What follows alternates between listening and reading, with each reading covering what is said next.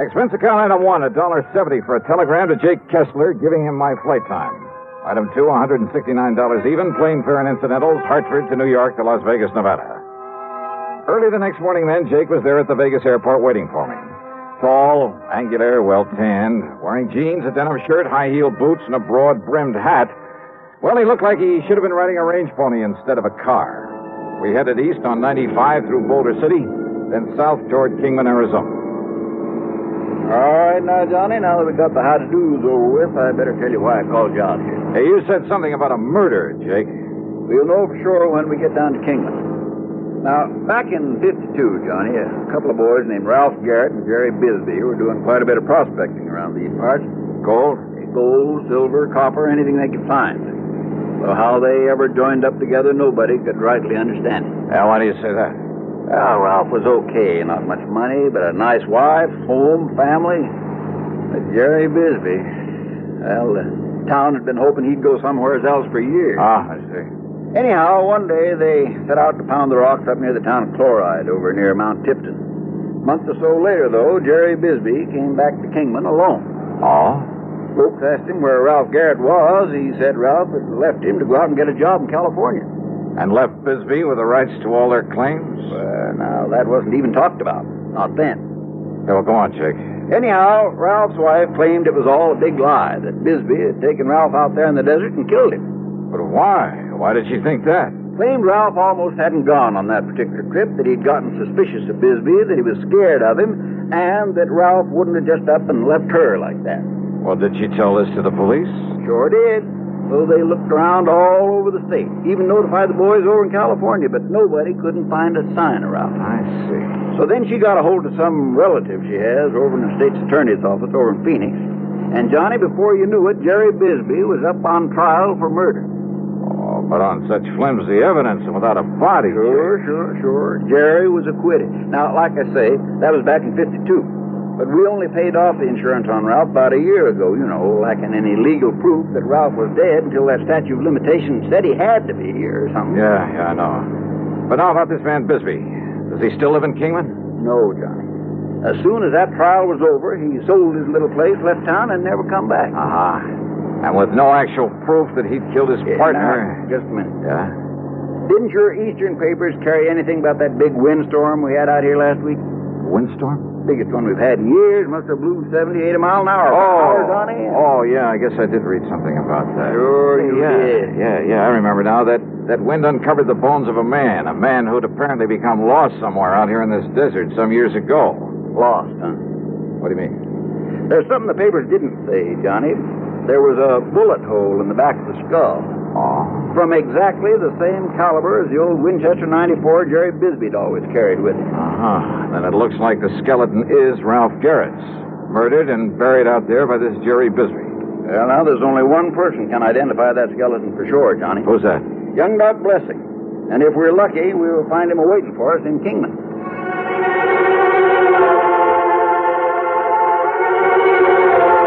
Well, that was all Jake had to say about the matter until we could talk to Dr. Blessing. When we got to Jake's office there in Kingman, we found a note in the door from Dr. Blessing asking us to wait for him. So we sat there and waited. And then he came here and... the dang flies. Think out here in this nice, clean desert air, they wouldn't... There you are. Oh, I won't be able to hear out of this here for a week. Yeah, I thought you were trying to knock your head off there for a minute. I almost did. But you were saying that young Doc Blessing took over his father's practice out here. Yeah, a couple of years ago. And that included all the records his pa had always kept, complete records of every case he'd ever handled. Notes, prescriptions, x-rays, everything. Boxes, crates, cartons of them, Johnny. And that's what young Doc's looking into right now, all those old records. Why, Jake? Because he had a vague remembrance that one time, a long while ago, his pa... Oh, howdy, Doc. Jake? I take it you're Johnny Dollar. That's right. I'm Doc Blessing. Glad you're here, Dollar. Jake, I've been over at police headquarters. And you found something, Doc? Yes, Doctor. Now, you must understand this, Dollar. The police around here are fine. Good state authorities, too, but this thing may be beyond their reach. What'd you find in your pa's old record? Jake, I found evidence, including x-rays, that proved that my father patched up a broken thigh for Ralph Garrett back in 47. X-rays clearly showed the steel femoral plate he used to pin two sections of bone together. Then, Doc. It's been kept from the papers, Dollar. But on the skeleton they found in the desert was that very same fractured thigh bone and the stainless steel plate that my father... I know it. Well, there's no question about it. That skeleton is Ralph Garrett's. Well... And with that bullet hole from Jerry Bisbee's gun in the skull. Exactly. Or a gun like Bisbee. Yeah, now, don't start kidding yourself, Johnny. Yeah, now, Dollar, Okay. You got a point. It looks as though Bisbee murdered him, all right. Of course he did. Why else would he skip out after the trial? So what you got to do, Johnny, is get out and find it. Bring him back to justice. That's all. That's all? Well, yes. Oh, sure.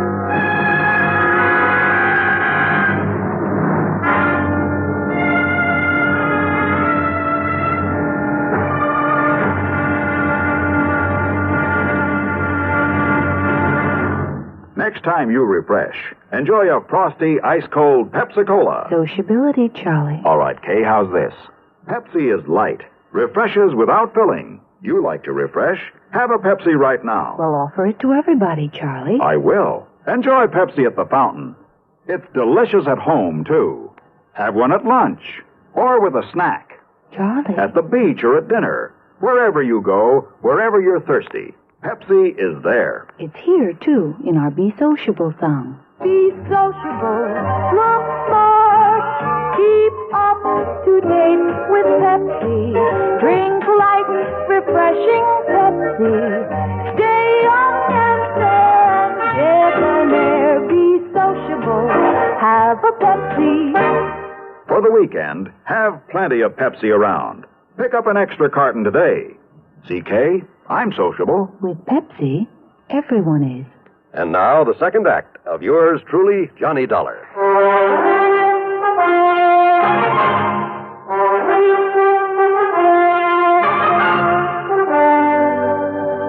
Now, Jake, you say that right after his trial, Bisbee left town. And no forwarding address, and I don't need to tell you nobody's seen hide nor hair of him since. Well, what happened to the rights to the mining claims? Sold them out, didn't he, Doc? That's correct. Did he get much money for them? No. And, of course, he had to share and share alike with Ralph's widow. Hey, Doc, you say you just saw the police. Yeah, Dollar, and of course they're certain, too, that Bisbee murdered Ralph Garrett. On the strength of the evidence I was able to provide for him. Any idea how they plan to proceed? Yeah, I assume they've notified the state police and that they'll put out bulletins all over the country. All of which will take time, of course. Yeah, in other words, they have no idea whatsoever where Jerry Bisbee might be by now. Well, after all, Johnny, after all these years. Yeah. Bisbee may have gone anywhere after he left here, and since he alone had knowledge of his guilt at that time. Yeah. So all I have to do is perform a slight miracle and...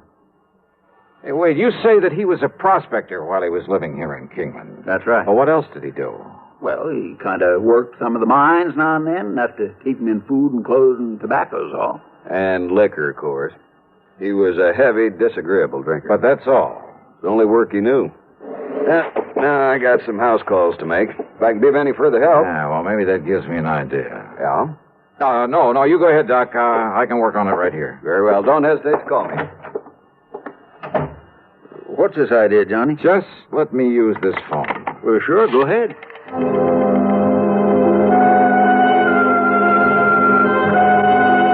My first call was to the Bureau of Mines in Washington. I practically had to have them check me out with the FBI before they'd give me the information I wanted.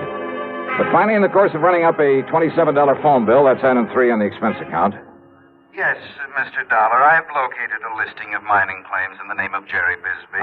Then he's still prospecting. The list begins with 1944. All claims up to 1952 were in Arizona. Yeah. Would you like me to read them to you? No, thanks. What I'm interested in is recent claims, and I've got a suspicion they won't be in Arizona. Let me see now. Yes, you're quite right. Yeah? Within the past few years, he's apparently been doing some prospecting in the state of Nevada. Where? Well, in several rather widely separate... Well, of course, the office in Carson City could give you more up-to-date information than we have. Yeah, you're right. I'll call him. Thanks very much. Progress? Yeah, Jake. It looks like maybe we're getting somewhere. I knew you would, Johnny.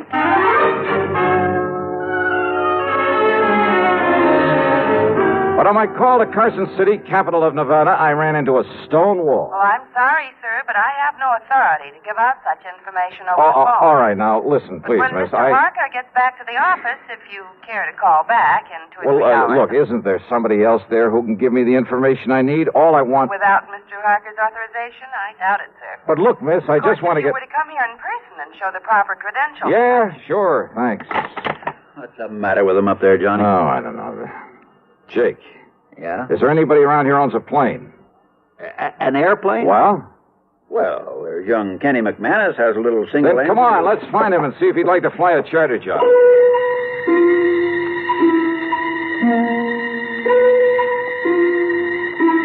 Expense account item 4, $175 to Kenny McManus for the use of his plane and his service as pilot. Only I'm not so sure I would have chartered that particular plane if I'd taken time for a real good look at it before we started off. Yeah, with 2 passengers, a full load of gas, and my luggage, it was hardly... Well, let's face it. It was old and definitely underpowered for such a trip. We missed the tops of several mountains by only inches along the way. But somehow, shortly after noon, we landed in the Nevada capital. Item 5, $1 to one of the lads at the hangar for a ride into the local bureau representative. Mr. Harker was somewhat reticent until I mentioned one word. What was that, Mr. Dollar? Murder, Mr. Harker. I want this man Bisbee for murder. I see. And I'm certain I can be of help to you. And now, thanks to Mr. Harker's cooperation, I finally really got on Jerry Bisbee's trail. Item 6, $50, deposit on a rental car, and I headed due east. I headed for the lively old ghost town of Virginia City.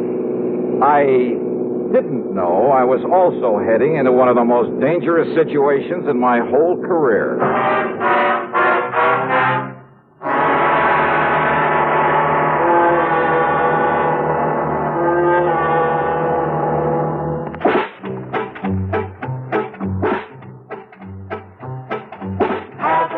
A real cigarette.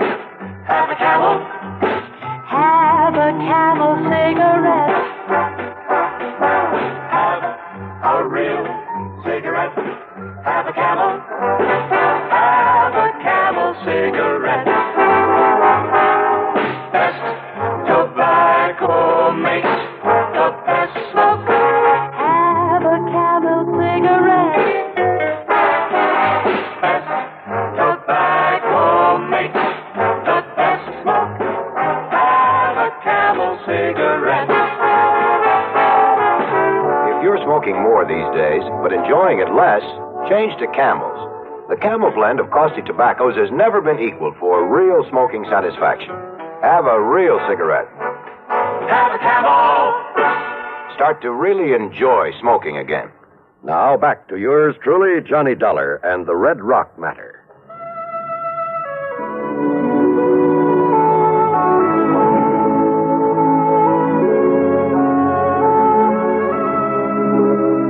Virginia City is fabulous. A monument to the rip-roaring days of the Comstock Lode. When all too often a man's life depended on how fast he could draw, or how well he could defend a hunk of barren ground that he chipped away at in the hope it would give up millions of dollars worth of gold-bearing quartz, or the heavy blue mud so rich in silver ore. Still standing are many of the colorful buildings put up in the 1860s. Piper's Opera House. You picked up your key at the Bucket of Blood Saloon. There was the office of the Territorial Enterprise that carried editorials by Mark Twain. The famous Crystal Bar. The gambling halls where debts were paid in dust and nuggets. Famous names, too. O'Reilly and McLaughlin, Comstock and Gould, McKay and Mills, Fair, Flood, and O'Brien. Yeah, the Bonanza Kings. All of them had meant fabulous wealth in the days of the gold rush. Yep, you can almost see their ghosts walking the streets. Well, I found a fount of local information and a grizzled old character parked on a rocker in front of one of the ancient saloons. Bisbee, son. Jerry Bisbee. Yes, sir, that's right. Well, if I was you, I'd stay away from him. Yes, I would. Well, why do you say that, sir? Because, son, that D4 man's crazy. Staying up there in that shack on top of Red Rock Pass. Red Rock? Working away at that worthless claim he has up there. Oh, where is Red Rock Pass? About halfway up 12-mile road over there. There's wagon track up the pass. Well, look, can I make it with this car of mine? Yeah, that's pretty new car. No. It take a horse or a burro to get... Yeah, but you ain't going up to see that crazy Bisbee. Why not? Well? Whoa, he'd catch you anywhere near that mine of his. Then he'd shoot you first and find out who you was after. Yeah, well, I'll have to take that chance. Oh, no, you... Thanks a lot, old-timer. At Martin's stable, I had to shell out a $100 deposit when they learned I was going up into Red Rock Pass. And again, I got a warning about running into Bisbee. But I made sure my gun was free in the holster and set out for the pass. It was after 3 when I left the 12-mile road and nearly sundown by the time I reached the top of the pass. And there I found Jerry Bisbee's weathered old shack, but no sign of Bisbee himself. Bisbee! Jerry Bisbee! And then I saw the trail leading to the little mine on the face of a cliff. So I started over toward it, walking around the huge red boulders in my path, scattered about as though some giant hand many centuries ago... That's fair enough. Bisbee! Get back on that horse and get out of here. Sorry, but I gotta talk to you. You see this here gun? Oh, I see it all right. Shoot the eye out and a snake with it. Besides, I know why you come here. Do you? Because maybe... they found Ralph Garrett's bones down to the desert. That's right. But you won't take me in first. Don't be too sure of that. Talk up, boy. Son, I don't hear very good. I said I'm going to take you in for murder. Talk up, I said. Besides, you got no right to take me in. Wrong, Bisbee. You hear me? I say you're wrong. Wrong, am I? Didn't they try me once for murdering? Didn't they let me free? So what? That doesn't mean I So you and anybody else ought to know they can't try a man twice for the same thing. Holy Smoky's right. Them fools down there, they let me off. So now there's nothing you or anybody else can do about it. So get out. I said get out of here. A well-aimed shot kicked up the sand in front of me. I ducked behind a pile of boulders and crouched there, waiting to see what he'd do next. Then I heard it from a sort of hole under one of the rocks. A rattlesnake, almost to my feet. Slowly, carefully, I pulled out my gun. I took aim and... Hey, there were others in there. There must have been a nest of them. No use, boy. I'm coming over there to get you. Yeah, well, listen. I'm going to kill you. There was another rock to my left, a boulder that maybe I could reach without his seeing me. And the sound of the rattlers at my feet wasn't exactly friendly. So I bent down low and made a dash for it. Brother, that time I could practically taste the lead. It's no good, boy. You're not so smart. Because from where you are now, you ain't got no place to go. Not without me having a shot at you. And all it's going to take me is one clear shot. Bisbee, can you hear me? And this rock pile where you was, I can get you without you having a shot at me. So I got you cornered, boy. Yeah, he was right. He knew it and I knew it. Through a narrow cleft in the rock in front of me, too narrow even to push the barrel of my pistol, I could see him advancing slowly toward the pile of boulders where I'd left the nest of rattlers. But if he was so deaf, he'd never hear them. Oh, Bisbee. Hey, Bisbee, listen to me. Talk up. You got anything to say? Stay away from that pile of rocks. I'm going to kill you. Hey, look, I said stay away from that pile of rocks. I'm going to kill you dead. Unless you throw out your gun and come out here with your hands up over your head. Come on out of there. Yeah. Okay. I'll do it. What you say? I said yes. Here, look. Here's my gun. You coming out like I told you? Yes, look. With my hands up. Sure going to fool you. What? Because I'm going to kill you anyway.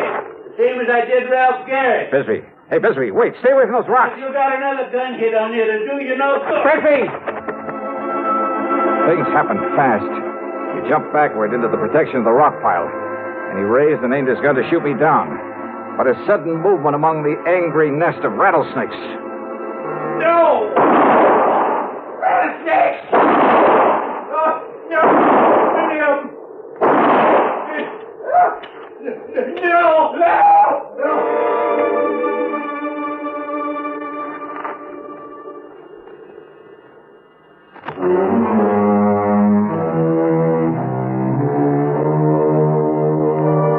the time I got over to him and hauled him out of that pit of death, half a dozen of the deadly rattlers must have struck him. He died before I could get him back to Virginia City. Yeah, justice again. In one of her own inscrutable ways. Expense account total, including a couple of good stiff drinks. Then the trip on back to Hartford, $496.25. Yours truly, Johnny Dollar.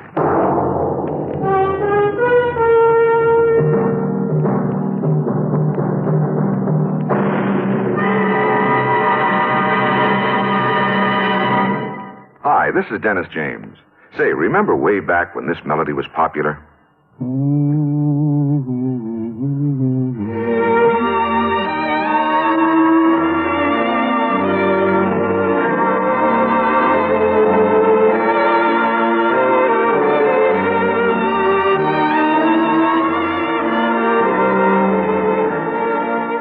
There's something very special about a long-time favorite, isn't there? Well, folks feel the same way about one of Kellogg's favorites, Kellogg's All Brand. Going on 41 years now, it's been America's most popular good food way to fight irregularity from lack of bulk. Because it's whole brand, Kellogg's All Brand gentles away irregularity safely and reliably. And because it's deep toasted for extra crispness, it never gets mushy in milk. There's only one All Brand, Kellogg's All Brand. That's ALL-BRAN. Kellogg's All Brand. Now, here's our star to tell you about next week's story. Well, next week, the canned canary matter. You heard it right. And I promise you that title is a real fooler. Join us, won't you? Yours truly, Johnny Dollar.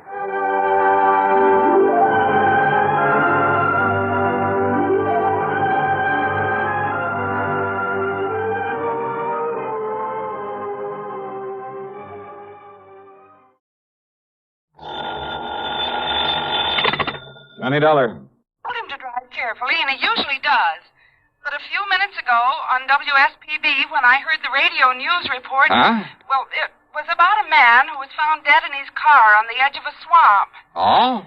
Well, maybe that The explains radio why... said he was found just off the Tamiami Trail, somewhere south of here. I don't know exactly where. Oh, and you think maybe that's what he went out to see about, huh? No, listen, unidentified, they said. The man, I mean. But the car, the description of the car, it was exactly like Earl's. Well, so what? Now, take it easy, Mike. First you call WSPB. I did. Only they didn't know any more than they said in the news report. Okay, then call them again. Ask them where they got that story. Whatever news service they got it from knows where it came from, what police department. Or maybe they got it from the police direct. All right, Johnny. I'll phone them again. Sure. And when you get the information, you can call the police direct. Yes, I'll do it. I'm sorry I sounded so upset. Oh, well, just stop worrying. But go ahead and put through that call to the station anyway. Meantime... Yes? Meantime, I'll find out how soon I can get a plane down there.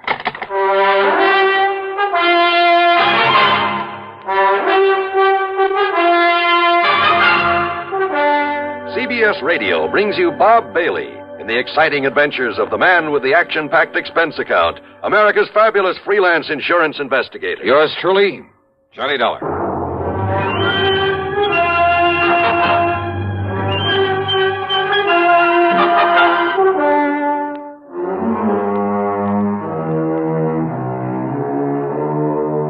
Expense account submitted by Special Investigator Johnny Dollar. Attention Earl Poorman at the Tri-State Life and Casualty Company, Sarasota, Florida. The following is an account of expenses incurred during my investigation of the false alarm matter.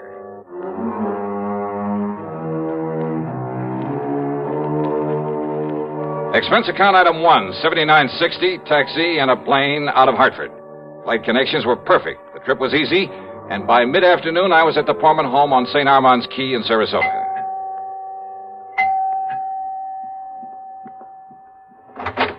Johnny, oh, you sweet guy. Okay now, Mike, you better tell me what you learned when you called back to that station. Oh, Johnny, I'm so sorry. I don't know what got into me, being so worried about him. You mean that Earl is okay? But the way he rushed out of here this morning without telling me where he was going or why, and then when I heard that awful report on the radio... You did check back with WSPB? They called me. Oh? Yes, right after I'd finished talking to you. And, Johnny, they were wonderful. How do you mean? Well, they'd realized I was upset because of my having called them before, so they'd checked that news report all the way back to the police who'd found that man dead in his car from a heart attack. And? Well, it was the police in Bonita Springs. That's down below Fort Myers. Yeah? And yes, the car was like Earl's. But the dead man's name was Jensen or Benson or something, so all my worry was for nothing. Oh, well, I'm glad. You kind of had me worried, too, on the way down here. I love that guy, Johnny, like nobody else in the world. Well, I don't blame you a bit. And now you've come all the way down here for nothing. Well, maybe I'll talk him into taking me fishing. Where is he, then? What? Well, after all, if he left early this morning, you still haven't heard from him? No, Johnny, I haven't. And look, it's after 4 o'clock. Ah, easy, and gal. Johnny, this isn't like him. Not to at least call or something. Now, don't start worrying that pretty head of yours again over nothing. But if he'd told me where he was going or why, he was in such a hurry Mike, to get, and with all these crazy drivers on the road this time Mike, of year. behave yourself. But Johnny, Look, now, I kind of like that guy, too. And if you'd given me just one honest reason to be concerned about him... Oh. You see? That's probably Earl calling you right now. Oh, dear, I hope so. Sure, of course it is. I'll bet on it. Well, go ahead, answer it. But if it isn't, if it's the police or something... Okay, I'll take it. Mike, listen to me. Huh? Who is it, Johnny? Look, listen, I'm sorry not to have called. Oh, it's Earl. But I've been tied up on a pretty serious matter down here. What kind of matter? It could be a murder, one of my policy holders. So put in a call for me to Johnny Dollar up in Hartford. Johnny. Ask him to get here as fast as he can. You get that, Mike? Tell him not to bother stopping there at the house, but to meet me down here. Down where, Earl? Or maybe you can meet him at the airport and drive in... What? What did you say? Well, I simply asked you down where. Oh, well, down here... What? Who's that? Well, keep talking, Earl. No, wait. What is this? I mean, who are... Johnny? That's right. Oh, now look, somebody's trying to... Is this some kind of a gang? Well, just exactly where are you? You haven't been very definite so far. Okay. It's 9727 Sunnyvale Road. It's off the highway below Venice. But now listen... Well, if Michael let me use her car, I'll be down there in jig time, okay? Who are you? I told you. But it isn't possible. Just keep your shirt on. How could it be? Why don't you sit there and patiently try to figure it out, huh? You rascal. But, Johnny, if you really are Johnny... Look, say something more. Talk to me some more. Or else I'll down in Venice. What? Yeah, try figuring that out, too. Well, I know I can. Oh. Well, everything okay now, Mike? Am I relieved? Sure. But you rascal, have you ever put Earl into the Department of Utter Confusion? Well, I tried. I'm sure you succeeded. So if I may use your car... Of course you may. Then maybe I better hit the road before Earl has a chance to call back. Yes, you do that.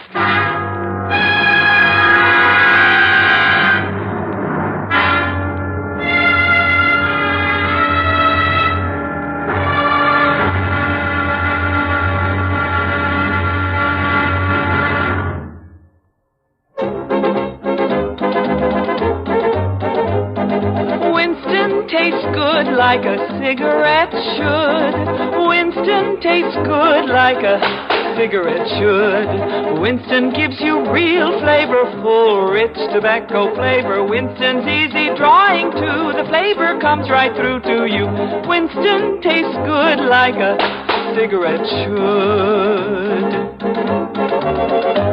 A modern filter? Sure, Winston has it. But that's only the beginning of a Winston. Up front, up where it really counts, Winston packs exclusive filter blend. Light, flavorful tobaccos, specially selected and specially processed for filter smoking. Filter blend. That's why it's fun to smoke Winston, America's best-selling filter cigarette. Winston tastes good like a cigarette should.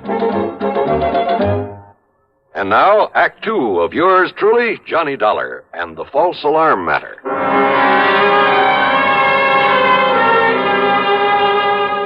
The address Earl had given me on Sunnyvale Road turned out to be a huge, expensive home of white brick and stucco, surrounded by well-kept lawns and gardens with a lot of statuary. Tall palm trees lined the driveway, and there was every conceivable kind of tropical tree. Yeah, quite an estate. Two cars were parked out front, Earl's and another one that looked familiar with a doctor's tag on it. Earl met me at the front door. After learning how come I happened to be in Florida, he got straight to the point. But now come inside, Johnny. Yeah, sure. It was Dr. Crutcher who called me, dragged me over here. You remember him? Sure do. Lives just up the street from you and Mike. Yes. Well, Doc is here now, and he can probably tell you more about this than I can. Well, Earl, you said something about a possible murder. Crutcher has been the family doctor. Has taken care of Linda ever since she was a little girl. Linda?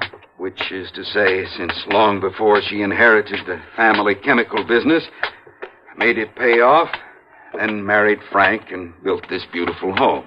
Frank who, Earl? As wrong a marriage as there could possibly have been. Frank was after Linda's money, that's all. And everybody in the world seemed to realize it but she. Yeah, but who's to argue when love comes along? Love? Don't kid yourself. It was out of pity for Frank that Linda married him, made him president of the plant. Typical of her, though. What do you mean? Harry Forrester, chief chemist and VP.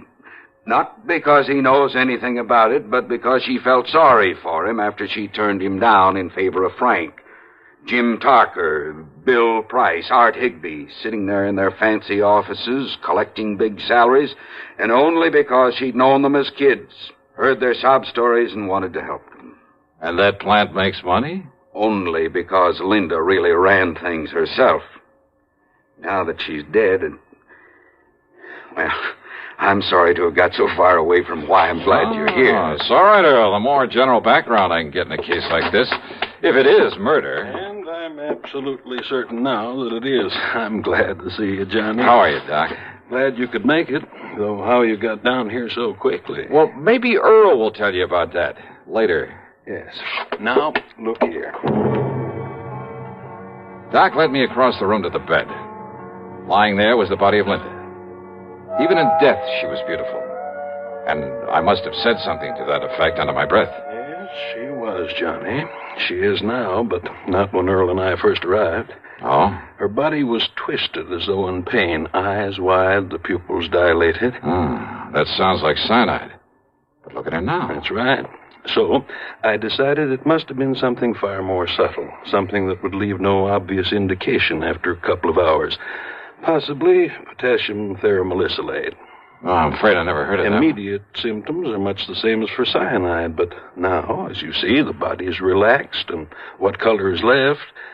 Well, another doctor, not knowing her history, might have come to the same conclusion as the maid when she called me and said that Linda was having a heart attack. That's why Doc had me come along with him, Johnny, in such a hurry. What do you mean? A heart attack, Linda? Oh, I see. So, I immediately made some tests. Well, ever since you got me interested in forensic medicine, Johnny, well... Oh, I told you you'd make the best medical detective in the world, Doc. Well, I carry quite a bit of equipment about in my car. And I'll bet it even includes that ubiquitous microscope of yours. Yes. Anyhow, I found definite indications now of potassium theramolysilate. Well, how was it given to her? I said indications, Johnny, not traces of it. So? I doubt if even an autopsy would show traces of it. But then how are we going to... Well, isn't poison usually given in food? I've checked the silverware, every piece of china, every utensil in the house. No sign of it. And she hadn't been out of the house. But now, don't forget this, Johnny. Yeah? Just one good breath from a PTM crystal could produce death in a matter of minutes. Well, what about the servants? There must be servants in a place like this. There are, and I've questioned all of them. Nothing. Do you mind if I talk to him? By all means, Johnny, do so. Most of all, I wanted to see the servants, see what they were like, and, well, I must admit, they all convinced me they'd been completely devoted to their mistress, that not one of them could possibly have been accessory to this murder. The last one I talked to was Irene, Linda's personal maid, who'd been with her, helping her dress when the end came. And I was at the closet getting her shoes for her. Now, where was she, then? Sitting there at the dressing table, poor dear. She had fixed up her hair, and she was putting some perfume on herself before getting into the dress that she... Wait a minute, please. And then she clutched at her heart, and she screamed. Yeah, and then Irene, thank you. That'll be all. And she was gasping, and I helped her over to the bed, and so I laid her down and...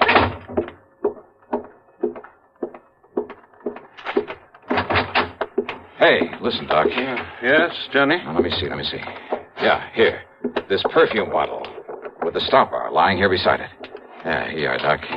Yes. No, don't sniff it. Looks to me like it's empty. Sure it is. Now. But, Doc, can you run a test? Can you tell if it's ever had a crystal of that potassium thera stuff in it? Oh, yes, Johnny, immediately. Okay, now, Earl. You seem to have known quite a bit about Linda, whatever her name is. Well, I should. So maybe you can come up with some idea about who might be suspect in this thing. Of course I can, if you and Doc will give me half a chance to get a word in it. Who? But it's the proof you've got to get for us. Who, Earl? Look, I told you about her marriage, the reason for it, didn't I? Huh? And who else would have access to this rare drug that Doc is talking about? And who else will get hold of the chemical plant now that she's gone? Earl. Of course, Johnny. Her husband, Frank Hansen. He's the only suspect. Earl is right, Johnny. Then where is he? He left here early this morning, ostensibly to go to the plant. He hasn't been seen there. Hansen. That means only one thing. He skipped. But if you can find him, if you can prove he did this... Johnny, there was potassium theramolysilate in this bottle. Wait a minute. Hansen. What? She said a name like Jensen or Benson or something. Who? What are you talking about? Earl, I'm sorry, but I got a hunch this prime suspect of yours is also very dead.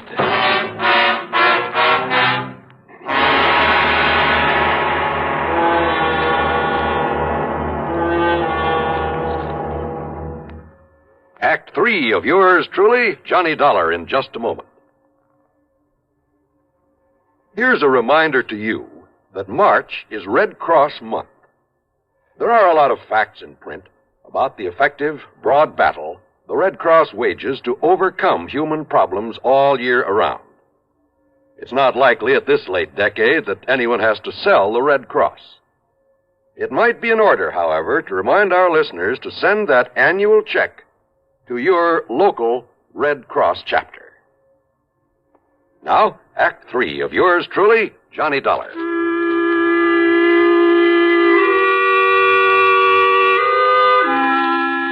I made a phone call to Police Lieutenant Paul Briscoe at Bonita Springs.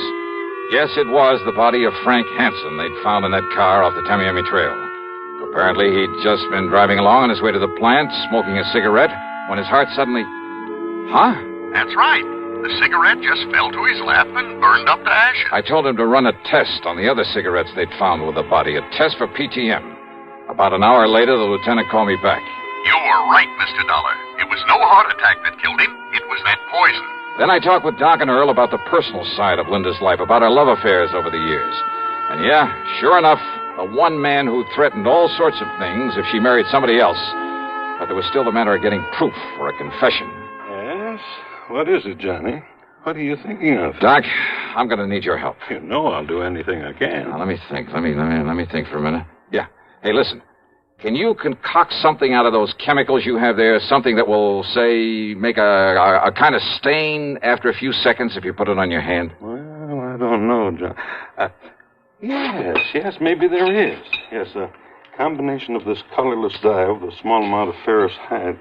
Yes, of course it will. A combination? Good. But what for, Johnny? Because I'm going to play this hunch of mine to the end. But we need some proof. Oh, and Doc. Yes? A tiny sponge or a piece of gauze that'll absorb one of those two chemicals that I can tape it inside a finger on the left hand. Why? Anything you say, Johnny. The other chemical, well, just keep it in the bottle until I'm ready to use it. Johnny, do you mind telling me what you're up to? Sure I mind. Just get that stuff ready for me, Doc, and we'll take off. A few minutes later, the three of us in Earl's car drove down to the chemical plant. Fortunately, the chief chemist, Harry Forrester, was still there. I was introduced, shook hands with him, with both my hands. Then we took him into a private office, and I went to work on him. I'm afraid I don't understand what this is all about, Mr. Dollar. Insurance investigator, did you say? Yeah, that's right, Forrester. Now listen to me. Oh, very well. If Linda Hansen were to die... Linda?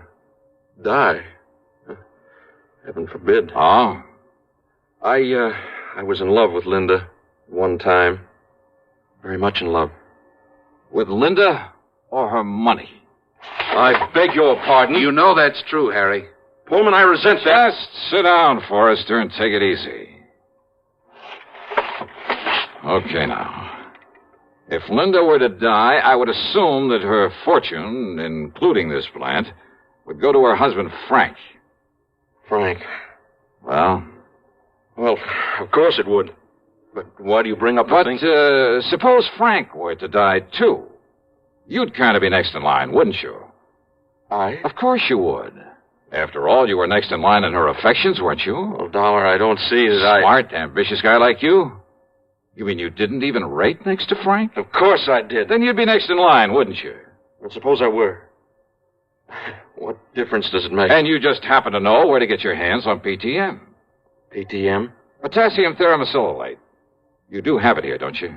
Why, I would assume so. That is, chemist? And you aren't sure? Well, of course we have it. But I've never had occasion to go near this stuff. Never? You sure of that? Absolutely. Quite frankly, I'd be afraid of any proximity to such a drug. Never touched the stuff, huh? Never.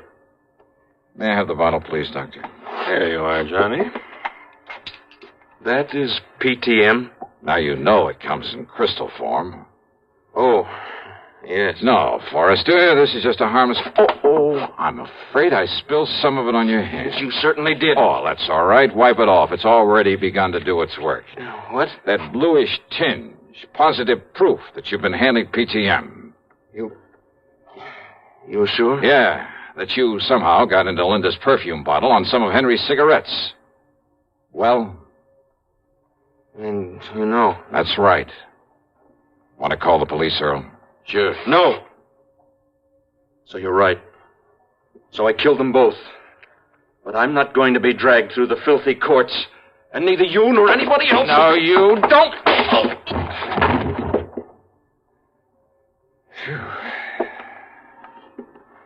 Here. Look. This tiny capsule he was about to swallow. Yeah. What do you think, Doc? Well, of course I can't be sure without... Those crystals certainly look like it. PTM. PTM.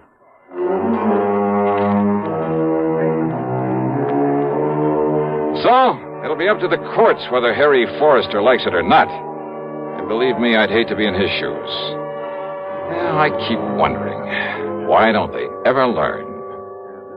Expense account total, including a gift to the Pormans for putting me up for a few days while Earl and I did some fishing, $161 even. Yours truly, Johnny Dollar.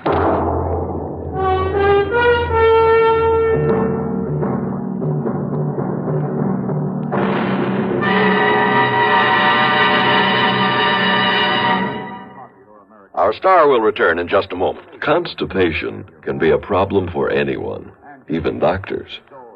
And when constipation occurs, it's interesting to see just what doctors consider important about a laxative they might use or recommend.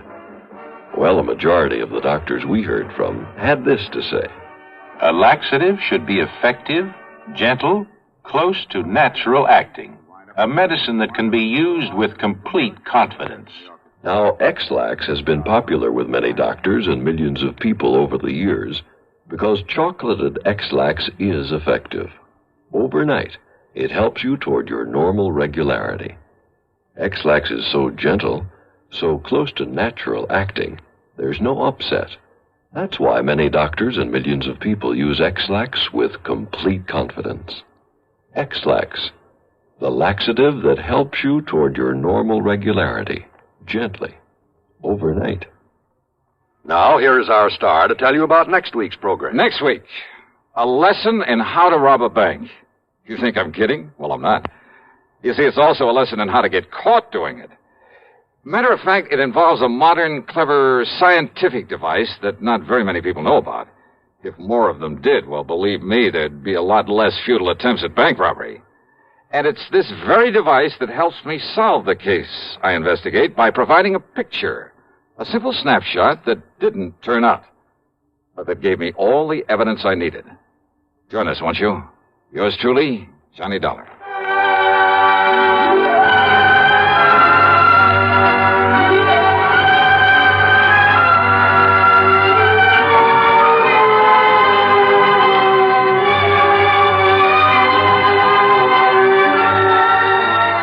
Yours truly, Johnny Dollar, starring Bob Bailey.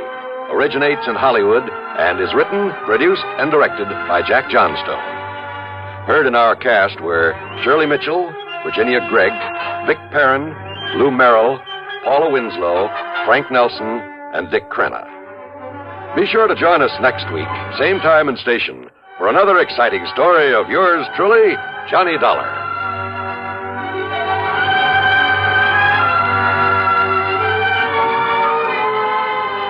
This is John Wall speaking. Stay tuned now for Suspense on the CBS Radio Network.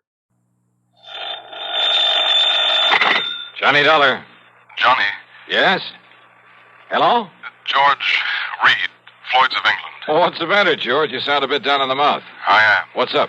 Well, Johnny, I understand you've handled quite a few investigations for the Continental Insurance and Trust Company. Oh, brother, I sure have. And you know something, George? Yes? Floyd's of England, you that is, have handed me some pretty wild ones over the years. I know. But believe me, they've been nothing compared to some of the cases that Continental has handed me. And you know why, George? Why, Johnny? Because of just one client of theirs. Well, He's a wealthy old screwball by the name of Alvin Peabody Cartwright. Cartwright? Yeah, he carries a lot of insurance, millions of it. And any company that has his account is making plenty. Yes, But, brother, the fantastic problems that man comes up with. Why, it's enough to drive you off your rocker. I mean, I'm always the goat. Yeah, I handled one crazy investigation for him only 3 or 4 weeks ago. So I understand. They told Continental that if they sent somebody else around, he'd leave them flat. Johnny... Actually, I suppose I shouldn't complain. Some of the biggest fees I've ever got have come out of his pocket. And you know something? Yes, Johnny? In spite of all his wackiness and these silly problems he hands me, well, over the years, I've really gotten to love the old character. And I mean, aside from those fancy fees I mentioned. Good, Yeah, I think I'd do almost anything, within reason, that is, if it were necessary to help out Alvin Peabody Cartwright. Anything? Sure, anything. Thank heaven for that. But now you said you have troubles, George. I have. So I'm sorry I chewed your ear off about someone that Floyd's of England doesn't have to worry about, so... Don't we, Johnny? Huh? Well, of course not, because as long as he keeps his insurance with Continental... Unless... George. Unless... what, Johnny? Well, I mean, if he were to change companies for some... Oh, now, wait. Yes? George. I'm still here. Just who is your problem? I'm afraid you've guessed it. Oh, no. Yes, Johnny. Alvin Peabody Cartwright.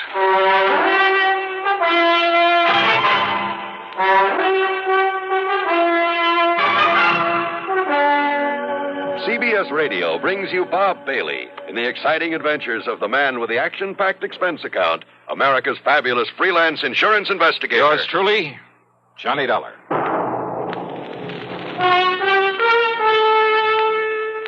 Pepsi-Cola refreshes without filling. Why? Because it's truly light. Charlie, you're forgetting something. Wait, Kay, there's more. Yes, ice-cold Pepsi is the delicious refreshment that goes great at a picnic or a party. But, Charlie... And Pepsi goes fast. People like it, so keep plenty handy. There. Oh, you did fine, except for one thing. Well, I mentioned lightness and how Pepsi refreshes and how fast it goes. You left out Pepsi sociability. You know the Be Sociable song. But, Kay, I can't sing. I can. Listen. Be sociable, look smart, keep up to date with Pepsi. Drink light, refreshing Pepsi. Stay young and fair and debonair. Be sociable, have a Pepsi. Well, at least I can say this. Pick up an extra carton of Pepsi today. Please do. And now, Act One of yours truly, Johnny Dollar.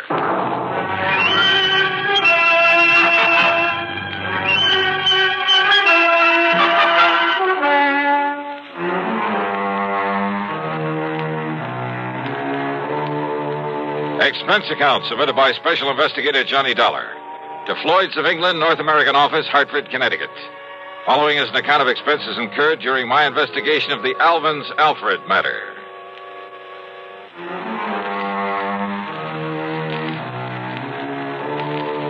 The assignments George Reed usually handed to me were usually bad enough. But a combination of both George and Alvin Peabody Cartwright could be just a little too thick. Anyhow, expense account item one, $1 for a cab to his office. Now look, George, don't tell me Cartwright has shifted all his insurance over here to Floyd's of England. Sit down, Johnny, please. Sure. Well? Yes, he has. Then, baby... As a matter of fact, after months of effort and expense, I managed to sell him on our company myself. Oh, brother. But if you have any idea of the amount of his annual premiums, well, Johnny, it's a real feather in my cap. But don't you realize what you've got yourself in for? I'm afraid I'm beginning to. So, Johnny, if you can get him off my neck... Cartwright? Twice in 1 month? Don't bank on it. But tell me all anyhow. Well, it's really my own fault. So anxious to get his business. And if you know how much that man spends on premiums every year... Yeah, you said that. Now get to the point. And I suppose I should have been more thorough, but... Well, we figured that Continental had known what it was doing, and we simply made a direct transfer of all his policies to this company, including the one that concerns us now. Only it should never have been issued. What kind of a policy? Straight life. On Cartwright? No. With all the riders attached to it. Johnny, it not only covers her life, but accident, injury, mysterious disappearance, just about anything you can think of. Covers whom? Well? The name on the policy. Alfred. Alfred? Alfred Cartwright. A relative? No. No. But if his last name No, is... Johnny, according to this policy, Alfred is a ward of Alvin Peabody Cartwright. That's funny. I never knew that Cartwright had a... Well, what's the difference? What's happened to this Alfred? According to Mr. Cartwright, it was an abduction. Oh, a kidnapping, huh? No, not exactly. Well, what do you mean? If he was abducted, that means he was... Wait a minute. Yes? A minute ago, you started talking about the insurance policy on her. That's right. And then you started talking about Alfred. Alfred is a she. Is a what? Hey, well, what do you mean about an abduction of her, it not being a kidnapping? Oh, I said not exactly.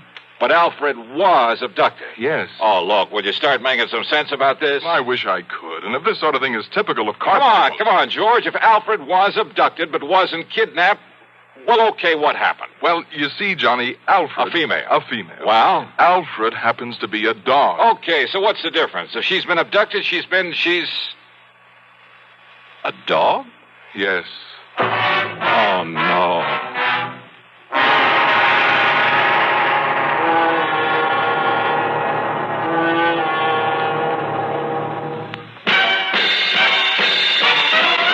Are you smoking more now, but enjoying it less? Have a real cigarette, have a Camel. The best tobacco makes the very best smoke. Have a real cigarette, have a Camel. Are you looking for flavor and mildness? Have a real cigarette, have a Camel. The best tobacco makes the very best smoke. Have a real cigarette, a real cigarette, a real cigarette, have a Camel. Again, for the 11th straight year, Camel outsold every other cigarette, filter, king size, and regular. The best tobacco makes the best smoke. So if you're smoking more now but enjoying it less, change to Camels. Get more real satisfaction every time. Start to really enjoy smoking again. Have a real cigarette, a real cigarette, a real cigarette, have a Camel. And now Act Two of yours truly, Johnny Dollar, and the Alvin's Alfred matter.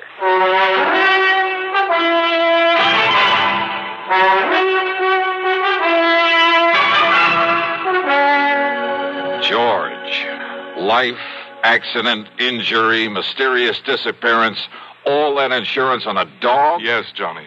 A female dog? Yes. By the name of Alfred? Yes. A pet of that lovable old crackpot, Alvin Peabody Cartwright? His ward, Johnny. At least that's the way it reads on the policy, and that's why we thought nothing of it when the policy was transferred to us from Continental Insurance and Trust. Oh, brother. But why Continental ever wrote such a policy in the beginning? Oh, that part's easy, George. But the premium's only a drop in the bucket. I mean, compared to that on the rest of Cartwright's insurance. Now listen.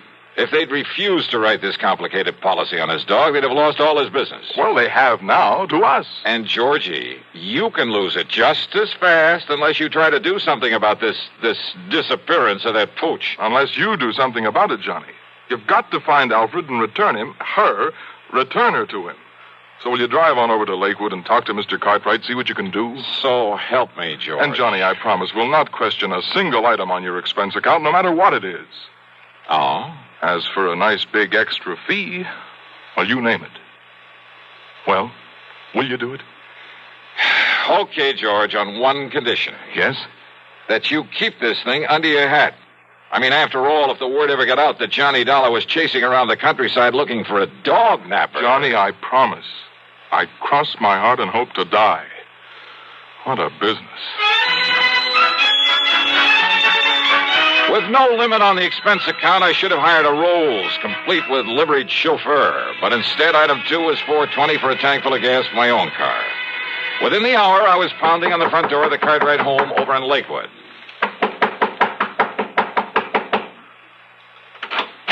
Hi, Mr. Cartwright. No. I'm sorry I'm out. I'm far too upset to talk to anyone right now. So goodbye. No, wait a minute. Hey! Yes. Why, Johnny? That's right. Well, why didn't you say so? Come in, boy. Come in. Sure. Well, sir, how are you? Yes, come in and commiserate with me in my hour of bereavement. How anybody could be so wicked as to take Alfred, my pride and joy, away from me. But somebody did.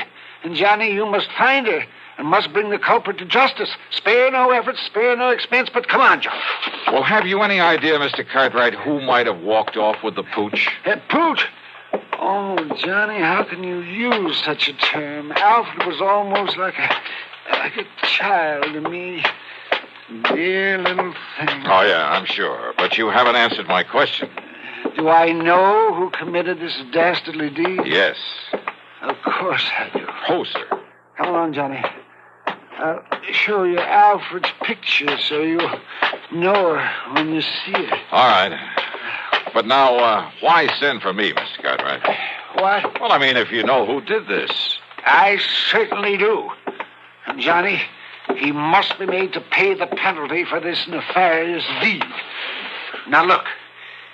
Here's dear little Alfred's room. Huh? Well, do you like it? Isn't it nice? I could hardly believe my eyes. It was more like the playroom for some much too wealthy child. Why, he must have spent thousands on it. On the soft, thick, wall-to-wall carpeting, all the furnishings, including a bed in the corner with a foam rubber mattress. There was a growing tree in the middle of the floor and a half-dozen miniature fire plugs scattered about. There were rubber bones and balls and toys of all sorts and sizes Toys? In addition to everything a dog could possibly play with, there was a big table with a scale model electric train, an erector set, a microscope, a lot of other science toys, including a working model of a... Huh? Isn't it nice, Johnny? Oh, no. Look, Mr. Cartwright. Yes? Don't tell me the dog played with these things. What thing? Well, this toy seismograph. Toy? What are you talking about? That really works. See? See how the recording needle gave a jump on the roll of tape on it? It runs for a week. Keeps perfect time. Oh, well, sure. So the dog could tell when there's been an earthquake somewhere, is that it? Well, no. I may as well admit, Johnny, that some of these things are mine. Yours? Yes. When I was a child, the only toys I had were the ones my poor mother could make with her own hands. And I always said that if I ever had the money, I'd make up for it. That I'd have all the things I couldn't have then. So maybe I'm just a silly old man, second childhood, that sort of thing. But I said I'd have them, and now I have. I see. Did you ever have a nice electric train when you were a youngster? Well, no. My folks couldn't afford it. Yes, but I bet you wanted one, didn't you? Oh, sure I did. Doesn't every... Yes, and after you'd grown up, I bet you spent as much time looking at them in the store windows as any kid. All the time wishing you dared to buy one. Just to have it. You think it's all a joke, Johnny? Joke, Mr. Cartwright? About the man who buys his son a train for Christmas and then, plays with it all Christmas morning? Yeah, maybe you got a point there. Of course I have. And that's the trouble with growing up. people get so proud or stuffy or something that they won't unbend. They won't let their hair down and enjoy some of the simple little things that they'd really like to do. They're so afraid that somebody might laugh at them. I'm not laughing, Mr. Cartwright. And that's why I like you, Johnny, because you've sense enough to realize that, well, maybe an eccentric old character like me isn't so eccentric after all. He's just become smart enough to get rid of a lot of nonsensical inhibition. Yeah, you have got a point there. Maybe you can understand why this same old man is so upset about losing a wonderful companion. His dog. She was such a dear. I looked all over before I found her and bought her and brought her here. Her, Mr. Cartwright? That's right. Then why did you name her Alfred? Well, to be honest about it, Johnny, I'd really hoped for a boy. Yeah. Yes. Now, you say you know who who dog-napped her? Clarence. Clarence? Clarence Brixton. A stupid day servant I fired yesterday. He was the only one that could have done it. Who would have done it? When did this happen? Last night, between 7 and 8. I'd gone over to visit the widow Parkins. Oh, a bit of romance in your life, Mr. Cartwright? Oh, Johnny, how can you say anything? Well, she is very nice. There was nobody here but little Alfred. I'd even locked her in. Oh, what about the house? Was it locked? Of course it was. But Clarence still had his key to it. And if you know this house, Johnny, and nobody could have broken in. Oh, I'm sure of that. Besides, there was no sign of anybody trying to. There was no footprints outside. There was no ladder marks. There was nothing. Even the stupid local police agree that Clarence must have done it. Then why haven't they nabbed him? Because they believe his alibi. From that character, that wife of his. They live the other side of town, and she swears he was at home when it happened. And you're sure that only he had a key to this house? That's right, outside of my own. So he must have done it. Only the dumb police won't do anything because of his so-called alibi. And we got to break that alibi. That's right. But how? How, Johnny? Well, I got a crazy idea. Huh? Well, I thought I was the only one who got crazy. Let me take a real close look at one of these toys in here. One of these toys? Yeah, that's right. It's a long chance, Mr. Cartwright. But let's see what happens.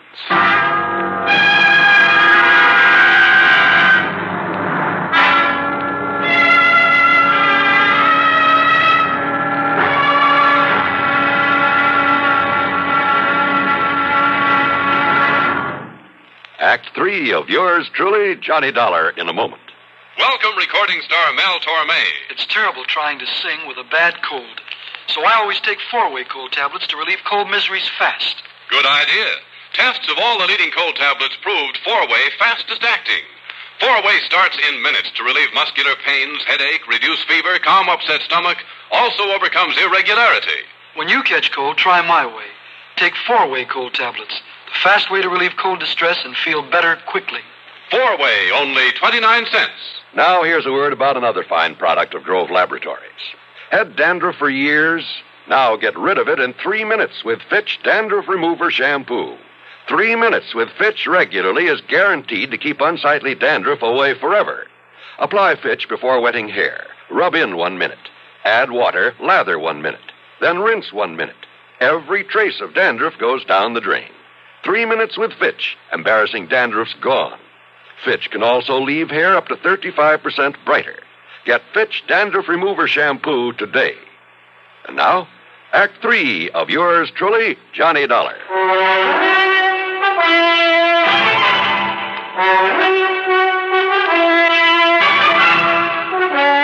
I got back into my car and drove to the address of Clarence Brixton.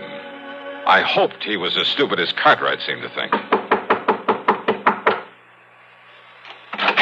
Yeah, mister. Mrs. Brixton? That's right. I want to see your husband. No, who are you? Johnny Dollar, special investigator. No, get him out of here, Mabel. Throw him out. What are you so worried about, Brixton? First it was those dumb cops that crazy old geezer sends around here. Now it's you. Well, me, I'm full up to hear all this yakking about me taking that mangy little hound of his and That snapping, yipping little female. What you done to my Clarence? Them sharp teeth of hern. You show 'em your hand, Clarence. Yeah, forget it, Mabel, and shut up. You get these marks when you were hauling Alfred out of that playroom against her will? Huh? Now listen. A little dog, you said. Oh, not much bigger than Clarence's hand. Pies in his little Oh, then you've seen it, Mrs. Brixton. Well, no. No, Clarence told me about it. Yeah, sure, I told her. I see. Well, what do you see? And I hope it means the dog is still alive. After all, if you took the trouble to bring it here. Well, what are you talking about? You trying to say I stole the dog off of him? So maybe nobody did, wise guy. Oh, what do you mean by that? Ask me, that lousy pooch got out of there on her own free will, just to get away from that crazy Cartwright like anybody in her right mind. Oh, out of a locked room in a locked house? Sure. Cartwright always left the window open so she could sleep good. He left so the dog took off somewhere. A little dog jumped out of a third-story window?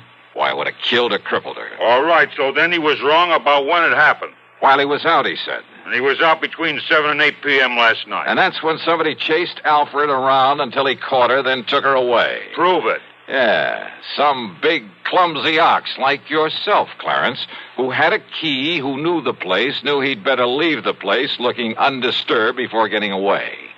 But he didn't. Yeah? Here, take a look at this. What's that, huh?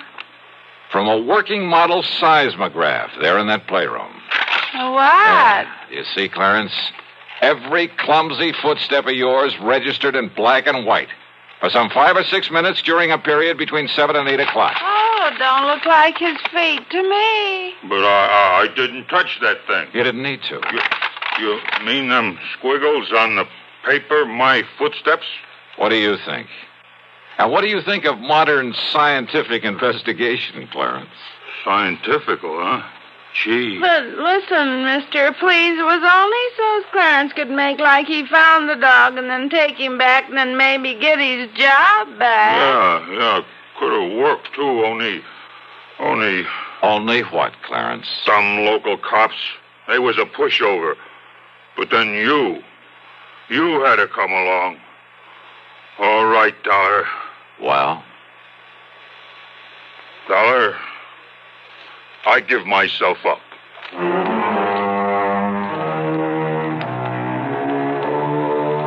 Oh, sure. Modern scientific investigation. But he fell for it. And Mabel brought the dog up from the cellar, and she was kind of a mangy little pooch. The dog, I mean. But she meant the difference between keeping or losing Cartwright's insurance account. Which reminds me, you can forget the expense account. Cartwright did well by me, as usual. And he'll probably break down and take Clarence back. Oh, well. Yours truly, Johnny Dollar.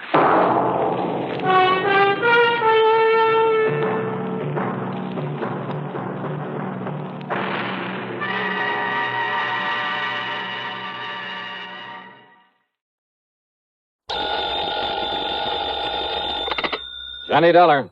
Harry McQueen, Mid-Eastern Indemnity Corporation. Now, I'm glad you called, Harry. What? I've just been waiting for a chance to run down to New York, have some fun, taking a few shows and some nightlife. On expense account, of course. Now, look, we'll pay the expense account, but not for a lot of theaters and nightclubs. Spoil sport. Johnny, can you come down here right away? Sure. Good. What's the trouble, Harry? Dan Diamond. Dan Diamond? That's right. Well, nice talking to you. Now, what's that mean? It means I suddenly think I have an important assignment in Podunk or Timbuktu. You mean you're afraid to get involved with our friend Mr. Diamond? Ah, Johnny. It's just that I relish the thought of maybe living to a happy middle age is all.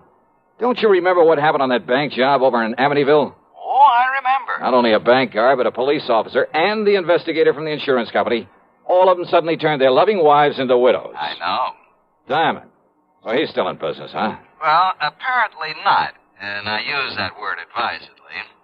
Apparently, he's retired from his career of crime and is growing orchids at his little home in Long Beach, California. Yeah, that is on the dough from that Amityville job. That is when he's out there. Oh, where is he now? Right here in New York City, and he just happens to have lifted some $75,000 from a small but expensive jewelry store. Then lock him up and throw the key away. I'm afraid it's not that easy. What's more, we want that $75,000 back. Well?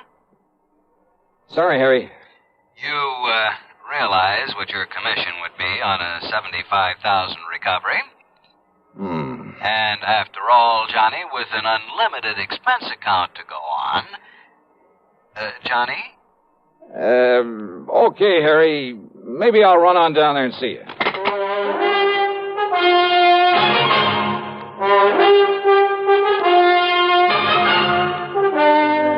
CBS Radio brings you Bob Bailey in the exciting adventures of the man with the action-packed expense account, America's fabulous freelance insurance investigator. Yours truly, Johnny Dollar.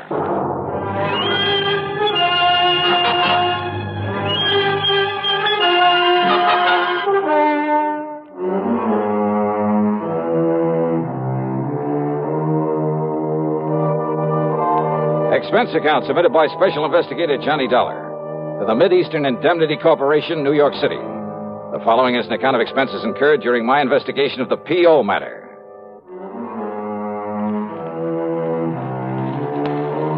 So who wants to tangle with a character like Danny Diamond? But that bait Harry McQueen dangled in front of me was too much to refuse. Expense account item 1770 for a train to New York and a cab to his office on Park Avenue.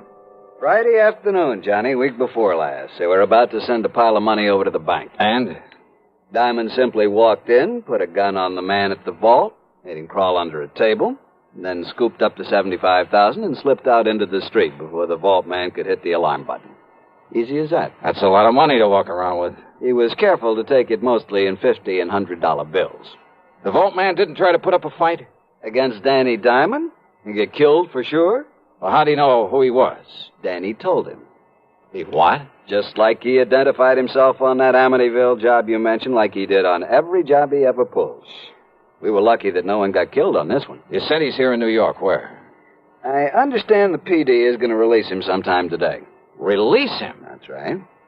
Thanks to a smart lawyer, an alibi they can't seem to break, and, well, let's face it, lack of evidence. You mean the money? That's exactly what I mean. And, of course, it's that money that we're primarily interested in. Well, Johnny? Who's handling this for the police department? Man over at the 18th Precinct, Lieutenant Singer. Randy Singer? Yeah, that's the one. But he's in Homicide. Well, I don't know about that, but I know he's the top man on this case. Why? There's been no killing. Johnny, why don't you ask him? Yeah, why don't I?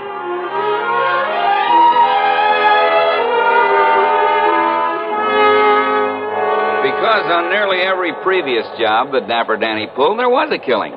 And I was assigned to him. I got to know him and his routine, his methods better than anybody else in town. But not well enough to nail him down. Yeah, I'm afraid that's true. Anyway, they made a special out of this one and put me on it. And from the way you say that, Randy, you haven't got very far. Johnny, I haven't got to first base.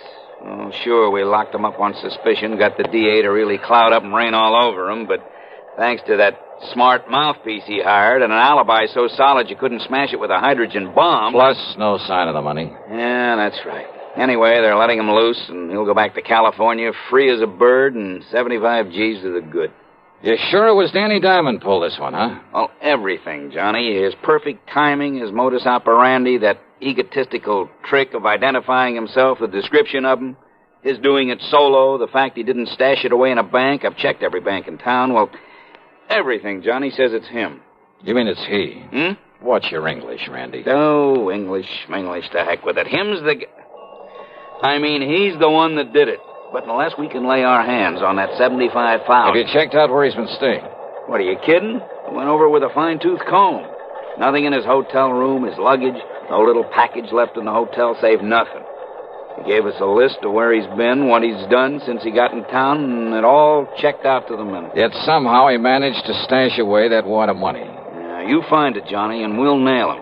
Now, what's to have stopped him from passing it to some pal for safekeeping?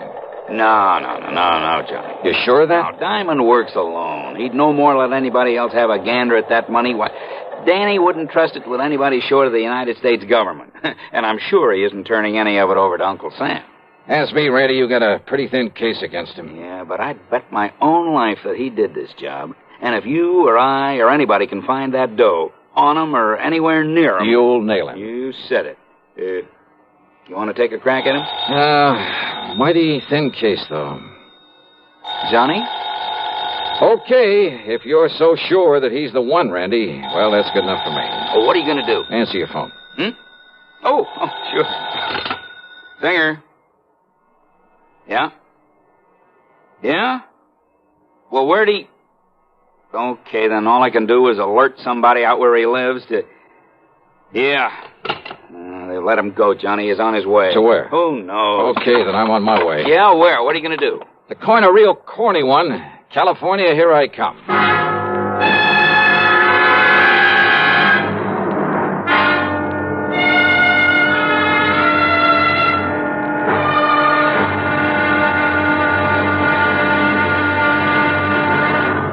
Here's Hollywood star Mona Freeman. Who feels like acting with a miserable cold? I relieve cold distress the fast way, with 4-way cold tablets. Yes, tests of all the leading cold tablets proved 4-way fastest acting.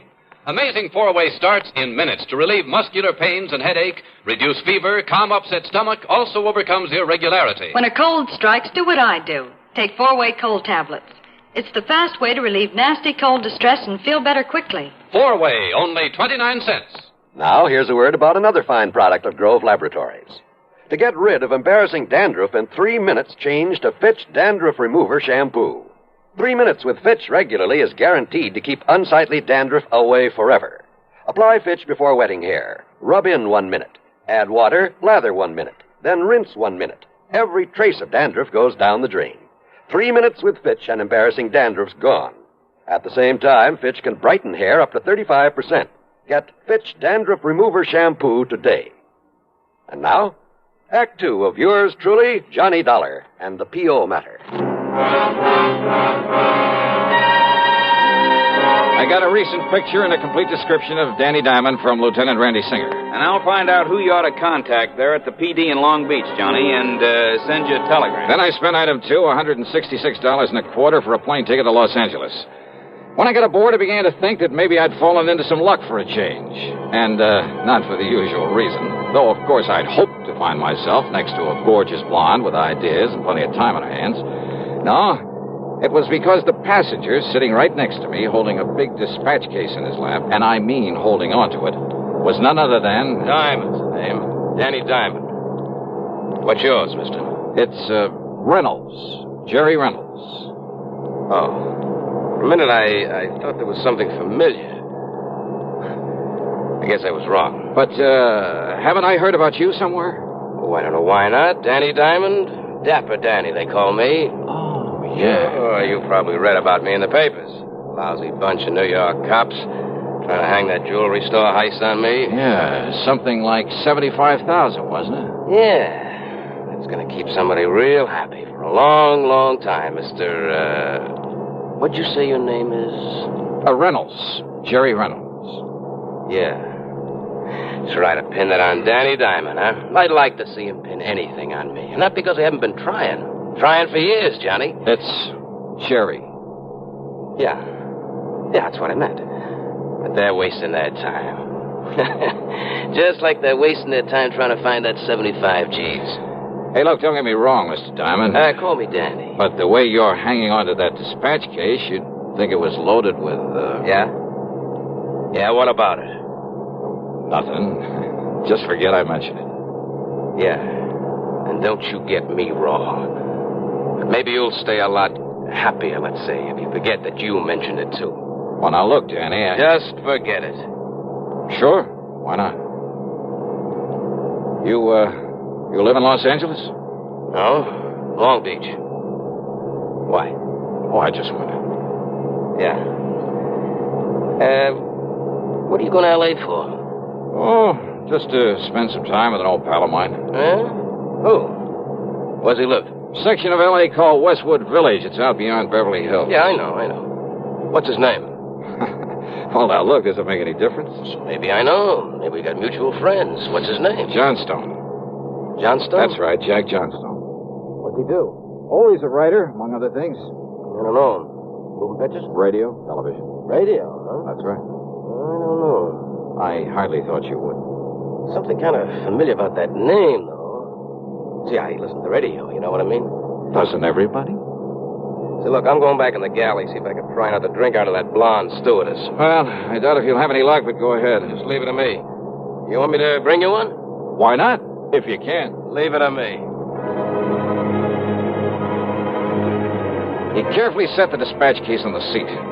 But as he swung back up the aisle, he kept half looking over his shoulder. If I picked it up and tried to open it, he'd know exactly what I was doing. Even as he stood there talking to the stewardess, trying to force some money on her, he kept his eyes on me. But I had to find out what was in that case. And what I could do was keep looking out the window and with one hand open the clasps on it. That much he couldn't see. And then when he came back to his seat with his hands full, all I'd have to do... How dumb can they be? Those chicks would make a lot of extra dough. Make a lot of friends, too, if they forget the rules now and then with that liquor they got back there. Well, sit down. Don't worry about it. Hey, wait a minute. 2 seats up, that guy sneaking a bottle out of his coat. I'll bet you a 10-spot will get that for you and me. Wait and see. But again, he kept his eyes on me. Even while he passed over the money and parted the other man from his half-pint bottle and the small plastic cup he had. But this time, as he came back to his seat, his hands were full. See? You got brains, little money, you get anything you want. Yeah. Hey, here, I'll move this case out of the way so you can... Oops. Say, what do you think? You clumsy, crazy jerk. The little case was loaded, but the papers that fell out that he quickly shoved back into it were not money.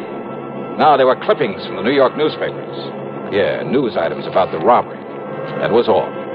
Wait, though. Was he using them in the dispatch case for a decoy? Or just to fan that ego of his? You dumb, clumsy fool. Oh, sorry. Sorry, huh? Sure, of course I am. Listen, if I thought maybe you'd done that on purpose... Yeah? Well... Forget it. Sure. Now, about that little drink you promised. Sure. Why not?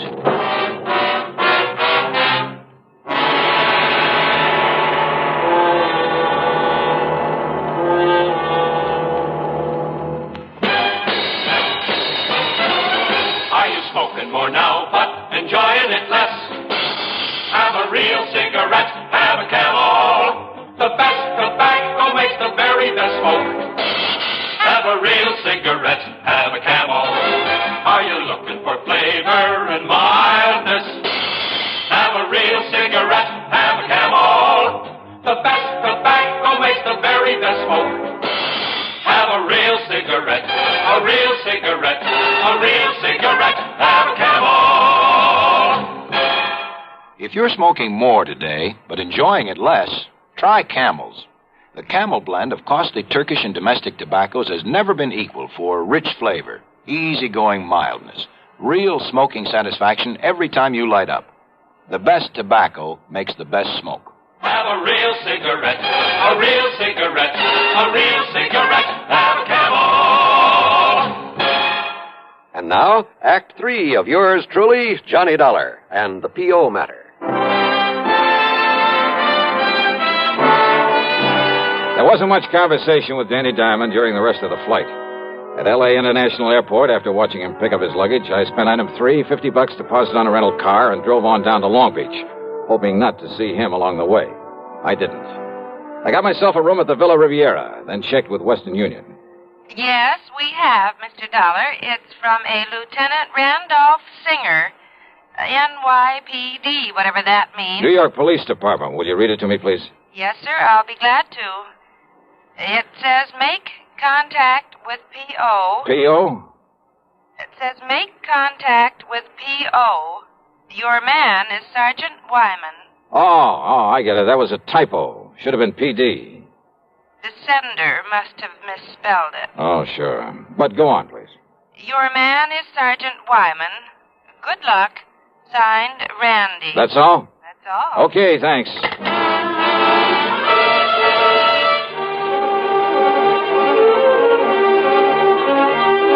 Item 4 was 10 cents for that phone call. Then I wasted no time in getting over to police headquarters into a huddle with Sergeant Raleigh Wyman. Dollar, we know all about Danny Diamond.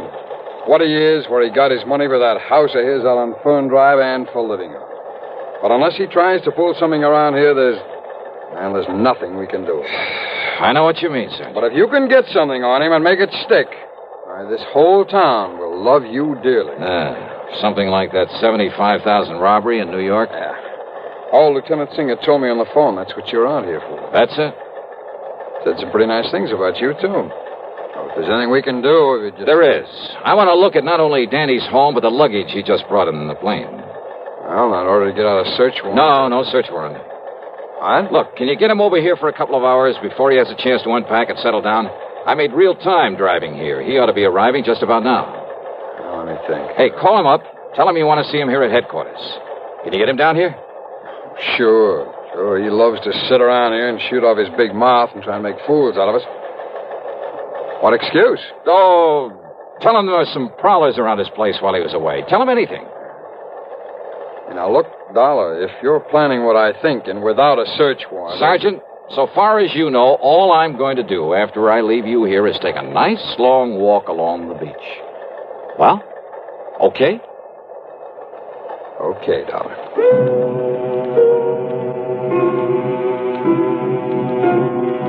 I drove quickly out to Danny Diamond's address on Fern Drive. A rather nice, modern little home, by the way, in a very pleasant residential section. Long Beach has a lot of nice homes, and this was one of them.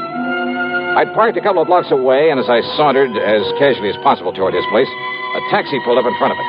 Out came Danny and his luggage. He paid off the driver and went in. And I waited, praying that Sergeant Wyman would call him before he had a chance to... Wyman must have done all right. Within 3 or 4 minutes, Danny came out the back door, went into the garage, then pulled away in a fancy little sports car. I went over to the back door and found, much to my surprise, that it was a real easy job to jimmy it open. Danny's handbags were still sitting by the front door. I not only went through them, but through every inch of that house, slowly, carefully, overlooking nothing. And that's exactly what I found. Nothing. Except that is for a large floor safe under one of the rugs.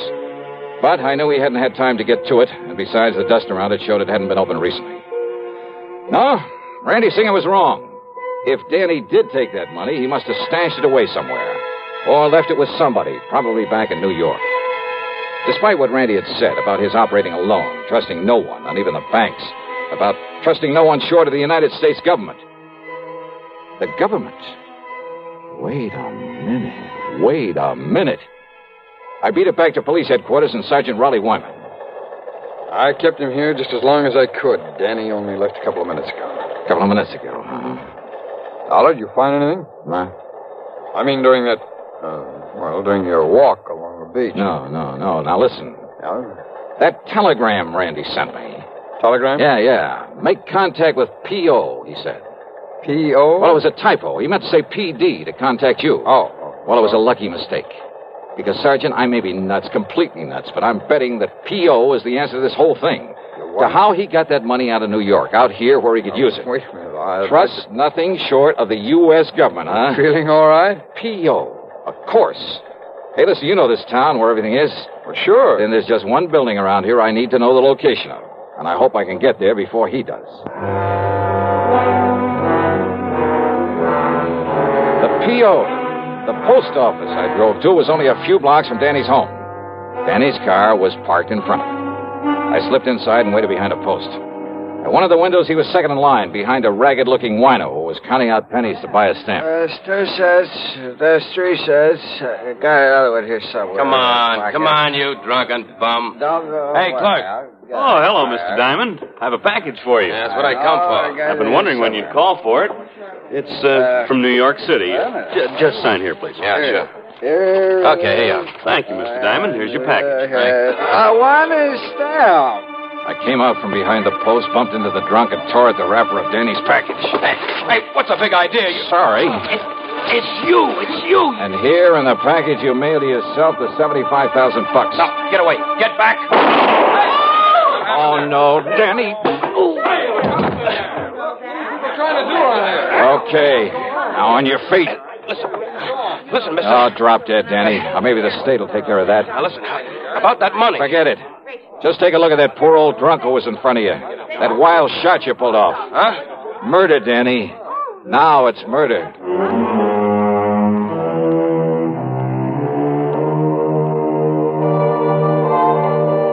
So, from here on in, of course, it's in the hands of the law, the courts. As to credit for solving this one, Well, actually, it all goes to a simple typographical error. Funny. Expense account total, including hotel and the trip back to Hartford, $397.70. Yours truly, Johnny Dollar.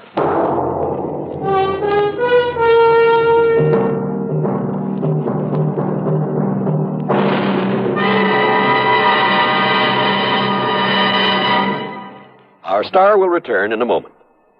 Constipation is something people don't talk about much, but it can be a problem for anyone, even doctors. And when constipation occurs, it's interesting to see just what doctors consider important about a laxative they might use or recommend. Well, a majority of the doctors we heard from had this to say.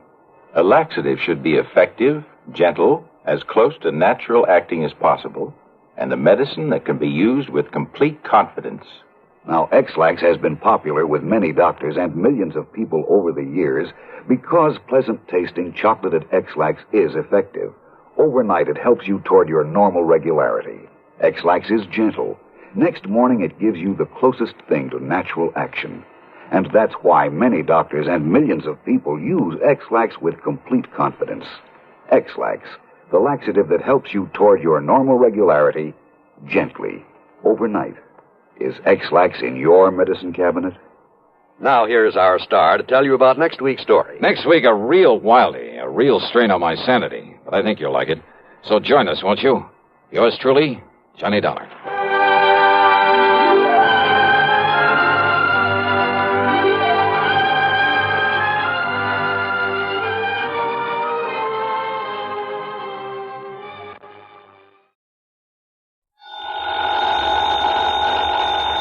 Johnny Dollar. Johnny, this is Jake Kessler. You know, Greater Southwest Insurance Company.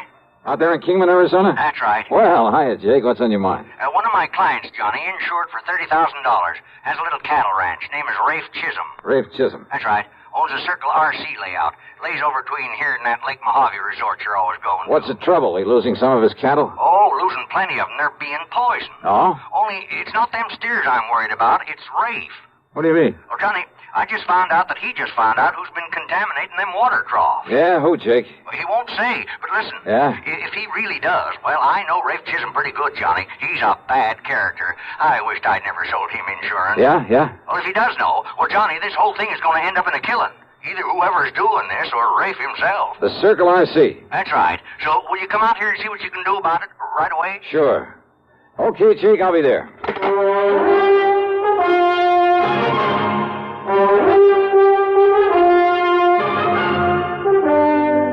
CBS Radio brings you Bob Bailey in the exciting adventures of the man with the action-packed expense account, America's fabulous freelance insurance investigator. Yours truly, Johnny Dollar. Thirsty people everywhere prefer ice-cold Pepsi-Cola. And because it's light, it refreshes without filling. Charlie, be sociable. I am, Kay. Pepsi is a favorite of thirsty people from Maine to Hawaii, from Alaska to Florida. Charlie. It's perfect for parties or picnics, so serve Pepsi to your guests. That's helpful, but... This is the sociable part. Keep plenty of Pepsi ice cold and ready. Remember, it goes fast because everybody likes Pepsi. Singing still sounds more inviting. May I? Be sociable, look smart, keep up to date with Pepsi. Drink light, refreshing Pepsi. Stay young and fair, debonair, be sociable, have a Pepsi. But singing doesn't say, pick up an extra carton of Pepsi today. Better yet, get a case. You do that. And now, Act One of yours truly, Johnny Dollar.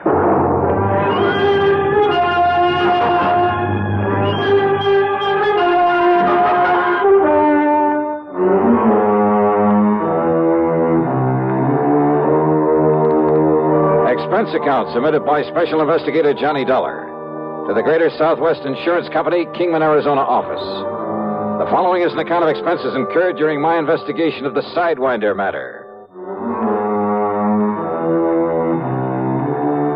Jake Kessler hadn't given me very much to go on, but if my old friend Buster Favor, if Buster knew about the Circle RC and its troubles, Well, expense account item 1 is $350 for a phone call to Davis Dam 72, the Lake Mojave Resort. I sure do know about that water poisoning over at the Circle RC, Johnny.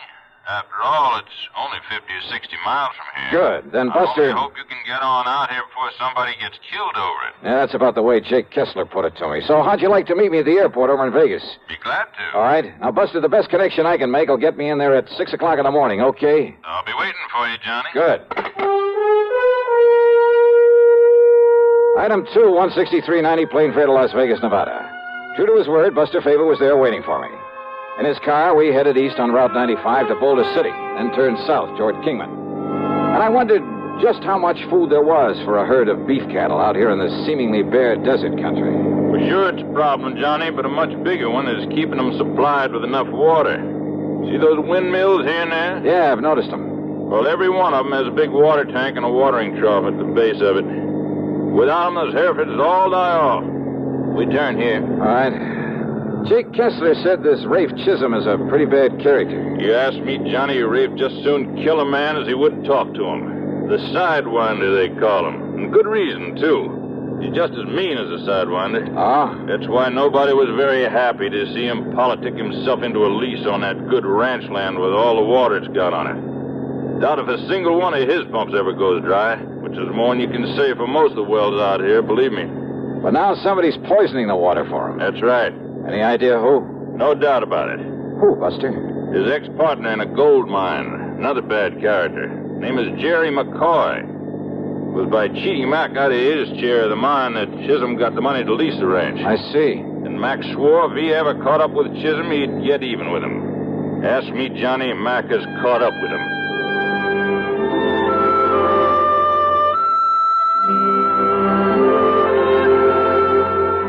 As western cattle ranches go, it apparently wasn't a very large one. But Buster pointed out where the fence line extended nearly 2 miles back into the mountains at the east end of it. As we neared the ranch house, I could see what he'd meant about the water. There were more trees and green than I'd seen anywhere else in this desert country. The ranch house itself was a sprawling, unpainted affair, but there was a flower garden at the side that appeared to be doing quite well. A dozen or so chickens pecking away at the dirt. As we stopped, a woman came running out of the door, came over to meet us. Oh, it's you, Mr. Faber. Howdy, Miss Chisholm. I'd like you to meet Mr. Johnny Dollar. Howdy, Mr. Dollar. Hi. Listen, Johnny's now, a special investigator for your husband's insurance company. Oh, then you gotta do something, Mr. Dollar. Do something about my husband, about Ray. Well, he's the one I came to see. Is he here? No, that's the reason you gotta do something about him. You've got to stop him. From what? Oh, it was about an hour ago that my son come in from out on the range. My son, Wayne. Yeah? Wayne had been over along the east fence fixing to repair a broken post, but instead he come on back here and told his pa, told Ray. Told him what, Mrs. Chisholm? Jerry McCoy. Wayne had saw McCoy out there fooling around the trough at the windmill, fixing to poison it. He must have been. And it is McCoy. Oh, what did your husband do about it? Oh, he grabbed his pistol, that old .45, and that knapsack of his'n, and he rode out there after him. Rafe will kill him, Mr. Dollar. Oh, he'll get killed himself, Mr. Dollar. Yeah, knapsack, did you say? Oh, yes, sir, that knapsack. Oh, why do you say it that way? What's in it? I don't rightly know, Mr. Dollar. Last few days, ever since he heard that McCoy was in these parts, he wouldn't let anybody touch it. He's kept it hid away. Funny. Miss Chisholm, you think Wayne could show us where it was he saw Jerry McCoy? I don't know where he is. Wayne has gone out somewheres, too, and I'm so worried about him. Why do you say that, Mrs. Chisholm? With Rafe and the kind of temper he's in, anybody got in his way or tried to stop him? Rafe's a dangerous man, Mr. Dollar, and he's got that gun with him. What, his own son? You don't know that Rafe, mister. And we better find him quick. We'll have to track him, Johnny. Miss Chisholm, are there a couple of extra horses we can use? Oh, yes. Help yourself. A lot better than a car out there in that mesquite and sage. Come on. And maybe we'll find Wayne for you, too. Oh, I hope so, Mr. Faber. I hope he's all right. Yes, sir. I hope so, too. But with that crazy man out there with a gun. Yeah, come on, Buster. It looks like we've got our work cut out for us.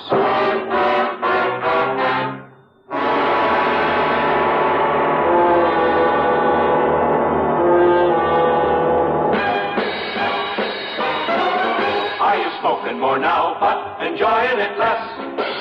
Have a real cigarette, have a Camel. The best tobacco makes the very best smoke. Have a real cigarette, have a Camel. Are you looking for flavor and mildness? Have a real cigarette, have a Camel. The best tobacco makes the very best smoke. Have a real cigarette, a real cigarette, a real cigarette, have a Camel. Again, for the 11th straight year, Camel outsold every other cigarette, filter, king size, and regular. The best tobacco makes the best smoke. So if you're smoking more now but enjoying it less, change to Camels. Get more real satisfaction every time. Start to really enjoy smoking again. Have a real cigarette, a real cigarette, a real cigarette, have a Camel. And now, Act Two of yours truly, Johnny Dollar and the Sidewinder matter.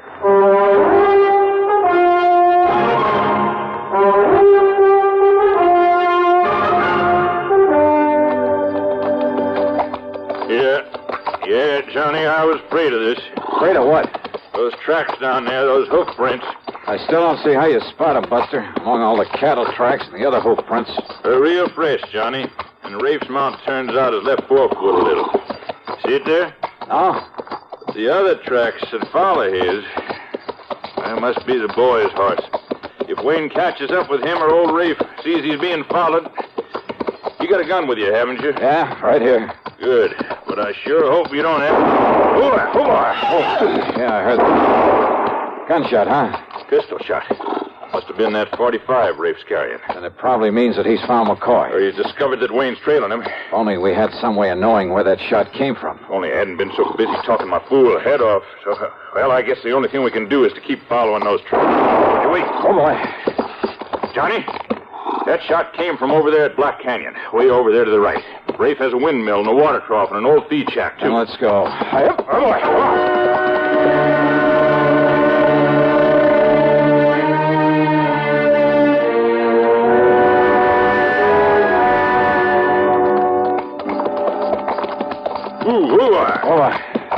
What's the matter? Look over there.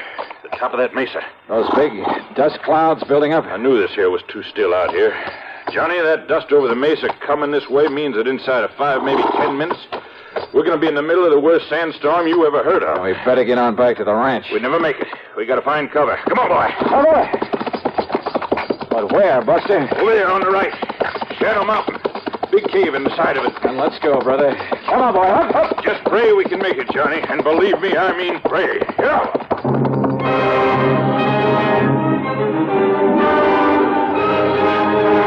It was less than a mile to the cave in the side of Shadow Mountain. But by the time we'd covered half the distance, the sandstorm came roaring in on us. The hot, dry wind pounded and pummeled us at 50 or 60 miles an hour, hurling clouds of blinding, cutting sand ahead of it. How the horses were able to take this, I'll never know. Bent low on the saddle, our hats pulled down with handkerchiefs over our faces. We not only couldn't see, we could hardly breathe.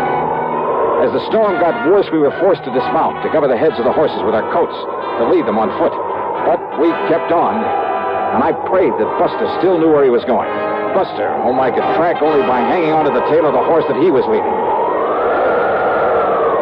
Then, finally, the lee of Shadow Mountain. The life-saving protection afforded by the deep cave in the side of it. And there, to keep us company, were other fugitives from the sandstorm. Half a dozen jackrabbits, a couple of coyotes, a fox, and several kinds of rats and mice, huddled together silently, forgetting for the moment all the ancient instinctive enmities in their escape from the peril outside of the cave. And the wind roared with the sound of thunder, as though shrieking its anger, its frustration at having failed to smother us out there, as though now trying to deafen us with its sheer power. As we crouched there, the horses stayed close to us, making strange sounds, little sounds that I'd never heard before. It was almost like the whimpering of a frightened child.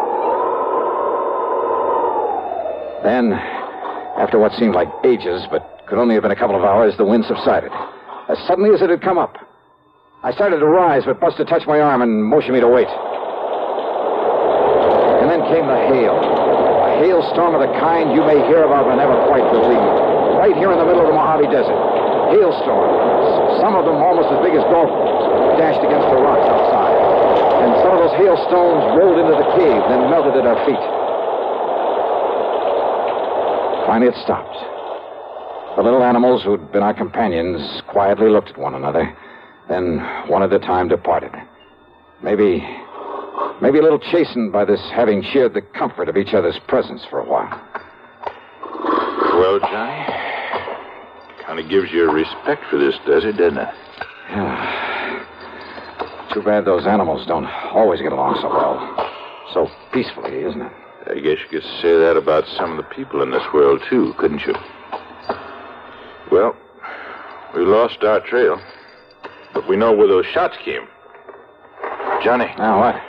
Half under that rock, the one that blocks the entrance to this. Somebody lying there, Buster. Must have come in during the storm. Wayne. Johnny, it's young Wayne Chisholm. Wayne. Are you all right, boy? Hello, Mr. Favor. You're hurt, Wayne. You've been shot. Who did this? My pa. Your pa? Rafe Chisholm? I'll be all right. What happened? It was terrible. Tell us, boy. Tell us. Terrible. Terrible. Act 3 of yours truly, Johnny Dollar, in a moment. Meet star Stuart Irwin. Nothing's worse for an actor than a nasty cold. To feel better quickly, I take wonderful 4-way cold tablets. The fast way to relieve cold distress. Right. Tests of all the leading cold tablets proved 4-way fastest acting. 4-way starts in minutes to relieve muscular pains, headache, reduce fever, calm upset stomach, also overcomes irregularity. Take my advice. For your next cold, take 4-way cold tablets. The fast way to relieve those cold miseries. 4-way, only 29 cents. And now here's a word about another fine product of Grove Laboratories. To get rid of embarrassing dandruff in 3 minutes, change to Fitch Dandruff Remover Shampoo. 3 minutes with Fitch regularly is guaranteed to keep unsightly dandruff away forever. Apply Fitch before wetting hair. Rub in 1 minute. Add water, lather 1 minute. Then rinse 1 minute. Every trace of dandruff goes down the drain. 3 minutes with Fitch and embarrassing dandruff's gone. At the same time, Fitch can brighten hair up to 35%. Get Fitch Dandruff Remover Shampoo today. And now, Act 3 of yours truly, Johnny Dollar.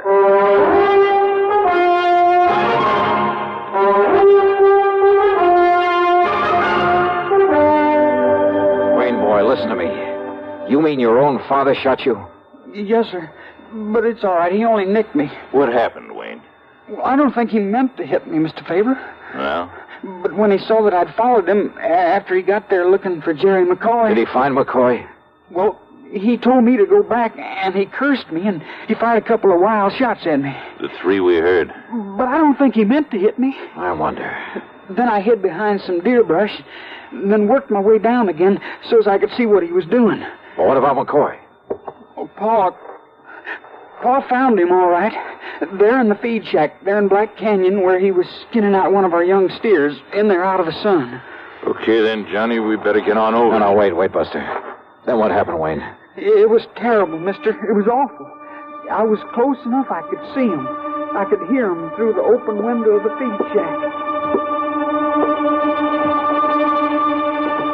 You think I didn't know all the time it was you, McCoy, that was poisoning the water for my cattle? Yeah? Well, I told you I'd get even for what you'd done to me over in that gold mine, Rafe, and now I've got you just... No, put down that gun. Don't kill me, Rafe. Kill you? And get myself in real trouble? Then put it down, put it away. See, I got no gun on me. I ought to kill you, Mac. I've been thinking about this a long time, about what I'd do when I caught you. But what's the use? What's the use of killing you? Now, listen, Rafe, I'll make it up to you for the cat I poisoned. Make it up? Yeah. The insurance takes care of that. So, Mac, I'm going to let you go. Yeah. Mean you ain't going to turn me over to the police? Only if you do exactly what I tell you to do. Yeah, Rafe, I'll do anything. Sure you will, because I got this gun on you. Now start cutting a lot of strips, a lot of thongs off of that steer hide. Yeah. You're going to tie me up? You're going to leave me out here to die? Do like I tell you. Go ahead. Or maybe I will pull this trigger. But you said you'd let me go, Rafe. Hurry up. You're going to need a lot of them. Me? Why, I don't understand you. You think I'd want anybody to know I let you go? The man that was poisoning my cattle? Keep cutting them strips. I am, Rafe, I am. No, it's got to look like you got the best of me. Tied me up and left. What? You're going to tie me up to this post in here. Tie you up? Go ahead, do like I tell you. Go ahead, Mac. Unless you want a bullet in your head. Go ahead.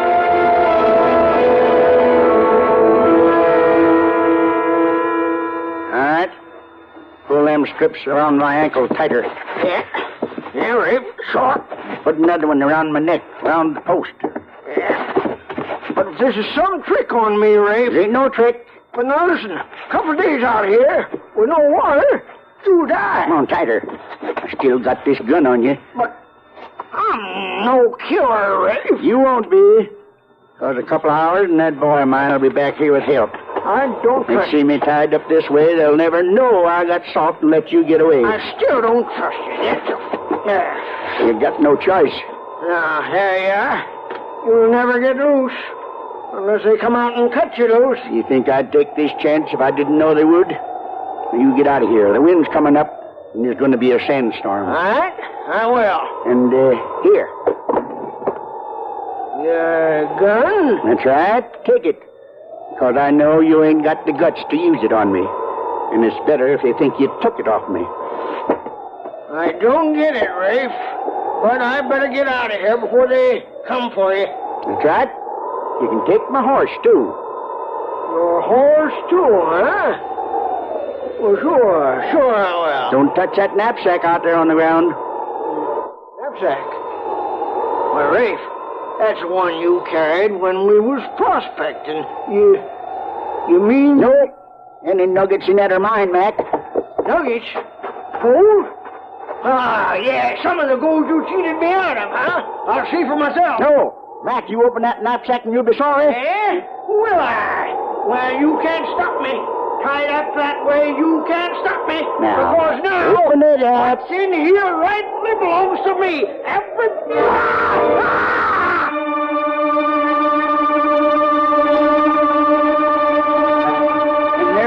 And there in that knapsack was 3 sidewinders. Sidewinders? Rattlesnakes? Good Lord. McCoy, he didn't have a chance. Good Lord. There was enough poison in him. Yeah. And not knowing that you'd seen all this, but knowing you'll come back with help, that we'll find him tied up there. Yeah, Johnny. Rafe's made it look like he has a perfect alibi. Not that McCoy didn't deserve to die, poisoning cattle. It's still murder, Buster. Wayne, do you think you can make it to the ranch? Yes, sir. Then come on, Buster. We'll go on to Black Canyon. We'll pick up our killer. Okay, Johnny. Ironic, isn't it? Yeah. All trussed up and waiting for us. By his own doing.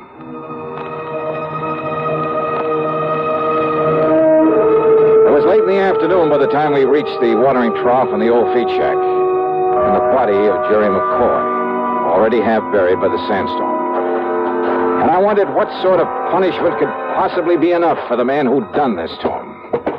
Yeah, I wondered until we found Rafe Chisholm tied to that post. Wait a minute.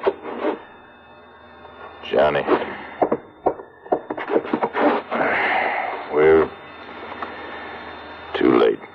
I know. Rawhide. Green steer hide. As it dried out, it shrank tighter and tighter around his body. Around his neck until... Yeah.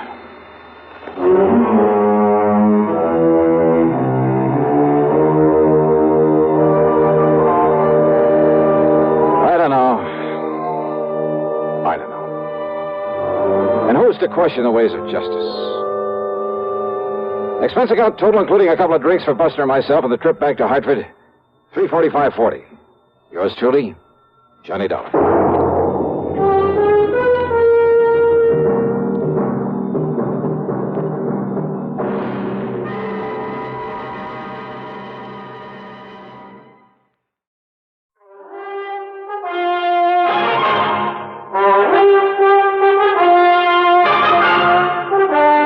CBS Radio brings you Bob Bailey in the exciting adventures of the man with the action-packed expense account, America's fabulous freelance insurance investigator. Yours truly, Johnny Dollar.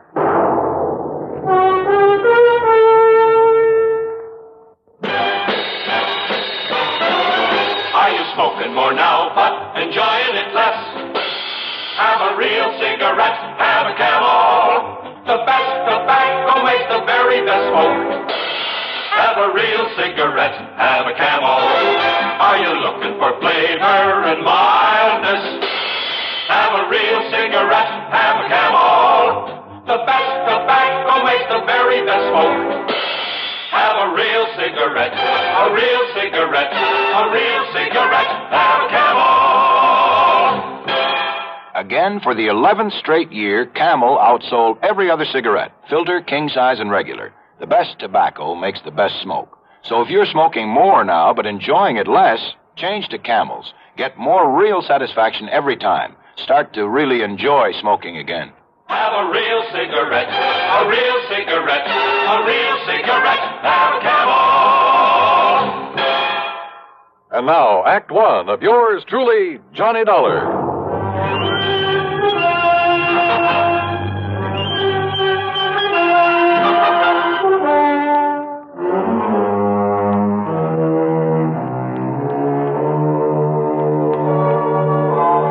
Expense account submitted by Special Investigator Johnny Dollar to the Tri-Western Life Insurance Company, Corpus Christi office. Following is an account of expenses incurred during my investigation of the Unholy 2 matter.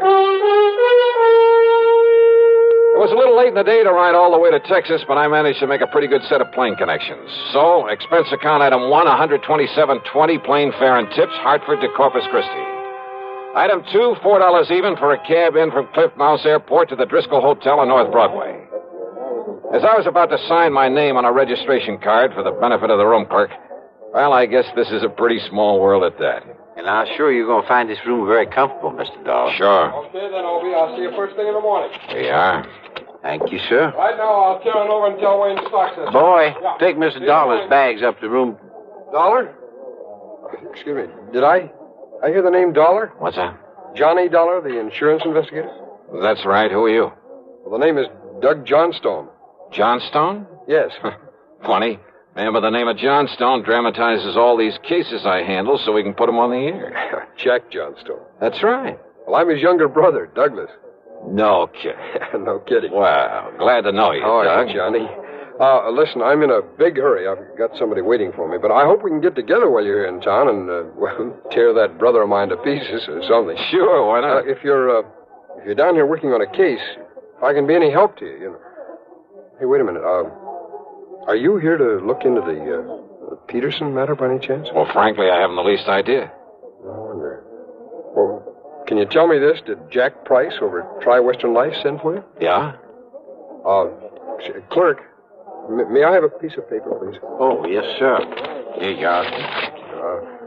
Sorry, I've got to rush out of here, Johnny, this way, but... Well, who is here, Peterson, Doug? Here's my address and phone number. That's both the home and the office. All right. Now, maybe I can be of help to you, so don't lose that. Huh? Yeah, okay, thanks. But now, because Doug... if it is on account of old man Peterson, Johnny, well, I got some ideas about it, and then, well, they could be helpful to you. If, as I say, that's why you're here. Well, what kind of ideas? Well, you know he was supposed to have died because his heart gave out on him. No, I didn't. Yeah. But if you ask me, well, if it turns out this is the case you're working on, well, you give me a call now, will you? Yeah, sure. But look, why not tell me what you know about it? Well, Johnny, after all, you may be here for something entirely different. Maybe not. Well, why don't you see first what Jack Price has to say, huh? Well, now, look, Doug, you said... Johnny, this theory of mine could be all wrong. About the death of some man named Peterson. Yeah, John Ridgway Peterson. Well, come on, tell me anyhow. What is your theory? Well, it may not mean anything to you. You may have no interest whatsoever in Peterson. Oh, come on, stop beating around the bush, Doug. What do you think about his death? Well, okay. Murder. What? Yeah, Johnny. Murder.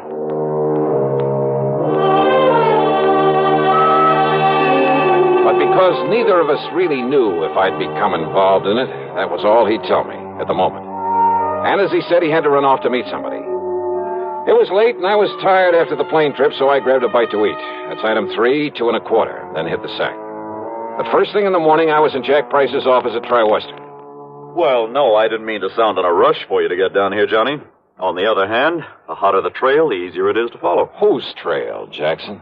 Sterling Peterson, beneficiary of his uncle, John R. Peterson's life insurance policy. 100,000 claims. Yes. And what's happened to him? The nephew Sterling, I mean. He simply disappeared. When? About the same time his uncle died, apparently. When was that? 5 days ago.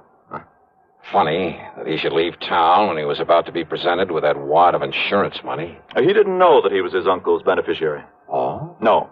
Old John Peterson never told him. Actually, the old man didn't particularly want to leave it to this nephew, but, well... Why not? Oh, they never really got along, as I understand it. The old man had been a hard worker all his life, and Sterling is anything but. Nonetheless, he named him his beneficiary, so that's that. And as heir to whatever else there is to the estate, huh? No, that goes to Sterling's half-brother, Paul. Much of an estate? Certainly not as much as the insurance. The old man didn't have much use for either of them, Johnny. But since they were his only surviving relatives, since they'd probably get everything he left anyway... Yeah, I see what you mean. Does Paul live here in town? Yes. What does he do for a living? Apparently has some money in the stock market. And Sterling? Johnny, I don't know what he lived on. No visible means of support kind of thing. You know what I mean? Uh-huh. I tried to call him, tell him of his uncle's death. His landlady said he wasn't there, hadn't been there for a couple of days, that he'd simply packed up his things and left. I'll give you the address. Yeah, do that. Then I called his brother, but Paul didn't know where he was either. Just disappeared. That's right. I wonder why. Who knows? Have you called the police? Why? Just because a man suddenly leaves town? That's hardly reason to call in the police, Johnny. Maybe not. What? Sterling didn't know he was beneficiary of this policy. No. But maybe he did think he'd get some of the estate if he were lucky and the old man turned up dead. And maybe Sterling needed money. I understand he always did. So if he could help the old man on his way... No, Johnny. The doctor said it was a heart attack. Yeah? Well, there are a lot of ways to make it look like a heart attack.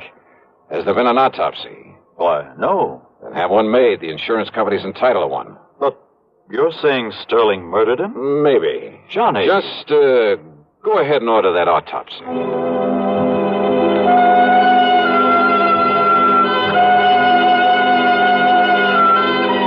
Item 5, $1.25 for a taxi. I found Doug Johnstone in his office, a small place, but with a cluttered desk of a busy man. Full of stock market reports, that sort of thing.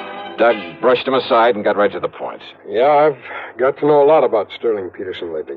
Now, you see, I have interest in a handful of oil wells, a gas compressor station, and things like that. Ah, lucky man. Well, I spend quite a bit of time over at Merrill Lynch, trading in the stock market. You met Sterling in a brokerage office? Well, that's where I met his brother, Paul. That's where I learned about Sterling. It seems he was always trying to get money out of Paul. I take it Paul is pretty well healed, huh? Hardly. He's a sharp one. He has a pretty wild idea of how to make money in the market. What do you mean by that? Well, you know, it's always flattering for someone to ask your advice. Naturally. Well, I'd recommend he buy something like IBM.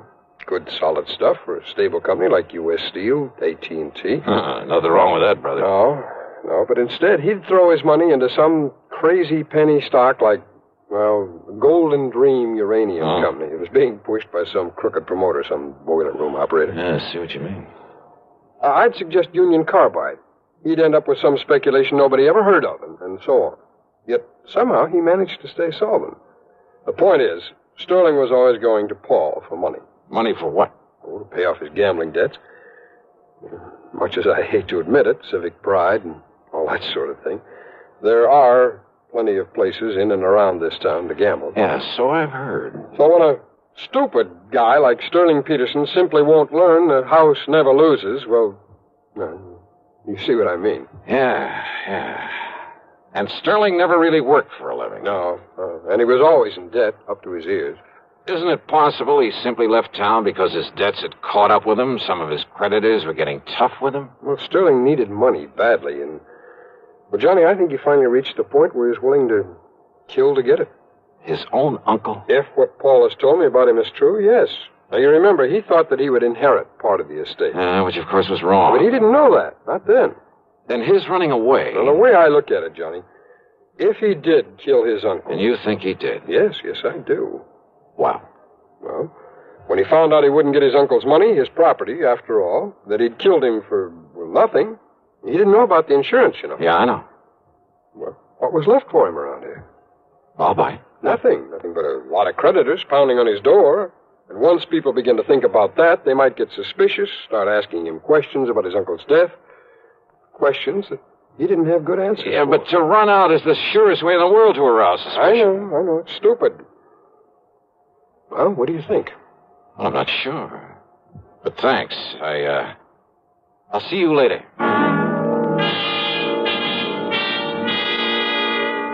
I took a taxi over to the place where Paul Peterson lived. That's item 6, $1.50. It was a nice apartment in a fairly good neighborhood. But he wasn't home. Item 7, $1 even for a cab to the brokerage house Doug had mentioned. I talked to Wayne Stockseth, a friend of Doug's. He hadn't seen Paul Peterson around there for several days. Well, Paul said something about going out of town, Dollar, to look at some of the companies he considers investing in. I see. When he gets the money from his uncle's property and so forth, Paul will have quite a bit to play with. And play with is the proper term, despite our advice to avoid so many cheap speculations. I've heard he's a bit of a plunger. Yes, I'm afraid so. Well, if he does come around, Wayne, ask him to call me immediately. I'll be at the Robert Driscoll. Item 8, $2 for a late lunch. Item 9, $1.30 for a cab to Jack Price's office. Now, wait a minute, Johnny. Yeah? Instead of hunting for Sterling Peterson, you're just hanging around hoping to find out the old man was murdered. Well, give me time, will you? But I tell you, the doctor who was with him when he died said it was heart failure. And I tell you, Jackson, there are plenty of ways. There are medical tricks. I can't Hold believe... it a minute, Johnny. Price speaking. Yes? All ready? Well, Doctor, what did you... What? Oh. I see. Thank you.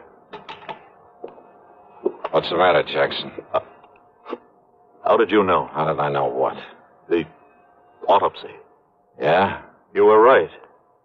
Apparently some drug substituted for the digitalis the old man was taking. You mean Doug Johnstone was right. The old man was murdered. Yes, Johnny. Murdered. Act 2 of yours truly, Johnny Dollar, in a moment. Welcome, recording star Mel Torme. It's terrible trying to sing with a bad cold. So I always take 4-way cold tablets to relieve cold miseries fast. Good idea. Tests of all the leading cold tablets proved 4-way fastest acting. 4-way starts in minutes to relieve muscular pains, headache, reduce fever, calm upset stomach, also overcomes irregularity. When you catch cold, try my way. Take 4-way cold tablets. The fast way to relieve cold distress and feel better quickly. 4-way, only 29 cents. Now, here's a word about another fine product of Grove Laboratories. To get rid of embarrassing dandruff in 3 minutes, change to Fitch Dandruff Remover Shampoo. 3 minutes with Fitch regularly is guaranteed to keep unsightly dandruff away forever. Apply Fitch before wetting hair, rub in 1 minute. Add water, lather 1 minute. Then rinse 1 minute. Every trace of dandruff goes down the drain. 3 minutes with Fitch and embarrassing dandruff's gone. At the same time, Fitch can brighten hair up to 35%. Get Fitch Dandruff Remover Shampoo today. And now, Act 2 of yours truly, Johnny Dollar.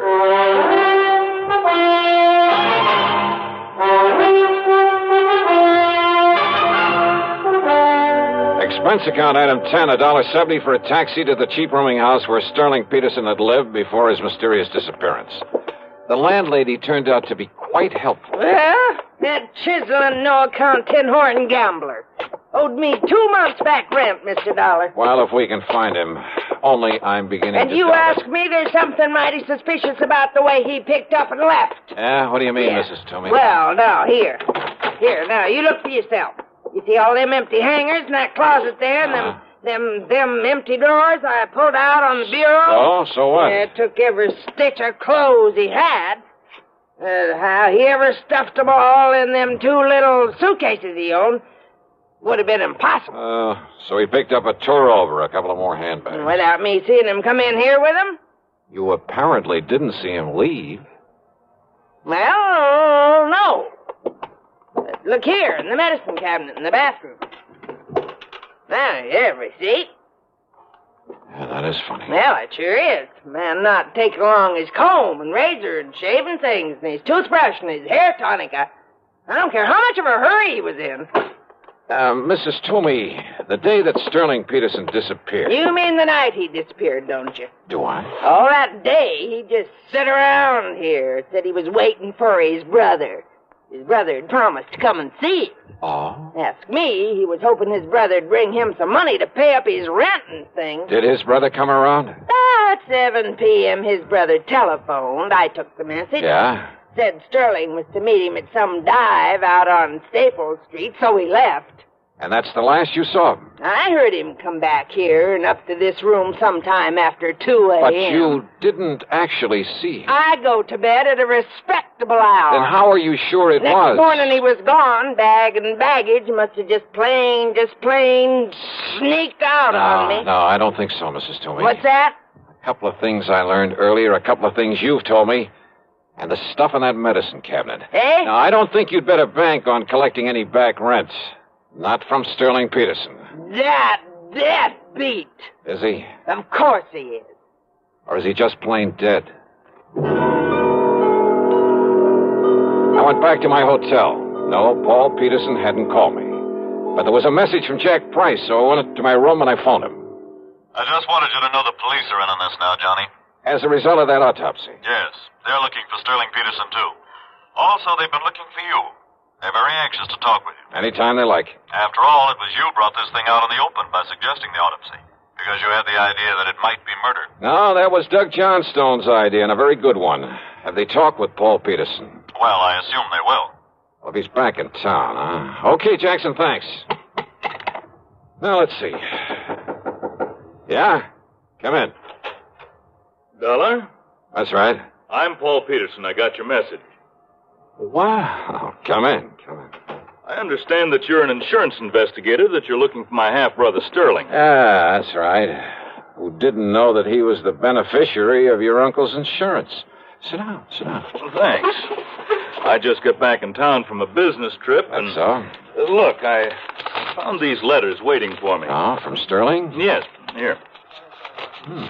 Dallas, Wichita, Sioux Falls, South Dakota, Fargo, North Dakota? Yes, and by now he could be across the border in Canada. Yeah, maybe. Read it, Dollar. Just keep quiet and give me time, and you won't have to worry about me anymore. Yeah, the others are practically the same. Yeah, neatly typewritten, no signature. I'm afraid it's obvious who they're from. So it looks as though your half-brother is running away. Now that we know your uncle was murdered. Murdered? Yeah, that's right. Sterling. Type these on your own machine, Paul? That might be pretty easy to trace. What? Yeah, with Sterling out of the way, you'd get your uncle's insurance as well as his money and property, wouldn't you? I suppose so, but I don't see what you're driving at. Oh, you did things up pretty well, Paul. Much better than your stupid brother could have. What are you talking and about? And all to play safe in case we discovered it was murder. Dollar. That so-called business trip. It was so that you could mail these letters to yourself, make it look as though Sterling had done the murder. Well, he must have. And what happened? Did you make the mistake of telling him you'd done it? I? Now, look here. After all, he would never have thought of substituting for the digitalis your uncle was taking. Look here, So Dollar. did Sterling threaten to blackmail you? Is that why you had to kill him, too? You're crazy. You don't know what you're talking about. And the tiny thing that tipped me off. What? When you went back to his room that night, after you'd killed him, to haul away his stuff, make it look as though he'd taken a powder. Yes? Silly little thing. But no man, no matter how much of a hurry, would have left behind his comb, his razor, a toothbrush. And that isn't all. I say you don't know what you're talking about. Or maybe you do. Oh, no, easy, Paul. That gun will make an awful lot of noise in here. No. Not when it's tied up against your back with a pillow over it. Stand up, Dollar. And if I don't? Well... Okay, Doug. What? Kick open the door. I'll cover him. I shut it. The police. That's right. All right. Look, boys. I said you covered, Peterson. Drop it. Drop it. Johnny, you okay? Yeah, sure, Doug. You hear it all, Sergeant? Yeah, I sure did, Mr. Dollar. It's funny, though. Funny? All I really came up here for was to talk to you.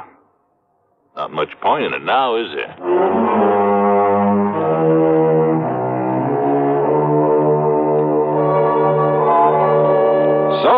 Another day, another dollar. And I'm not talking about myself. Expense account total, including hotel bill, a flock of incidentals, and a plane back to Hartford, $287.20. Yours truly, Johnny Dollar.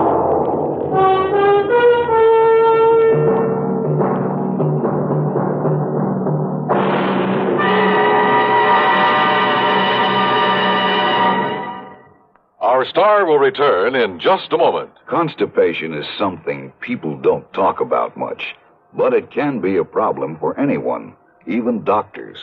And when constipation occurs, it's interesting to see just what doctors consider important about a laxative they might use or recommend. Well, a majority of the doctors we heard from had this to say.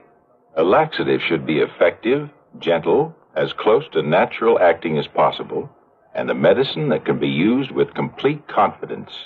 Now, X-Lax has been popular with many doctors and millions of people over the years because pleasant-tasting chocolated X-Lax is effective. Overnight, it helps you toward your normal regularity. X-Lax is gentle. Next morning, it gives you the closest thing to natural action. And that's why many doctors and millions of people use X-Lax with complete confidence. X-Lax, the laxative that helps you toward your normal regularity, gently, overnight. Is X-Lax in your medicine cabinet? Now, here's our star to tell you about next week's story. Next week, a hurried trip to Alaska to look for a clue to a murder. And say, if you've been to Alaska, if you know anything about the customs, the manners of the people up there, especially their eating habits, well, it's quite possible that you'll find a solution to the case even before I do. Or maybe you will anyhow. Because it all hangs on a tiny, seemingly unimportant clue. And yet, well, give a listen. See how well you can break down a killer's alibi. Yeah. Join us, won't you? Yours truly, Johnny Dollar.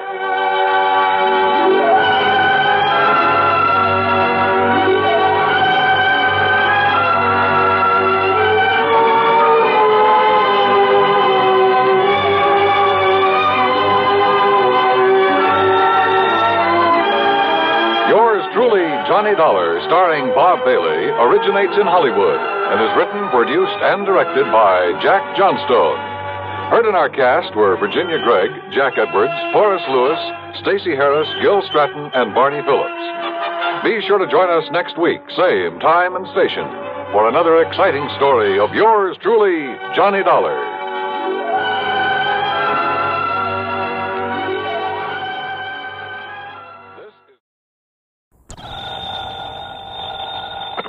Johnny Dollar. Dollar, the investigator? That's right, insurance investigator.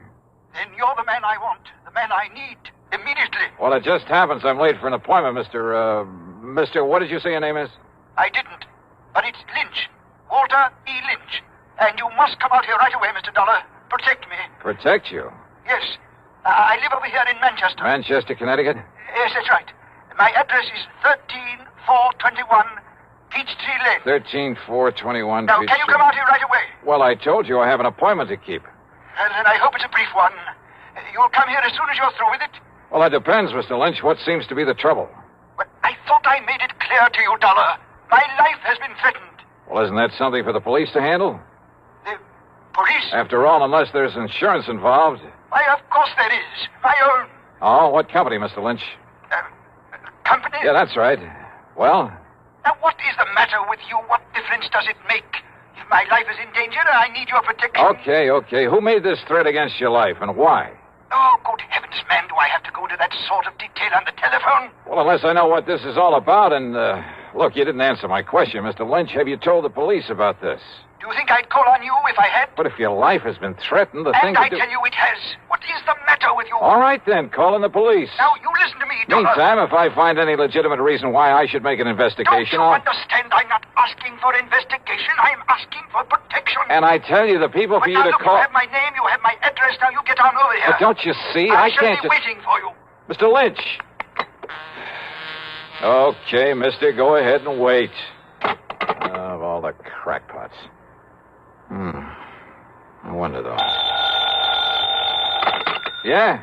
Johnny? Yeah, that's right. Pat McCracken, Johnny, Universal Adjustment. Oh, say, Pat, will you find out for me what company, if any, holds a policy on a Walter E. Lynch over in Manchester? Sure, Johnny. But listen, I thought you were going to be here in my office at 10 o'clock sharp. Pat, I'm sorry, but this I need phone... your signature on a deposition for that arson matter you covered last I week. know. And I've got to have it right away.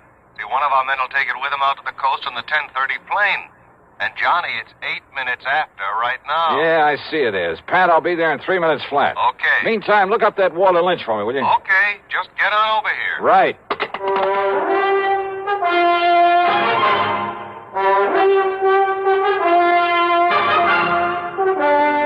CBS Radio brings you Bob Bailey in the exciting adventures of the man with the action-packed expense account, America's fabulous freelance insurance investigator. Yours truly, Johnny Dollar.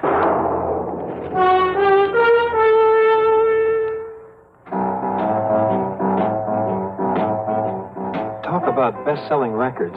Here's a familiar tune about America's best-selling filter cigarette, Winston.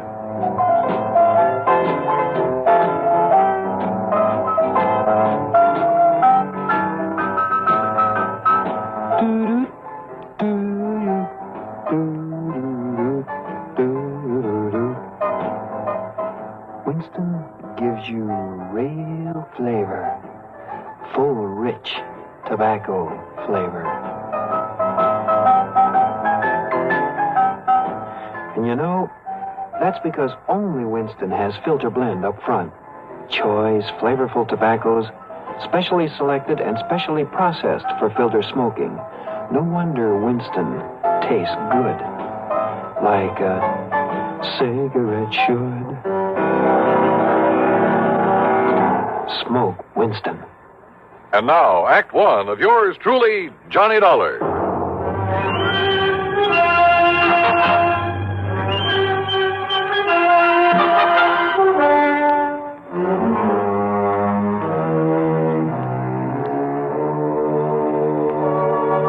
Expense account submitted by Special Investigator Johnny Dollar to Eastern Trust and Insurance Company, Home Office, Hartford, Connecticut. Following is an account of expenses incurred during my investigation of the Hapless ham matter. Expense account item one, $1.20 plus another $1 for the cab driver who got me from my apartment to Universal Adjustment Bureau in record time. I barged in on Pat McCracken without being announced. Put my John Hancock on the deposition, after which he witnessed my signature. All right, there we are. Now, here you are, Miss Dulcie. Give these to Mr. Peterson and tell him happy plane trip. Yes, sir, right away. Oh, and see if Bartell has found any of that Lynch information I asked him about. There's been a lynching, Mr. McCracken? No. Just do as I say. Now, go ahead. But I thought I heard you... Yes, sir. Hey, what is the worry on this man Lynch, Johnny? Well, Patty sounded like a crackpot. He called me on the phone just before you did, said his life is being threatened. Oh, another one of those things, huh? Yeah. Who was threatening him? Oh, I don't know. He was a bit evasive about it, same as he was about naming his insurance company. Well, I know I never heard of him. What did you tell him? I told him to call the police, that unless there was some insurance angle that required an investigation, you know. Right, exactly right. Although, of course, if Bartell does find something on him, if he is a client of one of the companies... It's still a police matter. Why call on me to play bodyguard? Well, you know, Johnny, if you would have your telephone number unlisted, you'd save yourself a lot of these nuisance calls. Yeah, I know. Oh, yes? Here's a photostat of the Lynch policy Mr. Martell said you asked him for. Oh, then there is one. Thank you. And I thought you were talking about some kind of a lynching somewhere, Mr. McCracken. Isn't that fun? Yes. Thank you. Thank you, Miss Dulcie. That'll be all. Well, I was on it. Yes, sir. Now, let's see, Johnny. Walter E. Lynch. Policy issued 1954, Eastern Trust and Insurance, face value... Yeah, I see. 50,000 smackers. Yes, a lot of money. Let's see the name of the beneficiary. Oh, well, a nephew, Fred Lynch, New York City address. I wonder, Johnny. So do I. How well Freddie and his uncle get along. Named him as beneficiary. 5 or 6 years ago, things can change, Pat. There's one way to find out. And with $50,000 to be paid out if anything does happen. Yes. Go ahead, Johnny. Go ahead and pay Mr. Walter Lynch a little visit. At company expense? Well, now, Well? Oh, sure, why not? I'll notify Eastern that we've assigned you to this, but that you'll send your expense account directly to them. Okay? Okay.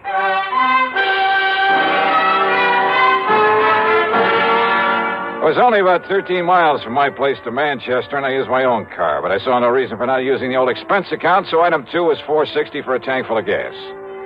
The address Mr. Lynch had given me turned out to be in a rather nice residential section. The house was a small but attractive Cape Cod affair, surrounded by stately elm trees. And then I saw them, in the shade of the elms at the front of the place. A couple of police cars.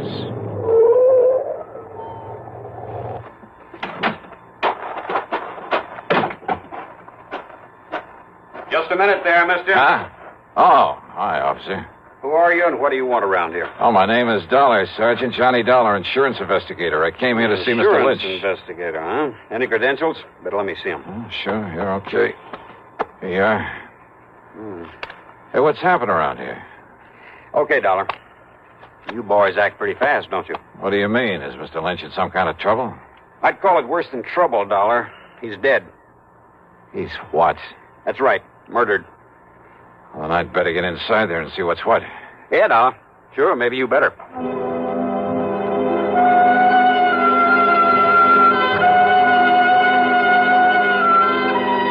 Inside the Lynch home, the police medico and my own eyes confirmed what Sergeant Beakley had told me outside. Walter E. Lynch was dead, all right, and there was no question about his having been murdered.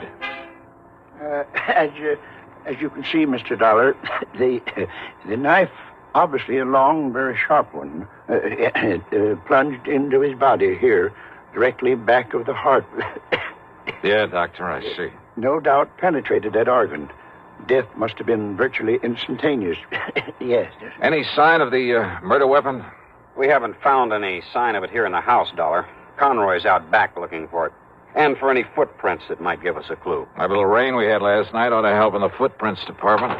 Only it doesn't. Now, whoever did this must have come right in the front door. Hi, Dollar. Hi, Conroy. Sergeant, you want me to see what's holding up the boys from the lab? Yeah, I'll give them a call. Right, you are. Meantime, Dollar, if you have any ideas... No, wait a minute. Too late, I guess. What? If there were any fingerprints on that telephone, Conroy's probably covered them up. Probably covered up anyway. Huh? Well, it wasn't the killer who called us about this. It was the old character who lives next door, a man named Halsey. Right now, he's back home in his rocking chair at the corner window, muttering to himself, trying to recover from the shock. Maybe when he does recover, he'll be able to give us some help. How did he find out about this? Seems he came over here to talk to Mr. Lynch about his nephew. Fred Lynch. Nobody answered his knock. The front door was wide open, so he walked in here and found this. So he picked up the phone and...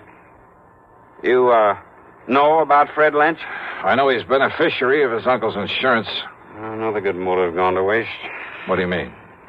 You don't know about a couple 3 years ago when Freddie's mother died, left him a pile of money, only made the mistake of leaving it in charge of this one, this stiff we've got lying here? What happened? Well, this old crook finagled that young kid out of every cent of it, so that by the time Fred was 25, entitled to it. That was about 6 months ago. Why, Dollar, Freddie ended up with nothing. His own nephew. That surprise you, Dollar? It's because you don't live here in Manchester. Don't know anything about the Lynch family, what's left of them, which is only Freddie now. What's that supposed to mean? Not one of the Lynch tribe was any good. Ask me, the town will be glad to see this one out of the way. Oh, I get it. Oh, what'd they say, Conroy? Somebody on the way over? Harker will be over as soon as he clears up a hit and run over on the east side. Okay. Well, I guess there's nothing more we can do. Oh, go see who it is. Yes, sir. You about finished, Doc? Sergeant, this knife wound puzzles me greatly. Yes. What do you mean, Doc? Very unusual instrument.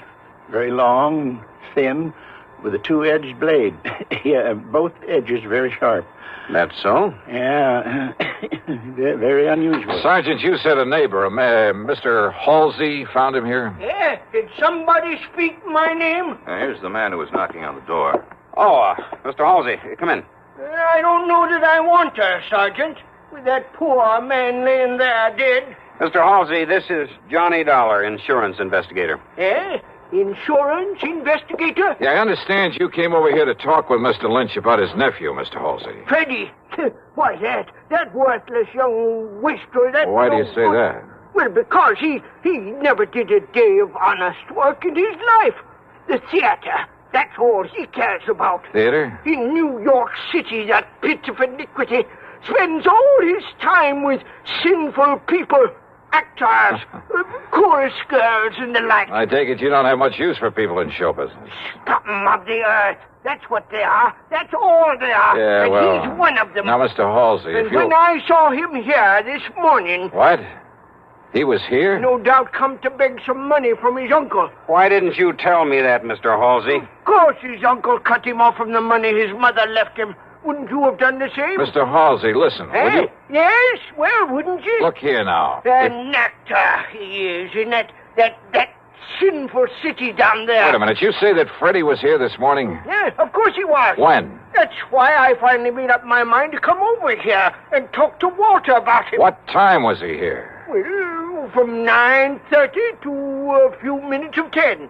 Doc, have you been able to fix the time of death? Very, very close, Sergeant, yes. By the body temperature. What time would you say, Doctor? About 10 o'clock. Mr. Halsey, are you sure it was a few minutes of 10 when Freddie left here?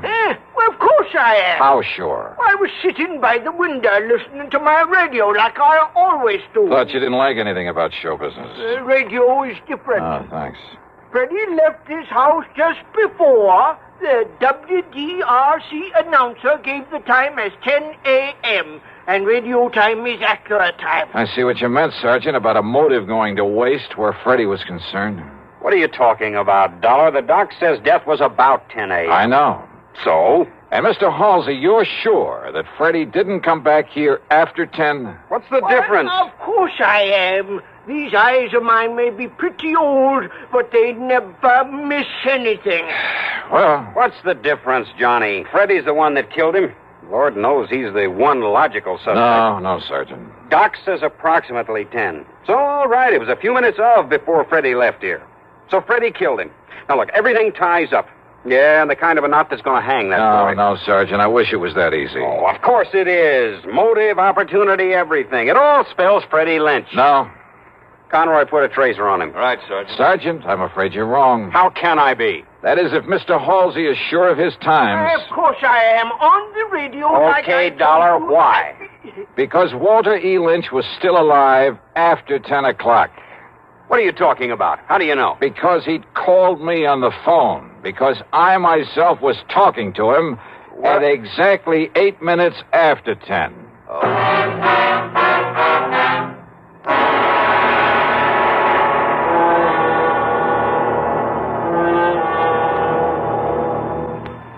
We'll continue with Act Two of yours truly, Johnny Dollar, in exactly 1 minute. Here's Hollywood star Mona Freeman. Who feels like acting with a miserable cold? I relieve cold distress the fast way with 4-way cold tablets. Yes, tests of all the leading cold tablets proved 4-way fastest acting.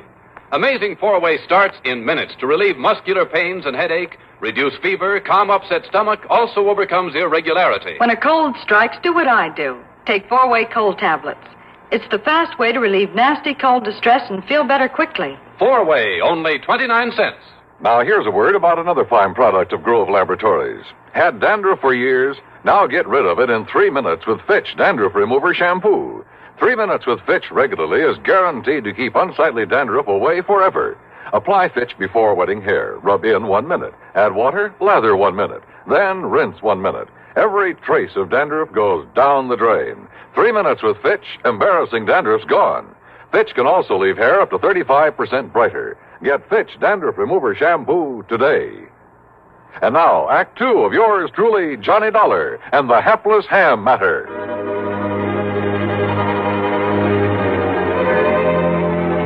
No question about it.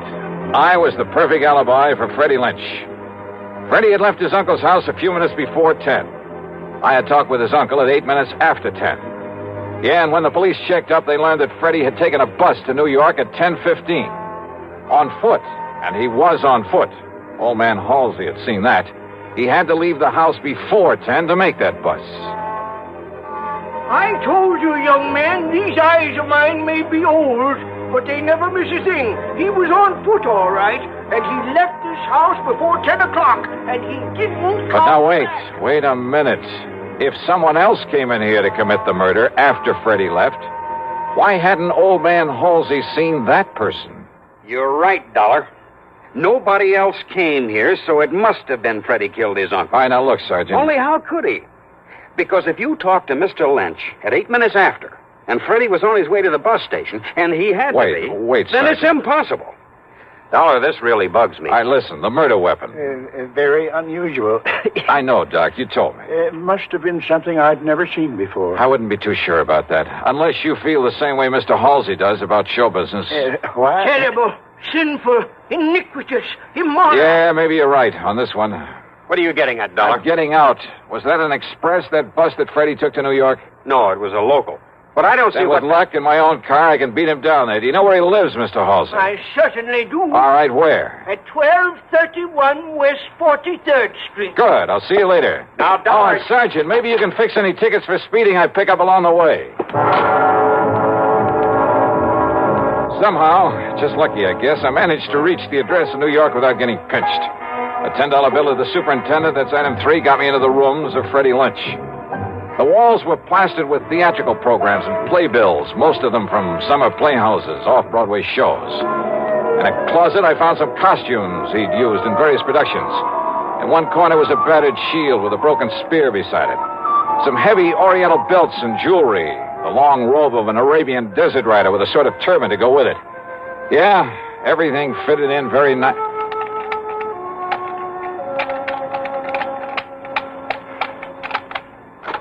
Hey, yeah, wide open, Freddie, wide open, just the way you left it. Come in, kid. I beg your pardon? Kind of careless, but it's all right. It's okay. Hey, who are you? You kidding? Jerry Allen, the agent, you know.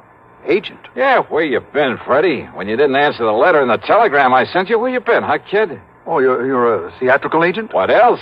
Listen, look, hey, kid, get this. I got a part for you, a great part, a great one, a good salary, too. Of course, you got to let me represent you in the deal, but all I want's the usual 10%. Well, how about it, huh, kid? Jerry Allen, you say? Yeah, sure, that's right. Oh, we never been introduced, but I caught you in half a dozen things, and you're good, boy, good, real good. Well, I like to think so. Sure you are. And being it's my business, I got to keep adding to my stable of actors, see what I mean? So if you want this part, well... I don't think so, What? Mr. Allen. What are you talking about? Well, I'm thinking of giving up the theater. Oh, now, wait a minute, kid. You fallen heir to a fortune or something? Why do you say that? Of course, if you don't want the part. No, wait. Perhaps I'd better do another play or two. Good. And you'll let me represent you? Well, Freddie? Oh, why not? Well, if the part is good. Is the part good? It's great, kid. It's great. And if this thing doesn't hit Broadway the first time out... Hey, listen. It's a new play written by Johnstone. You get that? Johnstone. No, I'm afraid I don't recall ever... Oh, sure you've heard of him. Why, man, he's had more hits. Oh, and listen, Freddie. Listen to this part. All right. I'm listening. Okay, starts out a young man, just about your age. Second act is 20 years later. Hey, you think you can do it? Why? Of course, my good man. Good. And the third act, well, now that part may be a little tough. You got to kind of make like you're about 60. Why, there's no problem at all, Mr. Allen. No problem at all. Oh, only it's a shaky old man, like he's scared to death all the time. All right, listen. All fear has clutched me by the throat. The overpowering terror. Willing up. Oh, hey, that's great. Come on, keep it up, Freddie boy, keep it up. Well, see, of course, if I had a script, Scared, remember? Scared. Say something like, you must come here right away to protect me. You must come here right away to protect me. Oh, that's great. Now, say my life is in danger. I've been threatened, Mr. Dollar. My very life is in What? Dollar? That's right. Johnny Dollar. Why, this was all a trick. Yeah, and you fell for it like a ton of bricks. The same voice you faked over the telephone to sound like your uncle. Oh, now, listen. Killed him, left his home knowing that nosy old neighbor would swear as to when you left. Then ran to the bus depot and called me up with that phony voice to make an airtight alibi. To make me ready to swear your uncle was still alive after you left him there dead. But, Dollar, listen. See, I'm his only kin. I'll be coming into a lot of money. His insurance and whatever money or property there is. Oh, why don't you drop dead? I see. But do you see this? So that's what you did it with. Yeah, that's right. Arabian, isn't it? I stand back. Long, thin blade with a double edge. From one of your costume plays? Now stand back, I say. Sure. I don't need to be close to you to use this. Whoa! Oh, my hand. You've broken my hand. Funny. I didn't think I was that good a shot.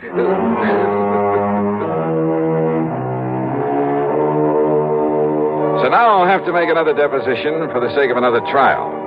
And I'm sure that hamming it up in court won't keep Freddie from playing out the rest of his life in front of a captive audience. Expense account total, including a flock of incidentals, well, let's call it $100. Yours truly, Johnny Dollar.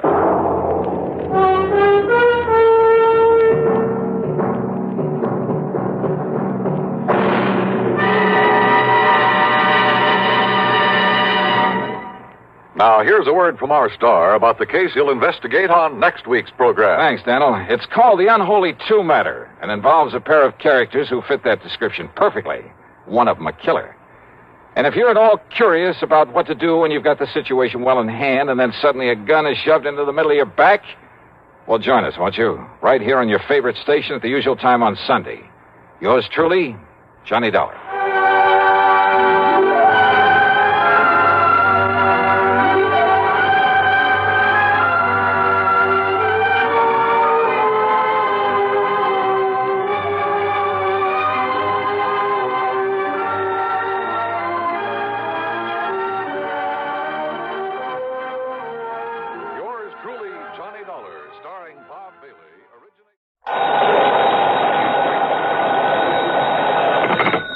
Johnny Dollar. This is the Milford Advertising Agency in Denver, Colorado, Mr. Dollar. Advertising agency? Mr. Horace W. Milford would like to speak with you. Hold on, please.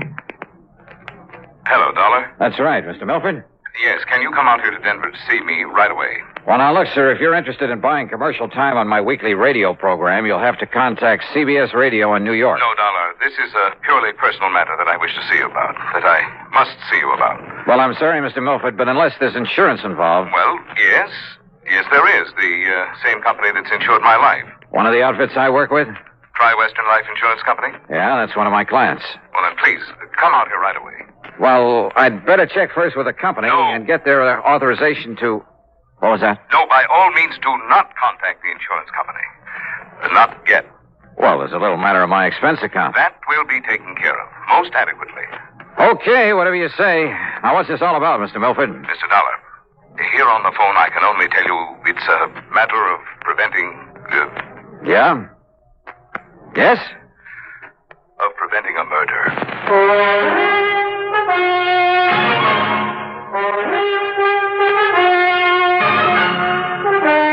CBS Radio brings you Bob Bailey in the exciting adventures of the man with the action-packed expense account, America's fabulous freelance insurance investigator. Yours truly, Johnny Dollar. And now, Act One of yours truly, Johnny Dollar.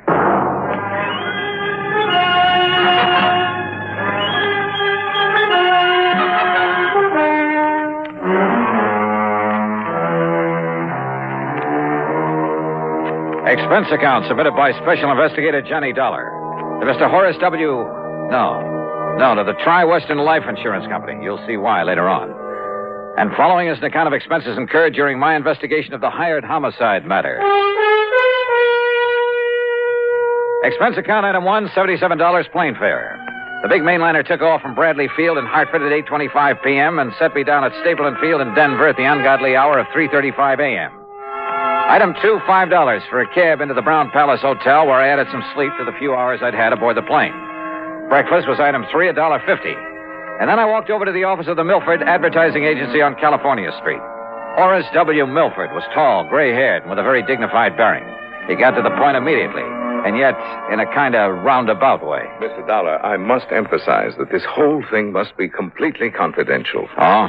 Well, now that depends. I will pay you well, very well. You sound as though there might be something illegal about whatever it is you want me to do. I can only hope that you can prevent something illegal from happening, something terribly wrong. You mentioned murder. I said prevent a murder. Whose, Mr. Milford? Yours? I'll be as brief as possible, Mr. Dollar. Time is of the essence. But first, you must know some background. Go right ahead, sir. Since my wife passed away some years ago, this advertising business and my daughter Claire have been my sole interests in life. How old is Claire? She was 27 on her last...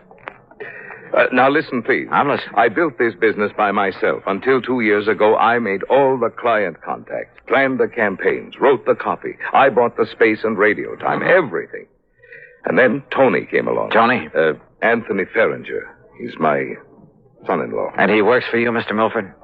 Out of pity for a young man who seemed to be struggling to make his way in the world, I gave him a job. Oh.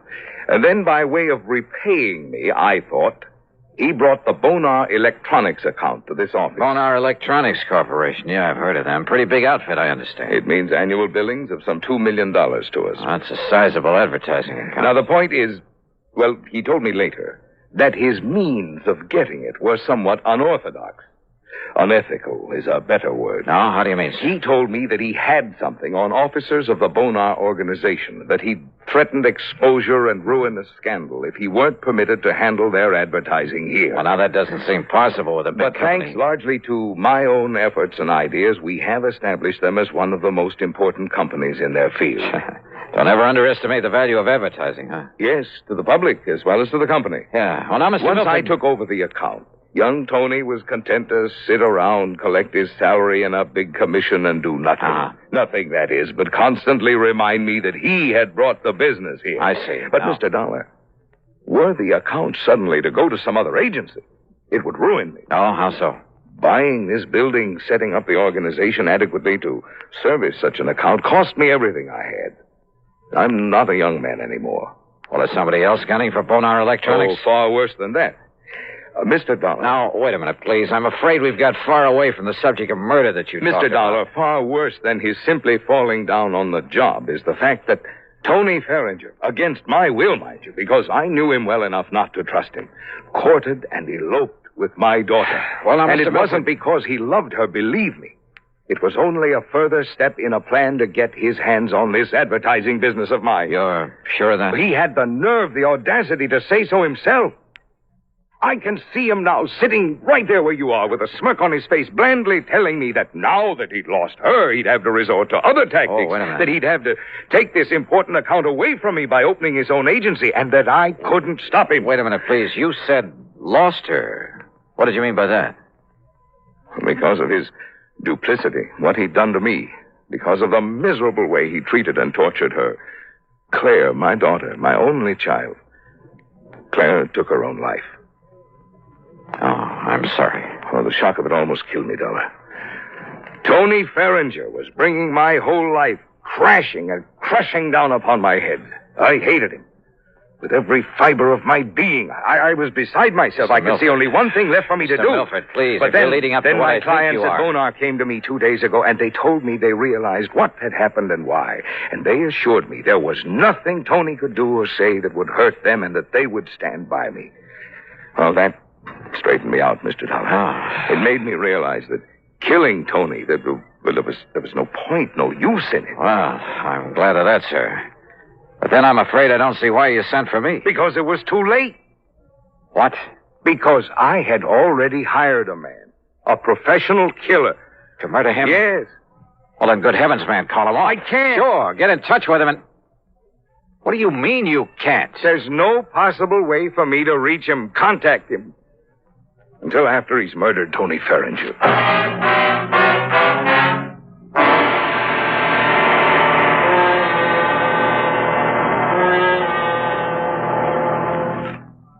And now, Act Two of yours truly, Johnny Dollar, and the hired homicide matter.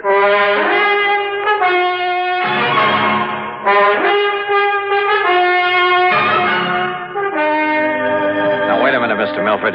You mean there's no way to reach this hired killer to call him off, to tell him not to murder Tony Ferringer? No, none whatever. But look here, you can't just Mr. stand... Dollar, when the only thing I wanted in life was to see him dead for all the terrible things he did to me and to my daughter. I went about arranging it very carefully. How? By means I don't need to go into here. I finally established a contact in the underworld here in Denver. Sort of a stool pigeon, I suppose you'd call him. A man named Eric Blinker. Yeah. For a price, Blinker had the killer contact me at my home. Do you know the name of this killer? Well, he only told me that if he felt it necessary to phone me or to contact me in any way before the job was done, he would identify himself as Blackie. Oh, great. Then the only thing you can do is contact this Eric Blinker again. No. Tell him to call off Blackie. Have Blackie get in touch with you. No, Mr. What do you mean, no? Eric Blinker's body was found floating down the Platte River yesterday afternoon, just before I called you. Oh, but don't you see, Mr. Dollar? Unless we can somehow contact this Blackie, he'll go ahead with the murder. The murder I arranged. It must not happen. All right, how much do you know about Blackie? What does he look like? I don't know. But you just finished telling me that he called on you to make arrangements for the killing. He came to my home at night. He insisted on talking to me from outside a window where I couldn't see him. I couldn't see him. All right, did you give him any money? $5,000 in cash. Marked? Huh? Marked bills? No. Oh, fine. Well, he said that if any of the money was marked in any way, that he would know about it and that he wouldn't hesitate to kill me. All right. When was he to do the job? He would only say by the end of the week. And this is Friday. This is Friday. And you can't give me anything to go on to find this man, Blackie? Nothing, unless he calls. Well, if that happens, you don't need me. Mr. Milford. Yes? Have you told Tony Ferringer anything of this? Good heavens, Dollar, you don't know the man.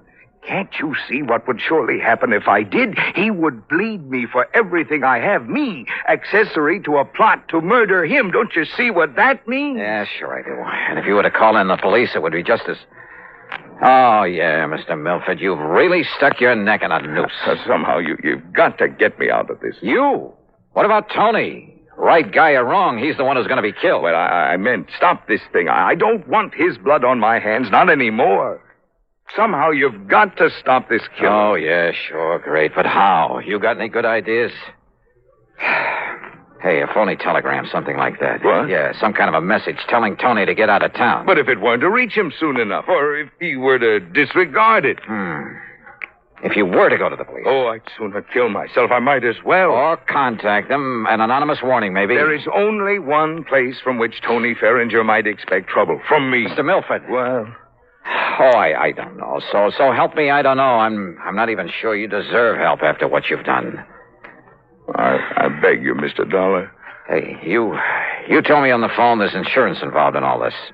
Well, when he first came with me, Tony had his life insured. He named some distant relative as the beneficiary. Through Tri-Western Life? Yes. But he didn't even name Claire in it when he married her. Yeah, well, that's beside the point now. Do you have an idea, Mr. Dollar? Is something, is some way... No. I was just thinking it's not only your neck I've got to look out for now, but I got to keep the insurance company from having to pay off on Tony. You could watch over him. Oh, yeah, sure. Sit on his lap for 24 hours a day without his knowing it? Where is he now? I don't know. Well, where does he live? Well, then you will watch over him. We'll see. Scribble down his address and phone number for me. Oh, yes, of course. He lives at 425. Now, what does he look like?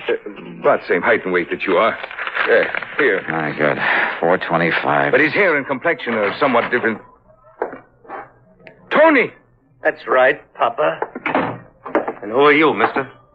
I take it you're Tony Ferringer. That's right. Oh, Tony! Oh, listen, you old fool. I just found out you spoiled my chances of starting my own agency. That you conned Bonar Electronics into staying with you. No, it's because you lied to me about the way you got us that account. Oh, but so Tony, you finally caught on. Tony, will you listen to me? You listen to me. I'm not going to let you get away with this. Please, Tony. Or maybe you will. Maybe I can't stop you. But believe me, you're going to pay me plenty. Tony, will you please... Why? I haven't figured it out yet. But you'll pay me, Papa. Just remember that. Wait. Oh, dear. I don't know. I don't know what to do. Just keep your shirt on, Mr. Milford. Yeah. What? Yeah. And wish me luck.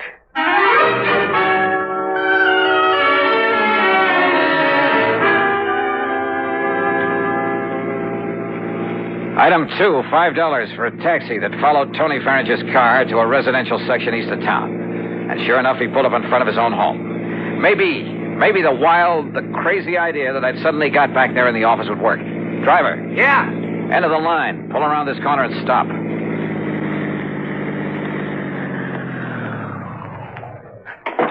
All right, here. Here's a 5 spot. Stick around for a while. Instead of walking up to Tony's front door, I sneaked around to the back, half hidden by a hedge at the side.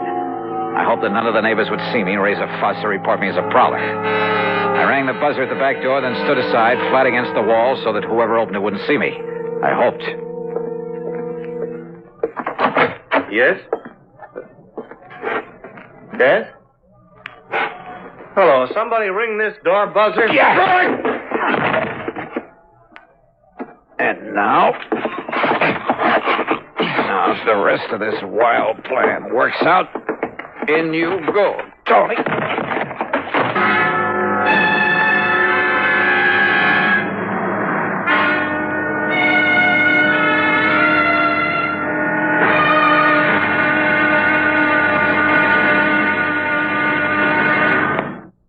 And now, Act 3 of yours truly, Johnny Dollar.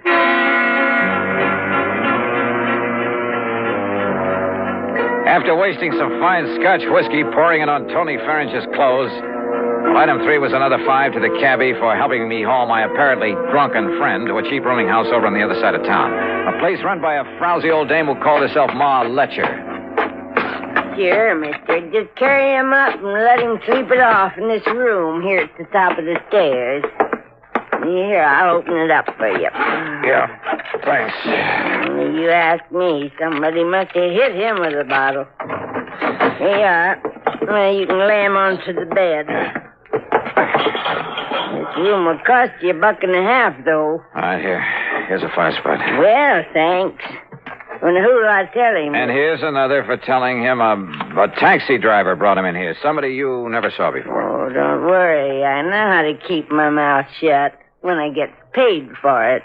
Paid good, that is. Okay, I'll make it 10 here. Well, mister, you ain't got a worry in the world. Want to bet?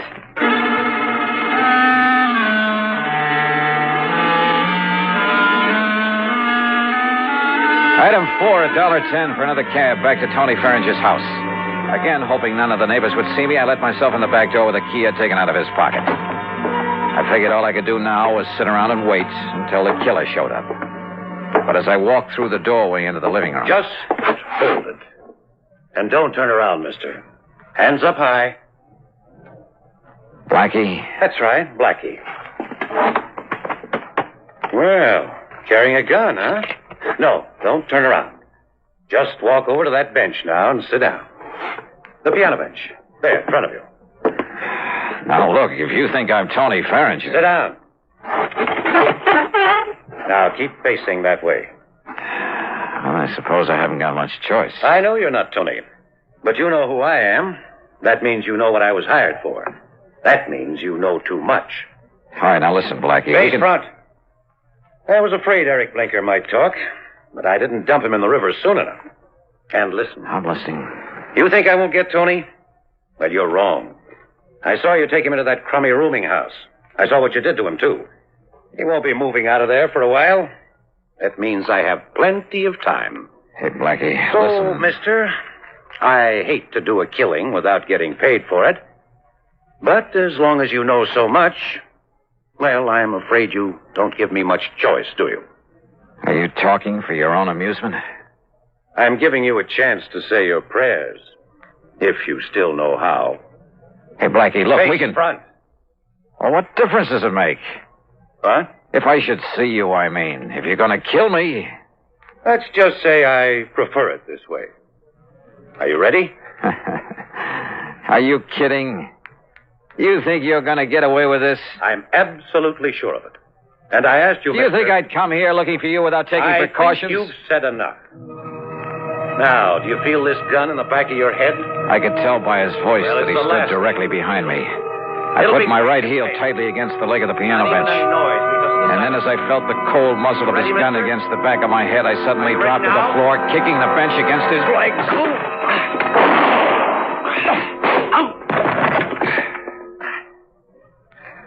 Well, Blackie, I'm afraid your rather unique career has finally come to an end. Listen, if you... Down, boy, down!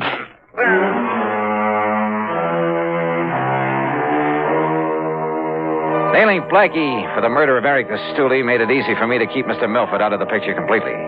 Nor did Blackie talk. Some code of the underworld, I guess. As for the expense account, well, in view of the fee that was handed to me, you can forget it. Tony Farringer, incidentally, never did quite know what happened to him. Now, will somebody please give me a nice, clean case to work on? Yours truly, Johnny Dollar.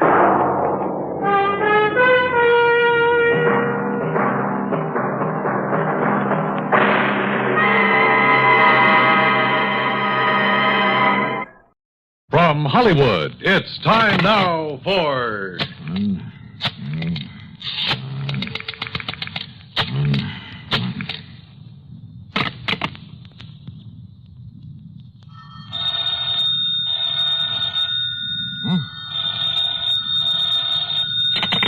Johnny Dollar. Betty Lewis.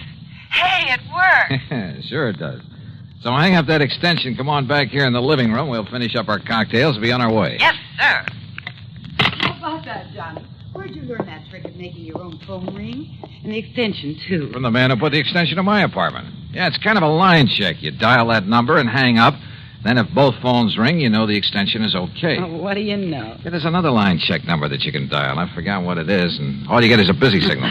It could be an awfully cute gag sometime, you know, on somebody who didn't know about these numbers. Yeah. Oh, let's finish our cocktails and go... Oh? Well, I'm sure you didn't make it ring this time. I kind of left your number with my call service. Oh, no, so Johnny. Maybe I'd better take it. Huh? Now, listen.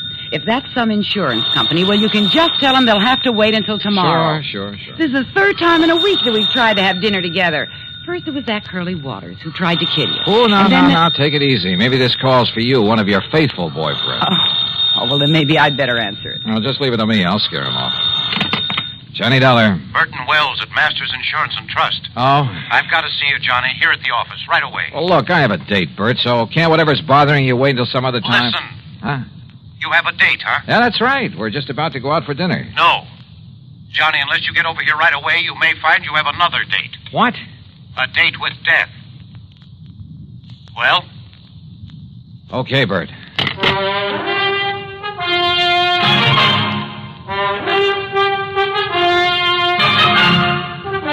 Bob Bailey in the exciting adventures of the man with the action-packed expense account. America's fabulous freelance insurance investigator. Yours truly, Johnny Dollar.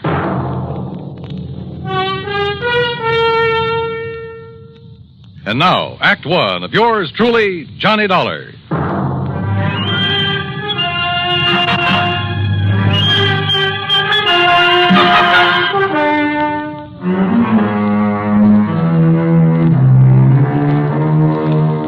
Expense account submitted by Special Investigator Johnny Dollar to the Masters Insurance and Trust Company, Home Office, Hartford, Connecticut. Following is an account of expenses incurred during my investigation of the date with death matter.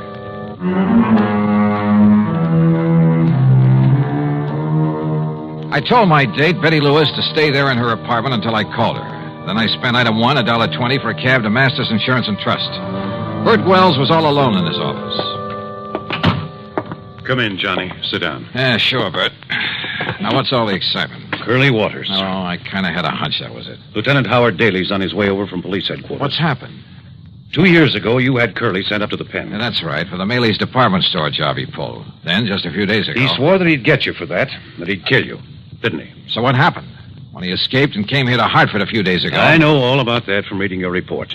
Thanks to some quick thinking on your part, the police nabbed him instead. Plus the loot from the department store robbery. You know who deserves the real credit for that? The girl I had a date with tonight. Until you spoil things with your phone call. Johnny, as you know, either you or the police wounded Curly Waters, which is why he was taken to the hospital and placed under guard instead of being locked up. So? Well, Mr. Wells, I see you managed to locate him. Yes, Lieutenant. You okay, Dollar? Any reason why I shouldn't be, Howie? Has Mr. Wells told you what's happened? No, but I think I can guess. Curly Waters escaped from the hospital. Yes. I had 3 good men there watching over him, but he managed to get by them. How? With help. One of his old cronies. Gimpy Taylor? Yes. Gimpy created a disturbance out in the hall, and when they went after him, Curly crashed out through the window. When they went back in after him, Gimpy took it on the lam. 3 good men, did you say? Well, the odds were all with Curly and Gimpy. When the boys went out in the hall after Gimpy again, it was full of interns and nurses and stretchers with patients on them. If they'd fired a shot, they might have killed somebody. Well, what goes? Do you want me to go out and look for him? No, sir. Don't you see, Johnny? The reason I called you is because of the threat against your life. Of course. And, Johnny, I'm going to provide you with a bodyguard 24 hours a day until Curly is picked up. No, wait a minute. Listen, Howie. You listen. He almost got to you just a few days ago. Don't you forget that.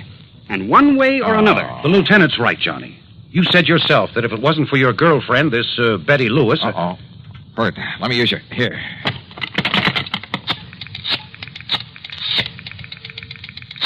You said one way or another, Howie. That's right. And, yeah, maybe through your girl. Is that who you're calling? Yes. Are you sure she's at home, Johnny? That's where I just left her. I told her to stay there, not to move until she heard from me. Johnny. Oh, if Curly Waters ever... Come on, Betty. Pick it up.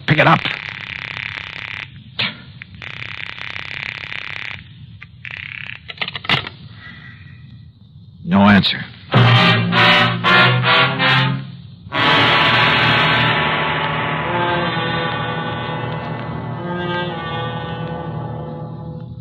Act two of yours truly, Johnny Dollar, in a moment. And now, Act two of yours truly, Johnny Dollar, and the Date with Death matter.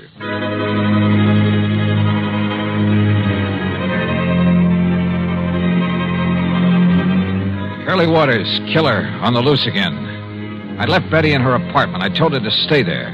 But when I tried to call her on the phone, no answer. Lieutenant Howard Daly and I took the elevator down to the street to his prowl car.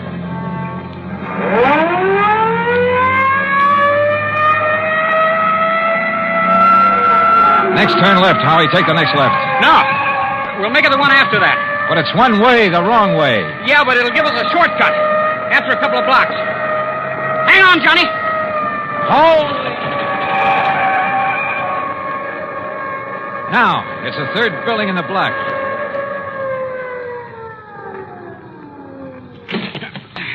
Lead the way, Johnny. Where's the elevator? Come on, forget it. The stairs are quicker. Johnny, if Curly has got to her... Don't say it. Haven't you got a key? I have not. Stand back, Johnny. I'll see if I can smash it open. Wait a minute. Betty. Wait, look, it's open. Betty, are you...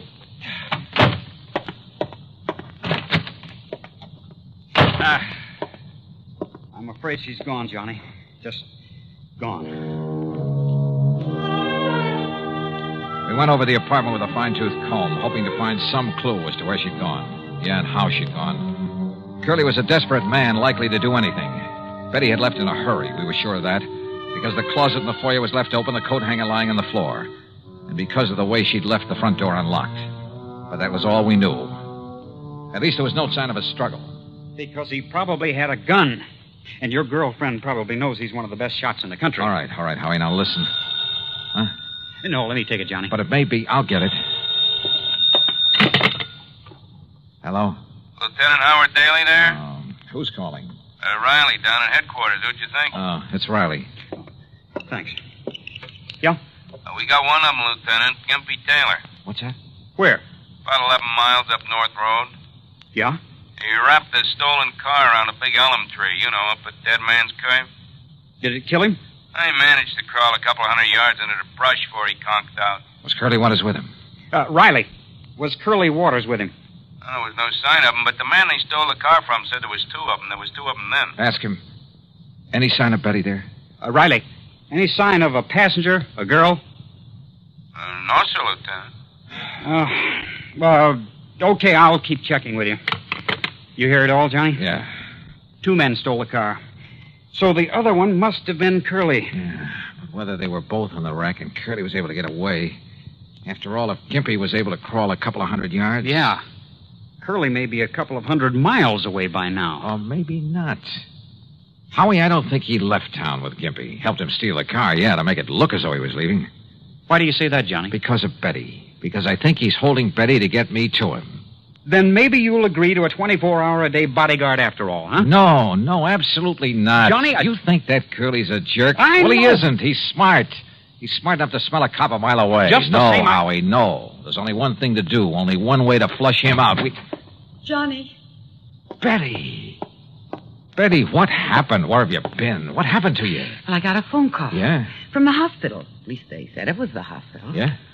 They said you were down there. That you'd been shot by Curly Waters. See, I told you he's clever, Howie. Oh, Betty, thank heaven he isn't out to get you. Oh, this is Lieutenant Daly from headquarters. Hi, Lieutenant. Hello. What were you going to say, Johnny? I say he's clever. This means that Curly's still in town, still gunning for me. He called Betty to get her away from this apartment, knowing that I'd come here. Johnny. Yeah.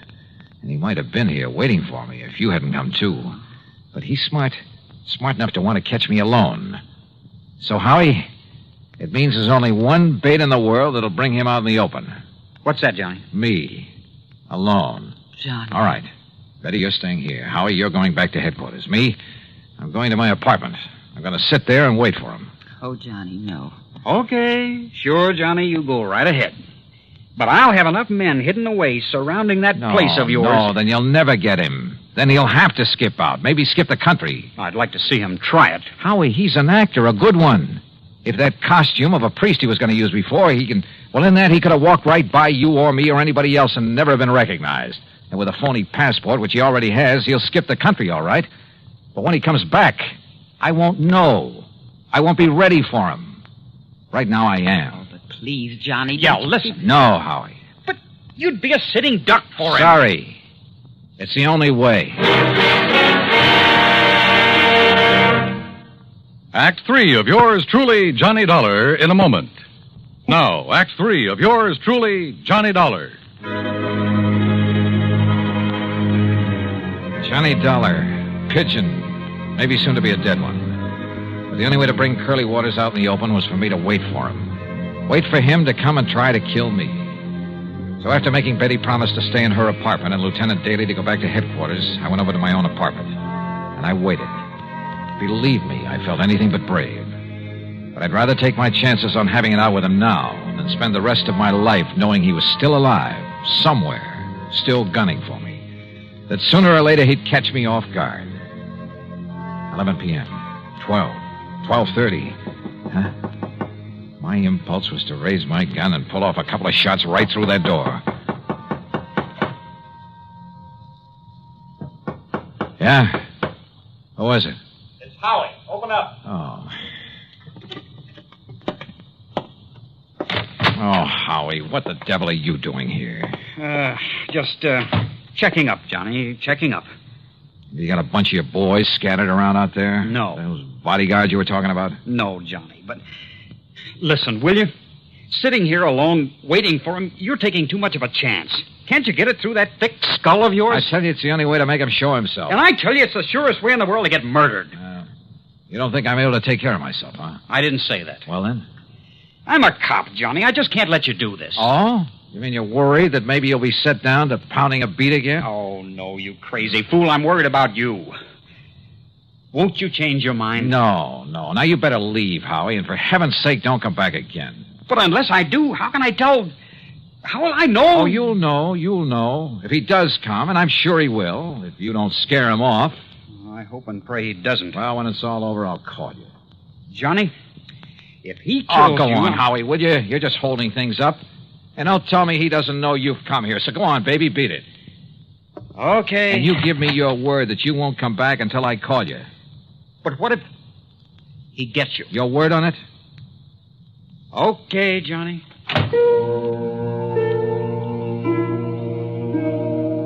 I went back into my little kitchen and brewed a pot of coffee, a big one. Fatigue was a possibility I hadn't thought of until right now.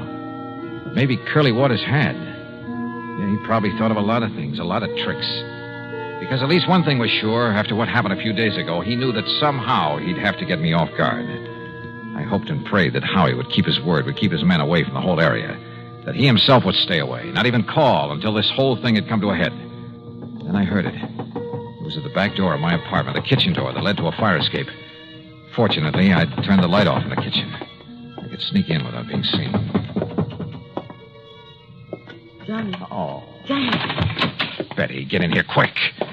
Oh, why did you come here? Oh, Johnny, I've been crazy with worry. Didn't the lieutenant have brains enough to put some men around your place to keep an eye on you? I threw an old tin can out the window, and when they went to investigate, I sneaked out the back way through the alley. Betty, you're insane to have come here. Don't you see? If Curly comes and there's a lot of shooting... You think I could just sit there knowing what might happen here any minute? Knowing that if Curly got lucky or something... honey, I don't know what to tell you. And I can't send you back without a police guide. And if the police come around, it'll only keep Curly away. I've just been sitting here hoping that Howie will have sense enough not to come back again. Again? Oh, yeah, he got worried about me, too. And... Wait a minute. Johnny, it's Curly. Oh, Johnny. Yeah, maybe it is. All right. Go on into the bedroom here. Come on, Betty. Johnny. Now, stay there. No matter what happens, stay there. You understand? Stay there. Oh, please, dear. Yeah, who is it? Howie, open up. Oh. I told you, Howie, you idiot. You would...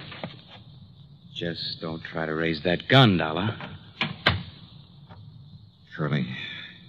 Drop it. Drop it, Dollar. Now, over there. Sit in that chair. Yeah, I guessed right. You sent the cops away so I'd come after you, but I had to be sure. That's why I've been sitting in an empty apartment across the hall all afternoon, all night, to make sure. That's how I knew what the lieutenant's voice sounded like. Real clever boy, Curly. All right. I'm not going to waste any time. That dumb lieutenant might try coming back again, and I'd have to kill him, too. So, Dollar, I'm not even giving you time to pray. You're pretty sure there aren't any cops planted around here, aren't you? I'm not only sure, but Gimpy Taylor's wife has spotted where she can see him if they try to come around. Yeah? Just what do you think she could do about it? One shot into the alley across the street, and they'd forget all about you. Dumb cops. All right, tell me, Curly. Forget it. Goodbye, Dollar. No, don't answer. Not a word, Dollar. Not a word. Curly. Just hang it up slowly. Curly, listen. What? Who is that? Or should I? Curly, listen to me. Hand me that phone. And don't move. Move? With that gun on me here. Curly? Yeah? Who is it? Myrtle, Gimpy's wife. Myrtle? Now listen, Dollar isn't alone. He what? In the bedroom, waiting for you. Listen, is the door to that bedroom open? No, it isn't. What goes, Curly? Quiet. Now listen to me. If the door of that bedroom starts to open, don't wait. Start shooting. Hey, Dollar, hold this phone. Keep the line open. And don't move out of that chair. Mind telling me why? Quiet.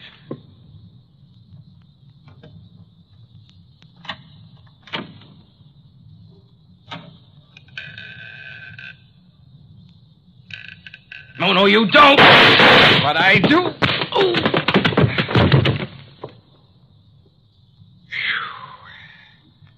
Okay, Betty. And thank heaven you remember the number to dial and make those phones ring.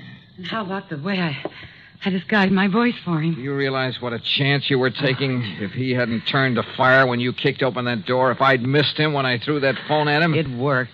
That's all that counts. And look, one of his bullets nicked you right here on the arm. Nicked me? Oh, blood. Oh, hold me, Johnny. Oh, sure.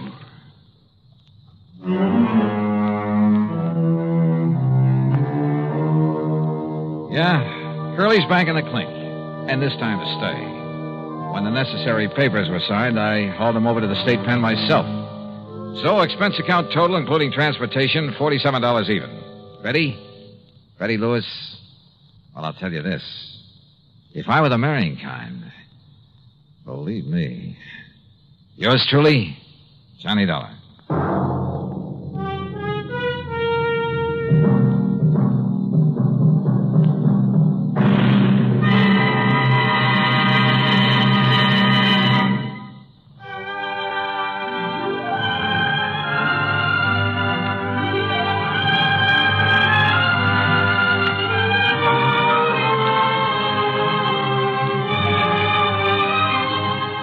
Yours truly, Johnny Dollar, starring Bob Bailey, originates in Hollywood and is written, produced, and directed by Jack Johnstone. Heard in our cast were Lucille Meredith, James McCallion, Russ Thorson, Sam Edwards, and Herb Vigran. Be sure to join us next week, same time and station, for another exciting story of yours truly, Johnny Dollar. This is Dan Cubberly speaking.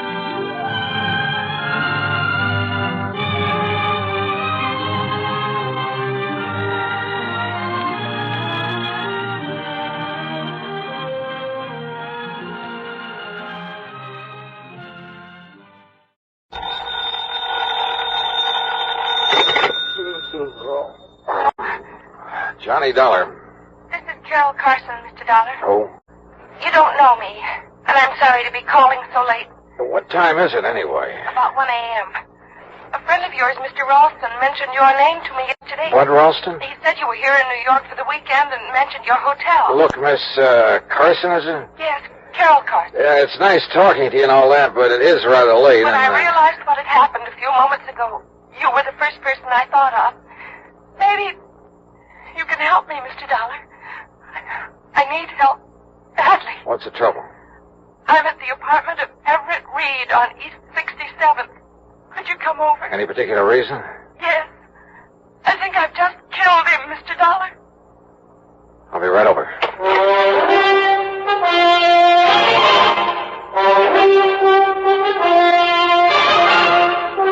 Bob Bailey in the exciting adventures of a man with the action-packed expense account.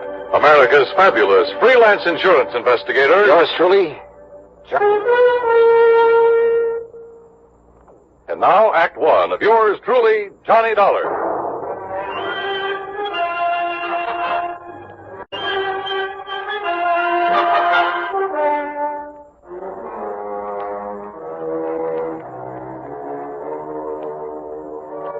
Expense account submitted by Special Investigator Johnny Dollar to the Universal Adjustment Bureau, Home Office, Hartford, Connecticut.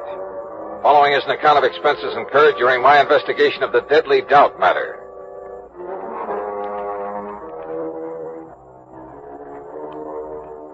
Expense account item 1, $1.80, cab from my hotel to the apartment of Everett Reed on East 67th. Carol Carson was waiting for me at the door. She looked sort of dazed as she pointed to a body on the floor. He's dead, Mr. Dollar. Everett Reed, let's see. Yes. This is his apartment. You said over the phone you thought you'd kill him. Well, he's dead, all right. That's not what I meant. I meant I thought I was the one who killed him. I'm not sure. Oh?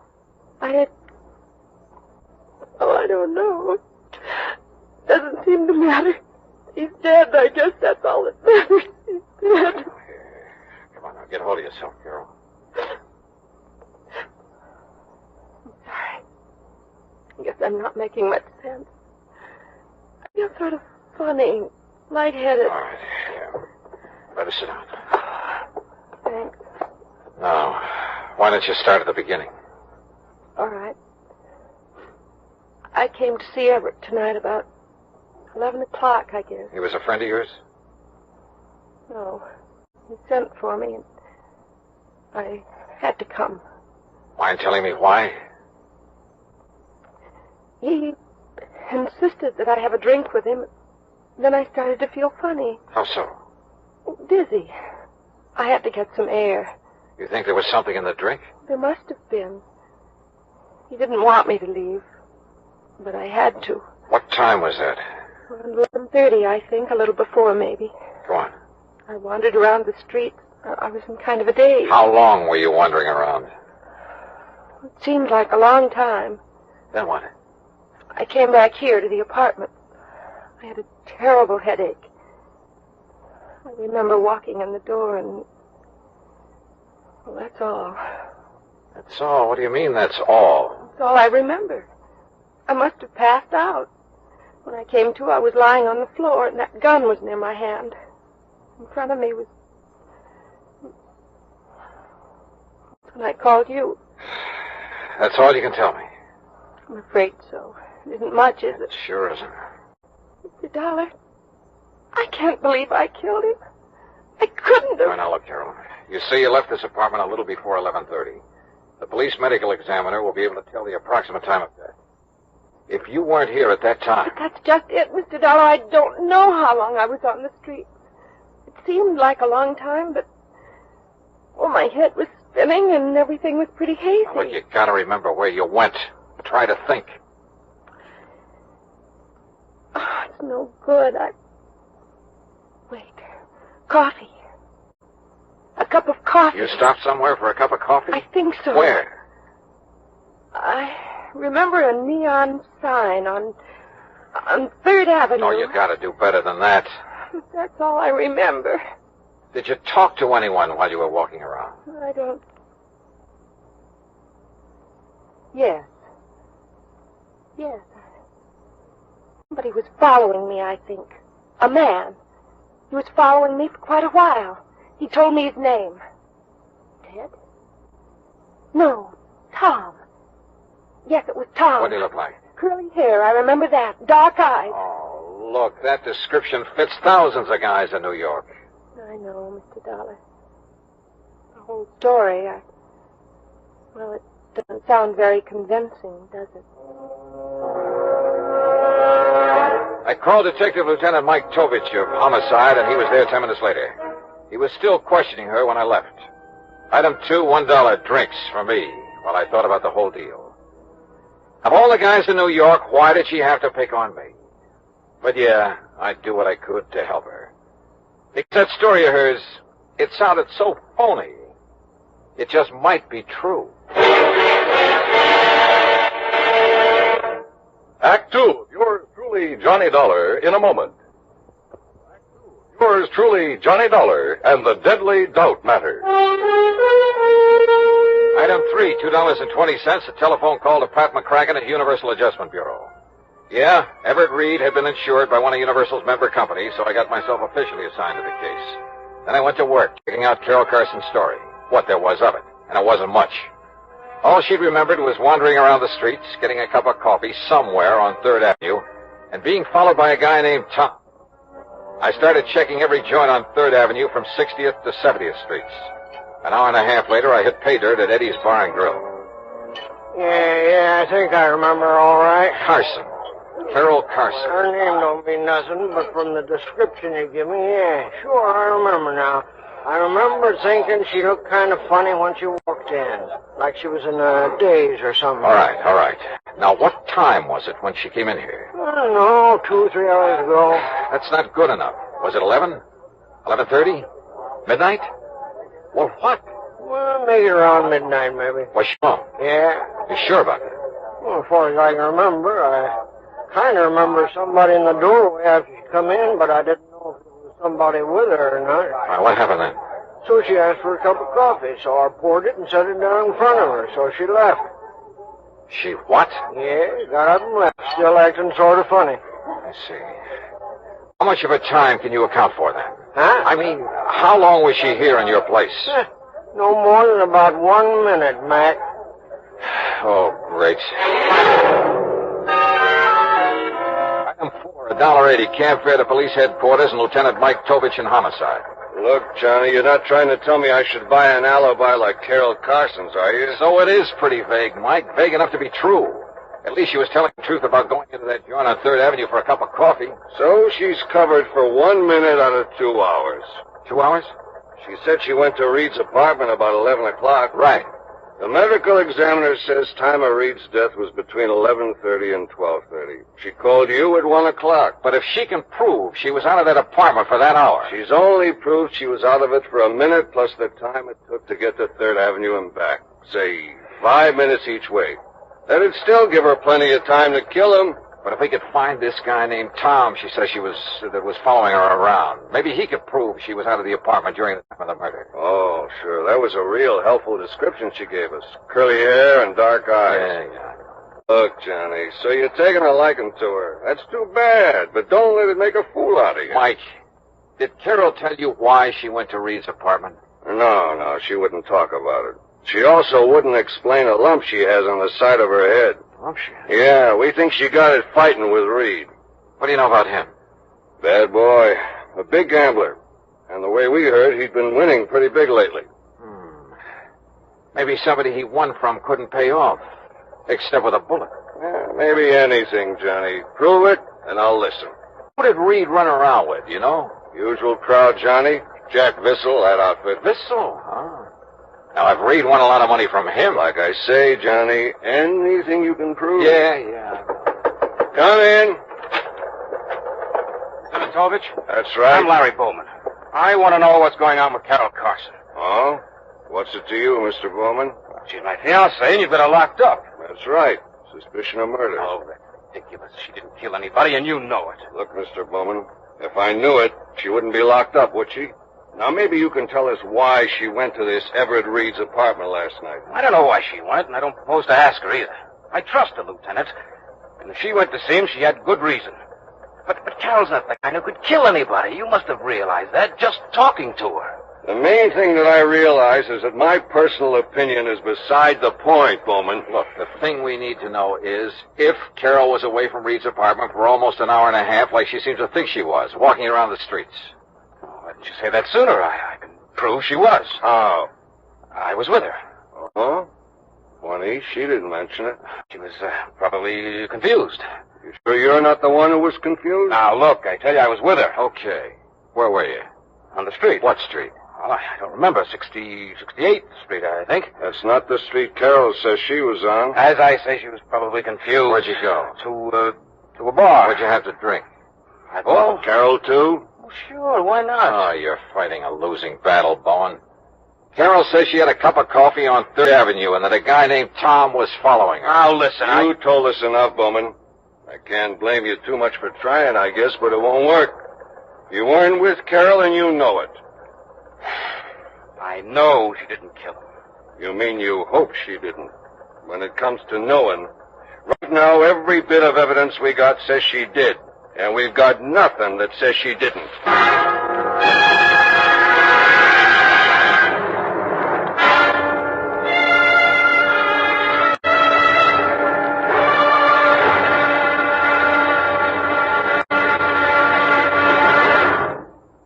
Act 3 of yours truly, Johnny Dollar, in a moment.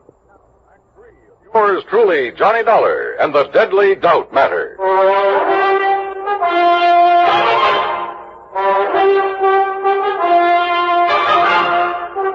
Item 5, 30 cents, coffee for Larry Bowman and me at a little joint around the corner.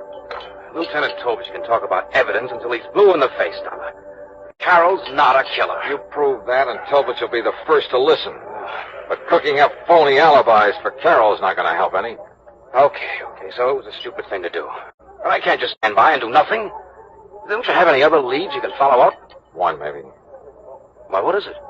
Reed was a gambler. Could be somebody was losing big to him. Carol's my fiancée. I know she doesn't have that kind of money. Anyway, she doesn't gamble. I wasn't thinking about Carol. Who then? Jack Vissel, for instance. We found out Reed's been seen with Vissel several times lately. Well, you gonna question him about it? I may as well. After all, at this point, we got nothing to lose.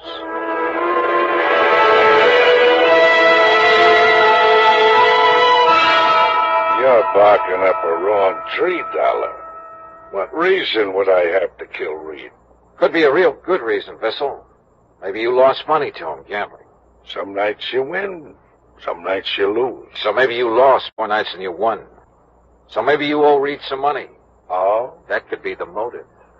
Look, Dollar, why don't you take your crazy theory someplace else? Yeah, I owed Reed money. I owed him all of 2 bits. Now, is that enough to bump him off?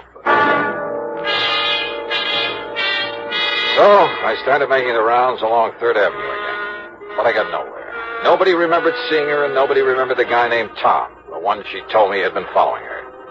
2 hours later, I gave up. I was beat. I went back to my room and flopped on the bed. Yeah? Okay. Yeah? Johnny Dollar? That's right. Who are you? Well, I'm the guy you've been looking for. What? My name's Tom. That ring a bell?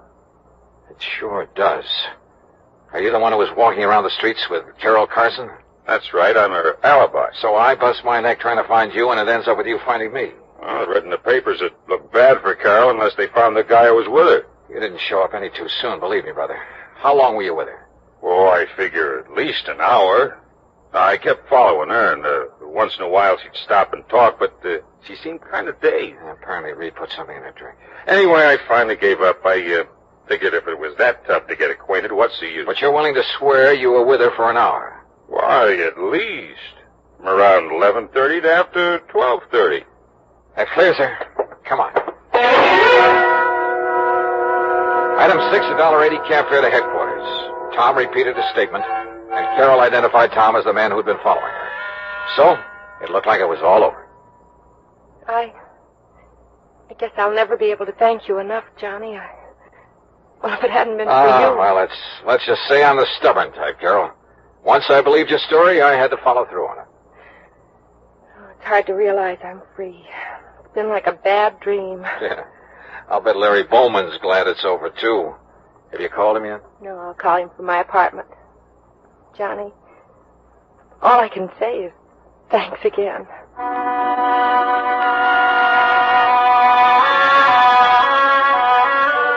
Carol took a cab to her apartment.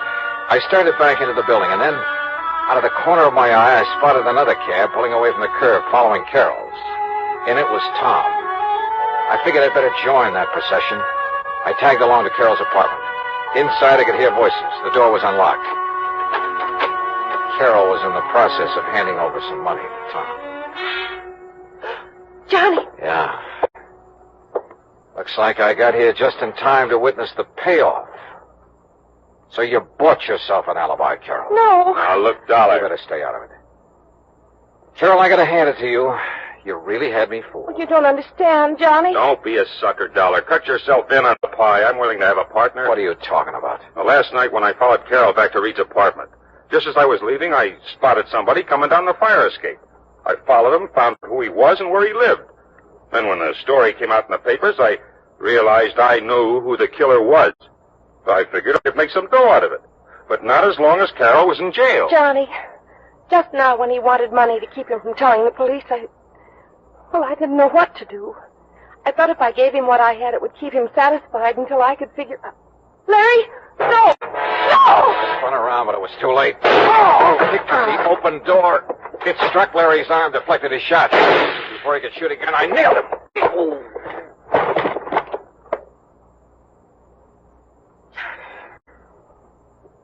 Johnny, are you all right? Yeah. Larry Bowman's the killer. I guess I was afraid of that right from the start. You see, Larry'd been gambling with Reed and losing to him. I tried to make him stop, but he wouldn't. Finally, he lost more than he could pay. So you went to Reed's apartment to try and square it, huh? Reed told me maybe something could be worked out. When he put something in my drink, I realized what he meant. That's why I got out. And Larry entered the apartment when you were away, killed Reed, slugged you when you came back, and planted the gun on you. I guess so. I wasn't sure until Tom told me he'd seen Larry climb down that fire escape. First, I just couldn't believe that Larry would... How do you figure a thing like that, Johnny? How do you figure it?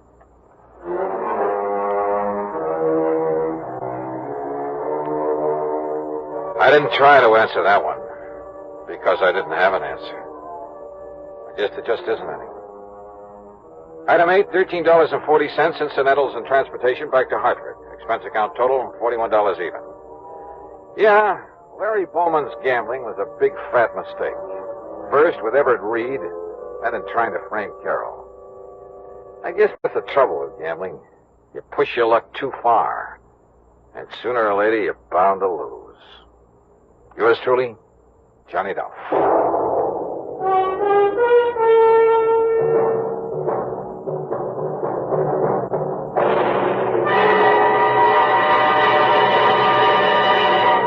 Our star will return in just a moment. Now, here is our star to tell you about next week's story. Next week, a doting dowager who sets me out on the wildest case I ever handled. Join us, won't you? Yours truly, Johnny Dollar.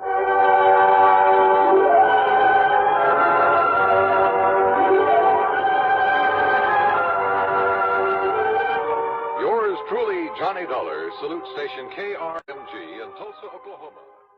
I wish you to investigate the death of one of our clients. All right. Have you ever heard of J. Lamont Schofield? The old theatrical producer? Yes. Sure. World famous for the beautiful girls he employed in his reviews on Yeah, Broadway. well, do I remember. Now, what about him? Well, if you've seen the papers, you know that he died yesterday. No, I didn't know. As natural causes, the medical report stated. But you think otherwise? I do. Why, sir? Because of the beneficiary named in his $750,000 insurance policy. $750,000? Yes. So I think you'd better come over here and see me. Yeah, Mr. Westbury. I think I'd better.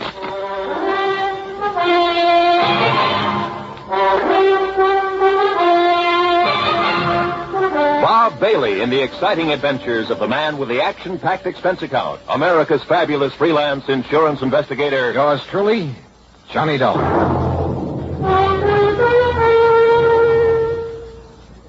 And now, Act One of yours truly, Johnny Dollar.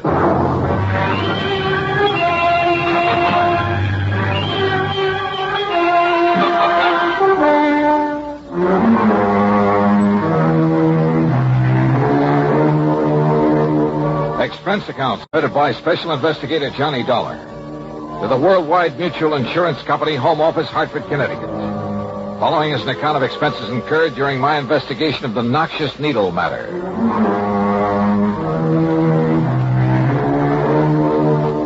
Expense account item 1, 85 cents for a taxi to the office of Worldwide. When I got there, I had to go through a receptionist and 2 secretaries to get into Mr. Waldo R. Westbury's private office.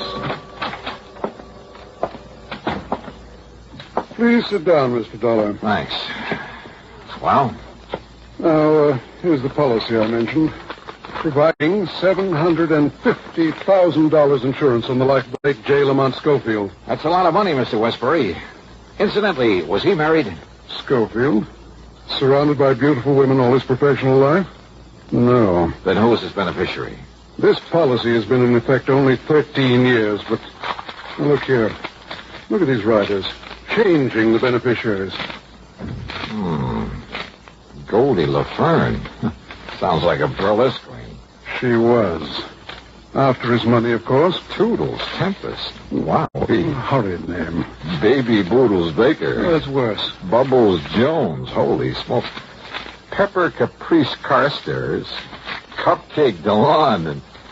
Hey, what's this doing here? Mary T. Smith. She is the present beneficiary. Well, that's quite a come down from all those babes. Yeah. Mr. Dollar, the initial T stands for torso. The stage designation she used. Oh, and you think she bumped him off to collect the insurance? Bumped him? Oh, yes, I do. But if a medical report says the old man died of natural causes... At the time of his death, Mary T. Smith, was his private nurse, responsible for his care, the medication he received, and so forth. Ah, I see. I'm glad you do. Because if you can prove she murdered him... In spite of the doctor's report? Yes. You can save our company a great deal of money. I don't often say this, Mr. Dollar, but in view of the amount involved, there'll be no questioning any necessary items on your expense account, no matter how high. Necessary items? Well, surely you wouldn't think of listing any unnecessary expenditure? Dream on, Mr. Waterbury. Hmm? Well, what? Nothing. You say that Schofield died yesterday? Yes, today afternoon. Where? At his home in Cranford, New Jersey. Do you know who his doctor was? Yes, Dr. Leonard Foote. Good. Now, I wonder where this nurse is. Anybody keeping an eye on her? Yes, you'll find her there at Schofield's home. Obviously, she's a very smart woman. You mean smart enough not to run? I'd put it the other way, Mr. Dollar. Smart enough to have made him name her in his policy and to stay around to collect. You know anything about her? Only that she was a showgirl before making this pretense of being a nurse. Yeah, but if a doctor was willing to have her take care of him, you know anything about him? Frankly, no. Then I have a sneaking suspicion I'd better pay him a visit. Item 2, $4.15 for another taxi, then a train down to New York.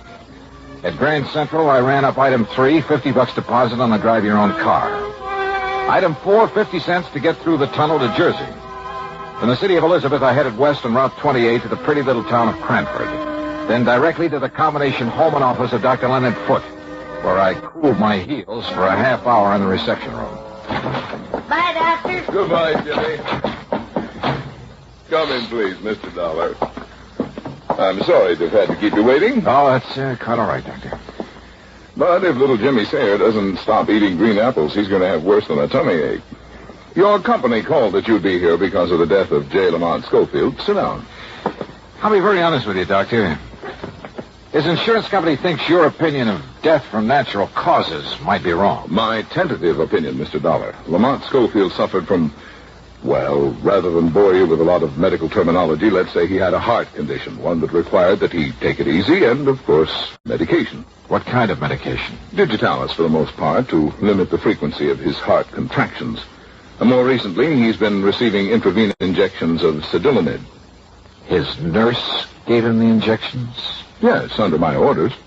I understand she's an old burlesque queen.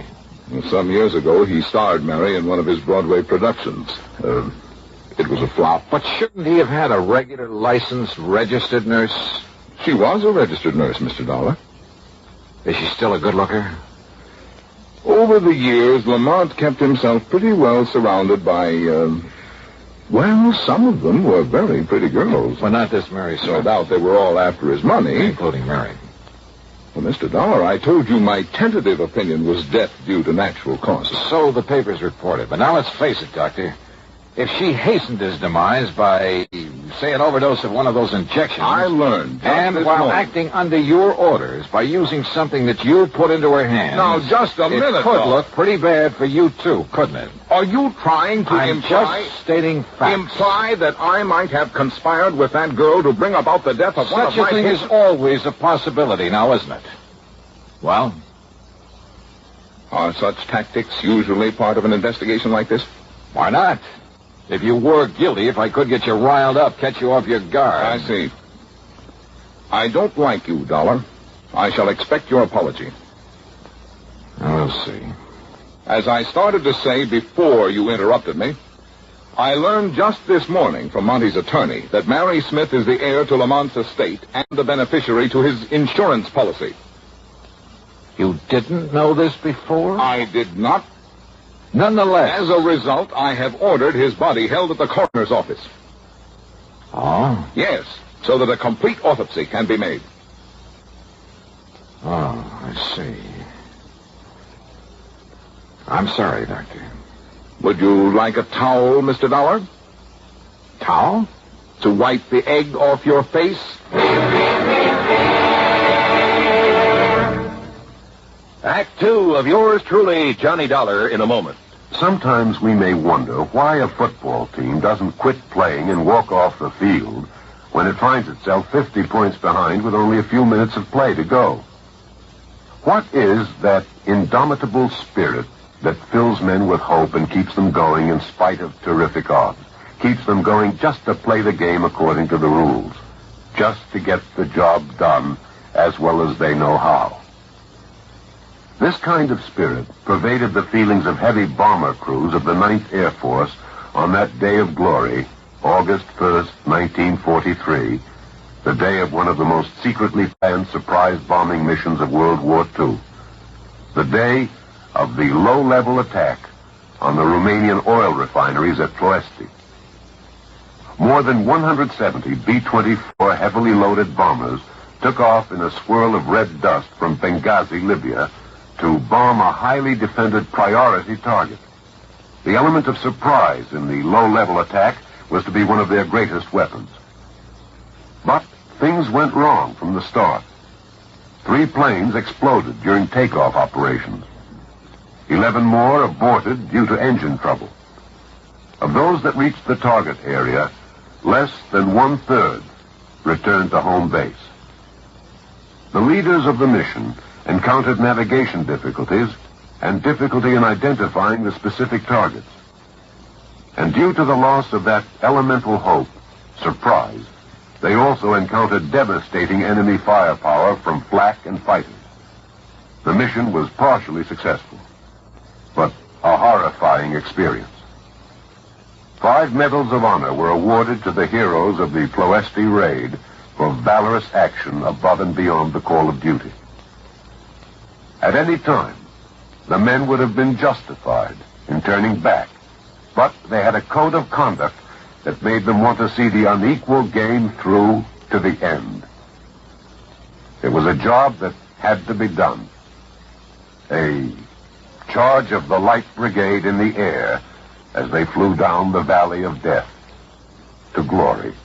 And now, Act Two of yours truly, Johnny Dollar, and the Noxious Needle Matter.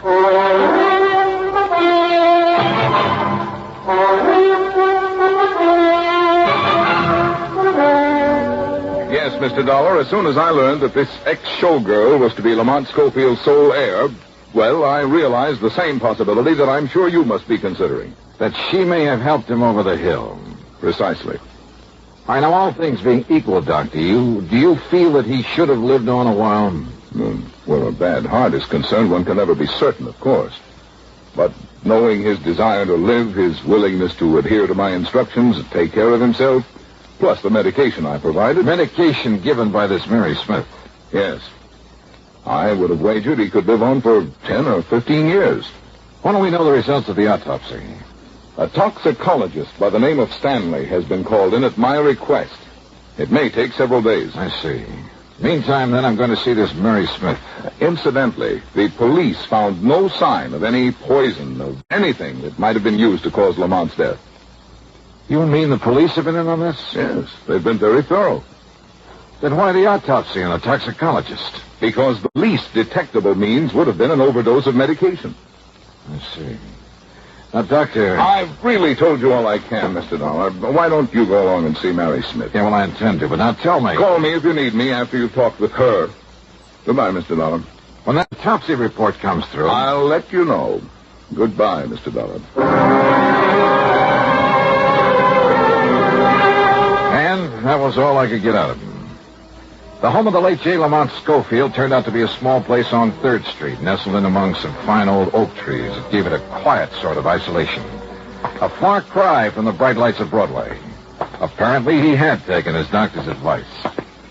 I wondered about the ex-Burley Queen turned nurse who'd managed to save enough of her looks and figure to charm him into leaving her his all. Matter of fact, I've often wondered how a lot of those old war horses... Yes? Oh, how do you do?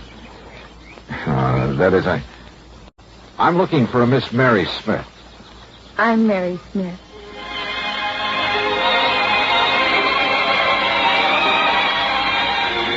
Old war horse. Believe me, I'd guess wrong. Because when it comes to describing Mary Smith, well, there's only one word that does justice to her. Wow. She was in her mid-20s, tall, blonde, and beautiful. Yeah, she looked as though she'd just stepped out of Charles of the Ritz. And I say it again. Wow. Don't just stand there. Who are you? Oh, Johnny Dollar. I'm an insurance investigator. Oh, gee, I've heard of you, Johnny. You know something? You're even better looking than I thought you'd be. Won't you come in? Yeah, thanks. But why did they send you here? There's no question about my getting Monty's insurance, is there? Well, it's just that the company always demands a routine investigation where such a large sum is involved. No kidding. Sit down, huh? Yeah, thanks. Can I pour you a drink? No, thank you. Oh, come on. Have one with me. Been so glum around here since Monty died, and nobody here except a lot of crepe hangers. A little one? Okay. Okay. Gal can't just sit around and look grief-stricken. Have you been grief-stricken, Mary? You want the truth? No. What good was it doing Monty living that way, not able to tear around like he used to, putting on shows and having a big time? Here, Johnny, here's to life, love, and the pursuit of happiness. Skull. Oh, that's better. I really needed that. You got a lot of money, Johnny. I? Well, no, not much. No, I never had any either, but I will now. Plenty. Then you know you're Lamont Schofield's heir. You bet your life I do. I had to work for it long enough, feeding him and nursing him, taking care of him, and fending off a lot of old biddies from the old days who were trying to get their claws on him. But you managed to get your claws on him. Well, wouldn't you have done the same thing? See? Now it's paid off. Took him a long time to die, though, didn't it? Johnny, I've been on 24-hour duty here for 2 years, for 2 solid years, and I make no bones about it. There were times when I thought he was going to live forever. There were times when I wished I could help him out of this world. So finally you did? Johnny. Here, let me freshen your drink. Mary, I think you killed Lamont Schofield. Well, I'd like to see you prove. I don't think I'll have to. Oh? Why not? Isn't that why you came here? No, I came to make sure you don't try to slip out when the autopsy report comes in. Oh. Does that scare you? No, of course not. Let's face it, Mary. When somebody shows an attitude like yours, it means you're completely innocent Sure. or guilty as the devil. But at least it makes it very confusing for you.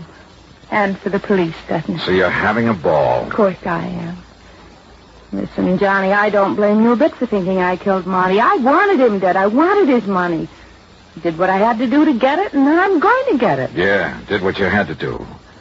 So if the autopsy shows he was given poison... Don't worry, it won't. Or that he was given an overdose of digitalis, or whatever it is he was getting. No, that would be stupid, with nobody here but me. Nobody but you? There hadn't been a soul in this house except me for over a week. Since the last time Dr. Foote came to see me. You're sure of that? Well, of course I am. Then if somebody did kill him, it would have to be you, nobody else. Yes, sure. Remember that, Mary. Would you like me to put it down on paper for you and sign it? Yeah. Would you? Sure. I'll do anything, Johnny. If it'll confuse you. All right. Then start writing. Why not? Now, let's see. I, Mary T. Smith. Is that all right for a start? Oh, excuse me. No. Keep writing. I'll take it. All right. I, Mary T. Smith. Hello? Oh, yes, Doctor. Yes. Oh, I see. Not even the possibility of too much of... I see. And you're sure? Of course he's sure. Okay, Doctor. You disappointed, Johnny? Because they found no poison? No overdose of sedilin? I guess you know the answer, don't you? Of course I do. The autopsy showed nothing. You can't build a case out of thin air. So here. Here's your little paper, all signed and sealed. Well, Johnny, I don't want it, and you said you did. You're far too smug, Mary. I have a right to be. You're barking up the wrong tree. You cannot build a case on nothing but thin air. Yeah, I know. So what do I do, Johnny? Just sit here and wait until your company pays me the money? Build a case. Until the estate is settled, or can I collect it? Yeah, Mary. You stay right here. And thanks for saying that. Huh? Johnny, what do you mean?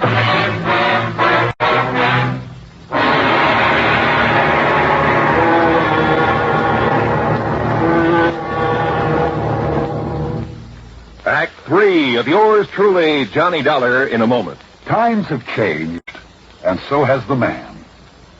In the year 1775, a patriotic, enterprising American by the name of David Bushnell invented a strange craft. It was constructed of 2 oak beams resembling 2 platters clapped together and propelled by a water screw attached to a hand-operated crank. Another water screw regulated the depth to which the craft could descend. This was the American Turtle, the first United States submarine. 179 years later, 1954, the United States came up with another first. This time, however, it was a 3,000-ton, $55 million vessel powered by an atomic reactor. It was the Nautilus, the world's first atom-powered submarine. And where the American Turtle was a one-man operation dependent on courage and brawn, the Nautilus is a complicated network of advanced electronics, the operation of which is dependent upon a team of highly trained, skilled Navy men who know their jobs and do them well. Yes, times have changed, and so has the man. And now, Act 3 of yours truly, Johnny Dollar and the Noxious Needle Matter.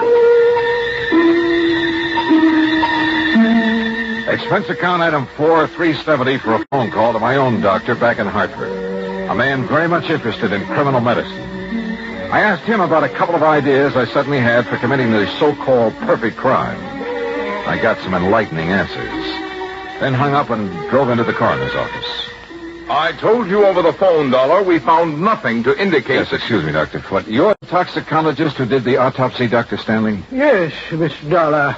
And as Dr. Foote told Listen, could Lamont Schofield possibly have died of an embolus in the brain, maybe? Well, yes, I suppose so. Can you find out by further examination? Well, of course. Then go to it. What is this, Dollar? Are you trying to play doctor now? I told you in the beginning I don't like your tactics, and I like them.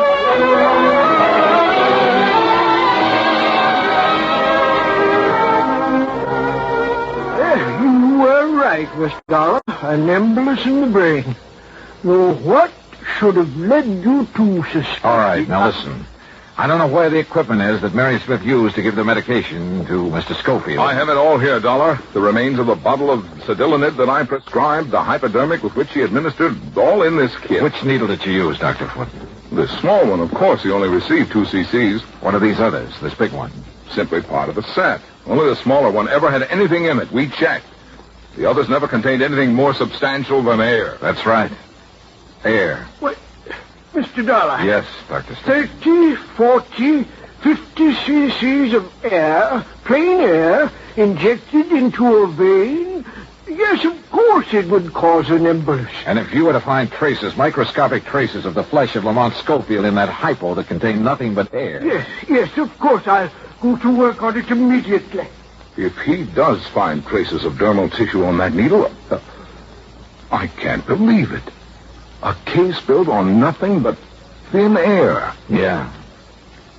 And the ironic part of it is, the tip-off came from Mary T. Smith.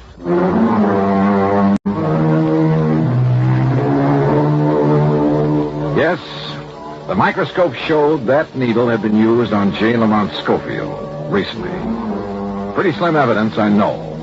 But when Mary was faced with it, well, I'm still not quite sure why. Maybe we scared her. But she broke down and confessed the murder.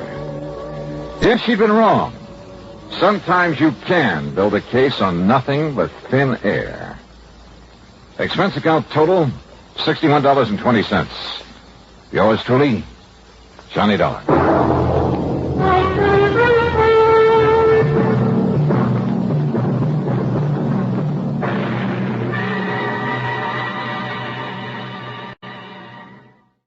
From Hollywood, it's time now for...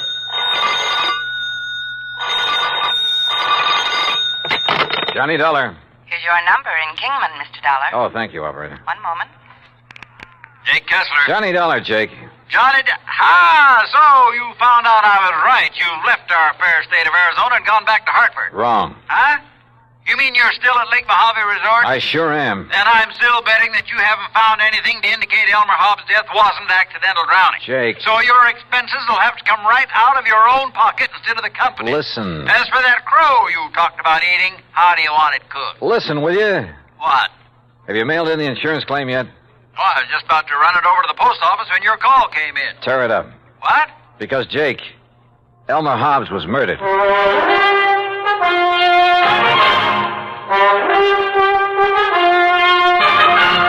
Bob Bailey in the exciting adventures of the man with the action-packed expense account, America's fabulous freelance insurance investigator. Yours truly, Johnny Dollar.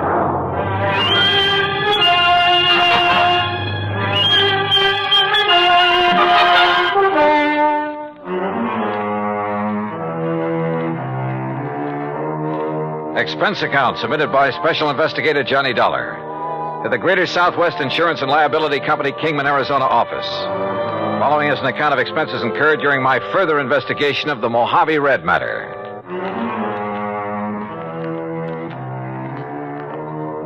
Expense account item 1, 20 cents for the phone call to Jake Kessler in Kingman. I made that call in the office there at Lake Mojave Resort. And needless to say, Jake didn't quite believe me at first. Murdered? Elmer Hobbs was murdered? Jake, I'd bet my last buck on it. Yeah, but, Johnny, the police police spent 2 or 3 days over there investigating. The coroner, too, and they all reported no evidence of foul play. That's simply because they didn't know where to look. What do you mean? You know Red Barrett, the old fishing guide over here? I've heard of him. Well, Red found the boat that Hobbs used that day. It was lying on the bottom of one of the coves up in the big basin. Sure, because of the storm that drowned Elmer Hobbs. Because somebody sank it. That boat had a couple of air tanks on it that would keep it afloat even if it was swamped. Oh? But, Jake, those tanks were cut open by whoever killed Hobbs. Good Lord. Yeah. But who did it, Johnny? That's what I'm going to find out. I'll call you later. I hung up on Jake Kessler, then walked on back to the dock where I found Red Barrett and Buster Favor waiting for me. Did you get your call to Kingman through all right, Johnny? Yeah, Red. Jake Kessler's holding up the claim on Elmer Hobbs' insurance. Good. That's good. Did you, tell Buster what we found up the lake? Yes, sir. Yeah, Johnny, he did. It's like I said in the beginning. I just didn't see how a man like Mr. Hobbs could ever get himself capsized up in the big basin, no matter how bad a wind came up. Buster was the only one that agreed with me, Johnny. Well, quite frankly, I don't see why everybody wasn't suspicious when Hobbs' boat wasn't found after the storm. Right, Johnny. But now that you and Red found it, sunk in the bottom of that cove and with the flotation tanks cut open, yeah, it sure looks like murder. Oh, that's what I thought from the first, Buster. That's why I telephoned all the way to Hartford to get Johnny out here. But who could have wanted to kill him? Any ideas, Buster? No, sir, Johnny, I certainly haven't. You sure there was nobody here at the resort who might have wanted him out of the way? Johnny, the other folks who were here at the time it happened, why, they didn't even know Mr. Hobbs. You're sure of that? Absolutely. See, he wasn't much of a mixer. He stayed by himself all the time. That's right, Johnny. Elmer used to go out fishing first thing in the morning, and he'd be the last to come in at night. He'd go to his room, cook his supper, and then go to bed. All right, listen. He was killed just before or during the big storm you had. That's right. Who else was out on the lake at that time? Nobody. Nobody from here, that is. All our people, all our boats were back here at the landing. They'd got the storm warning. So don't you see, Johnny, it must have been somebody from up the lake. What do you mean? From one of the other landings. What other landings? Cottonwood, Emery's, any one of them. Yes, sir. Somebody sank his boat and tried to sink his body with it. But we found his body washed up on the Nevada shore. You found it, Red. Yes, I did. My best friend. I dove down to that boat, Buster. And I found not only the bashed-in flotation tanks, but where the anchor line had apparently been lashed around the body to hold it there. And you remember, Buster, the rope marks we found on Elmer's body? Yeah, but the police, sheriff, and coroner, and the rest... What did they say?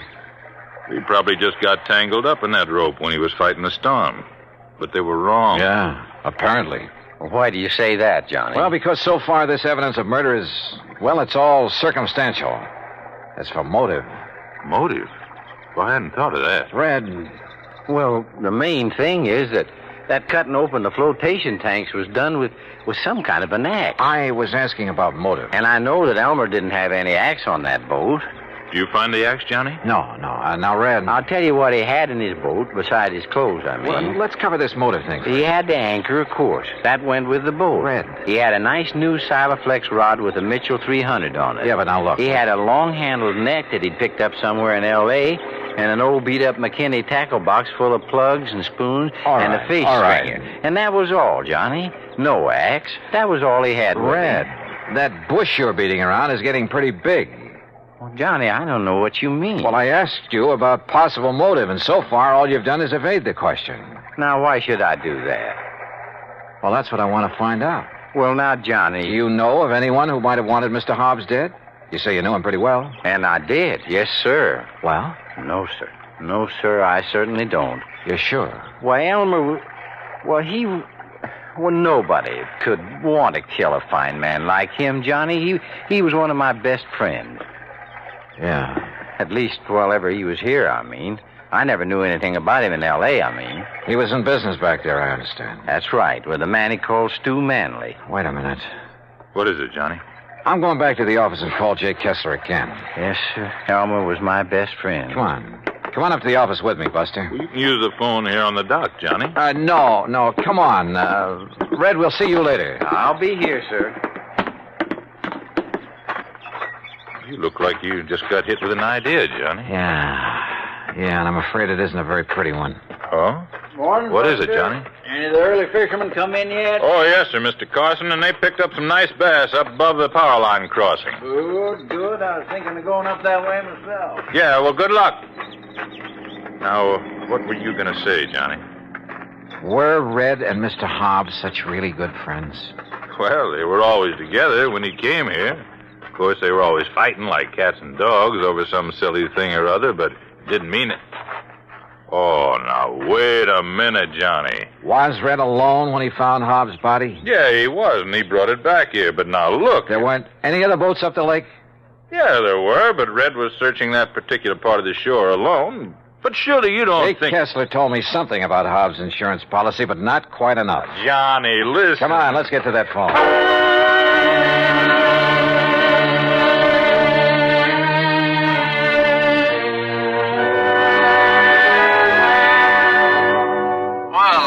Don't you think you ought to call in the police? No. If you're right, that is. No, let me handle this alone for the moment. Now listen, Jake. Yeah? Didn't you tell me that the insurance claim was filed by one of Hobbs' beneficiaries, plural? That's right, by his business partner in L.A. Who were the others? Just one other. If you'd taken time to listen to me. Who is it? You were so all fired up when I drove you down Who there. is this other beneficiary, Jake? You're still sure Hobbs was murdered, huh? I'll bet on it. So now you're looking for somebody with a motive, huh? The beneficiary, Jake. Like I told you. One of them was his business partner, J. Stewart Manley. And the other? Red. Red. Yeah, Red Barrett. Act 2 of yours truly, Johnny Dollar, in a moment. Our flag now numbers 50 stars, and behind each star there stands yet another flag representing one of the 50 states. Illinois' state flag uses many of the symbols of our nation's great seal. The eagle, the symbol of our national strength, rests on a shield representing the states, indicating that the states and the nation are bound together, for in unity there is strength.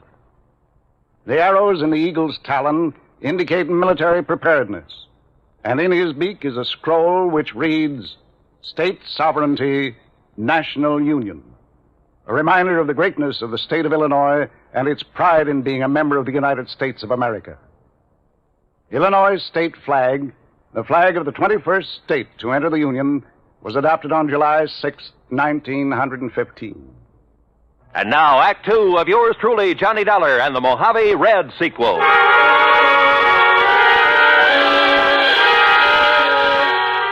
Two people who I knew stood to gain by the death of Elmer Hobbs. One, his business partner, J. Stewart Manley in Los Angeles. The other, Red Barrett, fishing guide at Lake Mojave Resort, who said he'd found his body, who professed to have been his best friend. I wondered. I said as much to Buster Favors, who sat there in the office of the resort.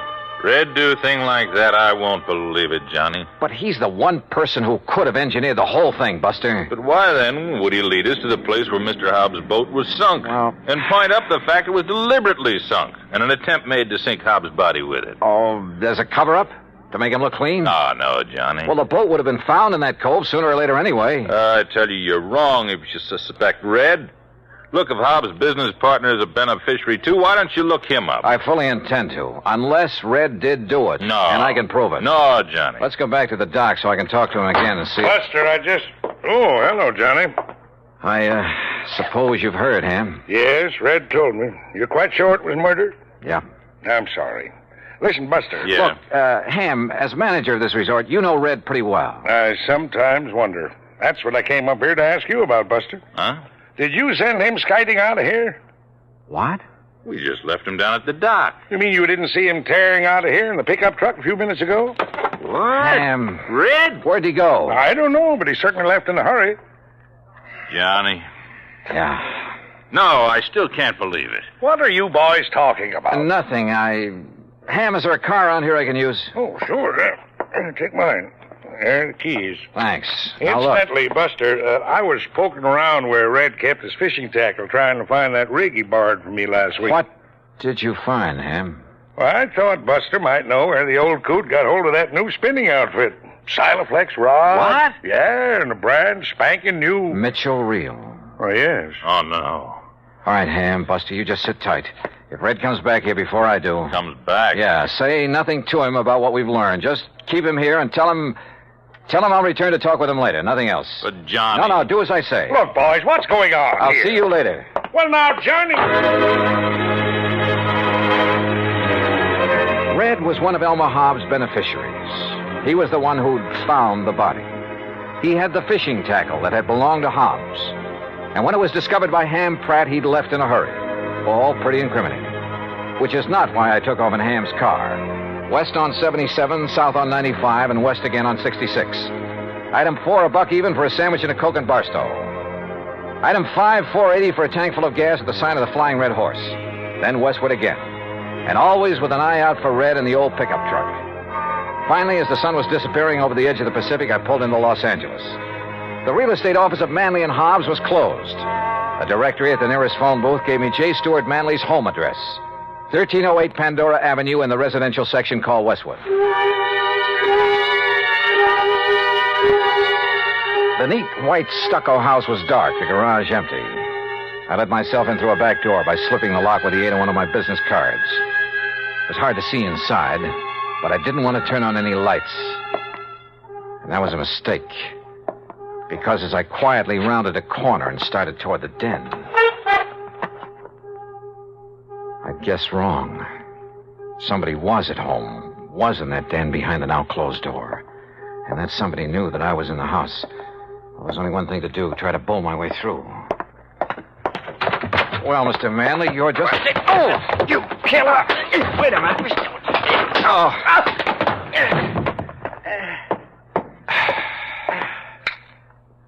Red. Johnny Dollar. Well, it kind of looks like I made a mistake, doesn't it? Yeah, Red. The biggest mistake of your life.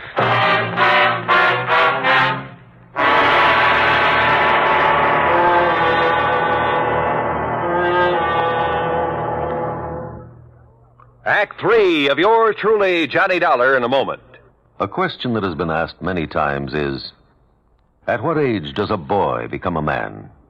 It isn't when he reaches the age of 21, but when the qualities of grit and determination within him make him face up to the responsibilities of a job to be done, no matter what the difficulties.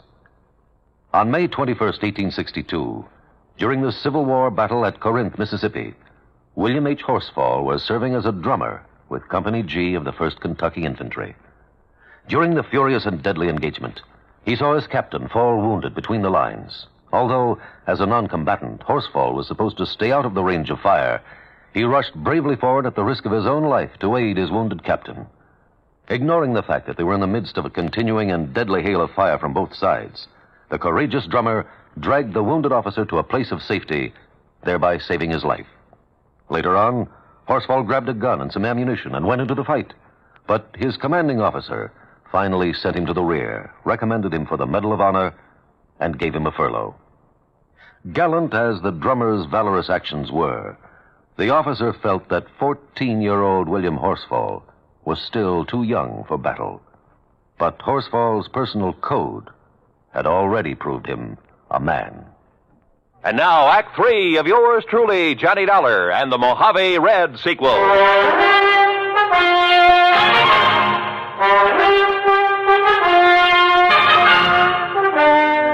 You know what common sense tells me, Red? What, Johnny? That you and J. Stuart Manley were in cahoots in the murder of Elmer Hobbs. Oh, no, sir, you can't believe that. You told us that Hobbs had a Silaflex rod, a Mitchell reel in his boat. Yes, sir, he did. Just like the We rig... found him, Red, among your things back at the lake. Oh, you found mine, Johnny, that Elmer gave me to match his. Look. Now, look what I found here in Manley's closet. This was Elmer's rod and reel, Johnny. What? All strung up with a wobble right spoon on it, just the way he fished with it. And he could cast so accurate. You're sure this was his? Well, here's his initials right on the butt, and scratched on the reel, too. E.H. Yes, if you'd have looked, you would have found my initials on the rod there at the lake. But look here. Look what I found in the corner of this closet, all wrapped up, like to hide it. The axe. And I'm no detective, Johnny, but just look at these marks, like it was used to hack at some kind of thin metal. The flotation tanks on that boat. Maybe you are a detective, Red, and a good one. But why did you come tearing in here to L.A.? In the hopes, Johnny, I'd find these things. I thought from the first that Manley might be the one. Elmer never did really trust him. He told me that many a time. But you didn't accuse him when I talked to you at the lake. I wanted some proof. Manley'd not only get a hunk of Hobbs' insurance, but a share of the business. That's right, sir. I pulled a little trick on him, too. What do you mean? Well, I stopped along the way and I phoned him to make sure that he wouldn't be here for a while. Well, what did you tell him? I disguised my voice, Johnny, real good. That voice of yours? I told him that this was a friend, I said. That I thought he ought to know that you were working on the case. Oh. That if he'd left any evidence at Lake Mojave, he'd better get there and steer you away from it. Red. And that's the way I got him away from here so I could find this stuff. But if he's gone to Lake Mojave... Oh, I knew you could take care of him. And if I did find these things like I did, I was going to phone you there to be ready for him. Well, then why did you attack me when I came in here? Sorry, Johnny, but I thought maybe he'd got wise and come back and maybe recognized my voice after all. Exactly what happened, Red. Mr. Manley? Sir? That's right, J. Stewart Manley. And this is my wife, Mr. Dollar. Red. Shoot them. Kill them, Stuart. They're burglars, don't you see? And we caught them robbing the house. Quiet, Mary. I suppose that means we were right. That you did kill your partner, Elmer Hobbs. That stupid old man, fishing all the time instead of tending to the office, taking all the money. Mary. But now we'll have some money for a change. Own the business. Mary, shut up. I see you found old Elmer's things. No, sir. This fishing rod is his, not yours. Oh, put it down. Pretty foolish of you to bring that stuff here, Manley. Especially the axe. I'm sure any good police lab will find traces of aluminum from the boat on it. Kill him, Stuart. They're robbers. Their fingerprints will be all over. Yeah, Mary's right. Your prowler's ransacking my house. And I can see the bulge of your pistol, Dollar. So any court in the land will uphold my right to kill you in self-defense. And Dollar, you go first. Listen, you think you can shoot as straight as I can cast a fishing plug? Huh? Like this? Oh, no. No!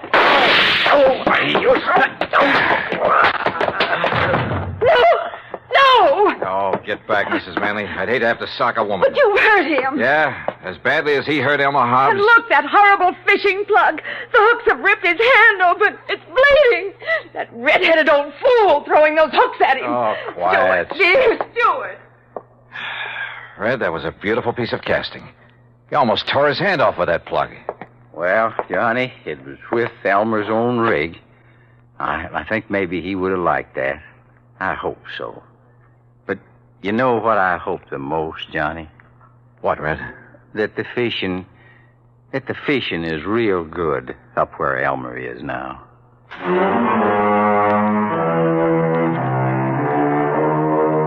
Manley and his wife. Yeah, Red had figured right. The morning of the day that Hobbs was killed, they'd rented a boat out of Cottonwood Landing, a few miles up the lake. Then ambushed him there in the big basin. Bob Cole at Cottonwood had noticed the new rod and reel when they'd come back off the lake, just before the big storm.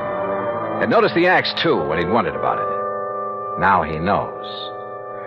So, from here on in, it's up to the sheriff's office and the courts.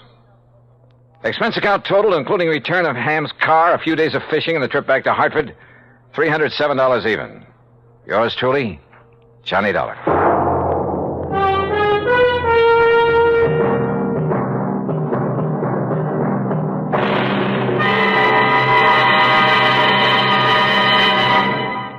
Our star will return in just a moment. Our flag now numbers 50 stars, and behind each star there stands yet another flag for each of the 50 states. New Mexico's flag is an ancient Zia sun symbol, a red circle on a field of yellow. Radiating from 4 points, which we might indicate as north, east, south, and west, are 4 parallel lines. 4 was a sacred number of Zia, the number most often used by the giver of all good gifts. The earth had 4 main directions, each with its own gifts.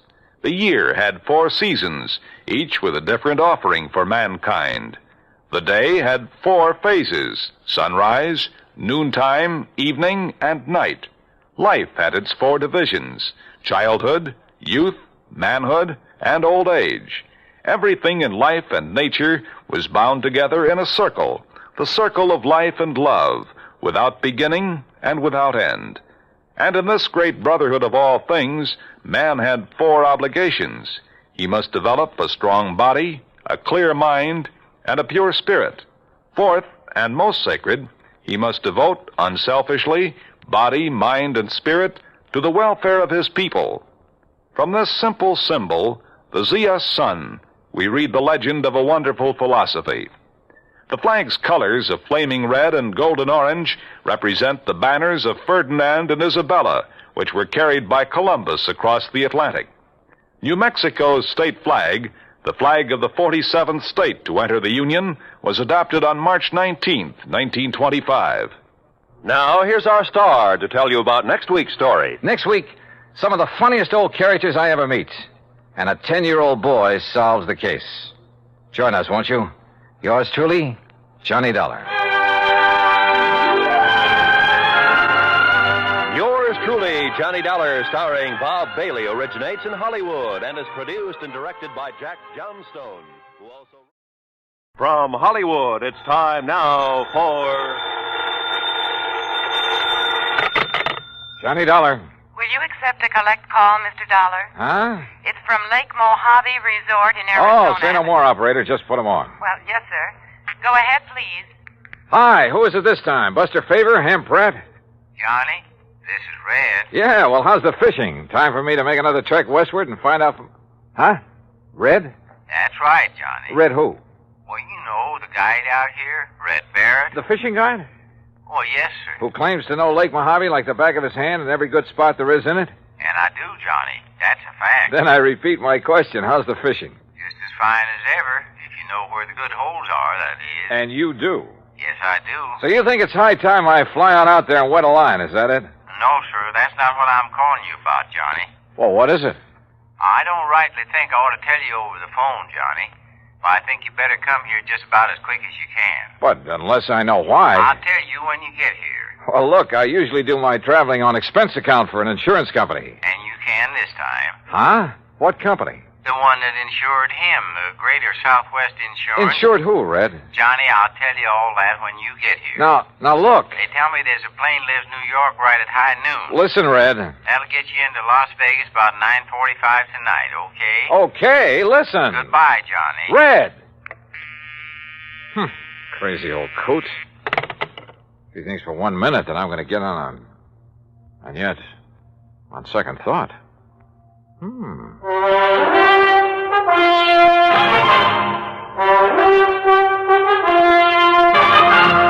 Bob Bailey in the exciting adventures of the man with the action-packed expense account, America's fabulous freelance insurance investigator. Yours truly, Johnny Dollar.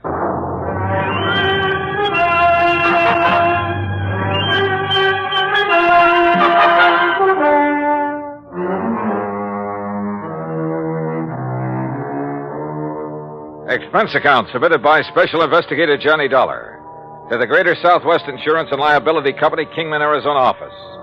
Following is an account of expenses incurred during my investigation of the Mojave Red matter.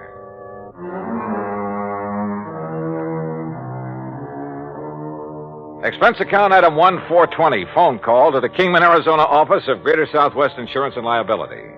On the theory it might be well to check with their agent, Jake Kessler, before going off half-cocked. Hi, Johnny. Haven't seen or heard from you since 2 years ago when you came out here to investigate the murder at the old Midas Touch mine. Yeah, I remember, Jake. Now listen. Yeah? Is everything going along okay these days? What? Well, I mean, no trouble with any of your clients, that sort of thing, huh? Why, not a bit, Johnny. Why do you ask? Just wondered. Well, if I did have, you know who I'd call. No problems at all, huh? I told you, not a... Hey, just what do you got stuck in your craw, Johnny? Nothing. I just, Well? Well, tell me this. Any of your clients, policyholders, have any kind of trouble, accidents, anything like that over at Lake Mojave Resort lately? Ah, so that's what's eating you. Well, Johnny, that claim was legitimate. It's in the home office for settlement. The company will pay it, and that'll be that. What claim? So just you stop worrying about it and forget. What claim, Jake? No, sir, Johnny, there's not a single solitary thing for you to investigate out here. So just you forget it. Hey, you know something, Jake? You've just convinced me there is something to investigate. So I'm grabbing the first plane I can. Well, Johnny, I'd love to see you, but I swear... What's more, I'm charging my expense account to your company. Oh? And, if you find out that I'm right and you're wrong... Okay, Jake. Then you can shoot the crow and I'll eat it. Expense account item 2, $153 plane fare, Hartford to New York and New York to Las Vegas, Nevada.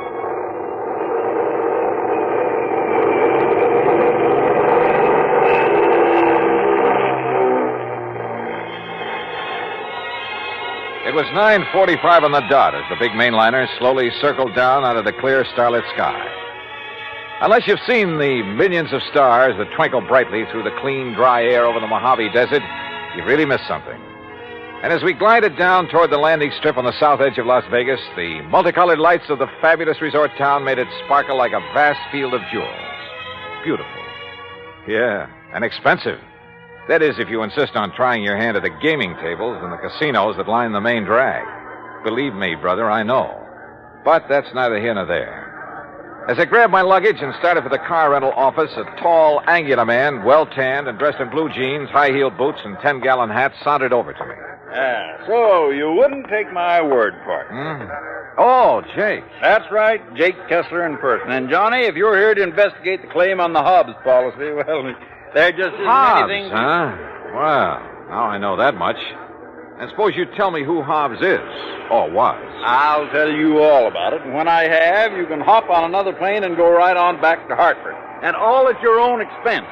I still don't see whatever made you come out here, Johnny. Apparently the Hobbs matter, so start telling me. Well, come on, Jake, come on. All right, Johnny. All right, Elmer P. Hobbs, real estate in Los Angeles. Came over to the Lake Mojave Resort about 2 weeks ago, spent a few days fishing with his old pal, the guide they have there. You mean Red Barrett? Yeah. Well, okay, go on. And on Tuesday, a week ago, he rented one of the boats and went out by himself. Apparently he went up to a place called the Big Basin.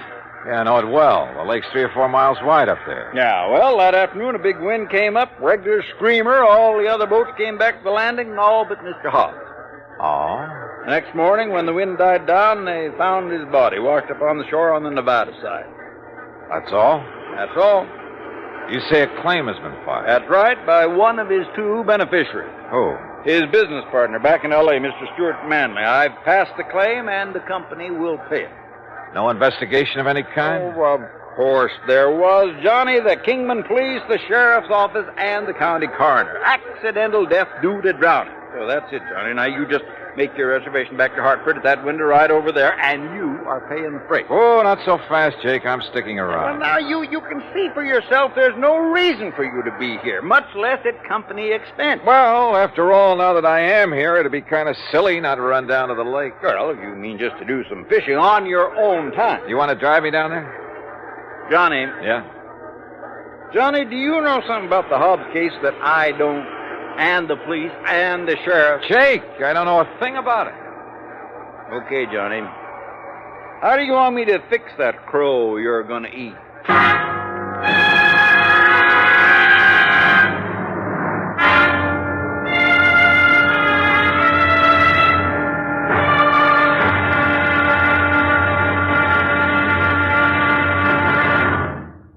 Act 2 of yours truly, Johnny Dollar, in a moment. Our flag now numbers 50 stars, and behind each star there stands yet another flag representing one of the 50 states. Vermont's state flag, in its early form, imitated our national flag, uniquely bearing 17 stripes and 17 stars, with only the inscribed word Vermont to distinguish it. The good people of Vermont assumed, as did our national government, that stripes as well as stars would be added as each new state entered the Union. Vermont entered the Union after Tennessee and Ohio, and with Kentucky to join shortly, the Vermonters naturally put 17 stripes on their flag. In 1818, the United States Congress put a stop to this, and since then the stripes have always been at 13, and only stars are added for each new state. Vermont's present flag captures the famous beauty of the Green Mountain State in its coat of arms, and inscribed is the phrase, Vermont, freedom and unity. Vermont's state flag, the flag of the 14th state to enter the Union, was adopted on April 26, 1923. And now, Act Two of yours truly, Johnny Dollar, and the Mojave Red Matter. Elmer P. Hobbs of Los Angeles had died of drowning when his small boat capsized in a high wind on Lake Mojave. At least that's what Jake Kessler, his insurance agent, told me. Accident pure and simple, he said, and I could hie myself back to Hartford and forget about it.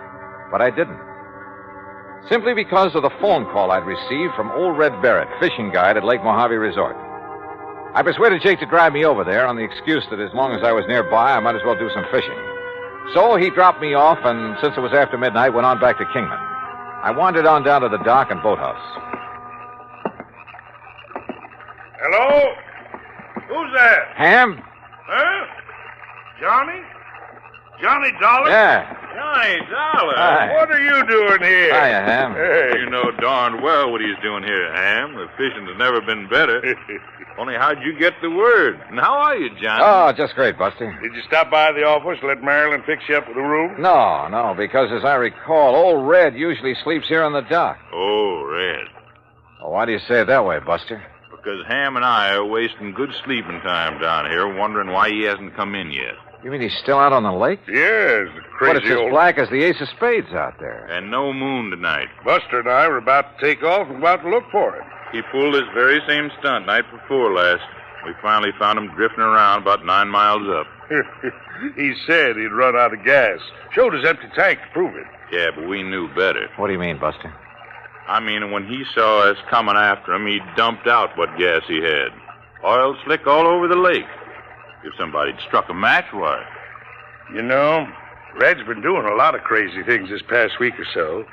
Ever since his old friend Mr. Hobbs died, they were pretty close. And that is why he phoned me. Red phoned you? Yeah, early this morning. And if you ask me, it's because he doesn't believe Mr. Hobbs' death was accidental. Johnny? You know something? I didn't quite believe it myself. Well, sure, we have some pretty big winds on the lake now and then, and it was a big one that day. Yeah, and then when the coroner and the other authorities, well, who's to argue with them? Do you know if Red has found out anything? Anything at all? All we know is he's given up taking out fishing parties and spends all his time prowling around the lake every day. And night. Says if he can find the boat Mr. Hobbs used... What kind of a boat was it? One of our regular rentals, an aluminum Arkansas Traveler. Yeah, with a 10-horse Johnson on it. Well, listen. Those boats have flotation tanks. Why, yeah. So even if it did capsize, it wouldn't sink. You're right, Johnny. And there's been no sign of it? None at all. Then let's go up to the lake and find Red.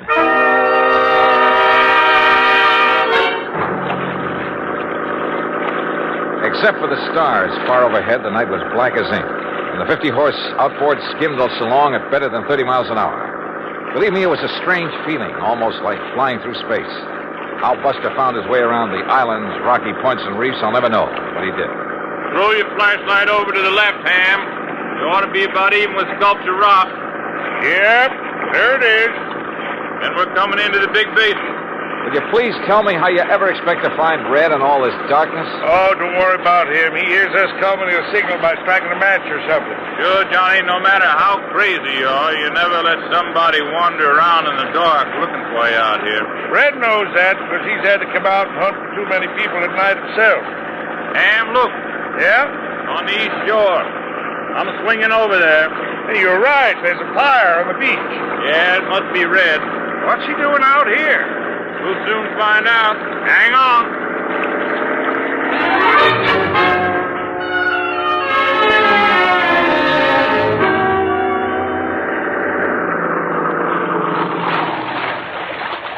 Well, all I have to say is you took long enough to bring Johnny up here. Red, you old reprobate, what under the sun are you up to this time? I just told you. I've been waiting for you to bring Johnny. Now you can leave us and go on back to the dock. And I thank you very much. Red, we're not leaving until we find out what this is all about. And if I tell you, will you promise to leave us alone? Sure, we'll promise anything. Oh, you see, I need Johnny's help. Yes, well? Because with him to follow up what I found today, well, Johnny, you and I are going to prove that my old friend Mr. Hobbs was murdered. Act 3 of yours truly, Johnny Dollar, in a moment. Every American fighting man has heard the expression, above and beyond the call of duty. How many of us have sat down and considered just what that word duty means? According to one dictionary definition, duty is man's conduct as required by his station or occupation, and that to which he is bound by moral obligation to do or not to do. When a man does more than his duty requires, he becomes more of a man in the eyes of his fellow men. One such was Captain John Philip Cromwell, commander of the submarine USS Sculpin, flagship of a submarine coordinated attack group of the United States Navy. Possessing secret intelligence information of our fleet movements, strategy, tactics, and attack plans, Captain Cromwell led his attack group in patrol of enemy waters around Truck Island in November 1943, just prior to the launching of our first large-scale offensive in the Pacific. Despite savage enemy opposition, he established a line of submarines around the enemy-held stronghold of Truk until his ship, the Sculpin, became so rocked and battered by depth bombs that he ordered it to the surface. He engaged the enemy with deck guns, giving his crew an opportunity to abandon the mortally stricken ship. Determined to sacrifice himself, rather than risk capture and the subsequent danger of revealing the secret plans to the enemy, Captain Cromwell remained aboard the Sculpin as she plunged to her death. He thereby preserved the security of the mission at the cost of his own life. Captain Cromwell earned the Medal of Honor for deep integrity and uncompromising devotion to the call of duty in the service of his country. But what he did defined the word duty better than any dictionary. And now, Act 3 of yours truly, Johnny Dollar, and the Mojave Red Matter.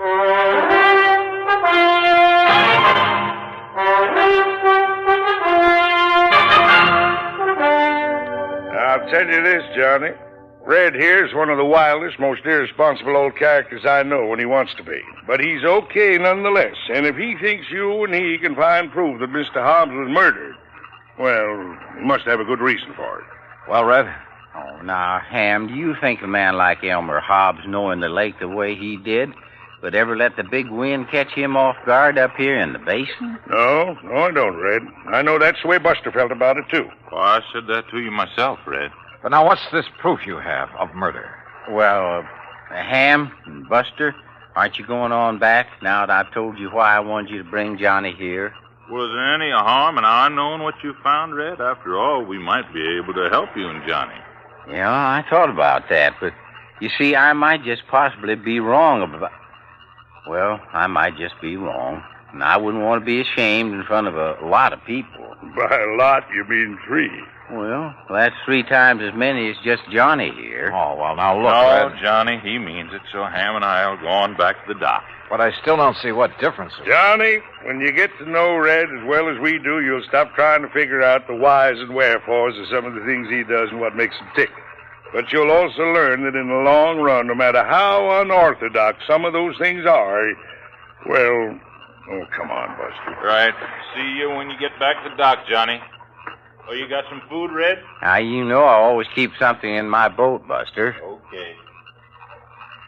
Well, far be it from me, Red, but all I have to say is that whatever you think you found proof of, well, it sure better be something. Oh, it is, Johnny. At least I think it is. Now, you just scrunch yourself a place to sleep in the sand. It's pretty late. Huh? Well, it took you so long to get here, and we can't see anything in the dark anyway. Oh, now look, Red, for heaven's sake. Good night, Johnny. Sleep well. And that was the end of our conversation. And I began to wonder if Jake Kessler hadn't been right in the first place. If I hadn't come out here on a wild goose chase after all. But the more I wondered and thought about it, with nothing but the warm desert night about us, the twinkling stars, the magic sound of fish jumping in the lake, the sleepier I got. So I slept. The smell of bacon frying over the campfire awakened me, although the sun still hadn't shone over the mountains that border the eastern side of the lake. Douse your face in the lake, Johnny. Then grab yourself some of this bacon and eggs. I did as I was told. Then, squatting in the sand in front of the fire, stuffed away a hearty breakfast of bacon, eggs, and pancakes made from sourdough. And you know, There's something about a meal cooked over a campfire that, well, we had other things to do. So we climbed into Red's old aluminum boat and slowly drove up the lake, staying close to shore. Finally, we reached a small rocky cove. Right here is the spot, Johnny. This little cove. The spot for what, Red? You know, you still haven't told me. You see there?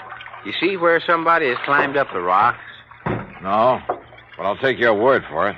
Well, he couldn't have climbed up off of the water, so he must have climbed out of a boat. So? And there's footprints leading away across the desert.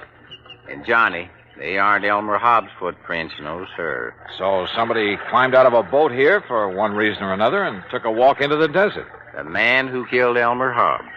What makes you think so? Look down over the side, in the water. Yeah, a boat sunk down there. That's the boat that Elmer had. Can you see it clear? Yes, very. Then you can see it wasn't damaged enough to sink it. Not that boat. You're right, Red. Particularly since it has flotation tanks. But it's down there. It's sunk. So you better strip to your shorts, Johnny. I'll go down and take a look. Me? I already have. But I want you to look, Johnny. And remember, I knew everything that Elmer had in his boat when he left the dock. Remember that. Okay. And you're sure the footprints leading into the desert couldn't possibly have been made by Mr. Hobbs? That I'll swear to, Johnny, by all that's good and holy. Now then. Now, slip in easy so you won't disturb the water too much. I took a deep breath, surface dived, and swam down to the sunken boat. And the water was clear, and I could see plainly. And I saw that Red was right. I bobbed back to the surface. Did you see him? The cut? Yeah, Red. Those flotation tanks were slashed open with an axe or a sharp, heavy tool of some kind. But Elmer had no axe on that boat. So it was somebody else, Johnny. Somebody who murdered him. Yeah. And then sank the boat. Red, I'm afraid you're right. Elmer Hobbs was murdered.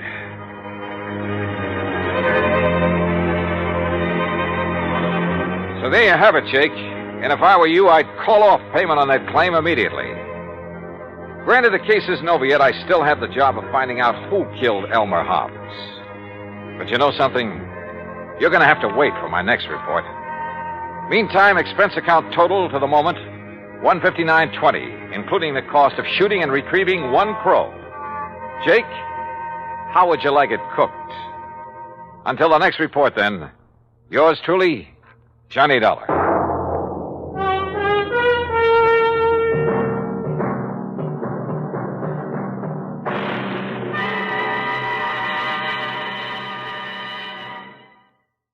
From Hollywood, it's time now for... Johnny Dollar. Fred Wills of Surety Mutual Limited, Johnny. Oh, hi, Fred. What's on your mind? At the moment, San Francisco. Oh, nice town to have on your mind. What's new out there? That's what I hope you're going to tell me. What do you mean? Johnny, there's an importer out there, name of Andrew Foreman. We're carrying a $50,000 policy on his life. So? So have you ever heard of an importer getting exported? I don't get you, Fred. I'm afraid that's what's happened to Foreman. Last night he disappeared. I'm on my way.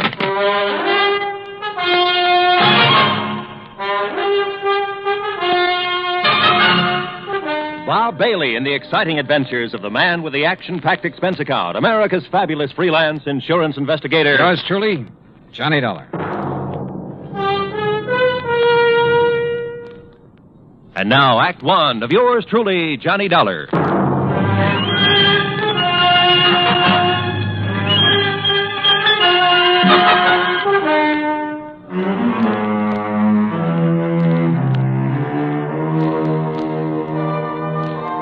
Expense account submitted by Special Investigator Johnny Dollar to the Home Office, Surety Mutual Limited, Hartford, Connecticut. Following is an account of expenses incurred during my investigation of the Blinker matter.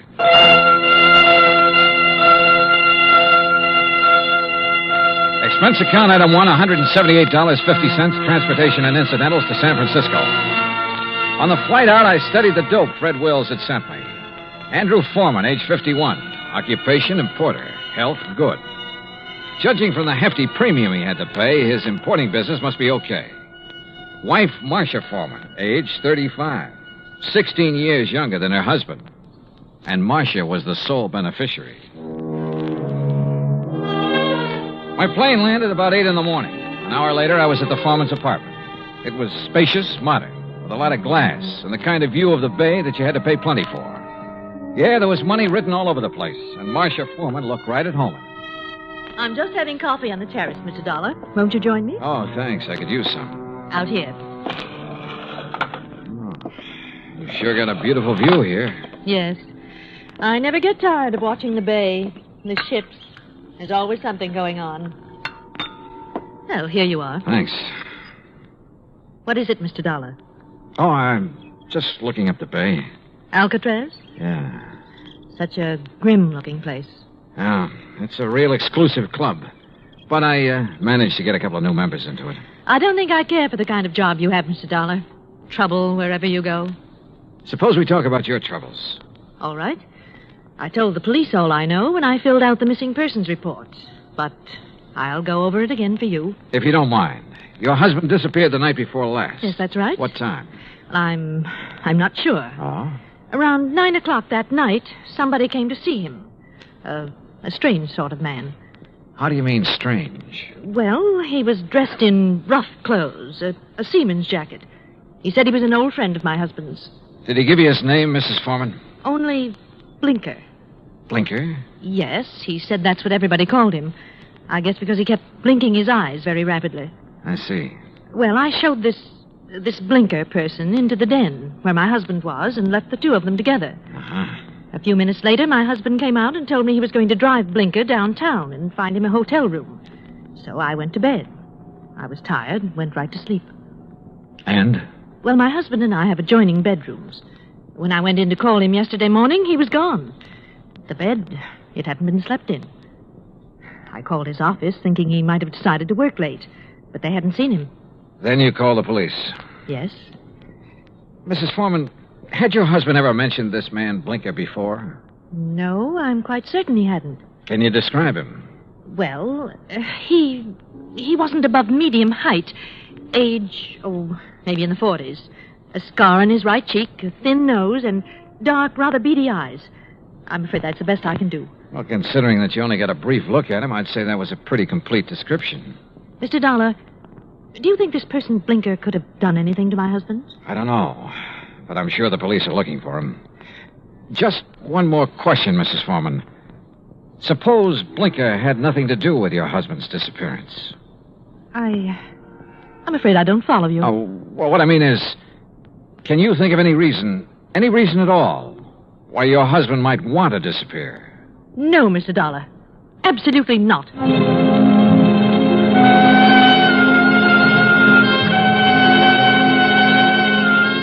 Marcia Foreman sounded pretty certain of that last answer. Maybe just a little bit too certain. Expense account item 2, $1.80 cab fare to the office of an old friend of mine, Detective Lieutenant Scapella. Jono, if Foreman took this character Blinker to a hotel, it's no hotel we ever heard of. We've covered them all. You think Blinker could have killed Foreman? It's a possibility. What's another? Maybe there is no Blinker. Yeah, Scapella, I thought about that, too. Jono, didn't it hit you there was something strange about Mrs. Foreman's story? She said she let Blinker in the apartment. She showed him to the den. Now, she could have only seen him a couple of minutes. Yet she rattled off a complete description of him. Yep. Sure is to me, Scapella, right between the eyes. And the way she described it. Yeah, I know. Seaman's jacket, beady, blinking eyes, scar on the right cheek. Oh, he sounds real distinctive. Real distinctive. Or real faked. Well, the trouble is, smelling a fake's one thing. Proving it's another. What have we got for a motive? For one thing, $50,000. She was Foreman's sole beneficiary. It's interesting. That's real interesting. Excuse me, John. Capella. Oh? Oh, yes. What? I see. Yes, okay. Yes. All right, thanks, Mr. Arnold. John, it looks like we better back up and start all over. What do you mean? That was Wayne Arnold. That's Foreman's attorney. He had a telephone call this morning. From Foreman? No, but from somebody just as interesting. Blinker. Yeah, Blinker.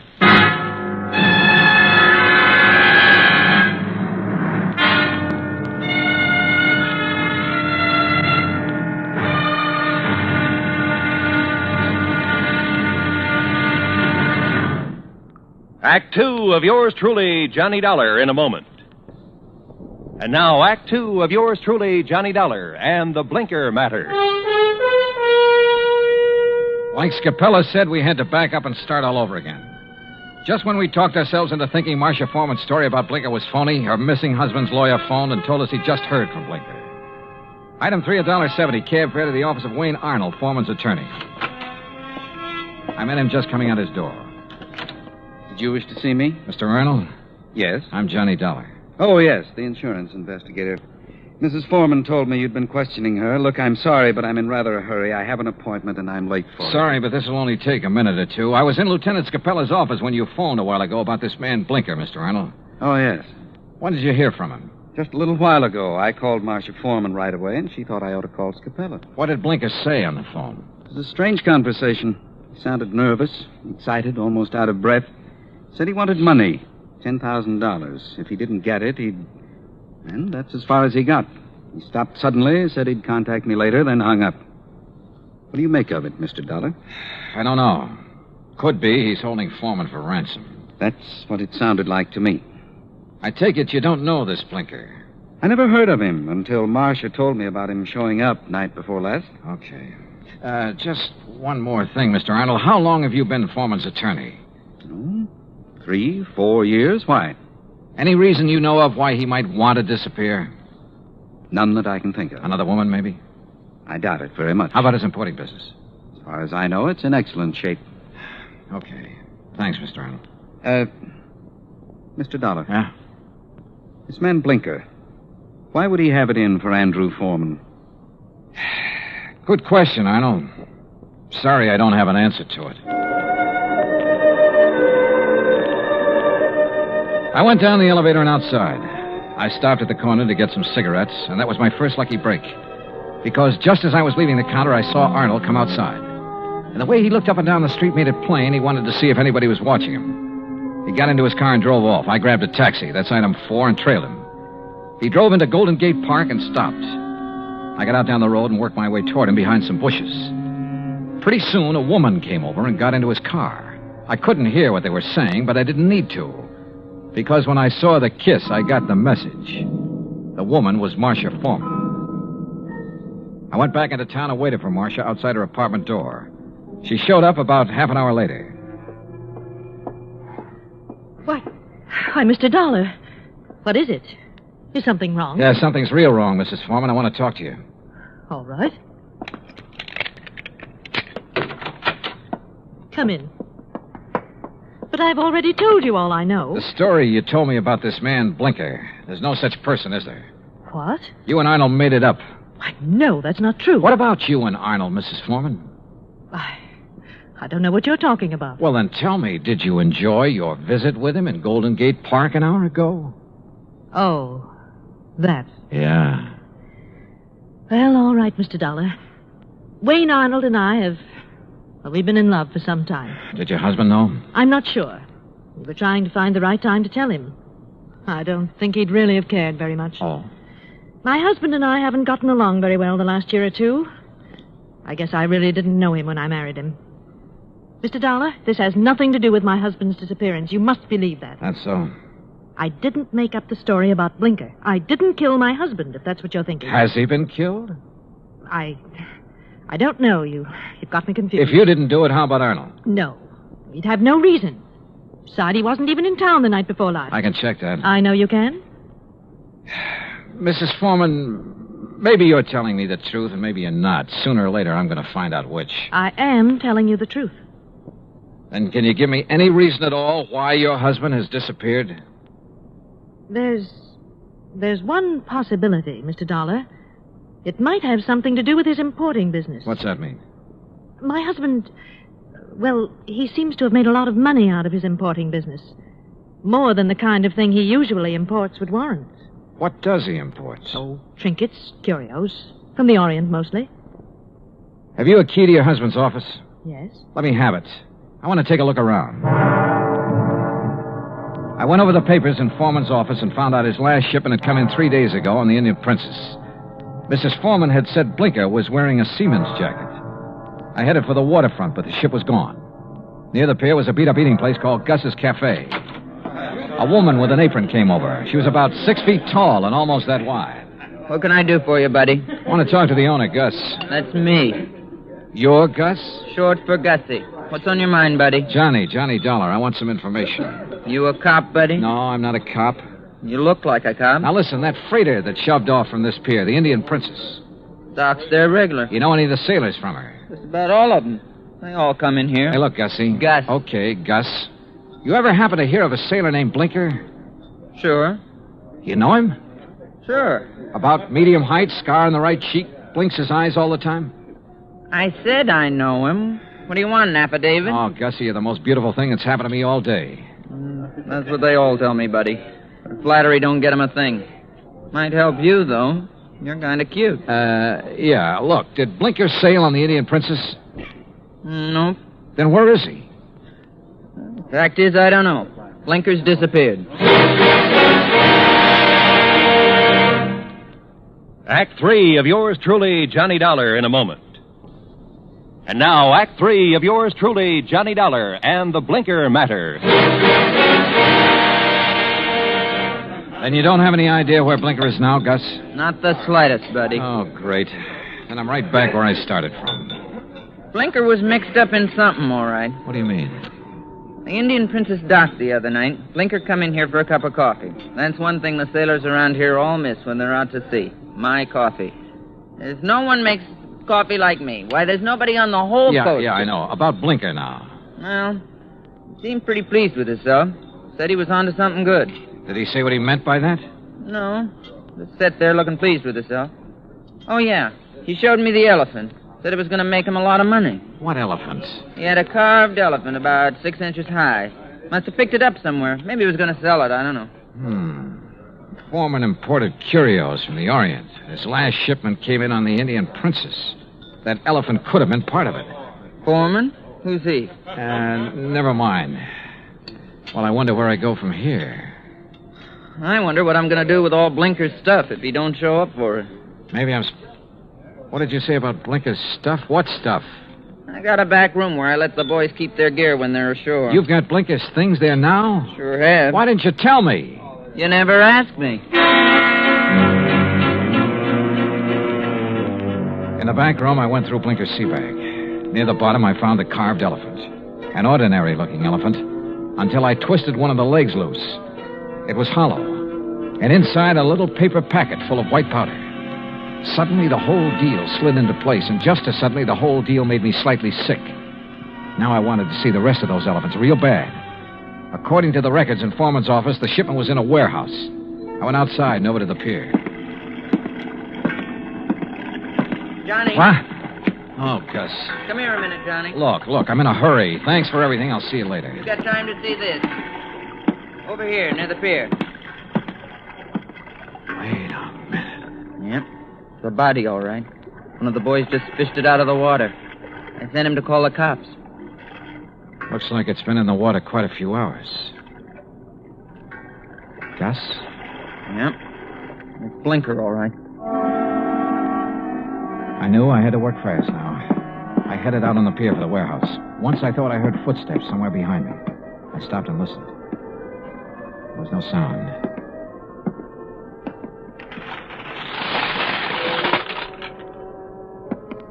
It was dark inside the warehouse. But with the help of matches, I located Foreman's shipment. I took a crowbar and opened one of the crates. It was full of carved elephants. I picked up one of them. Yeah, it had a hollow leg. And the hollow leg was full of the same white powder. I hit the floor fast. The shot had come from over near the door. I eased my gun out and waited. 5, 10 minutes went by. I kept quiet. Then suddenly a shadow loomed up near the crates. We saw each other at the same time.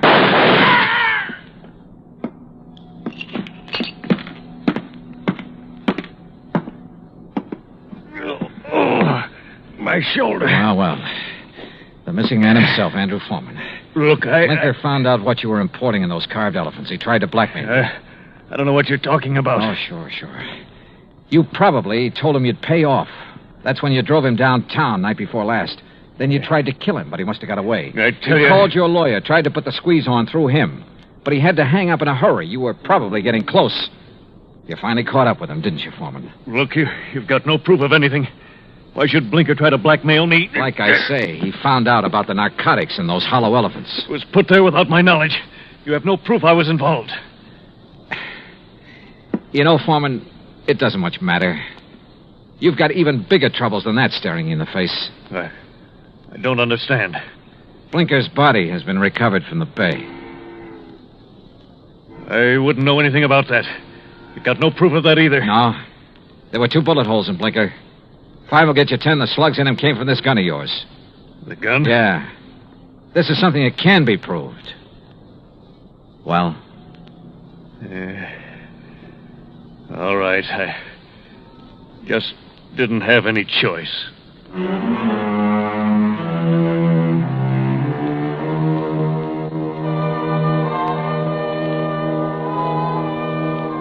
Item 5, $183 even, transportation and incidentals home. Expense account total, $434.50. Remarks? Andrew Foreman made a complete statement to the police. The murder case against him is open and shut. So, it looks like he's going to beat the narcotics rap after all. The hard way. Yours truly, Johnny Dollar.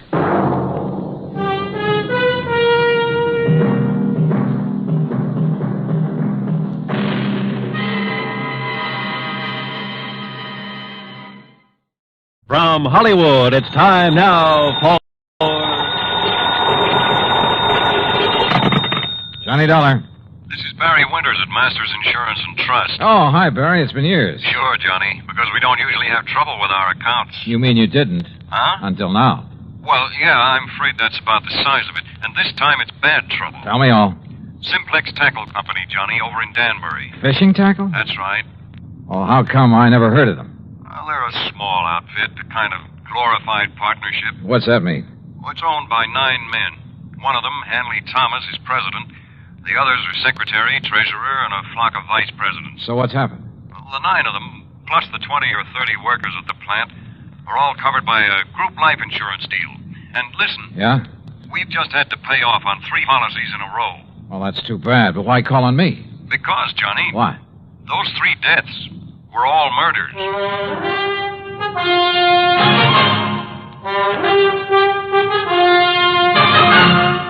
Bob Bailey in the exciting adventures of the man with the action-packed expense account, America's fabulous freelance insurance investigator. Yours truly, Johnny Dollar.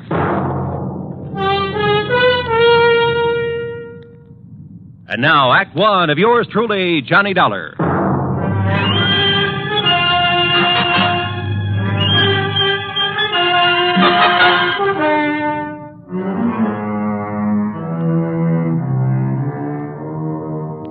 Expense account submitted by Special Investigator Johnny Dollar to the Masters Insurance and Trust Company, Home Office, Hartford, Connecticut.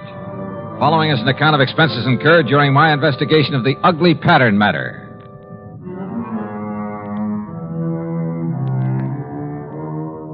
Expense account item 1, $1 even, taxi to Barry Winter's office at Masters, where I hoped he could give me something more to work on than he had over the phone. And you know something? As it turned out, he gave me a lot more than he thought he did. Police? Sure, they've been working on these murders, Johnny, but they haven't come up with anything, except a theory that one man is behind them all. Why, Barry? Because the victims have all been members of the Simplex Tackle Company. Well, but I don't... Because they've all occurred within a month. Because each of them occurred on a Wednesday.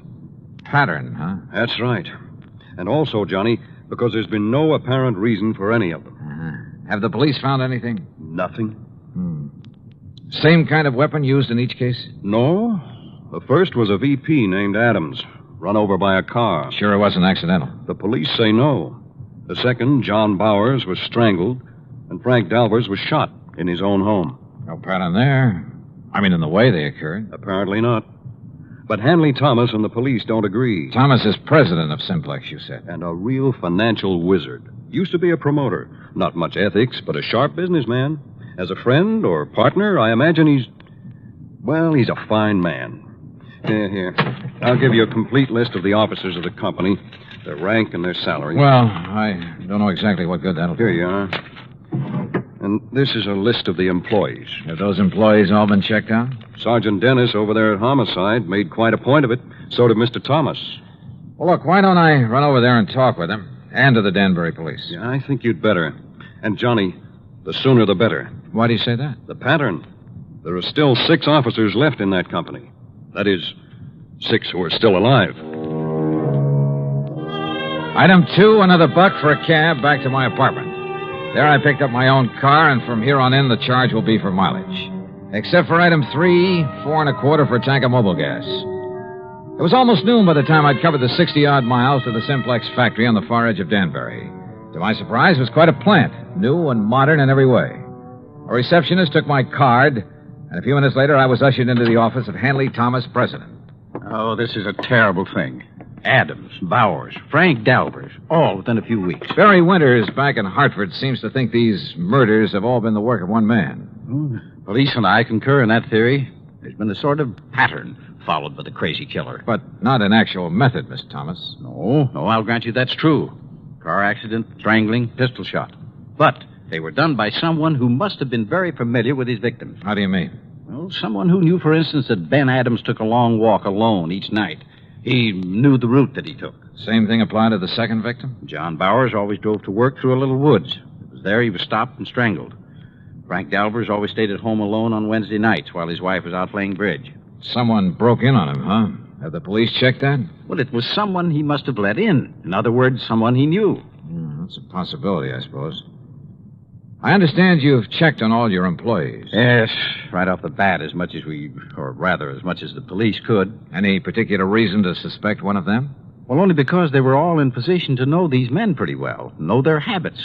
We're a small company, Mr. Dollar. Our employees, including the girls in the office, only number 21. That was your only reason to think one of them may have done it? Oh, of course, we've had our share of labor troubles, a few dissidents in the ranks, so to speak. I suppose some of them resent the rather top-heavy management here. You mean the fact there are 9 executives to only 21 employees, huh? Yes, and I must confess the profits have been pretty good lately. Barry Winters gave me a list of, here it is. Now, according to this, all of these... What is it, Mr. Dollar? Well, I got thinking on the way over here. Yes?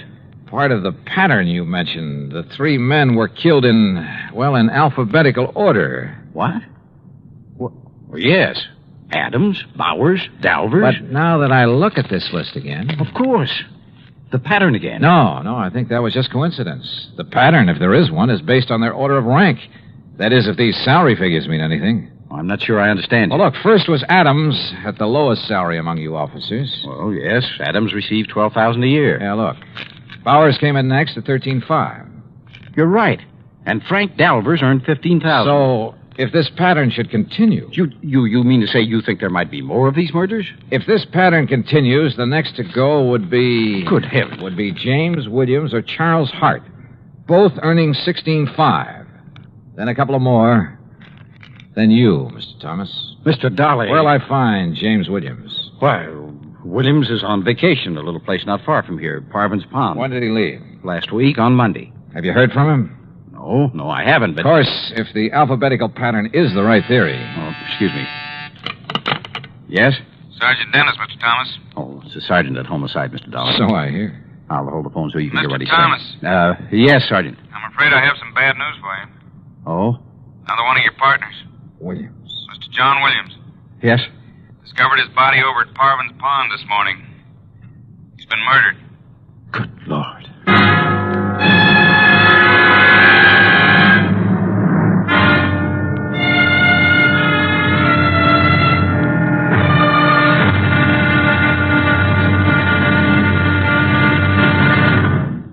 Act 2 of yours truly, Johnny Dollar, in a moment. And now, Act 2 of yours truly, Johnny Dollar, and the ugly pattern matter.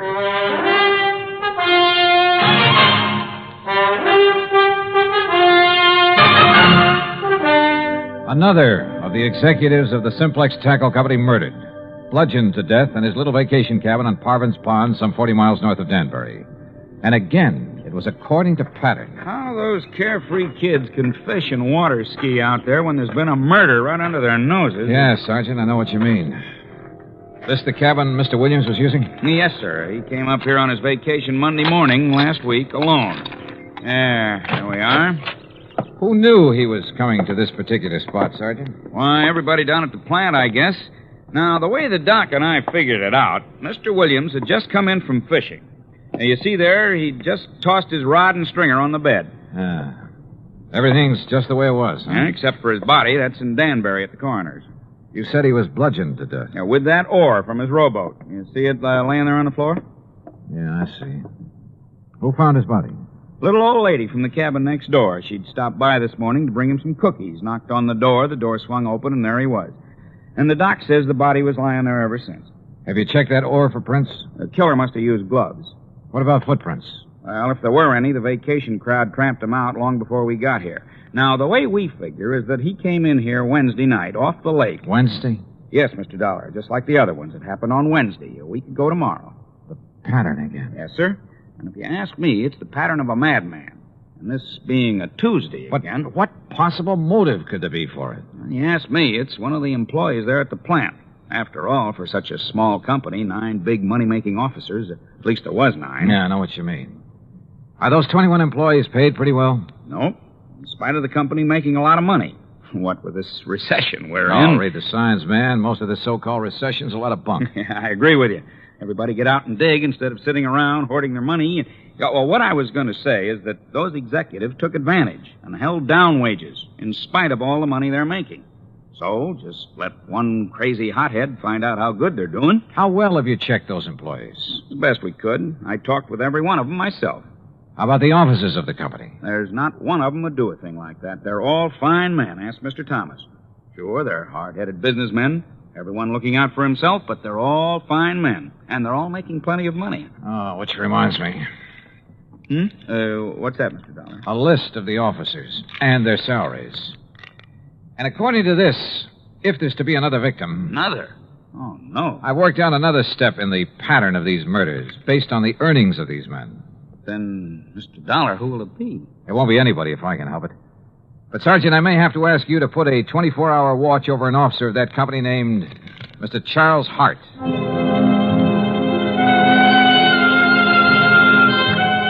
I didn't bother explaining my own idea of the pattern to Sergeant Dennis. After all, my theory could be wrong. But I drove back to the Simplex factory, to the office of Charles Hart. I found only a secretary there. No, he isn't here, Mr. Dollar. Well, where is he? To be perfectly honest about it, I don't know. Hasn't he been in at all today? No, sir. Hasn't been in since about last Wednesday. Look, Miss, whatever your name is, have you called his home, his wife? He's a bachelor, Mr. Dollar, and lives in a little apartment in Danbury. Have you tried to call him? Well, no, sir. You see, there was Does Mr. Thomas know about his not being here? There's nothing unusual about Charlie's leaving without telling us, Mr. Dollar. Oh, Mr. Thomas. He often goes off on sales trips like this. He was last seen the day Mr. Williams was killed. Well, surely you don't think Charlie Hart had anything to do with Jim Williams being... Oh, no. Did you find out anything over at Parvin's Pond? No, not much, I'm afraid. Could this Charlie Hart have had any reason for wanting Williams out of the organization, and Adams and Bowers and Dalvers? Of course not. Yes. Yes, he could. What? Miss Gregg. What do you mean by that? Mr. Hart was the one who built up this company. The one who developed the products, put all his money in it. Now, just a minute. He's the one who sold all the product that made all the money. He and Mr. Adams were the ones who started the business. Is that true, Mr. Thomas? Yes, of course. And when Mr. Thomas and his relatives came along... Miss Gregg. What she says is true, Mr. Dollar. Charlie Hart and Ben Adams did start this business. They took on a couple of partners, Al Bowers and Frank Dalvers. They were the ones who decided on the expansion program, who came to us for the financing. With the others gone, it should have been Mr. Hart's company. Oh, wait, Miss Gregg. Our financing made this present operation possible. But to imply that Charlie could have been driven by jealousy or any other motive to commit these crimes, that's absurd. How could you suggest such a thing, Miss Gregg? I didn't say he did it. I only tried We know what you said, and you've said enough. Tell me one thing, Mr. Thomas. Yes? What happens to his share of the business when one of the partners dies? Or in this case, when he's murdered? Well, the other partners absorb his share. Then, if Charlie Hart eliminated one of you, it would add to his holdings. That's true. Okay, I'll see you later. But, Mr. Dollar, if you believe for one moment that Charlie Hart... Why, I've known him for years. Yeah? Well, I think I want to know him a little better.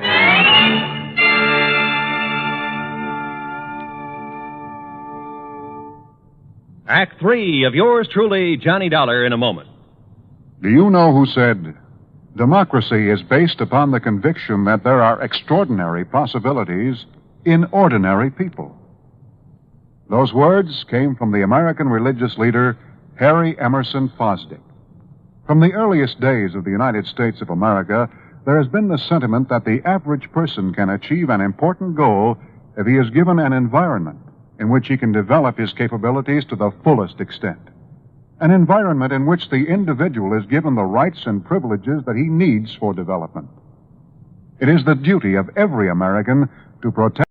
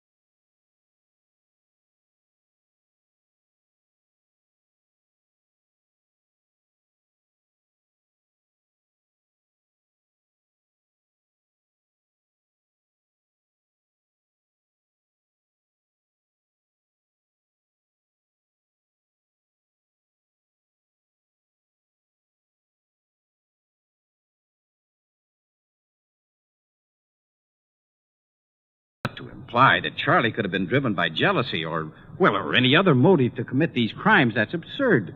How could you suggest such a thing, Miss Gregg? I didn't say he did it. I only tried We know what you said, and you've said enough. Tell me one thing, Mr. Thomas. Yes? What happens to his share of the business when one of the partners dies? Or in this case, when he's murdered? Well, the other partners absorb his share. Then, if Charlie Hart eliminated one of you, it would add to his holdings. That's true. Okay, I'll see you later. But, Mr. Dollar, if you believe for one moment that Charlie Hart... Why, I've known him for years. Yeah? Well, I think I want to know him a little better.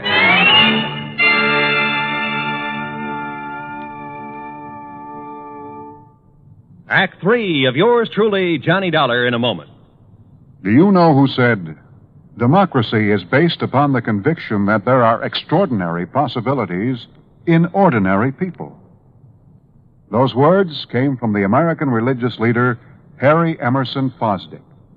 From the earliest days of the United States of America, there has been the sentiment that the average person can achieve an important goal if he is given an environment in which he can develop his capabilities to the fullest extent. An environment in which the individual is given the rights and privileges that he needs for development.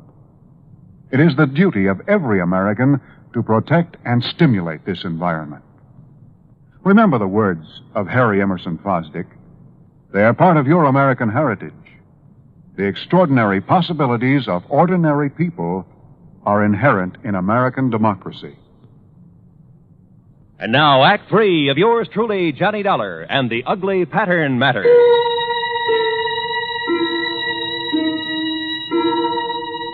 It was pretty plain that Charlie Hart, supposedly next on the list of victims, had plenty of motive for eliminating some of his partners in the Simplex Tackle Company.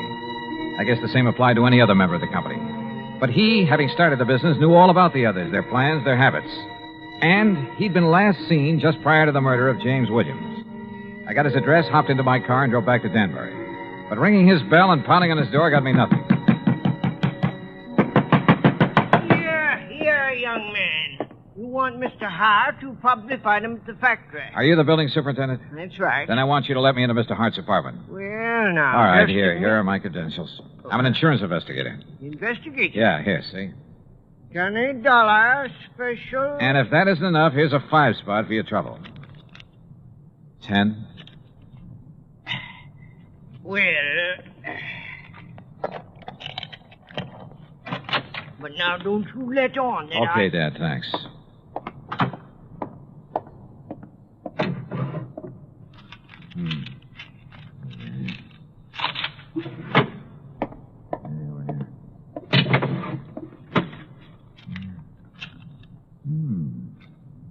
The same list that I got. The office. Huh? The offices of our company. Mr. Hart. That's right, Charlie Hart. Should have looked behind the door when you barged in here. Yeah, well, look. Would you like to point that thing the other way, please? I'm sorry, Mr. Dollar, of course. Well, you know who I am. Yes, I heard you through the door. All right, is that the gun that killed one of your partners? That killed one of my... No. But listen. Tomorrow's another Wednesday. Wednesday, Mr. Dollar. I know. And look at that list you're holding.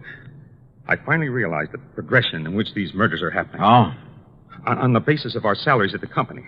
Adams, Bowers, Dolvers, and Williams or me. Yes, you've circled Williams' name. Yes, because he got it last week. That's why I'm staying in here, locked in. Because tomorrow, if the killer strikes again, that crazy maniac killer... Maybe. Or maybe that's what he'd like everyone to think. Charlie, a couple of questions. Anything if I can help you stop this. That company was once yours. Yes, that's right. You were the boss, the head man, until Hanley Thomas came along. Yes, Hanley and his brothers and his brother-in-law. And they took over as first in rank. Well, they were entitled to, Dollar. What? It was their money made the company what it is. I'm not an administrator, a man who knows and plays all the angles. I'm just a worker and a salesman. Now, wait a minute. You mean you're content with the present setup? Yes, of course. In spite of the prodding of a sweet old secretary who thinks that Wait a minute. But these murders, Mr. Dollar. You stay put. Keep that gun and don't move out of this apartment until I tell you to, no matter who comes to the door, to save your life. You think you know... Charlie, it's been right under my nose. The obvious. Almost too obvious. But I had no proof of anything. Only a hunch, but a potent one. So how to prove it out? Bluff? It might work. if I was right. I drove into police headquarters and picked up Sergeant Dennis, then out to the Simplex Tackle Company. But when I walked in, it was after hours, no secretaries about. When I walked into the office, I borrowed the sergeant's handcuffs and made him wait outside, his ear glued to the door. Well, Mr. Dollar, I didn't expect you back. What do the handcuffs mean? They mean arrest for the murder of your partners. That's a very bad joke. You and your brothers and brother-in-law, the whole company yours, once you got rid of the men who started it, who made it possible for your capital to make it pay off. But tell me, were you going to kill off your relatives, too, one by one? This is the most absurd thing. You covered your tracks pretty well. Perfect crimes. Except for that ore you used to kill Williams. Fingerprints as big as life all over it. Impossible. I figured the gloves you wore must have had holes in them, or have been worn very thin. What? That you just didn't notice in the excitement of the moment. And when I finally found those gloves... You've been out to my home, ransacking and my when home. your wife confessed that you weren't at home at the time of any of the murders. That's a lie. She helped me plan the whole thing. Oh. Then you admit the murders. After my bluff about the fingerprints. I see. But now that you know, you haven't had time to tell anyone. There's no one around to hear the shot, Mr. Dollar. No, but I heard a real clean confession, Mr. Thomas. Sergeant, No, that was just to protect myself from this... I'm afraid that kind of talk's a little late. No, it is. Look out!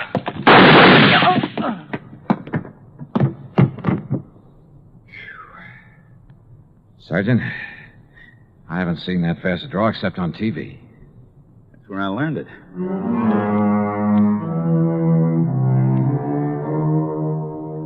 There'll be a lot for the courts to work on about who else was involved with Thomas. The sergeant's bullet killed him, by the way, and I'd call it good riddance. Or at least quick justice. So, expense account total, including a lot of mileage on my car, $101 even. Remarks? Why bother? Yours truly, Johnny Dollar.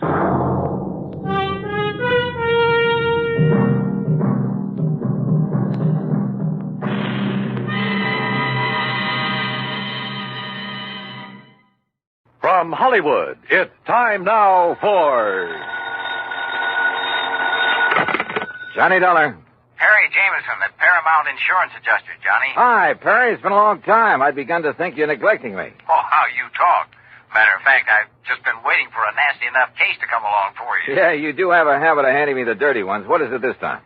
4 State, out in Denver. Oh, yeah, I've heard of them. Well, they're a small outfit. By contract, all their claims are routed through us. Damage appraisals, payment disbursals, and so on. So what's happened? Well, we've had to pay a lot of claims for them recently. Too many. What's more, they've all been big ones and on fairly young policies. Well, Perry, you know as well as I do that things will average out in the long run.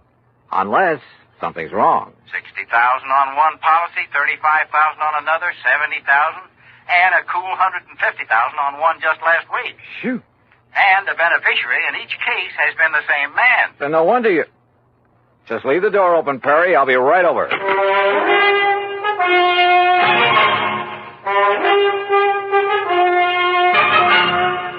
Bob Bailey in the exciting adventures of the man with the action-packed expense account. America's fabulous freelance insurance investigator. Yours truly, Johnny Dollar.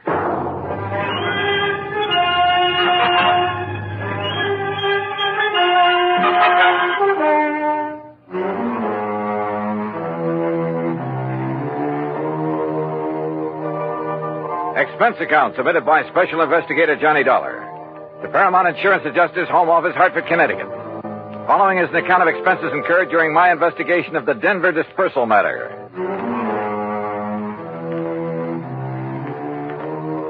Expense account item 1, $1.10 for the cab that took me over to Perry Jameson's office at Paramount. True to form, the door was wide open for me. I kind of thought this thing might get you down here in a hurry, Johnny. Sit down. Yeah, thanks. And I took the liberty of calling TWA and getting you a seat on the plane to Denver. Good idea. When? Well, there's one leaving New York at 6 p.m. Okay. And I'll get you into Denver about, 10:30 Mountain Time. Uh-huh. Think you can make it? Sure. Charge your expenses to us. That's the deal we have with 4 State. All right. And the man to see you out there, it's almost a one-man outfit, his name is William Whitney. Got it. Now, look, Perry, I've been thinking on the way over here. Woo, wonders will never cease. Thanks, pal, but how well do you know this man, Whitney? Maybe he's in cahoots with this big beneficiary, this Don Ricardo. Is that his name? Yeah. Such things have happened. No, Johnny, you're wrong. Poor old Willie Whitney's a mild, timid milquetoast. His wife, an ex-chorus girl who probably thought he had money. Well, you can be sure she's the one who wears the pants in the family. Well, Willie would cringe at the thought of hurting a fly. Well, it was an idea. I don't blame you, but no, forget it. Well, what makes you so sure something's wrong? Well, I didn't say I was, but $215,000 to one beneficiary in a period of only 3 months. Well, I just want to be sure it's okay. And I called you in because I am willing to pay to make sure. No, don't worry, Perry. You will.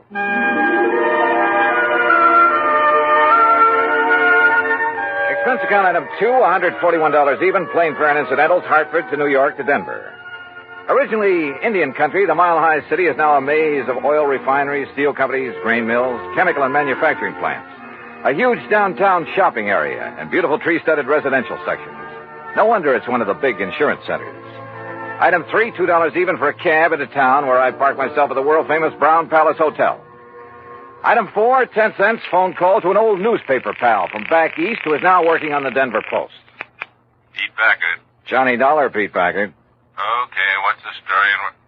Johnny Dollar. Well, hey, how are you, Keith? Great. You gonna be here long? We gotta get together. Where you staying? The Brown Palace. Now, look, you want I should dig up a couple of dates? We'll go out on the town. Remember the last time we died one on together? Oh, are you kidding? I had such a headache the next morning, it hasn't left me yet. Well, hey, look, listen. Keith, I get away from the desk at 2 a.m. No, you look. Huh? I'm out here on a job, insurance investigation. Did you ever hear of a man named Don Ricardo? You know Don Ricardo? No. What do you know about him? Well, they say, now mind you, I don't know for sure, Keith, but don't forget I did a hitch on the Chicago Sun-Times a few years back. What's that got to do with Don Ricardo? It was back in the days of the Capone mob. Oh. And Don Ricardo, well, mind you, nobody was ever able to pin anything on him. Yeah, I see what you mean. Where does he live, Pete? 20, 30 miles east, the other side of Golden, a little place called Millville. Uh-huh. Now, mind you, Keith, I don't want to really say anything against him. I mean, if I don't seem to be really telling you anything about him... Pete, I think you've told me plenty. Well, now listen, Keith. Thanks, and I'll be talking to you. It was late, and I was tired, but I went downstairs to the cocktail bar, and with the help of a big fat tip for a nightcap, got some more lowdown on Don Ricardo. The bartender talked plenty. Yeah, it seems Ricardo was living the life of Riley in the little town of Millville. Lovely home, expensive cars, threw a lot of big, gaudy parties. And always for people from out of town, mostly Chicago or Miami Beach. Yeah, the bartender talked plenty.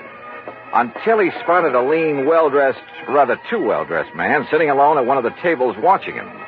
A man who'd somehow forgotten to take off the light gray hat that shaded his features and slightly narrowed eyes. The bartender clammed up. I paid for my drink, that's item 5, and was conscious of being watched closely as I casually sorted out and took the elevator up to my room. First thing in the morning, I looked up the address of 4 State. Instead of the striking new mile-high center as I'd expected, it was a dingy old office building on South Broadway. William Whitney looked a little old and dingy himself. Johnny Dollar? The special investigation? That's right, Mr. Whitney. Oh, well, sit down, won't you? All right, thanks. Just here on a visit? I'm here because the insurance adjusters are concerned about some recent claims they've had to pay on policies issued by you. We've been very unfortunate lately, Mr. Dollar. Yeah. $215,000, unfortunate. On only 4 policies. Yes, and all paid to the same beneficiary by some odd coincidence. You sure it was coincidence? Who were the policyholders? By some old miners living over near Golden. Old miners insuring for those amounts? Yes, sir. They were all able to pay the premium. Give me their names. Yes, sir. Unless I'm cockeyed, there's something wrong with this whole thing, and I intend to find out what it is. The policies were issued in good faith, and the premiums paid. But I agree with you, sir, and I'm terribly concerned. I'm glad you're here, sir. It will not only save the company a lot of money, but it will take a great load off my mind. Here's the list. Yeah. Do you know the beneficiary, this Don Ricardo? Only through seeing him when I've given him the checks. Barno, Mulligan, R. Smith, and J. Smith. Did any of these insured have families? Well, I don't know. You see, the beneficiary in each case... Yeah, I know. Better let me see those policies.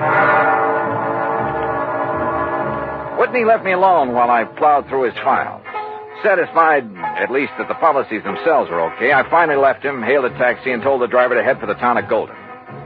As we pulled away from the curve, a small black foreign car in the next block swung around and appeared to follow us, and I wondered. But then it cut off at an intersection, and I decided I was imagining things. Until we pulled up at one of the addresses Whitney had given me in Golden, a ramshackle, unpainted old frame house on the edge of town. I told the driver to wait for me and walk up to the front door.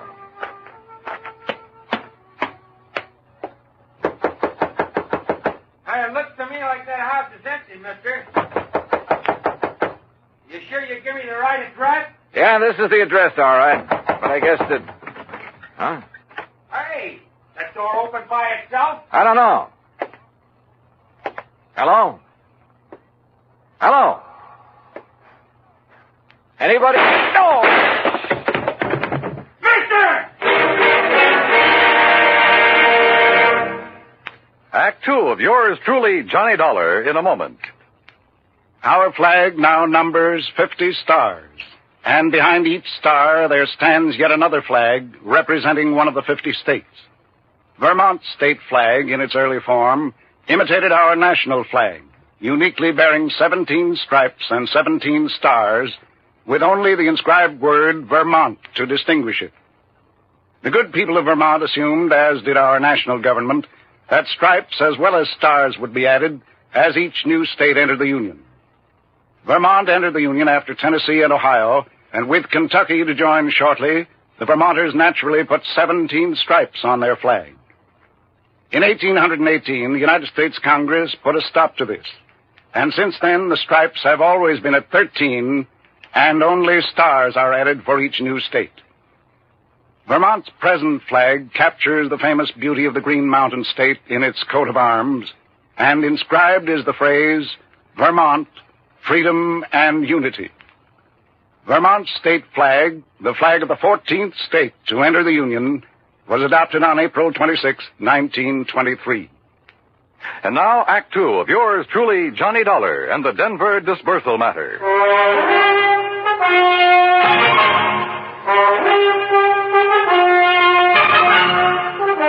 The old house at the edge of Golden, Colorado looked empty, but I knocked anyway. You sure you give me the right address, mister? Yeah, driver, this is the address, all right. But I guess that... Huh? Hey, that door open by itself? I don't know. Hello? Hello? Anybody? Oh! Mister! Mister! Go back. Get away from this open door. But you're hurt. Your neck, you're bleeding to death. Stay down. Barely nicked me. I'm all right. Holy cow.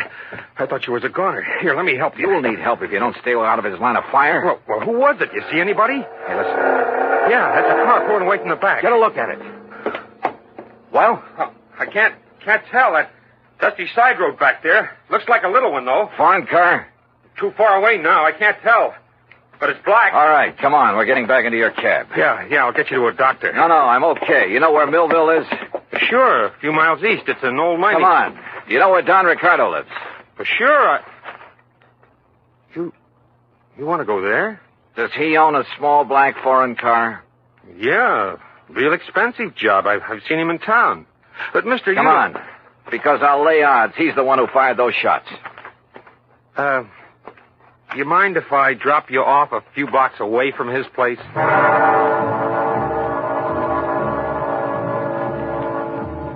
cab driver relented, dropped me off at Ricardo's front door, then hightailed it for other parts. It was a nice home, very modern, seemingly out of place in what had once been a prosperous mining center, but was now a little more than a ghost town. Yes? Mr. Ricardo? That's right. Who are you? I think you know, but I'll tell you anyhow. I'm Johnny Dollar, insurance investigator. Oh, come in, Mr. Dollar. We can sit in the den. Would you like a drink? No, thanks. What happened to your neck there? It's been bleeding. I will get to that later. I've been rather expecting someone like you to call in view of my good fortune in insurance money lately. Sit down. You sure you wouldn't like a drink? Tell me one thing. Yes. Who paid the premiums on those 4 policies that netted you a couple of $100,000? Why, the policyholders, of course. At least, to the best of my knowledge. 4 old broken-down miners? They were still quite active, Mr. Dollar, hoping to find a new vein in some of the old workings in this region. Then maybe you grub-staked them, huh? Well, as a matter of fact, I did. And they promised me a share of whatever they might find. In return, they named me in their insurance policy. Oh, you must have given them plenty. More than a worked-out mine could ever yield. How do you mean? To afford the premiums on those hefty policies. Now, look, Dollar, it was all perfectly legal on the up and up. How old were they? Barno? About 68, I believe. Mulligan and Smith and the other Smith? About the same. So what? Oh, the company was crazy. How did they die, Ricardo? By some strange coincidence, the poor old fellows all went the same way. Accidents there in the mine they were working. Did the police investigate those accidents? I imagine so. Now, look, Ricardo, as you know very well, I was shot at a few minutes ago. Shot at? At a little isolated house on the edge of Golden. You were a lousy shot. Now, look here. Also, you should have known better than to park that little foreign job of yours in the driveway, at least without washing it down. What are you talking about? That kind of purplish dust it's covered with. Dust? Yeah, I'm talking about the side road back of that house where you tried to plug me. Well? Okay, Dollar, maybe you're right about the whole thing. So what if I did try to knock you off? Oh, you admit it, huh? Yeah, why not? But since I didn't kill you then... Oh, no, you're not.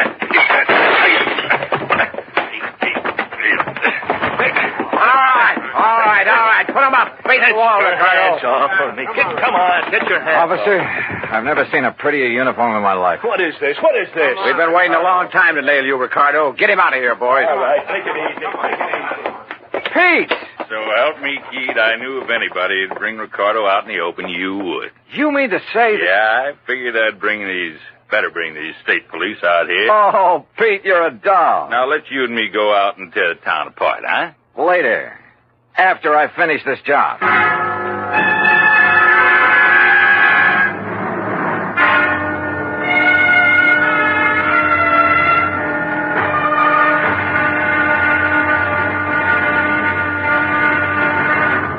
Act 3 of yours truly, Johnny Dollar, in a moment.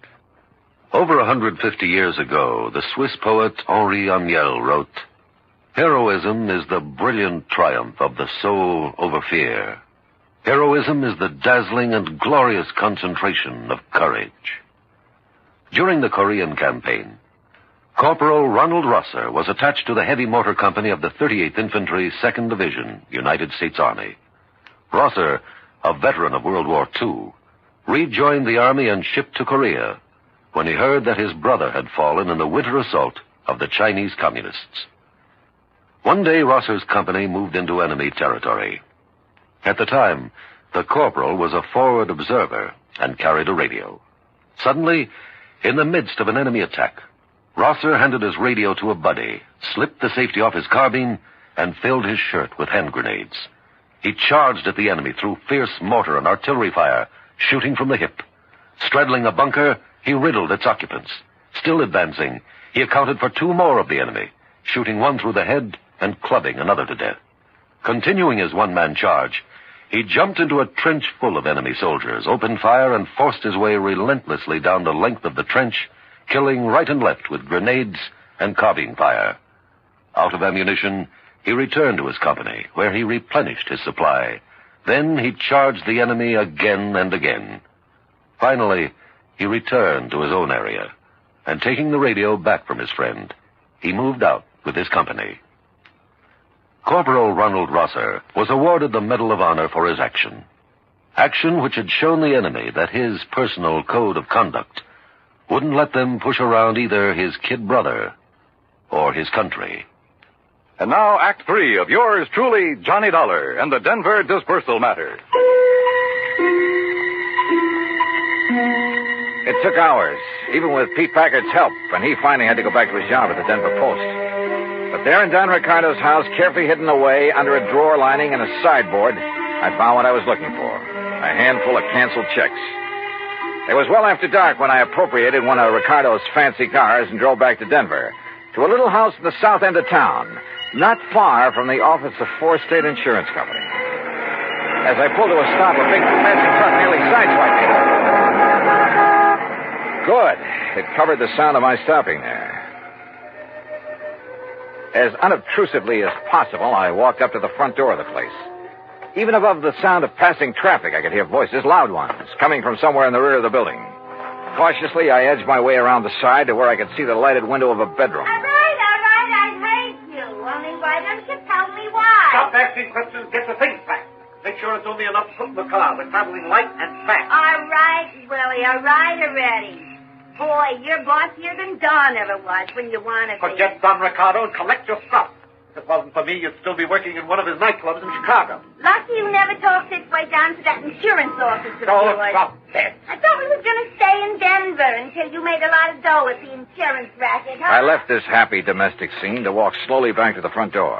Yep. My original hunch at the office in Hartford had been right. What's that? Somebody at the front door. Well, why don't you go answer it? Huh? Willie? Oh, Mr. Dollar. That's right. Oh, my, I'm glad you're here, sir. Well, you look upset, Mr. Whitney. I am, sir. I am terribly upset. Handbags, they're in the hall? Yes. Going somewhere? It's that Don Ricardo. Oh? I thought you didn't really know him. I didn't. Oh, if only I'd done it before. I'd never have issued those policies naming him as beneficiary. Done what, Mr. Whitney? Investigated that Ricardo. But I did. After you left me this morning. He's a gangster. An ex-gangster, Mr. Dollar. No. Yes. I suddenly realized that in your investigation, you'd investigate him, and he'd think I'd had you investigate him. He'd think I was trying to make trouble for him. Frightened me terribly. And that's why you decided to leave town, huh? Yes, of course. Until this whole thing blows over. He's a dangerous man. He'd stop at nothing. He might even try to kill me. I must leave here immediately. Oh, I wouldn't be too sure of that. Where did you plan to go? Far away, anywhere where he couldn't find me. And where maybe I couldn't find you. Of course. What? Why did you say that? Well, I was just thinking. This morning while I was going through the files at your office, you left me alone for a while. Yes, I recall that I did. Why? To make a phone call, maybe? To Don Ricardo? What? Is that why he just happened to be waiting in his little foreign car a block or so up the street about the time I left your office in a cab? Oh, Mr. Dollar. Pretty good theory, isn't it? Especially when I have these little scraps of paper to back it up. What are those? Some of Don Ricardo's canceled checks. Made out to you. 20% of the take on those big, fat insurance payments. Where did you get those? Funny, too. They're all dated one day after you paid off on each of those big claims. Give me those? No, you don't. We're going to need these. I'll kill you. Mr. Milktoast, huh? You dirty. I'll kill you. Okay, baby. All right. Okay, Willie, get up on your feet. Yes, sir. Anything you say, Mr. Dollar. But please, you must believe me. Oh, I'm cut an it. innocent That man. timid soul pose of yours may have sold insurance to a handful of suckers, Whitney. But it hasn't sold me a thing.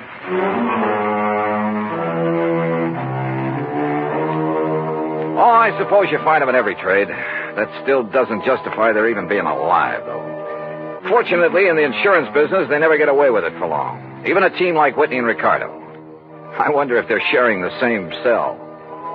Expense account, item 6, $10 to the doctor who sewed up my neck. Item 7, $84 for a night on the town with Pete Packard. Strangely enough, I still have a bit of a headache from it. Expense account total, including a little gift to that taxi driver, incidentals and transportation back to Hartford, $391.80. Yours truly, Johnny Dollar.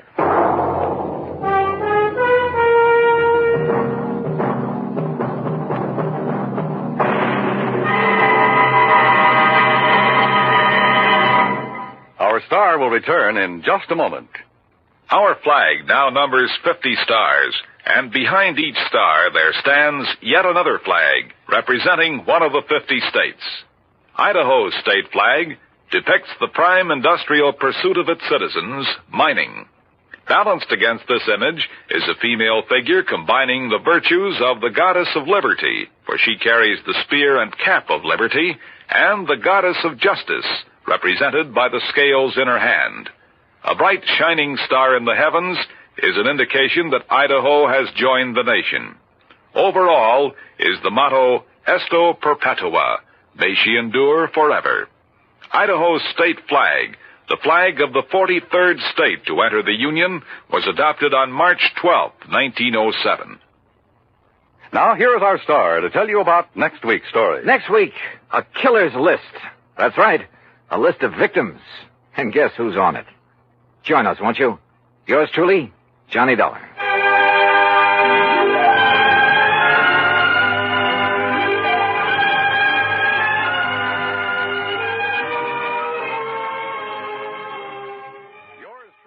From Hollywood, it's time now for Johnny Dollar! Johnny Dollar! Yeah, I'm Johnny Dollar. There's a phone call for you in the office, Mr. Dollar. But my plane's about to take off. He said it's very urgent, sir. Well, it better be. I don't get back to Hartford. 372. Hey, look, my name's Dollar. I understand you have a... Oh, thanks. Johnny Dollar. Todd Swam, Johnny, at the Chamber of Commerce. Oh, Todd, look, I'm sorry I didn't have a chance to say goodbye to you, and I appreciate all your Johnny. help. Like your city, too. Nice people, good fishing. But I barely had time to make my plane reservation, pack my stuff, Johnny, and... you've got to cancel your reservation. Cancel? My plane's all ready to leave. Earl Poorman is on his way to the airport now to pick you up and bring you back here. Look, we proved that the accident in that rocket fuel laboratory was an accident. I know. Dr. Allworth's technician, that Leon I know, Salkoff, Johnny, is not a I Russian know. spy. So the company will pay for the damage, and that's that. Will the company also pay a claim on Leon Salkoff? Don't see why not. Now, look, I got to catch my... What? Salkoff is dead? Johnny, it looks like murder.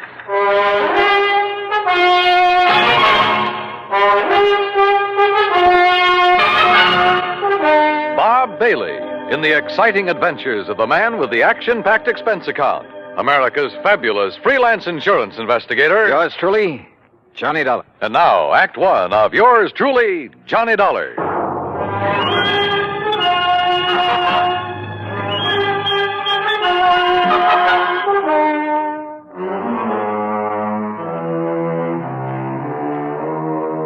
Expense account submitted by Special Investigator Johnny Dollar to the Tri-State Life and Casualty Insurance Company, Sarasota, Florida. Following is an account of expenses incurred during my investigation of the Salkoff sequel matter.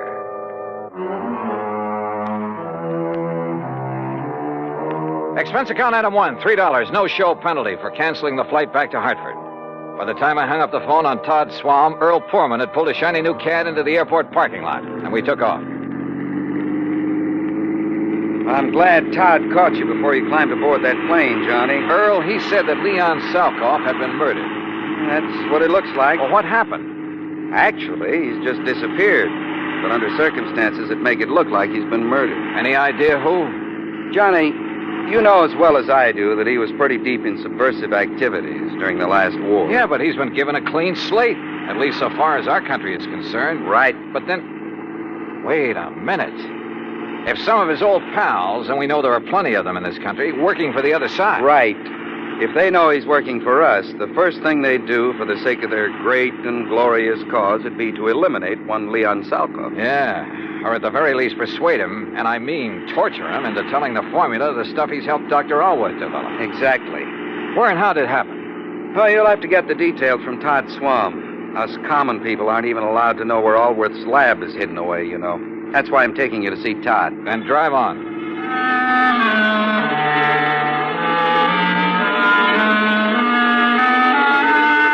Todd was waiting for us at the Chamber of Commerce building. He thanked Earl for dragging me in from the airport. Earl left, then Todd and I walked out to his car. Here, Johnny, use my car. You know where to go. Out to the lab? Yes. You still haven't told me what happened to Leon Salkoff. Because I don't know exactly. Dr. Allworth called me from the nearest phone down there, told me Salkoff is gone, and that he's sure he was murdered. Have you dragged the police in on this? No, but I telephoned the FBI in Washington. They've promised to send a man. Well, do they know I'm here? They might not want any interference. Well, I told them about your investigation down there at the lab, and they said to give you a free hand. All right, good. Well, I better get going. Johnny, let me know what you find out.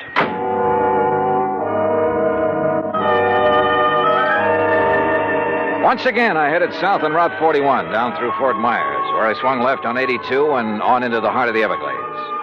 I found the old wagon trail leading into the swampy jungle, and finally came to the shack of the Indian, Ben Osceola. There, I hopped aboard one of his airboats, one of those strange little contraptions driven by an airplane-type propeller. 50 minutes later, I pulled up at the brush-covered island in the middle of that vast, wet, soggy swamp. Dr. Allworth was standing in front of the well-hidden laboratory. Mr. Dollar! Mr. Mr. Dollar, I'm so glad you haven't left yet. Oh, what's happened out here, Doctor? Oh, it's been terrible. A terrible thing, like a nightmare. Here, come inside. I'll show you and tell you everything I know. Oh. Our living quarters are down this corridor. Yeah, I remember. After you and Mr. Swam left us yesterday, Leon and I went to work immediately to replace the rocket fuel additive we had lost in the accident you investigated. Yes? Oh, if only I'd paid attention when he told me about the man he'd seen in Fort Myers the day before. But we were so busy. Wait a minute. What man? Someone he'd known in Europe during the war. A man he suspected of now working for those who'd like to sabotage our... Go on, Doctor. Look, Mr. Dollar, this is my room. And this, right next to it, is Leon's room. Great Scott. Yes, there must have been a terrible struggle. And, Doctor, this looks like blood on the floor. Now, what happened? Well, it was early this morning before dawn. I heard voices in here. At first, I thought Leon was shouting in his sleep. Yes? But then he began to call for help, and I heard the furniture being knocked about. Well, didn't you come in here? Something had been shoved against my door. This table. I couldn't open it. Then I heard the shot. I heard Leon scream with pain. Then another shot. Oh, terrible, terrible, terrible. Go on, Doctor. Then I heard them drag poor Leon's body away outside. But how did you get out of your room?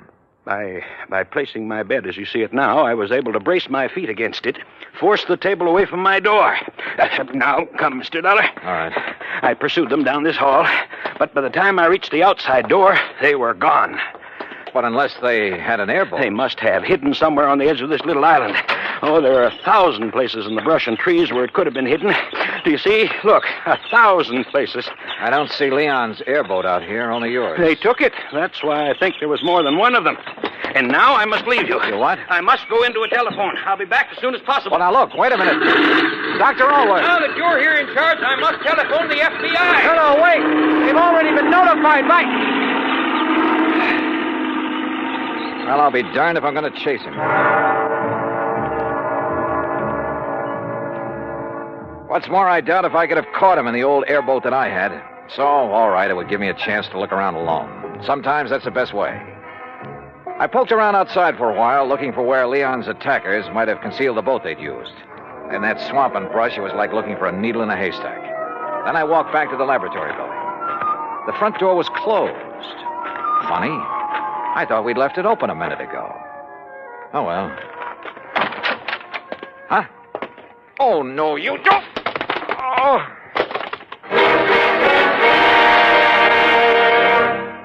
Act Two of yours truly, Johnny Dollar, in a moment. And now, Act Two of yours truly, Johnny Dollar, and the Salkoff sequel matter. I don't know how long I was out after the attack on me at the hidden laboratory in the Everglades. But when I came to, I was lying in Alwa's bed. Across the room at a desk sat a well-dressed man going through files of papers and folders. I played possum because I wanted time to think. If Leon Salkoff had been murdered by subversives, then this man must be one of them. But how had he got here without Alworth knowing? Or did Alworth know? After all, now that I had time to think about it, his explanation of what had happened to Salkoff had been pretty glib. And the doctor's sudden departure a while ago to phone the FBI, he'd said.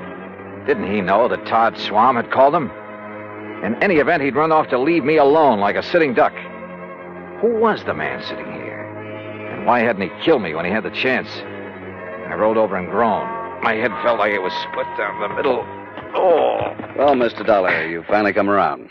Yeah, I guess so. Brother. We were quite concerned about you. I'm terribly sorry about what we did to you, but until we frisked you and discovered your identity... Who are you? Walter Brenman, FBI. Oh.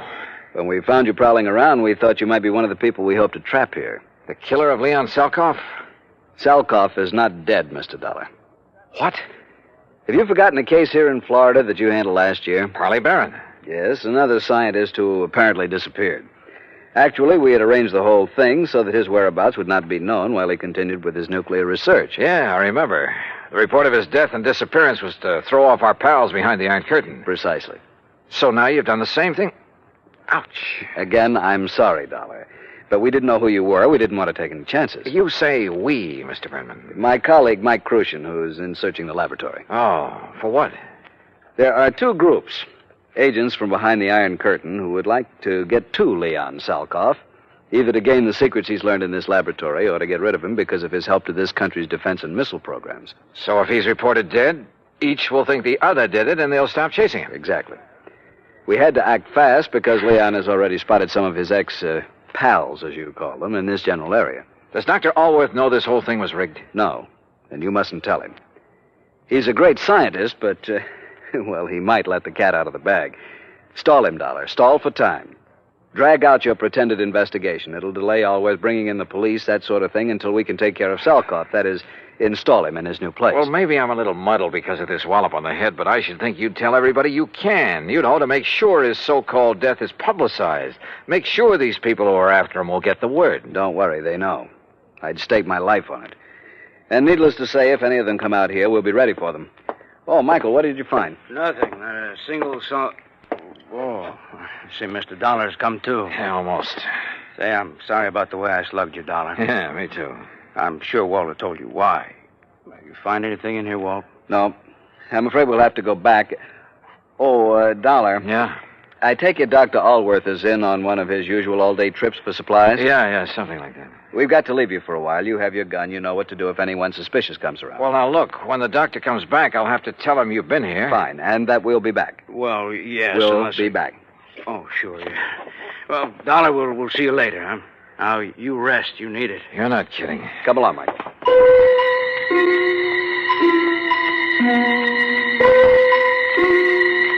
I felt so rocky, I didn't quite know what to make of it. I heard them leave by the outer door. Then a couple of minutes later, from off at one side, I heard their airboat leave. Wait a minute. It wasn't going out by the channel I'd been given to understand was the only way out of this place. Strange. Painfully, I rose and walked out. My head ached so much I could hardly think straight. There was something wrong here. Oh, sure, they'd left me a gun, but... Yeah, they'd left it with me all right, but the chambers had been emptied. My airboat was still where I'd parked it in front of the building, too. Yeah, but it wouldn't start. Tamper with, maybe. Then I heard it. Another boat coming into the regular channel. In the distance, I could see there were two people in it. Quickly, I crouched behind a clump of brush until I saw who the two men were. Mac! McLaughlin! Oh, hi, Dollar. Dr. Always said you were out here. Mr. McLaughlin was already on his way when I telephoned. Why didn't you tell me the FBI had already been sent for, Mr. Dollar? I tried to, but you Good took off Lord, in such a Johnny, hurry. what happened to you? Oh, a couple of your own boys did this, Mac. What? Men from the Bureau? That's what they said. And I was so addled from this knock on the head. Johnny, that that's impossible. What do they look like, Walt? What are their names? Walter Brenman, for one. Brenman, 5'11", sparse gray hair, blue eyes, about 150 pounds, mark of spectacles on his nose. Perfect description. And the other? Michael Crucian. Heavy set, maybe 5'6", about 200 pounds. Right. Small scar above the right eye, heavy, almost gravelly voice. Yeah. Brenman and Crucian, huh? So they said. We're in trouble, Johnny. What? Unless I'm completely cockeyed, those are the boys who kidnapped and probably killed Leon Salkoff. Mac. We've been waiting a long time to catch up with them. Their real names are Brenmanoff and Krushinsky, spies and killers from, well, you know where.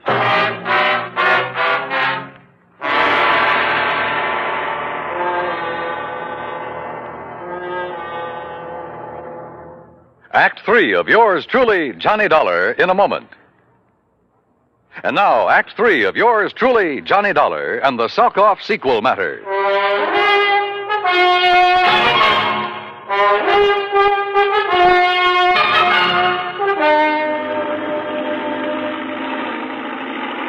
McLaughlin, my old friend of the FBI, gave Dr. Allworth a gun with instructions to lock himself into his lab and shoot on sight anybody who set foot on the island before we got back. Then we took off in the airboat.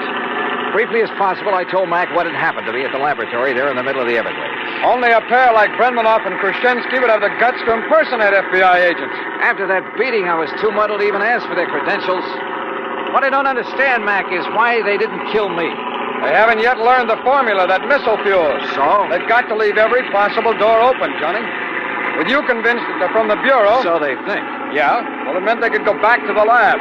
After the doctor returned, maybe even get your help in obtaining the formula from him. What? Sure. The abduction of Leon Salkoff would indicate the doctor himself is in danger. Well, that's true. But if he wanted his work carried on, if anything should happen to him, well, who better to give the formula to than agents of the FBI? On the way out to the lab, he was ready to give it to me.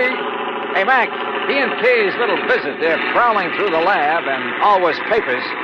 It means they didn't get the formula from Leon Salkoff. Which probably explains their sudden departure. They couldn't find the formula at the lab, so they'll go back and put the pressure on Leon again. Makes sense, Mac. And I sure hope he's still alive. But where? Well, let's hope an all-points bulletin will help us catch up with them when they leave this swamp.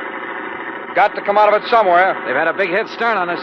Yeah, but this channel we're taking is the most direct route to the highway. Any highway. They carried off their foes pretty well.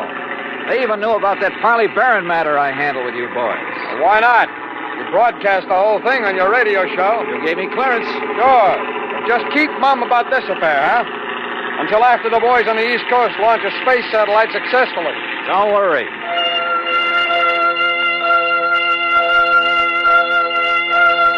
A few minutes later, we pulled up at Ben Osceola's shack at the head of the bayou where we'd left our car. We use mine, Johnny. It's better equipped than yours for whatever we may run into. I saw what he meant, because in back of the seat was a regular arsenal. As we tore out of the jungle and headed south on Highway 29, Mac shortwaved in all points to every town in the area and to the state police. Keep me posted. Over. We're heading south, Johnny, because you said that's the way they left the island by airboat. Right, Mac. But with the way those rivers and bayous twist around in the swamp, they could come out anywhere. Well, I know this country pretty well. They'd almost have to go south to hit this or any other highway. Now, you keep your eye peeled for any side roads that might lead into where they could land their boat, will you? Hey, look, what about this car that's coming at us? Man, he's really stepping on it. That's okay, Johnny. It's a police car. Police, huh? Sure. But did you see who was driving it and who was sitting beside him? What? Yeah, Krushinsky and our old pal Brenman. Hold on to your hat. They must have heard the all points. Well, if they didn't, they're hearing it now in that car. And if that thing is souped up like most police Don't cars... worry, boy. They won't get away from this old boiler.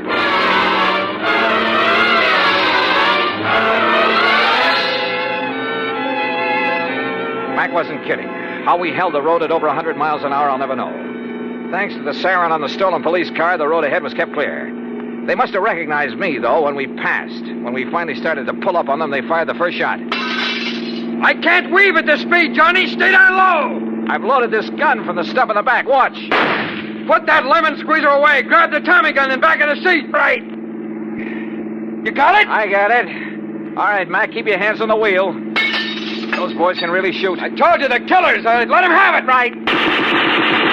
Aim for the tires, Johnny. Aim for the tires. Hold it. Hold it. You've got them. They're going off the road. Mac, if they hit that row of cypress trees, they're gone.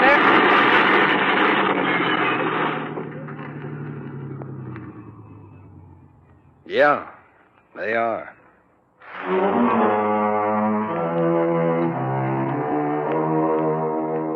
Leon Salkoff?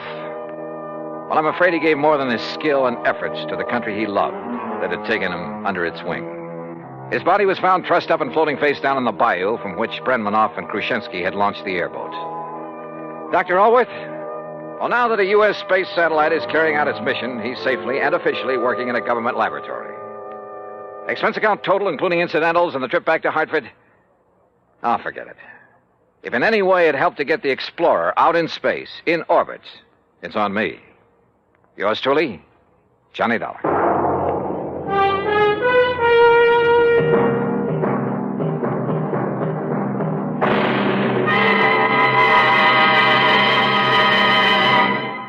Our star will return in just a moment.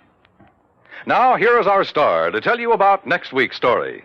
Next week, a trip to a mining town out near Denver, Colorado. And for me, it's a little too close to the wild, wild west. Join us, won't you? Yours truly, Johnny Dollar.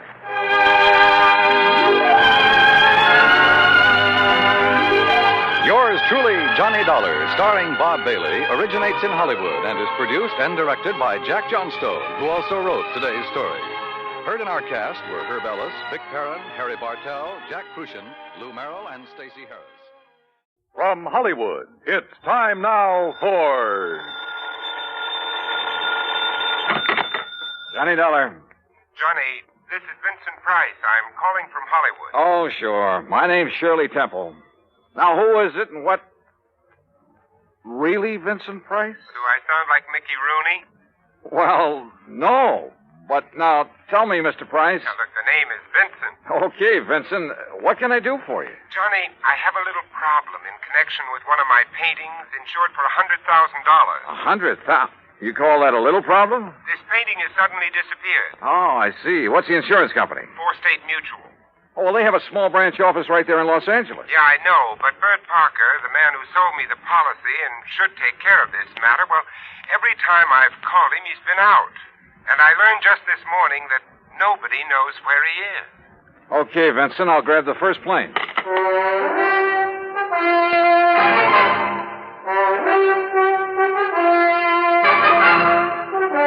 Bob Bailey in the exciting adventures of the man with the action-packed expense account.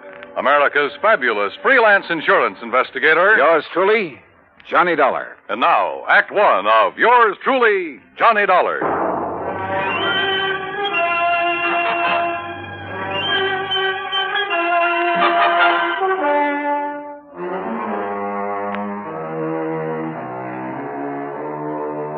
Expense account submitted by Special Investigator Johnny Dollar to the Four-State Mutual Insurance Company, Home Office, Hartford, Connecticut. Following is an account of expenses incurred during my investigation of the Price of Fame matter.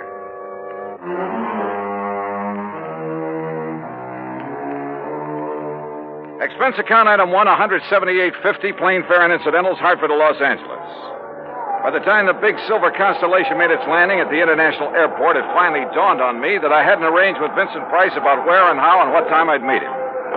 But as I picked up my luggage, I discovered a hungry-looking crowd of autograph hounds milling about the tall, gracious man I was looking for. Oh, sure. I'm glad to. Look, but just one at a time, will you please? I can't very well. All right, there you are. Now I have to meet a friend. Gee, just one more, please. Huh, Mr. Price? All right, if you insist. Here. Best wishes from T. Willie Rocking Horse. Huh? How are you, Johnny? Oh, great, but I didn't expect... Johnny who? You mean to say you folks don't recognize Johnny Dollar? Oh, no, wait a minute. Attaboy, Johnny. Give 'em all. I'll wait for you in my car. It's right over here at the curb. Yeah, but look, will you? Hey. Right here, Mr. No, you don't. I'm nobody. Please. By the time I got away from that mob, I felt as though I'd been run through a ringer. But we finally took off in Vincent's car and drove to his beautiful home up in one of the canyons west of Beverly Hills. Nestled among the trees with spacious lawns and well-kept gardens, it's furnished in the most excellent taste. I'm no expert, but to say that I was impressed by the extraordinary works of art in that home would be the understatement of the week. Engravings, prints, fine sculptures, but most of all, paintings. And even to my unpracticed eye, all of them were, well, magnificent. Here's a little thing I picked up in London, Johnny. It's called The Old Man in Red by Goya. Wow. Yeah, I thought original oils by him were found only in the big museum. Well, I've been pretty lucky in getting hold of some of these. Yeah, you've known what you were doing, too. You like this one? It's called Fright. It was painted by Kenneth McManus. Uh-huh. Beautiful. Beautiful. Like all the rest of them. Thanks. How about this one here at the end? Night Wind by, I'm sorry, Vincent, I can't make out that name. You don't have this one lighted like the rest. No, that's to maintain its somber mood, Johnny. Oh. And that's what made it possible for the substitution of this copy to go undetected. That's a copy? Yeah, and that's my problem. The $100,000 Night Wind by Jean-Baptiste has been stolen. This was left in its place. Oh, I see. It's not a bad copy, probably worth a couple of $100, but it's hardly a genuine Baptiste. Well, when did you discover this substitution, Vincent? When I returned from a lecture tour early last week. Oh, that's right. You've been traveling all over the country lecturing on art. Well, let's call it talking about art, huh? Tell me, have you notified the police about this? I suppose I should have. Well, I felt that was Bert Parker's job. And you haven't been able to reach him over at Four-State Mutual? As I told you on the phone, he hasn't been in his office for some time. Vincent, have you any theories about who might have done this? Yes, I'm afraid I have. Why do you say it that way? Very few people knew I'd gotten hold of this Baptiste, only some close friends and a couple of art experts. So? And the place was not broken into during the time I was away. Of that I'm sure. Well, go on. Well, the family and servants kept very close track of anyone who entered the house while I was gone. You have a list? Yes, I do have a list. Here. Good. Alfred R. Hawkinson. That's an electrician who came to do some wiring. He wouldn't know a Rembrandt from a Mickey Mouse. Ann M. Schumann. A music teacher. Loves music, hates painting. What about delivery boys, people like that? Oh, they never get beyond the back door. Go on, read on. That next one is Ben, the gardener. You can forget about him. And Bert L. Huh? Yeah, Bert Parker. He was here twice. What for? Well, ostensibly to check on some of the paintings he'd insured. The first time, on the 11th, Mrs. Price was with him while he poked around. On the 15th, she had to leave to keep an appointment. And just when he left the house, nobody seems to know. Oh, brother. Are you thinking the same thing I am? Now, look, Johnny, I haven't known Bert very long, and, well, he seemed like such a harmless little old fuddy-duddy. As for his knowledge of art... Yeah, I wondered about that. Well, he was perfectly satisfied to take my evaluation on the 2 or 3 things he'd insured. So, well, Johnny, I may be all wrong. Vincent, a thing like this may only happen once in 1,000 years. In any event, the company will certainly make good your loss. Well, with a work of art, it isn't really the money that counts. And, Johnny, listen. Look, I may have jumped to a completely unjustified conclusion about Bert Parker. Oh, yeah? Sure. Well, let's go down to his office and see. We'll return to Johnny Dollar and the Price of Fame matter. That's Vincent Price in just a moment. And now, Act 2 of yours truly, Johnny Dollar and the Price of Fame matter. A priceless original oil painting, stolen from the home of Vincent Price, famous radio and picture star. One of the few people who'd had the opportunity was the man who'd sold him the insurance on it, Bert Parker. Together, we went to Parker's office at 4 State Mutual in downtown Los Angeles. It was on the 16th that Mr. Parker phoned in to say he wasn't feeling very good and wouldn't be in for a day or two. Hey, it was on the 15th that he was at your house, Vincent. Yes, that's over 2 weeks ago. And you haven't heard from him since, Miss Pritt? No, Mr. Dollar. We've tried calling his apartment, but since there hasn't been anything really pressing here at the office... What's the address of his apartment, please? Well, it's out in Westwood, 1308 Pandora Avenue. Look, Vincent, I'm going out there. I'll call you if I find... You're going to need transportation, aren't you, Johnny? By the highest price chauffeur in the country? Sure, why not? Oh, before you go, Mr. Price, I wonder if I could have your autograph. Well, why didn't you get Johnny Dollars, Miss Pritt? He loves to give them. Oh, yes. Oh, no. No, you don't, Vincent. Let's go. It took a little persuading, but the landlord at Bert's apartment finally let us into his 4-room suite. It was empty, except for a few old clothes, and it was obvious that he'd packed and left in a hurry. I rummaged around in the closets, tables, bureau, for a clue as to where he might have gone, and came up with nothing. You give up, Johnny? Yeah, Vincent, I'm afraid so. I poked around that desk some more after you'd finished with it and found this wedged in behind a drawer. Oh? Travel folder. Paris. Yeah, it looks real fresh, too. Minor Travel Agency, Beverly Hills. Well, what do you think? Pretty much of a long shot, Vincent. But they do pay off sometimes, don't they?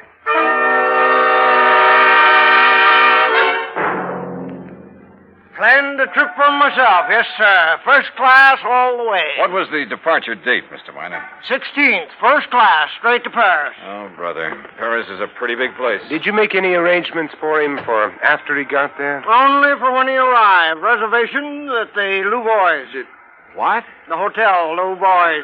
The Louvois, perhaps. That's what I said. First class, too. Said he wanted something not too far from the Montmartre. Montmartre, if you don't mind. That's what I said, yes. Now, can I fix you gentlemen up with some plane reservations, too? Well, suppose you give me the same flight he took, and I'll stop at the same hotel when I get there. Hey, wait a minute, Johnny. You're not going to leave me out of this. Well, look, I'm still playing a long shot, Vincent, a very long one. What's the difference? Also, I don't know if my expense account will get by the home office. Expense account, forget it. I'm having a ball. Mr. Miner, start making those reservations. Expense account item 2, $984 for the plane to Paris. Well, it turned out to be the most interesting flight I've ever made because of the company of Vincent Price. An amazing conversationalist, he could talk about anything, including art. And he has a tremendous sense of humor. So, as he put it, we had a ball from the time we took off in L.A. till the time we sat down in Le Bourget. Item 3, 520 American, taxi into the Hotel Louvois, where the manager was, well, somewhat helpful. Oh, mais oui.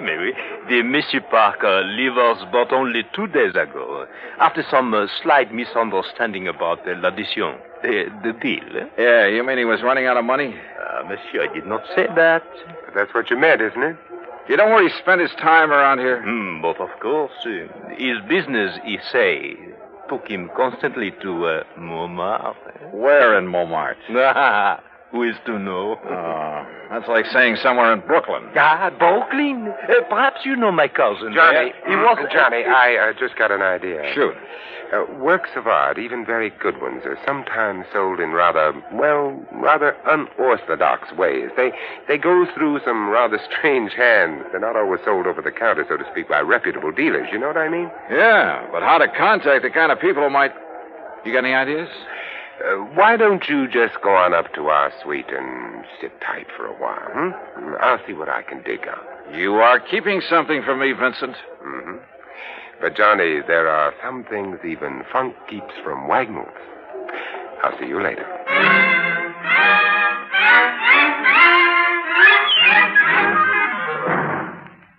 Act 3 of yours truly, Johnny Dollar, in a moment.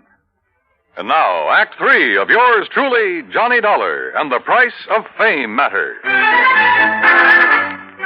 All of gay, romantic Paris just outside the door, and time on my hands. So what did I do? Took Vincent Price's advice, went back to my room at the Hotel Louvois, and waited. 2, 3, 4 hours. Finally, shortly after 8 p.m., Vincent came in bearing a couple of packages. Sorry to have made you wait, Johnny, but I think I'm on the trail of something. Looks to me like you've been on a shopping spree. Props, Johnny, for you. Have you found out where Bert Parker is? No, but I think you will. Here, try this on. Huh? What's this all about? A 10-gallon hat? Yeah, I had to guess at your size. Where in Paris did you find this? Try it on. Oh, what do you... Holy... What am I supposed to be, a refugee from Texas? Exactly. You made it in oil wells.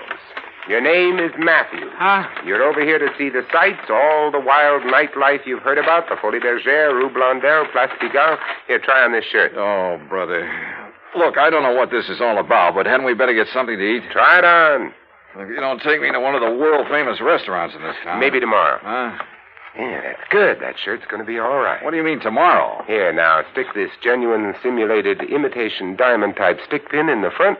Wait a minute, I'll do it for you. Yeah, what the Sam... There you are, and with this big hunk of glass on your finger. There now, look at you. Oh, you look, I'm hungry. Well, maybe you'll even get food where you're going. Now, where do you think I'm going in this rig? To a little joint on the Rue Blondel called the Bal Macabre. Now, what am I supposed to do there, if I go there? Sit around, look prosperous, and see what happens. Oh, Vincent. Remember, you made it in oil. Millions. Yeah, but Vincent... Also, you're interested in art, and your name is Matthew. Look, will you... On your way, Johnny.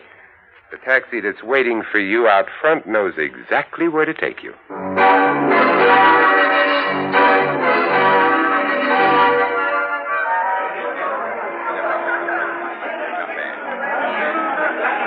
Bal Macabre was really a joint. It was dirty, and the people packed like sardines in it were dirty, too. Characters who made a business of being characters. And everybody screamed at everybody else. Except, that is, for the wormy little man who sidled up to the postage stamp-sized table on which my glass and a bottle of wine were balanced. Pardon. You are Mr. Matthews, are you not? That's right. From Texas? No? Yes, sir, partner. The great and glorious state of Texas. Sit down and pour yourself a glass of this here red ale. Who are you? They call me La Chagrin. What's that mean? Well, they're what you call the gray cat. Hey, that's cuter than the name of my old friend Coyote Bill. Well, do you enjoy the Paris nightlife? You know something? I'm getting fed up with it. Yeah, I think I'll just buy me a couple of nice pictures and go on back home. What kind of pictures, monsieur? Well, good ones. Oil pictures. Like that Mona Lisa I've seen at the Louvre. You know, good ones, I mean. Well, like a Jean-Baptiste, perhaps? You mean you know where a man could get a hold of a genuine one of them? Well, for a price, of course. Well, listen, I got money and I'll spend it. Well, I offered them $500,000 for that Mona Lisa, but they turned me down. But if I could get a hold of a genuine Baptiste, well, partner, you just name the price. Oh, well, I'll make no promises, mon ami. But I do have a friend. And for a slight consideration... Name your price and take me to it. I will be waiting for you at the corner with the taxi. That is what you call okay? Okay. I shall be waiting. I'll be there, partner. You bet I will. And I'd certainly like to know how Vincent set this up.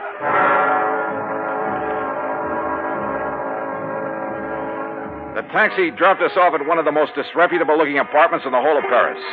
My friend, who called himself the Gray Cat, looked carefully around before entering the front door. Then we climbed 4 flights of a dark, musty stairway. No, remember, my friend, you are not to pay the price he asks at first. If you like, I will make the arrangements for you. Now, that would be right friendly of you, partner. But how would you come out on this? Well, all I ask, monsieur, is 10% of what you pay. And maybe a little extra from him for bringing me up here? Oh, monsieur. Oh, now, don't give me that, partner. I've been around. I'm wise to how you fellas operate. But if I can get a hold of a real, genuine Baptiste... You will see.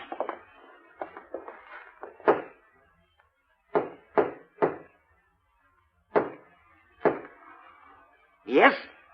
Who is it? I have brought a friend, Monsieur Matthews from Texas. Yes? Yes, he would like to buy The Night Wind by Baptiste. That is, if it's genuine. Genuine? Of course it's genuine.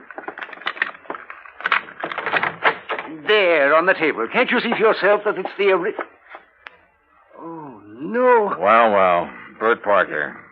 Johnny Dollar. That's right. Insurance investigator. Investigate you? Oh, I've just remembered somebody is waiting for me. That's right, I am. Mr. Price. Oh, no. Well, pardon, Monsieur Price, but I must go. Without your fee for taking care of Mr. Dollar? Listen, both of you, please. I'll give you back the painting. I'll do anything you ask. Oh, drop dead. Oh, dear. Dear. Well, Vincent, there it is. Yep. And it looks like the company has saved a cool $100,000. I have a confession to make about that, Johnny. Yeah, like how you happen to know the way to the painting through that squirmy little fellow who brought me here. Oh, well, that's how I got hold of the Baptiste in the first place. It's a lovely thing, isn't it? Yeah, it certainly is. And, Johnny, it is worth $100,000. Oh, I'm sure. But the truth of the matter is I paid only $300 for it. You paid? Oh, no. It's a fact. Well, you've got it back, thanks to your own efforts. Thanks to your being the front man. If I'd tried to get it back myself, these people would have run like scared rats. Oh, sure. Just tell me one thing, will you? Why aren't you an insurance investigator? Well, you know, it's every man to his own. Well, after all, why aren't you an actor? Let's get out of here.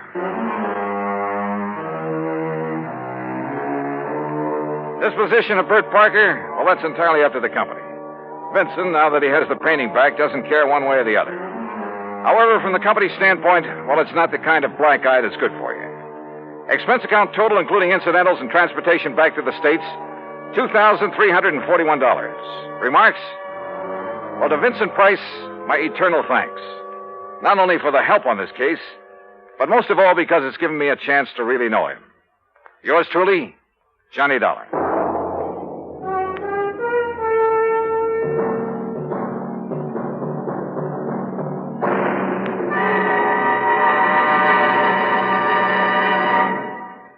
Our star will return in just a moment.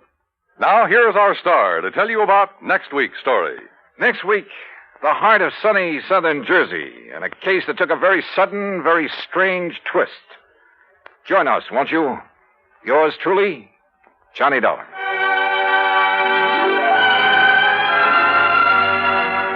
Yours truly, Johnny Dollar, starring Bob Bailey, originates in Hollywood and is produced and directed by Jack Johnstone, who also wrote today's... From Hollywood, it's time now for... Johnny Dollar. Pat McCracken, Johnny, Universal Adjustment Bureau. Hi, Pat. What's on your mind? Ever heard of A, B, and C? Well, yeah, back in the first grade. Oh, look, I'm not talking about the alphabet. I'm talking about an advertising agency. Oh, well, what about it? Well, the A stands for Appleton. Alfred Appleton, 55 years old, and Eastern Trust has his life insured for $100,000. So? It's annuity. It starts paying off at the age of 65, and we'd like to see him collect it. Looks like somebody else has different ideas. What do you mean? He thinks somebody's trying to kill him. I see. You want me to run down to New York and talk to him? Well, he's up at his weekend place now, about 100 miles up the coast, overlooking the sea at Skeleton Point. You can talk to him there. Skeleton Point. Now, that's a cheerful name. I know. Johnny, make sure it stays just a name.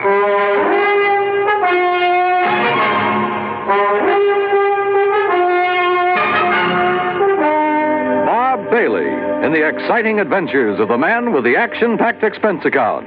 America's fabulous freelance insurance investigator. Yours truly, Johnny Dollar. And now, Act One of yours truly, Johnny Dollar.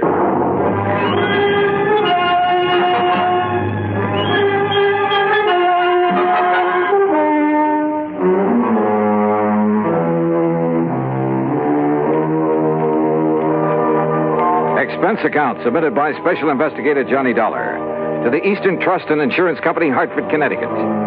Following is an account of expenses incurred during my investigation of the 11 o'clock matter.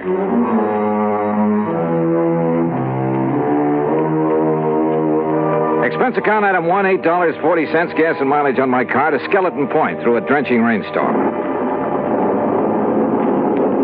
The Appleton home, perched high on a cliff at the edge of the sea, was an old weather-beaten affair, but right now it looked mighty good to me.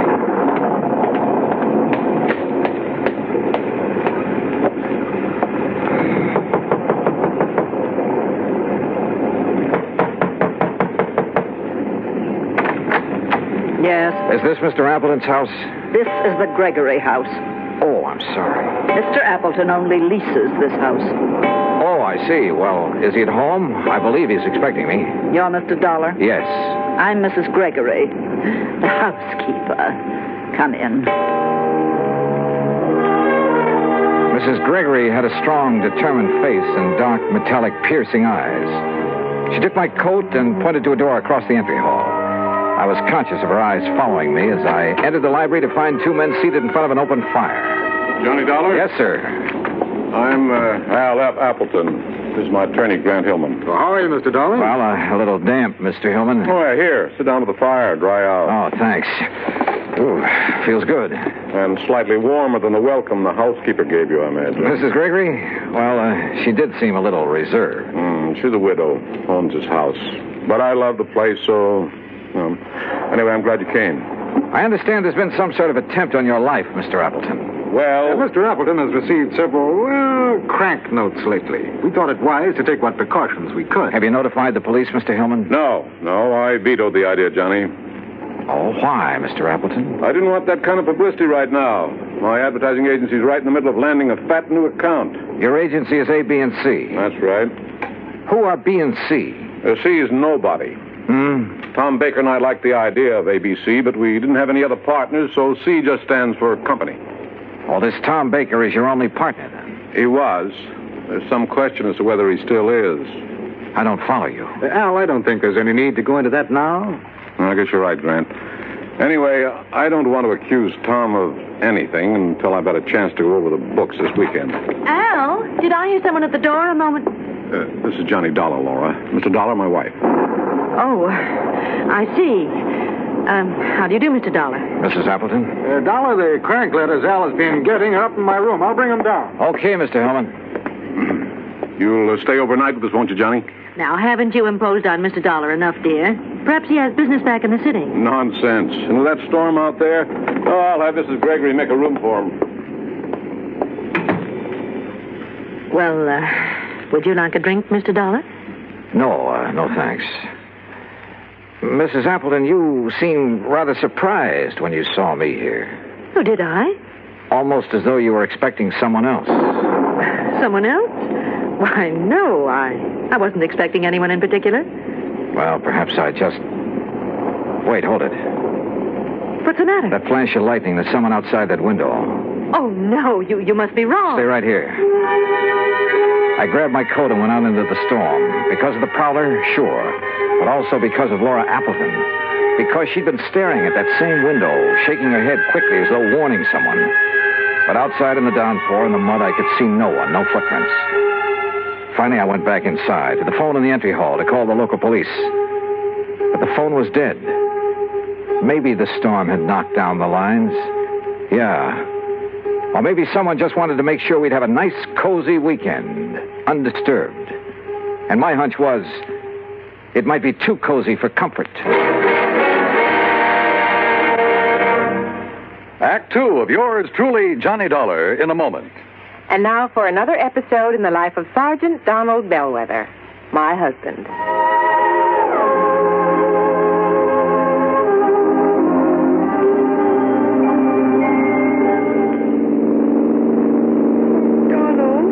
Yes, dear? How much farther is it? Oh, about 100 miles. You're not getting sleepy, are you? No, I'm all right. Now, you just close your eyes, honey, and take another nap. We'll be home soon. Okay. You stay awake now. Yeah, I will. Oh, I still think we should have stopped in the hotel.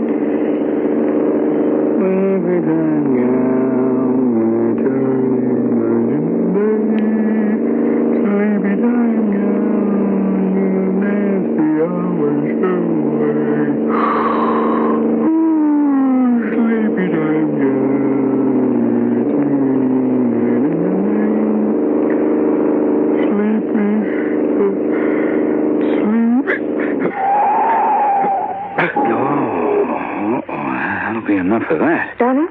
Huh? Donald, are you awake? What happened? No, nothing, Reba. It's all right. I guess I'm getting a little sleepy, that's all. I'm going to stop a while, take a little nap. It's a good idea. So what if we do get home later than we planned? At least we'll arrive in good health. Yeah, you're so right. About 1,800 American drivers lose their lives each year because they fall asleep at the wheel. Well, I'm just not going to make it 1,801. Are we parked far enough off the highway? Oh, yeah, we're way off the road, honey. I'll just take a nap for about an hour. I'll be refreshed, and we'll be on our way again, huh? All right, dear. Oh, sir, I'm not going to make it 1,801. And you're not going to make it 1,802 either. Oh, that's my Donald. That's my doll.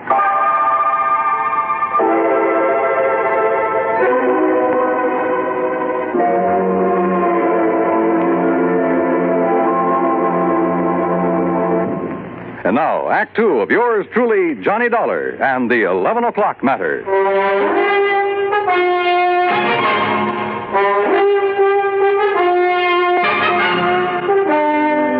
Did you see anybody outside, Mr. Dollar? In that rain, Mr. Hillman, I couldn't see 10 feet in front of me. Well, can you describe the face you saw at the window? Well, it was more of a silhouette. I couldn't even tell if it was a man or a woman. You sure you did see someone, Johnny? Yes, reasonably sure, Mr. Appleton.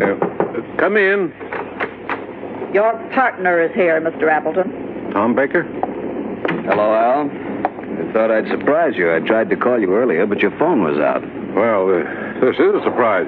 Well, I'd like you to meet Johnny Dollar. Dollar? Hi. Tom, you're soaking wet. My car hit a big puddle about half a mile down the road and quit on me. I had to walk the rest of the way. Did you just now get here, Mr. Baker? Yes, why? Mr. Dollar thought he saw someone outside the window a few minutes ago. Oh, no, I just now got here. Well, I got some extra clothes up in my room that should fit you, Tom. Let's get you changed before you catch cold. Thank you, Elman. Oh, look, this rain is getting all of us down. Why don't we live a little? Huh? Al, how about going down to the beach house, building a fire, playing some records, having some drinks, huh? Yeah, it might be a good idea. Where's the beach house? Down near the bottom of the cliff with a beach. It's real nice. But in this weather? Oh, there's a stairway leading down. Yes, why don't we go down there? I'm getting the creeps just sitting around here like this. So we went down to the beach house. The rain had let up a little, but nobody seemed to feel much like a party. We just sat there in front of the fire, not saying much. Once or twice I thought I detected Laura Appleton and Tom Baker exchanging quick glances, but I couldn't be sure.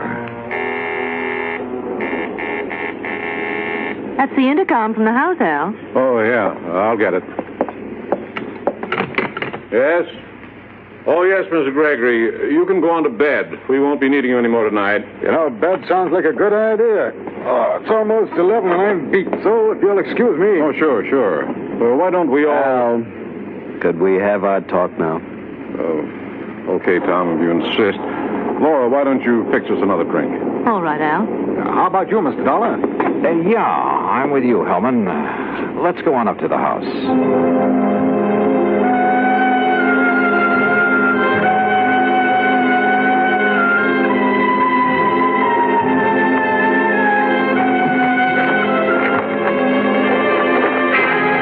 Well, I'm glad the rain has let up. Yeah. Mr. Hillman, I didn't come with you because I was tired. I wanted to talk to you. I thought as much. Earlier this evening, Appleton said something about not wanting to accuse Baker of anything until he'd gone over the books this weekend.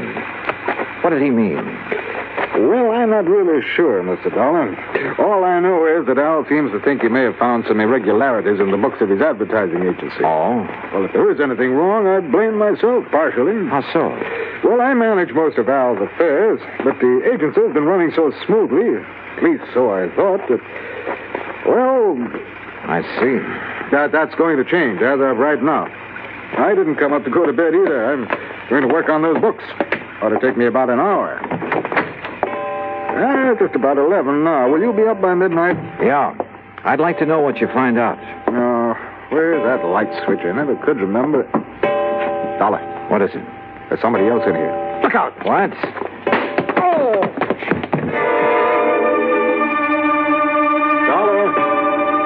Dollar! I guess I was out only a few seconds because the clock was still striking when Hellman brought me to. Dollar, are you all right? What? Yeah, I guess so. I grabbed at him, whoever he was, but he knocked me loose. By the time I got the lights on, he was gone. Oh. Lucky for you, he only stunned you momentarily. Oh, brother. Hillman, did you see where he went? Well, he didn't leave by this front door here, I'm sure of that. Then he must be still in the house.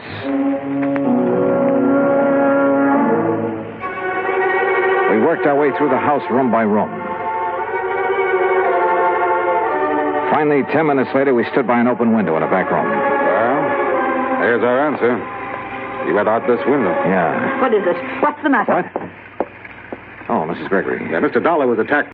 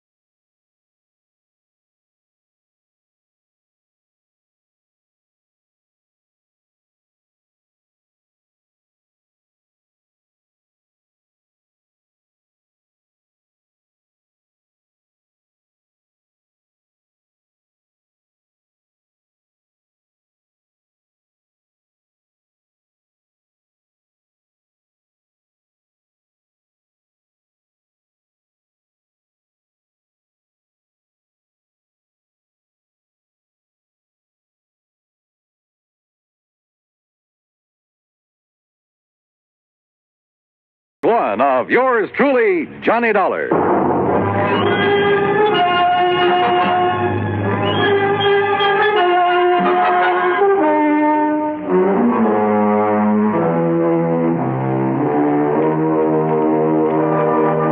Expense account submitted by Special Investigator Johnny Dollar to the Eastern Trust and Insurance Company, Hartford, Connecticut. Following is an account of expenses incurred during my investigation of the 11 o'clock matter.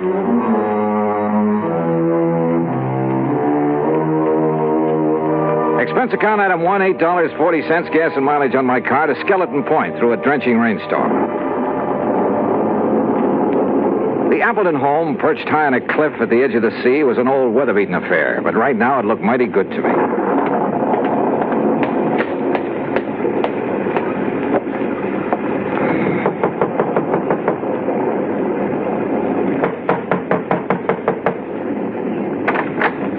Yes? Is this Mr. Appleton's house? This is the Gregory house. Oh, I'm sorry. Mr. Appleton only leases this house. Oh, I see. Well, is he at home? I believe he's expecting me. You're Mr. Dollar? Yes. I'm Mrs. Gregory, the housekeeper. Come in. Mrs. Gregory had a strong, determined face and dark, metallic, piercing eyes. She took my coat and pointed to a door across the entry hall. I was conscious of her eyes following me as I entered the library to find two men seated in front of an open fire. Johnny Dollar? Yes, sir. I'm Al F. Appleton. This is my attorney, Grant Hillman. Well, how are you, Mr. Dollar? Well, a little damp, Mr. Hillman. Oh, yeah, here. Sit down to the fire, dry out. Oh, thanks. Ooh, feels good. And slightly warmer than the welcome the housekeeper gave you, I imagine. Mrs. Gregory? Well, she did seem a little reserved. She's a widow, owns his house. But I love the place, so... anyway, I'm glad you came. I understand there's been some sort of attempt on your life, Mr. Appleton. Well... Mr. Appleton has received several, crank notes lately. We thought it wise to take what precautions we could. Have you notified the police, Mr. Hillman? No, I vetoed the idea, Johnny. Oh, why, Mr. Appleton? I didn't want that kind of publicity right now. My advertising agency's right in the middle of landing a fat new account. Your agency is A, B, and C. That's right. Who are B and C? C is nobody. Tom Baker and I liked the idea of ABC, but we didn't have any other partners, so C just stands for company. Oh, this Tom Baker is your only partner, then? He was. There's some question as to whether he still is. I don't follow you. Al, I don't think there's any need to go into that now. I guess you're right, Grant. Anyway, I don't want to accuse Tom of anything until I've had a chance to go over the books this weekend. Al, did I hear someone at the door a moment? This is Johnny Dollar, Laura. Mr. Dollar, my wife. Oh, I see. How do you do, Mr. Dollar? Mrs. Appleton? Dollar, the crank letters Al has been getting are up in my room. I'll bring them down. Okay, Mr. Hillman. You'll stay overnight with us, won't you, Johnny? Now, haven't you imposed on Mr. Dollar enough, dear? Perhaps he has business back in the city. Nonsense. And with that storm out there, I'll have Mrs. Gregory make a room for him. Well, would you like a drink, Mr. Dollar? No, thanks. Mrs. Appleton, you seemed rather surprised when you saw me here. Oh, did I? Almost as though you were expecting someone else. Someone else? Why, no, I wasn't expecting anyone in particular. Well, perhaps I just... Wait, hold it. What's the matter? That flash of lightning, there's someone outside that window. Oh, no, you must be wrong. Stay right here. I grabbed my coat and went out into the storm. Because of the prowler, sure. But also because of Laura Appleton. Because she'd been staring at that same window, shaking her head quickly as though warning someone. But outside in the downpour, in the mud, I could see no one, no footprints. Finally, I went back inside to the phone in the entry hall to call the local police. But the phone was dead. Maybe the storm had knocked down the lines. Yeah. Or maybe someone just wanted to make sure we'd have a nice, cozy weekend, undisturbed. And my hunch was, it might be too cozy for comfort. Act 2 of yours truly, Johnny Dollar, in a moment. And now for another episode in the life of Sergeant Donald Bellwether, my husband.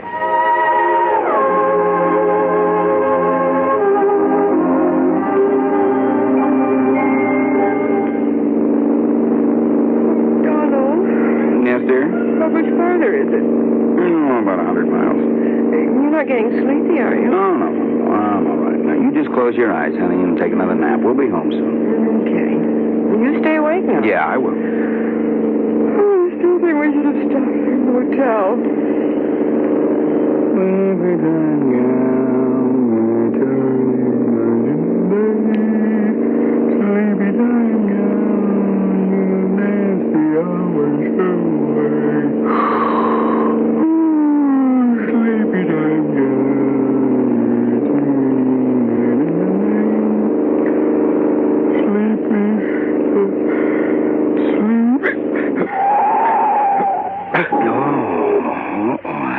Enough of that. Donald? Huh? Donald, are you awake? What happened? No, nothing, Reba. It's all right. I guess I'm getting a little sleepy, that's all. I'm going to stop a while, take a little nap. It's a good idea. So what if we do get home later than we planned? At least we'll arrive in good health. Yeah, you're so right. About 1,800 American drivers lose their lives each year because they fall asleep at the wheel. Well, I'm just not going to make it 1,801. Are we parked far enough off the highway? Oh, yeah, we're way off the road, honey. I'll just take a nap for about an hour. I'll be refreshed, and we'll be on our way again, huh? All right, dear. Oh, sir, I'm not going to make it 1,801. And you're not going to make it 1,802 either. Oh, that's my Donald. That's my doll.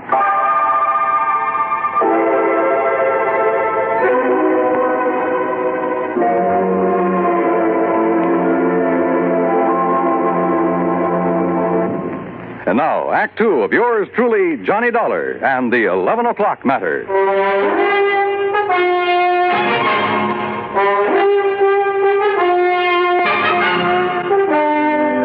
Did you see anybody outside, Mr. Dollar? In that rain, Mr. Hillman, I couldn't see 10 feet in front of me. Can you describe the face you saw at the window? Well, it was more of a silhouette. I couldn't even tell if it was a man or a woman. You sure you did see someone, Johnny? Yes, reasonably sure, Mr. Appleton. Come in. Your partner is here, Mr. Appleton. Tom Baker? Hello, Al. I thought I'd surprise you. I tried to call you earlier, but your phone was out. Well, this is a surprise. Well, I'd like you to meet Johnny Dollar. Dollar? Hi. Tom, you're soaking wet. My car hit a big puddle about half a mile down the road and quit on me. I had to walk the rest of the way. Did you just now get here, Mr. Baker? Yes, why? Mr. Dollar thought he saw someone outside the window a few minutes ago. Oh, no, I just now got here. Well, I got some extra clothes up in my room that should fit you, Tom. Let's get you changed before you catch cold. Thank you, Hellman. Oh, look, this rain is getting all of us down. Why don't we live a little? Huh? Al, how about going down to the beach house, building a fire, playing some records, having some drinks, huh? Yeah, it might be a good idea. Where's the beach house? Down near the bottom of the cliff with a beach. It's real nice. But in this weather? Oh, there's a stairway leading down. Yes, why don't we go down there? I'm getting the creeps just sitting around here like this. So we went down to the beach house. The rain had let up a little, but nobody seemed to feel much like a party. We just sat there in front of the fire, not saying much. Once or twice I thought I detected Laura Appleton and Tom Baker exchanging quick glances, but I couldn't be sure. That's the intercom from the house, Al. Oh, yeah, I'll get it. Yes? Oh, yes, Mr. Gregory. You can go on to bed. We won't be needing you anymore tonight. You know, bed sounds like a good idea. Oh, it's almost 11 and I'm beat, so if you'll excuse me. Oh, sure. Well, why don't we all... Could we have our talk now? Oh, okay, Tom, if you insist.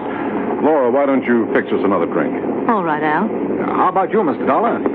Yeah, I'm with you, Hellman. Let's go on up to the house.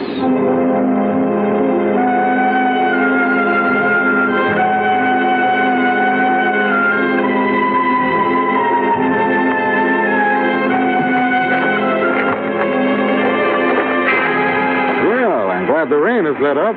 Yeah. Mr. Hillman, I didn't come with you because I was tired. I wanted to talk to you. I thought as much.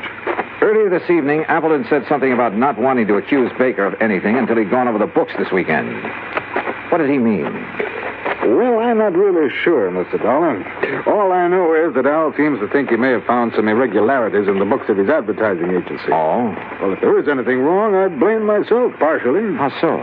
Well, I manage most of Al's affairs, but the agency has been running so smoothly, at least so I thought, that, well... I see. That's going to change as of right now. I didn't come up to go to bed either. I'm going to work on those books. Ought to take me about an hour. Just about 11 now. Will you be up by midnight? Yeah. I'd like to know what you find out. Oh, where's that light switch? I never could remember. Dollar. What is it? There's somebody else in here. Look out. What? Oh!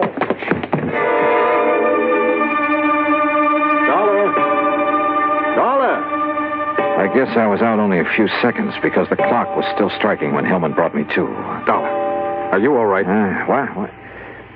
Yeah, I guess so. I grabbed at him, whoever he was, but he knocked me loose. By the time I got the lights on, he was gone. Oh. Lucky for you, he only stunned you momentarily. Oh, brother. Hillman, did you see where he went?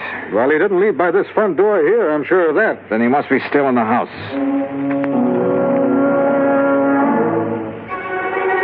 We worked our way through the house room by room. Finally, 10 minutes later, we stood by an open window in a back room. Well, there's our answer. He went out this window. Yeah. What is it? What's the matter? What? Oh, Mrs. Gregory. Yeah, Mr. Dollar was attacked by a prowler. A prowler? What? That's terrible. Where's the intercom to the beach house? We'd better tell Mr. Apple. Right there on the wall. Ah. This button here? Yes.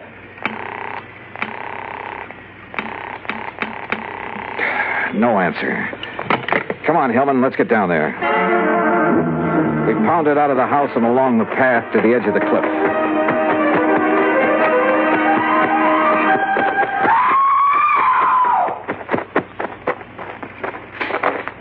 Then we found her, Laura, standing at the top of the wooden stairway. One section of the railing was broken away. We looked over the cliff. There was a body lying on the rocks down below. It was Al Appleton.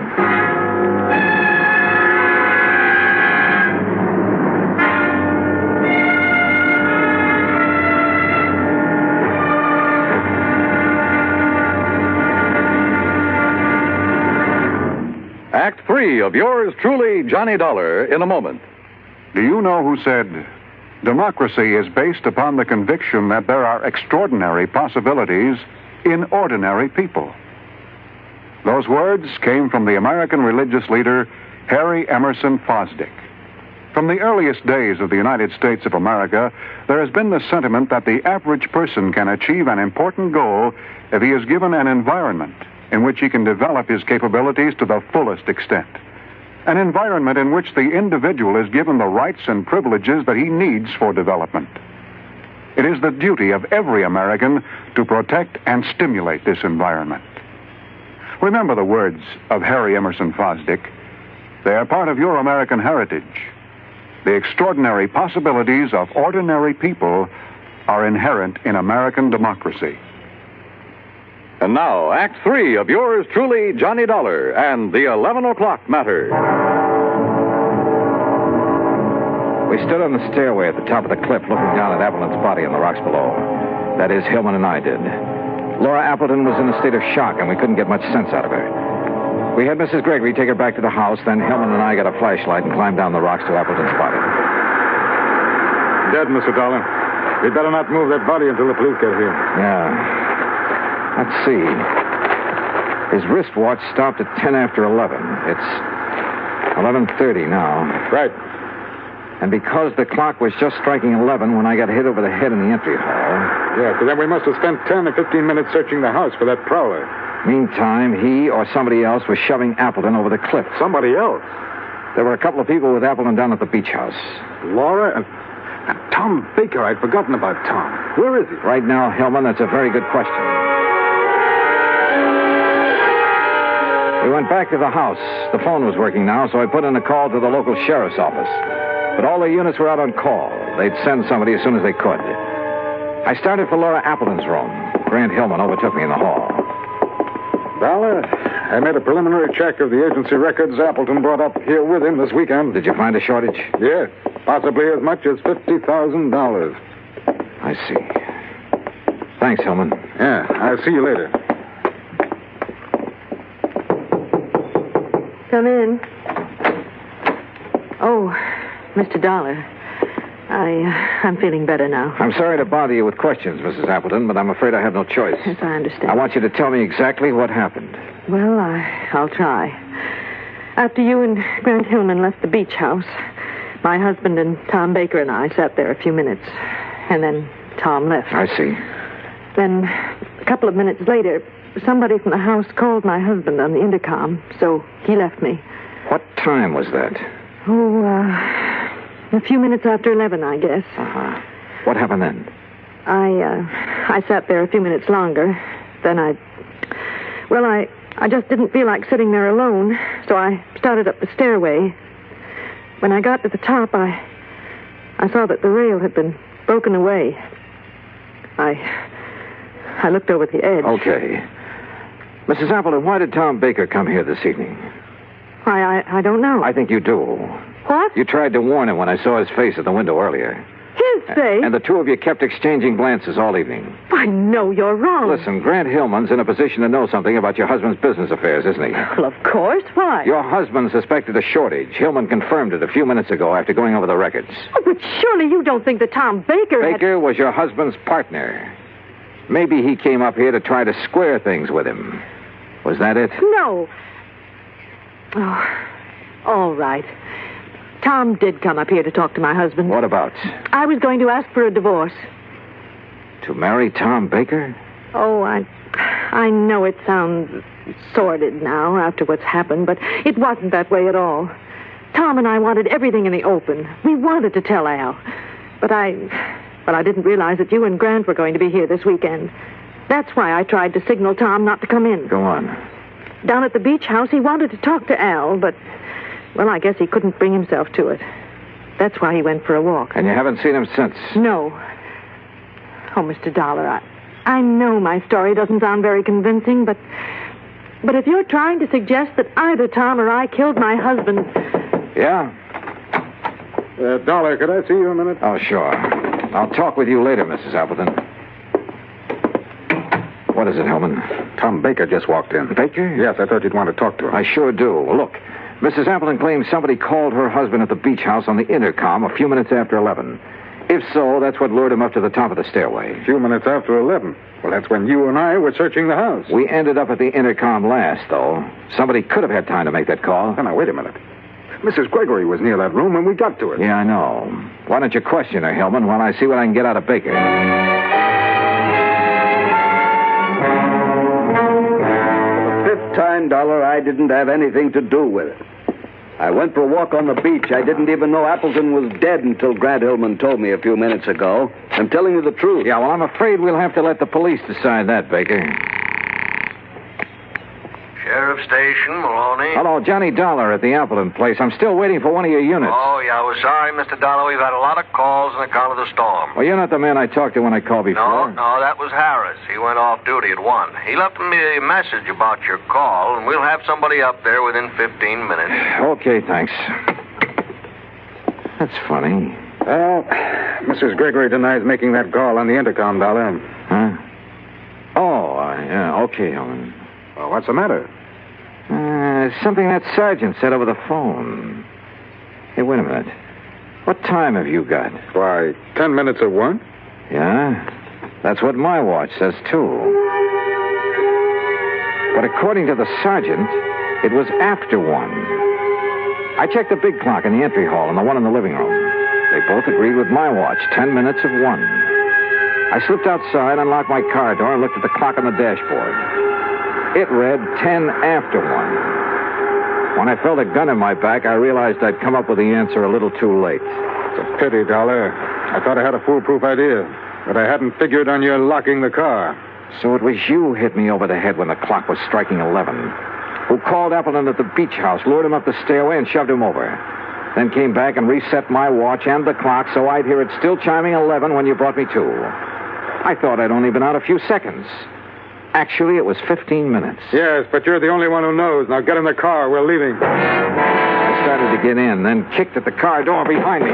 It swung and knocked Hillman off balance. Before he could recover, I nailed it. By the time he came to, the sheriff's patrol had arrived. And Hillman, you know, he wasn't one bit happy to see them.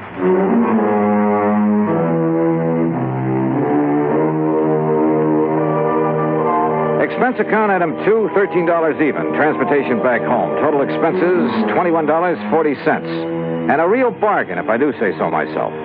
Remarks? Hillman's motive was money, of course. It was he who'd taken the $50,000 from Appleton's agency. Yours truly, Johnny Dollar.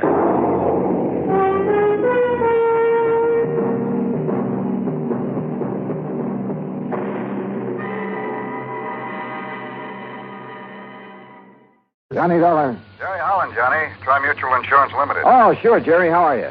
The name Curtis Randall mean anything to you? The banker here in Hartford? That's the one. He's also one of our big policy holders. At least he was. Oh, what's happened to him? Day before yesterday.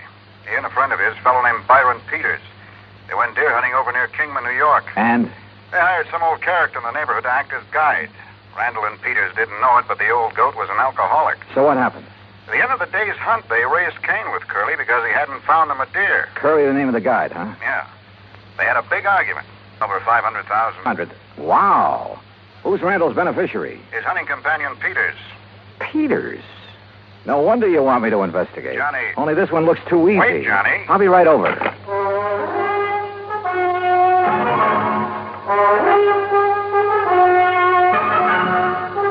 Bob Bailey in the exciting adventures of the man with the action-packed expense account. America's fabulous freelance insurance investigator. Yours truly, Johnny Dollar.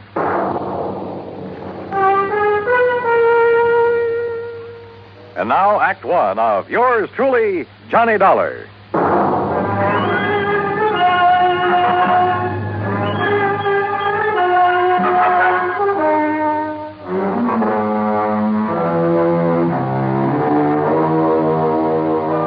Expense account submitted by Special Investigator Johnny Dollar to the Tri-Mutual Insurance Company Limited, Hartford, Connecticut.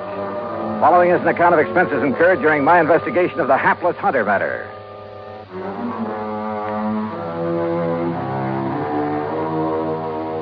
Expense account item 1, 95 cents for a taxi across town to Tri-Mutual in the office of Jerry Holland. As I opened the door, he met me halfway. Hey, what was the idea of hanging up on me, Johnny?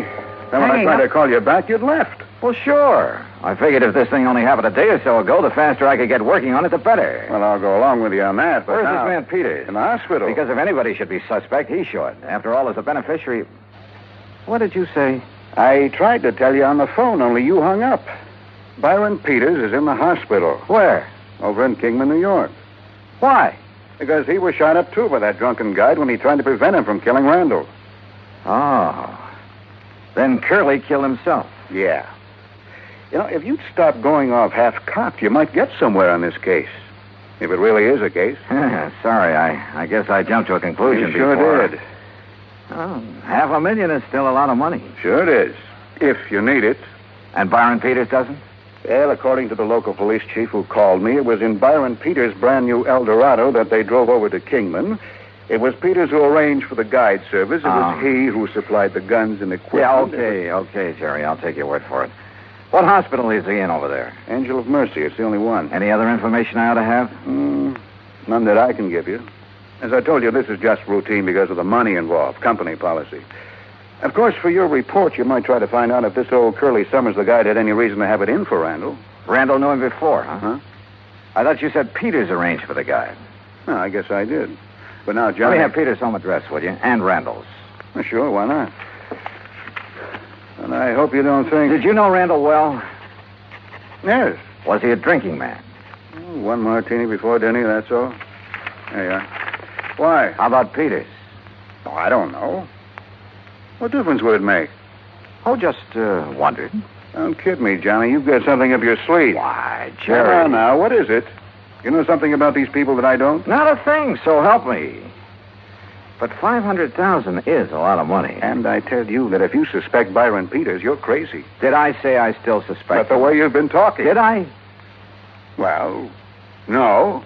Well, I do. sure, with so little to go on, I had no reason at all to suspect Peters. Except for a hunch. But hunches have paid off for me more than once. Expense account item 2, $380, a tank full of gas for the drive across Route 6 to the New York state line. There I picked up 9W, then 212 to Kingman. I found the Angel of Mercy Hospital on the way into town. The chief resident physician, Dr. Matthews, was completely cooperative and of no help whatsoever. Quite pointless to see him at the moment, Mr. Dollar. Oh, what do you mean, Doctor? Mr. Peters is sleeping under sedation. Oh? I'm afraid the ordeal with the police left him quite exhausted. The police have already seen and questioned him? Yes, and they had no business questioning him so long in view of his condition. Shock, you know. Tell me something. Do they suspect that he killed Mr. Randall, too, then wounded himself for an alibi? You mean that you do? Yeah. Do they? Oh, my boy, you must be joking. Of course not. Oh? Why not? Whether you realize it or not, and you will, if I permit you to see Mr. Peters, see the manner in which he was wounded, see the extent of his wound. I'll realize what? Oh, my boy, I asked you a question, Doctor. You will realize how impossible it would have been for him to shoot himself in that fashion, how narrowly he himself escaped death at the hands of that rum-crazed guide. You're sure, Doctor? Of course I'm sure, and so are the police. Well, where does that leave me?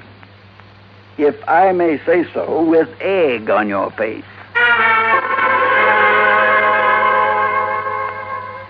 Act 2 of yours truly, Johnny Dollar, in a moment. And now, Act 2 of yours truly, Johnny Dollar, and the Hapless Hunter matter.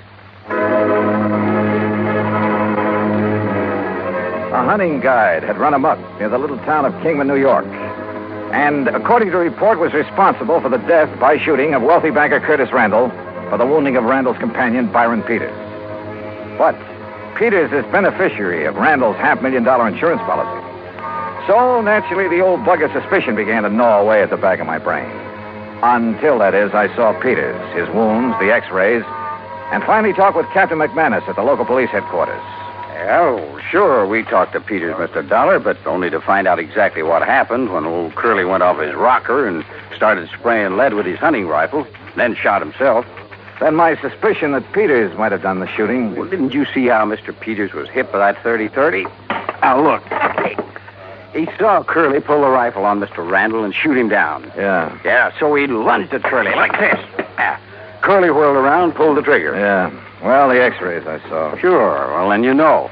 When Peters lunged at him, the bullet creased his head from the top, went right through the muscles in the back of his left shoulder, and landed in the floor. So it's pretty obvious that Peters couldn't have shot himself. Well, it's impossible.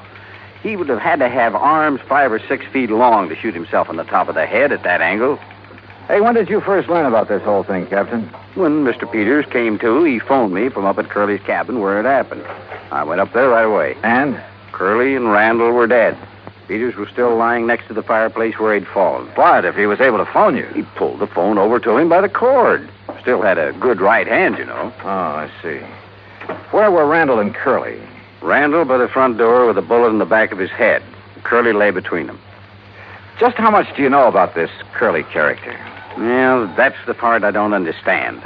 Why he did it. I heard he was an alcoholic. Sure, he was a town drunk in a harmless sort of a way, except when he'd go off on a rampage and get into a fight or two, but never during hunting season. Uh-huh. Well, what did he do? Odd jobs of any kind, most anything. People had always refused to pay him until the job was done. To make sure he'd stay sober, huh? Well, at least reasonably sober. And just as soon as he got paid, he'd buy a lot of cheap whiskey and hole up in his cabin. That's where the murder occurred. Except during hunting season. Then he'd never touch it. He was a good guide, Mr. Dollar. He made a lot of money from the people who came up from New York City and Hartford and such. That's the part I don't understand, his hitting the bottle during the season. Well, did he ever have any trouble with his clients before? Oh, he'd bellyache about them being so rich when he was so poor, that sort of thing. But he'd have to get awfully drunk to... I swear I don't understand it. Yeah. Well, look, Captain, I'd like to see the bodies of Mr. Randall and Curly. Are they still hereabouts? Still over at the coroner's office. Then let's go, huh? I wasn't quite sure what I was looking for. Maybe that's the reason I found it. At least found something that started that old suspicion bug gnawing away again. Peters, back at the hospital, had had a bad powder burn on his forehead next to where the bullet had creased him. Okay. he had said that Curly the guide pulled the trigger when he lunged at him. Randall, there at the coroner's office, had no powder burns. Okay. It was apparent that he had been shot from across the room. But Curly, who was supposed to have shot himself upward through the jaw, also showed no sign of powder burn. Sure, the bullet hole indicated he could have shot himself by holding the gun at arm's length. A 30-30 is fairly short. But no powder burn. I said nothing of this to Chief McManus. Well, it pretty much bears out what Peters told me and I told you, doesn't it? Curly shot Randall, then Peters, then himself. Captain, suppose, just for the sake of argument, that Randall did the shooting. First, that is. Well, now, Mr. Dollar. Wait, speaking of argument, Peters said that Randall and Curly had a pretty big one. Because Curly didn't find him any there. That's when he started to get drunk and abusive. But as for Mr. Randall... On the other hand, suppose that Peters started the whole thing. Oh, now, look, that doesn't make any sense. Then try to kill himself? Well, isn't that what you're saying Curly did? Well, sure, but that's different. No good old bum realized he'd gone too far. There was no other way out for him. But a man like Peters, with money, everything he wants... Where's this cabin of Curly's? Quite a way. 10, 12 miles. How do I get there? Straight down Pear Street to the mobile gas station. You know where that is? Yeah, I saw it on my way in. Okay, you turn left there. You go 6 miles. Then take the first right-hand road right up the side of Deer Mountain until you get there. Okay. Oh, here's the key to it. Oh, good, thanks, Chief. I'll see you later. You want me to go along with you? No. According to you, this hunch of mine is all wrong. I'm sure of it. Okay, then. I'd better wing it alone. From the outside, Curly's cabin was a shack, nothing more. And there were enough cheap whiskey bottles scattered around the yard to sink a battleship. Inside, however, it was pretty comfortably fixed up. And back under the kitchen sink, I found a case of Prince Francis Scotch, nearly full. Had Curly suddenly changed his taste for the better? Or had somebody decided to bait him with it? By the dark stains on the floor, I could see where both Randall and Curly had fallen. Where Peters had gone down, there was also the rifle slug embedded in the floor. Then I noticed the angle at which that slug had ended, as though it had been fired from the ceiling, certainly from higher than any normal man could reach. And Curly was only 5 foot 2 or 3. Then I saw something else, a heavy cord hanging down from one of the rafters above where Peters had lain. It was frayed at the end as though forcibly broken. Now, suppose someone had hung a loaded rifle there by the trigger so the slightest pull would set it off, had stood under it holding the muzzle carefully next to his head to one side, just close enough to...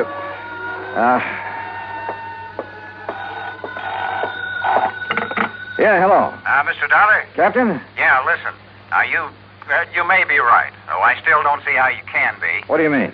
Look, I've got Dr. Matthews at the hospital here on this party line. You still there, Doc? Right here, Chief. Well, then you better tell Mr. Dollar. Well, it's about Mr. Peters. Yeah? He's left. Left? I thought you had him under sedation. I guess it didn't take hold the way I thought it would. Well, what happened? Well, he woke up and asked me who it was that had been here to see him while he was drowsy. Did you tell him who I was? Yes, and he seemed to drop off again, so I left him. A few minutes later, I heard his big fancy car pulling away. Doctor. I went back to his room and he was gone. Doctor. Listen, Dollar. Yeah, Chief. I don't know what it means any more than you do. But if I was you, I would get away from that isolated cabin. You see what I mean? Dollar? Sure, Chief. I'll leave right away. That was very smart, Dollar. Byron Peters? That's right. Byron Peters.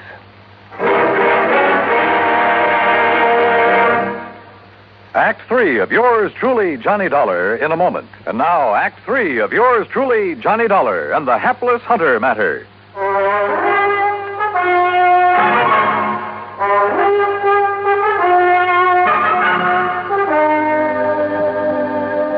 So you weren't as badly hurt by that bullet as you pretended. That's right, Dollar. Does that help bear out your absurd suspicions about me? Not nearly so much as your coming up here to this cabin, Peters. What's that supposed to mean? You rigged the whole thing pretty well, but not well enough. Why you wanted to get rid of Curtis Randall, I don't know. You're out of your mind. Randall was a friend of mine. You must have had some reason for killing him. Curly Summers murdered Kurt. We had a big argument because he hadn't found us any game. The only reason it got out of hand was because Curly was drunk. On what? On some of that expensive scotch I found in the kitchen? How should I know? Yes. Where did he get that? How should I know? Well, I do.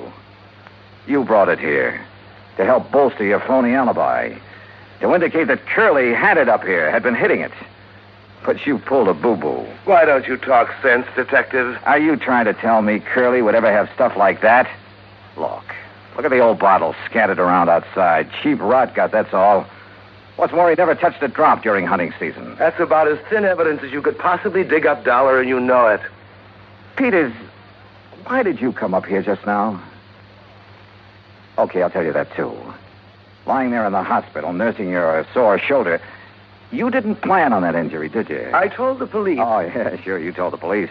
Lying there, you suddenly remember the one thing that could show how you cleverly wounded yourself after you killed Randall and Curly. That piece of cord up on the rafter, where you hung Curly's gun up by the trigger. Dollar. You aimed it carefully along the side of your head, then yanked on it to set it off. Dangerous, but a great alibi. I told the police, the doctor. Curly pulled that trigger when I lunged at him, struggled with him. Little Curly held that gun high enough so the bullet would crease your head from above? I was bent over, lunging at him. Then enter the floor from up here where this cord is hanging? You're pretty smart, aren't you, Dollar? Curly was supposed to have committed suicide, huh? Yes, he must have, because I heard him shoot himself as I passed out. Oh, sure. The bullet entered his lower jaw, went up into his brain. That's right. That meant he had to hold that 30-30 at arm's length, so the muzzle right next to his jaw. That's right. Where it would have left powder burns. But, Peters, there were none. Because you shot him from across the room, the same as you did Randall. Yes. Yes, the same as I'll shoot you. If you can. My right hand is still good, Dollar, and so is the .38. You and your fool insurance company should have left things as they were. Chin up, Dollar. Tell me one thing. Sorry, I haven't got time. When I left the hospital, I made sure I was seen heading for New York, and a carefully set up alibi. You still won't get away with it, you know. Any more than you got away with killing Randall. I had until you came along, and I will when I've killed you. So if you have nothing more to say... One thing. Why did you kill Randall? You're trying to stall me. Why? All right. All right. Because I forced him to name me in his insurance. I was the only one who knew about some shady operations in his early business career. Oh, the old story, huh? That's right. Blackmail. That's why he's been paying me off, supporting me, until recently. So you threatened to expose him? No. What would that get me financially? Then tell me this. No. I've got to get out of here to New York. Just one thing more. I don't know why you're trying to stall me, but it's no use. So if you have any prayers, Dollar... Sure. That Chief McManus standing there in the doorway will slug you before you pull that trigger. Oh, no, not that old chestnut. Why not, Peter? What? You... No, you...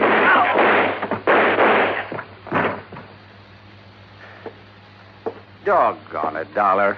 I thought I told you on the phone to get out of here.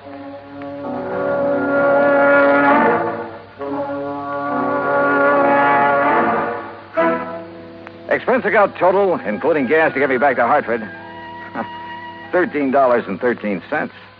Remarks? Why? Why don't they ever learn? Yours truly, Johnny Dollar.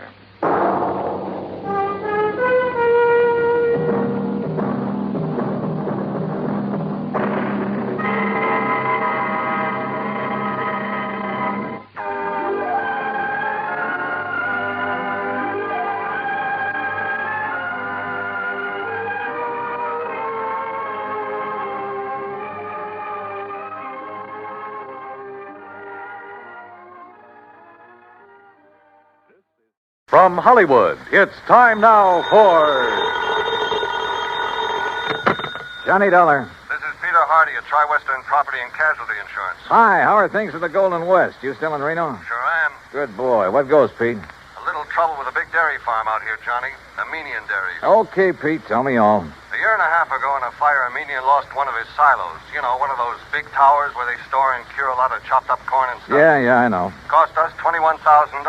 $21,000 for a silo? This time it's a compound silo, and the claim is for $56,000. Holy. But I don't want to pay it. I don't blame you. Sure, because, Johnny, I think it was arson.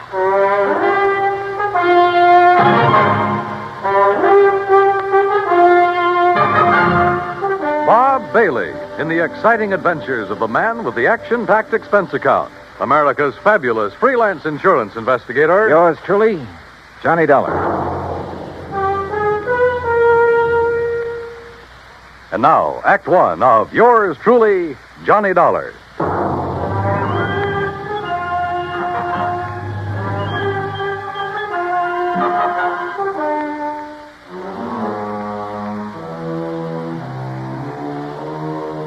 Expense account submitted by Special Investigator Johnny Dollar to the Tri-Western Property and Casualty Insurance Company, Reno, Nevada office.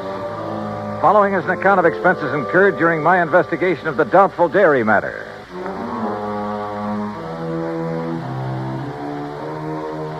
Expense account item 1, $141.20. Transportation and incidentals, Hartford to Reno, Nevada.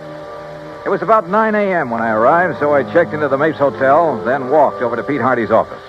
Armenian Dairies is just north of here, Johnny, in Warm Springs Valley off Route 33. Well, then I'd better rent me a car. Or you can use mine. Now, Pete, how can I run up my expense account unless I have something to run it up with? Johnny, for once...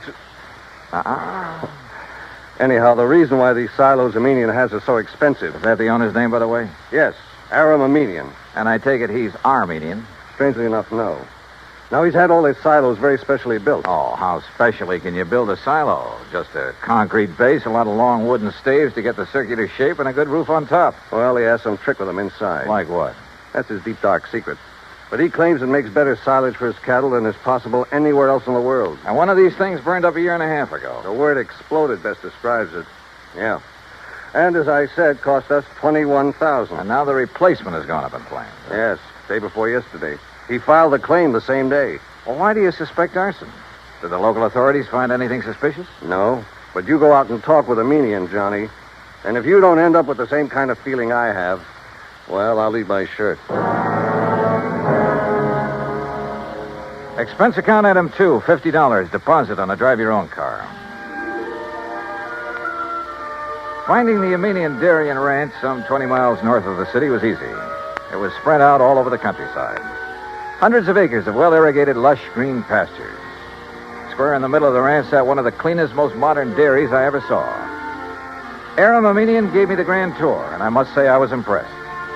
There was close to 200 well-kept Guernseys in the main barn, which was clean as a whistle.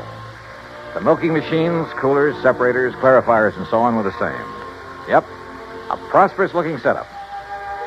Finally, Mr. Armenian took me out to where a small group of workmen were cleaning up what was left of his compound silo. As you can see, Mr. Dollar, only the concrete base is left. That must have been a pretty big silo, Mr. Armenian. Yes, the largest and most efficient in the entire West. Still, $56,000. Oh, the size had nothing to do with that. It was the inner construction, known only to Barnwell, the man who built it for me, and to myself, of course.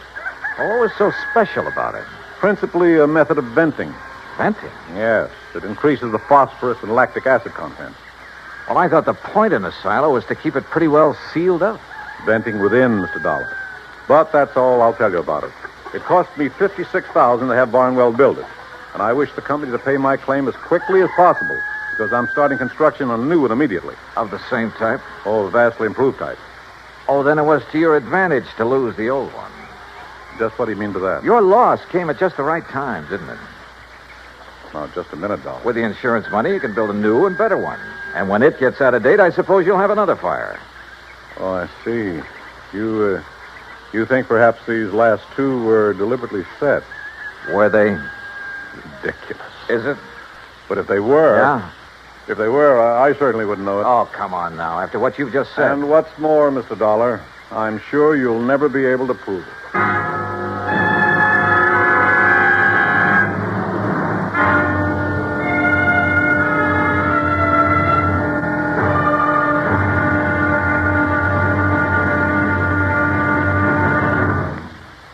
Act Two of yours truly, Johnny Dollar, in a moment. We sometimes wonder, what is the life of a human being really worth? Not too much? Or maybe a great deal? Does it depend on whose life it is? Whatever the answer, one thing is certain. Fred Hargesheimer, since World War II, has felt that his life is worth quite a lot. Quite a lot of gratitude. During the war in the Pacific, about June of 1943, Lieutenant Hargesheimer had his P-38 fighter plane shot out of the sky. Badly wounded, he bailed out over a tiny island, New Britain. It looked pretty small from where he hit the silk, but he found it much bigger when he hit the ground. It was bigger, and in complete control of the enemy. But Hargesheimer was lucky. After a month of lonely hiding, he was found by a group of friendly natives from the village of Nantambu. They cared for him and successfully hid him from enemy patrols for the next 4 months at the risk of their own lives. Then Hargesheimer was able to make it back to civilization. For the next 17 years, Fred Hargesheimer thought about those wonderful people of Nantambu. 12,000 miles away in the United States of America, Hargesheimer put a great plan into effect. He made speeches, took up collections, sold jewelry belonging to his family, and worked out a way to bring a bit of civilization and happiness to the little village of Nantambu. Needless to say, the villagers gave him a spectacular welcome upon his return. Fred Hargesheimer showed his gratitude to the people who had saved his life. But life is worth little without freedom, the right of all men, everywhere. And now, Act Two of yours truly, Johnny Dollar, and the Doubtful Dairy Matter. Why, what he said and the way he said it. Aram Aminian was practically challenging me to find out how arson was involved in the destruction of his $56,000 secretly constructed compound silo. Expense account item 3 phone call from a gas station on Highway 33 to Reno Police Headquarters. But Lieutenant Brady of the arson squad assured me he'd failed to find anything indicating the fire was set. So dead end. Until I remembered a little trick that had worked for me before and might work again. Item 4, 27 cents for a loaf of white bread at a grocery store along the highway. Then I drove back to the Aminian ranch. If I'd known you were hungry, Mr. Dollar, I should have had something provided for you at the ranch house, in spite of your rather nasty attitude about this loss of mine. Food is the last thing I'm thinking of, Mr. Aminian. Well, then why this loaf of bread, if you're not... Whoop! Now, let's see. Oh, now, surely you're not going to eat the piece that dropped in the ashes. No. For now. Well, then get it out of your mouth, man. Well, mm-hmm. Whatever in the world are you doing, Mr. Dollar? Yeah, I knew it. You knew what? A sure test for kerosene, Mr. Aminian. What? Yeah, fresh bread dropped in the ashes of a fire even days after the fire is out. I don't understand. I can still taste the kerosene. And, mister, it makes things look pretty bad for you. Me? Oh, good heavens, man, you can't... Dollar, I resent this completely unfounded accusation. Go right ahead and resent. Or better still, let me get hold of a stenographer and you can dictate a confession. Get out of here. Want to do it the hard way, huh? Get off this ranch, Dollar. Now leave. Immediately. Sure. I warn you, don't come back. Because if you do... Better be careful, Mr. Aminian. The kind of a threat you're about to make wouldn't sound very good in court. Get out. Get out. Out on the highway, I stopped at the mobile gas station again and made another phone call. Item 5, another 20 cents. It was to my old friend Herb Carlbert, cashier of Reno's Farm Trade National Bank. It was past closing time, but he promised to leave a door open for me. So I grabbed a sandwich and a Coke along the way. That's item 6, 80 cents, including tip. Then at the bank, Herb led me back to his private office. Oh, sit down, Johnny. Tell me all about yourself. Yeah, later, Herb. We'll go out on the town and talk our heads off. Right now, I need some information. I hope you can tell me where to get it. Oh? Information about what? The Aminian Dairy. Or better still, Aminian himself. You know him? Oh, I certainly do. We're his bank. His happens to be one of the best accounts we have, especially in our investment department. You mean it's big? Plenty big. Like how much? Well, now, Johnny, I'll tell you this. If I had a quarter of his net worth, I'd have retired long ago. No big outstanding debts on his place? Anything like that? Not a penny. Aram's financial condition is as... Now, wait a minute. Yeah? That fire and explosion of his compound silo? Yeah, that's right. Herb, I've found evidence indicating arson. Well, certainly aren't accusing him. Who else? Oh, no, you're wrong. Oh, now look, Herb, he filed that claim so fast. It's the most natural thing in the world for him. It's the way he does everything, like paying his bills immediately on receipt. He works that way. You expect everybody else to. Well, he gave me the impression he wanted to collect quickly in order to have money for rebuilding. Of course. Rather than cash in some of his blue chip investments. Herb, somebody fired that silo. Well, it certainly wouldn't be Aram. You sound like you're in cahoots with him. What about his employees? From my impression of the man, They love him like a father. Every one of them. And if every employer was as generous as he is, there wouldn't be any labor troubles in this country. Well, the fact remains that somebody somehow stood to profit by destroying that silo and the one before it. Well, I can't imagine who.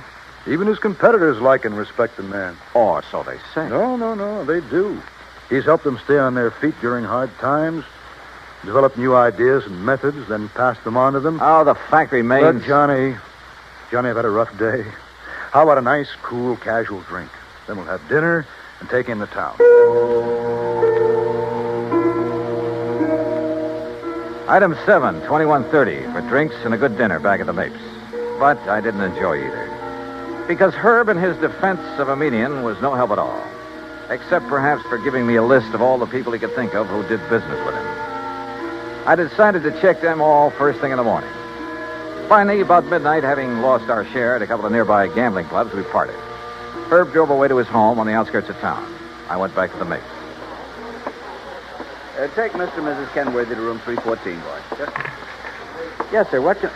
Oh, Mr. Dollar. Just my key, please. Certainly, sir. Here you are, sir. And I hope you enjoy a pleasant night's rest. Thanks. Oh, by the way, there was a gentleman here looking for you early this evening. Hung around quite a while. Said he'd be back. Well, who was he? He didn't give his name, sir, nor did he wish to leave a message. Mr. Armenian? Mr. Armenian the dairyman? Oh, no, sir. I'm quite sure. Okay, thanks. Yes, sir. Good night. Good night, sir. Oh, Mr. Dollar. Yeah? There he is. There. Huh? Going out the door, the dark brown coat. You're sure? Yes, sir. The same man. I wonder. Yeah, so do I. But if he knows you, sir, and saw you, sir... By the time I got out the front door, the man in the brown coat was halfway down the block and walking fast. Faster and faster, as a matter of fact, as I gained on him. He turned the corner, and by this time, both of us were running. Hey! Hey! Were you looking for me? By the end of 3 or 4 blocks, it was a real foot race. Then suddenly he turned into an alley, and like a darn fool, I plunged into the darkness of it after him.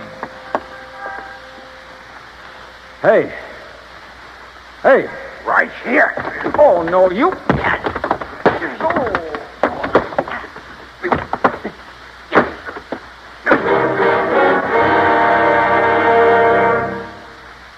Act 3 of yours truly, Johnny Dollar, in a moment. Our flag now numbers 50 stars, and behind each star there stands yet another flag representing one of the 50 states. New Hampshire state flag carries its state seal on a field of dark blue. The seal is surrounded by a wreath of laurel leaves, the symbol of peace, interspersed with 9 stars because New Hampshire was the 9th state to join the Union. The heart of the state seal is a representation of the frigate Raleigh, recalling the glory of the early days of sail. New Hampshire state flag, the flag of the 9th state to enter the Union, was adopted on April 29, 1931. And now, Act 3 of yours truly, Johnny Dollar, and the Doubtful Dairy Matters.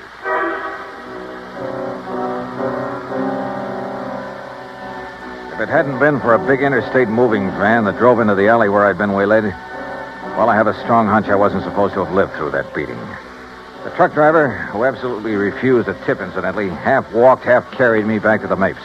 And the desk clerk had a doctor in my room within a few minutes. A terrible thing, Mr. Dollar. You're being attacked like this. And, of course, I'll have to make a report of it to the police. Oh, do anything you like, Doctor. Just get me patched up, will you? And you, easy now. You have no idea who could have done this to you. Believe me, I intend to find out. Judging by this swollen hand of yours, you got in some good licks, though, and whoever... What's the matter? Well, this is a very unusual ring you're wearing. Oh, some kids in the YMCA gave it to me a couple of years ago. I helped them with the softball team. Oh, yes, of course. That's the Y insignia. Yeah, one of them made it. And the 3 raised points stand for spirit, body, and mind. Yeah, that's right. Well, now, if you just... Oh, wait, what's that for? Make sure you get plenty of rest. Oh, no, now, wait, Doc. I'm the doctor. Roll up your sleeve, please. Here, I'll do it. Look, if this shot leaves me groggy in the morning... You'll wake up feeling fine. There you are. Incidentally, that ring... Listen, before you notify the police... Ooh, hey, this shot works pretty fast. Yep. As I started to say, if that ring of yours didn't leave a mark on whomever you defended yourself against out there in the alley, I'll be very much surprised. In a few seconds, I was out like a light. But then a whole set of weird dreams began to plague my somewhat battered mind. And questions about who would attack me and why.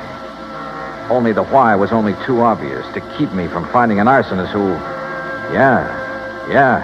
who probably bore the mark of my ring on his kisser. I thought of the names Herb had given me and his insistence that none of them could be guilty. Wait a minute. There was one name he hadn't mentioned, but Armenian had. Of one man who stood to gain a lot by the destruction of the silos. Or maybe it was just a crazy hunch, part of the wild dreams that came from the beating I'd taken. In any event, in the morning, as soon as the bank was open, I was in Herb Carlbert's office again. Well, yes, he has an account here, too, Johnny. At least he did before. How about loans? Has this man we're talking about taken out any loans? Well, yes, but, Johnny, you know I can't... Yeah, I know. The fact remains he's pretty hard up for dough, isn't he? Well, I didn't say that.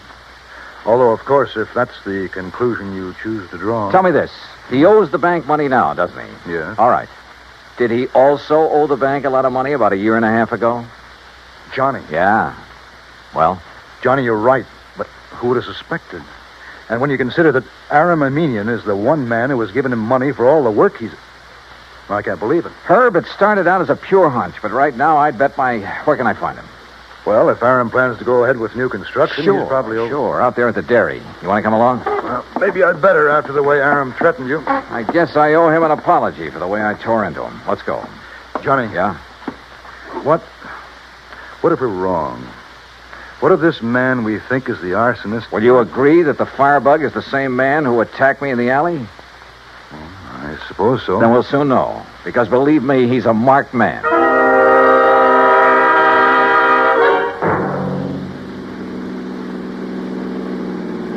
We made the Armenian dairy in 30 minutes flat, and we're told at the gate that Aram Armenian was in the pasteurizing plant.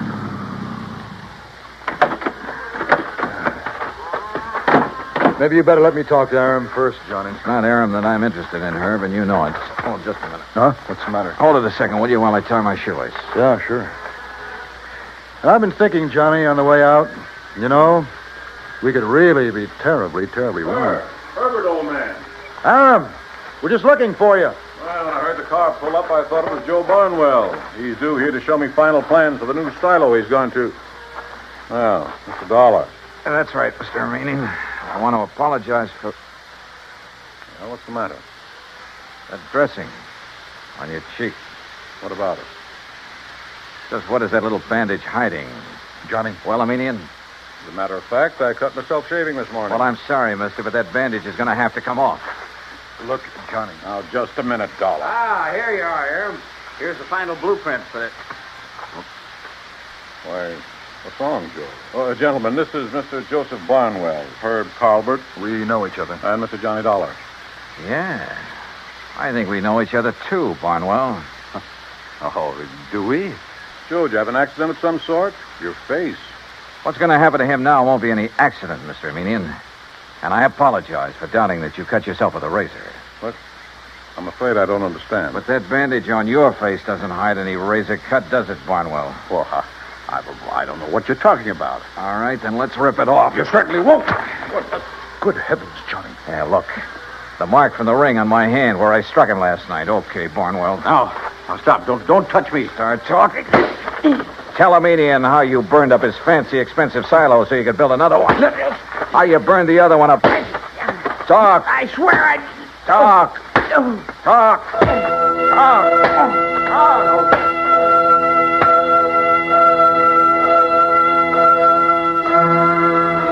Yeah, he talked all right, plenty. About a racket so old I hadn't heard of it in years. The crooked builder who burned out his own clients to get himself more work.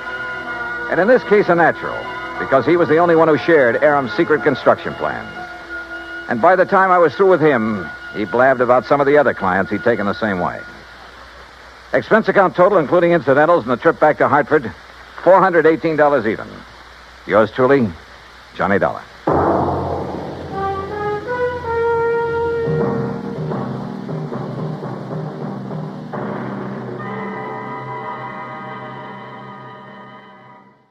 From Hollywood, it's time now for... Johnny Dollar. Bert Major, Masters Insurance and Trust. Oh, hi, Bert. What's up? Poor little rich girl in California wants to take out a $200,000 straight life policy on her husband, with herself as beneficiary. A lot of dough, but not too unusual, if you can afford it. Effective in 2 weeks, and hush-hush, a surprise. But who'd want to... Why? Exactly. Nice piece of change for the company in commissions, or for her in payoff, if she's playing that kind of a game. You talk like you don't know her. Name only. Deal was arranged pending through her lawyer in Los Angeles. Hmm. You could be out there in the morning, Johnny. All right, Bert. Who gives me the fill-in? Our agent out there, Roger Hackey. He'll meet you at International Airport.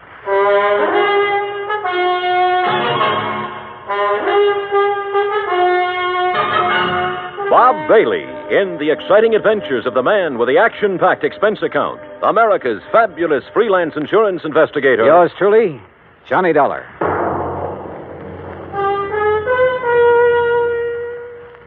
And now, Act One of yours truly, Johnny Dollar.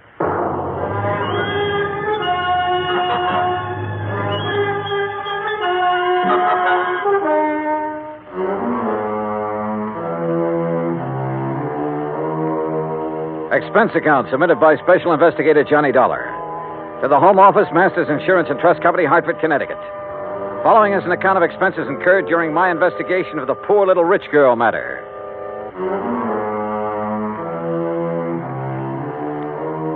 Expense account item 1, $280 round-trip plane ticket and incidentals, including sunglasses, Hartford to Los Angeles.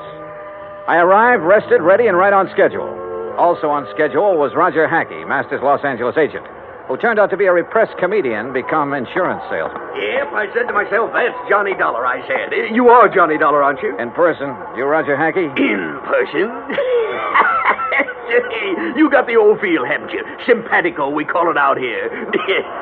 Have a nice trip? Yeah. Good.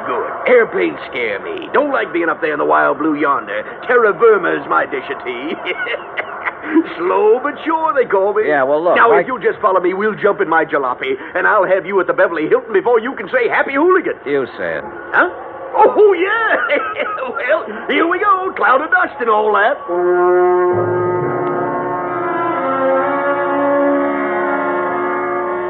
The ride from the air terminal to the hotel was hot, silent on my part, and unproductive so far as the case was concerned. Roger Hackey kept up a running commentary on everything from bad actors to the Zodiac. It wasn't until I was settled in my room with drink in hand and Shula's feet propped up that I could get him to switch to the $200,000 surprise. Her name is Cynthia Durbin. Now, how much do you know about her? Nothing. Bert Major said you'd give me the background. Now, she's a strange one. You know what a chameleon is?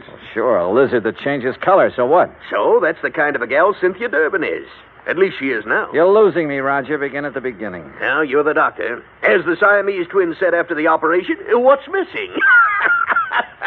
Yeah. Yeah. How did you meet Cynthia Durbin? Well, she came into the office yesterday. No call, no appointment. There she was. Oh, what's she like? Trim. Real trim. And expensive. Just casually announced she wanted to buy $200,000 worth of insurance, huh? Well, not exactly. She started asking about various policies, endowment, straight life, etc., and how and when they paid off.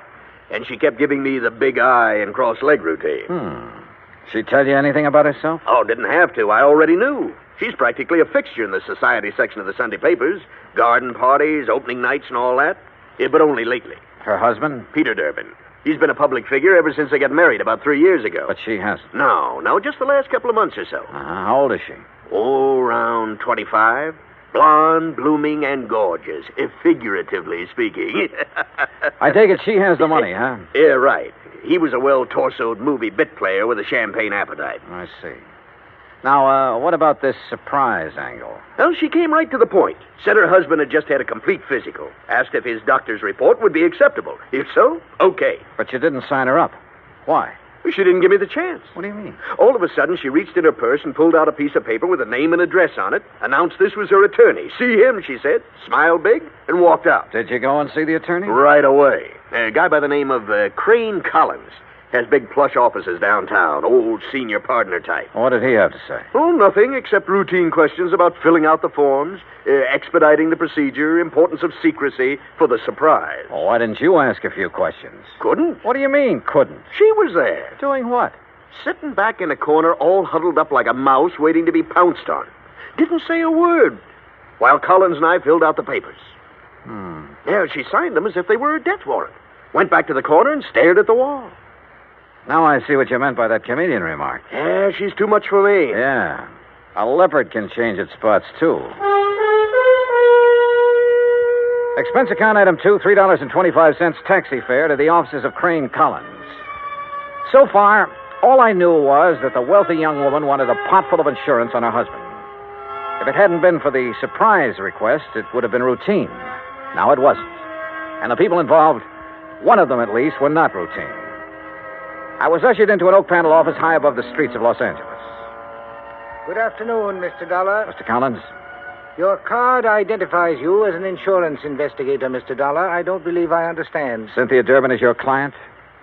Why, yes. You represented this client yesterday in the signing of an application for a $200,000 straight life insurance policy on her husband. Yes? I represent the company. Everything is in order, is it not? Insurance is a lot of things, Mr. Collins. A surprise to the insured is one of the things it isn't. My client is adamant in this respect. Call it a quirk, if you will. You expect the company to issue a $200,000 policy on a quirk?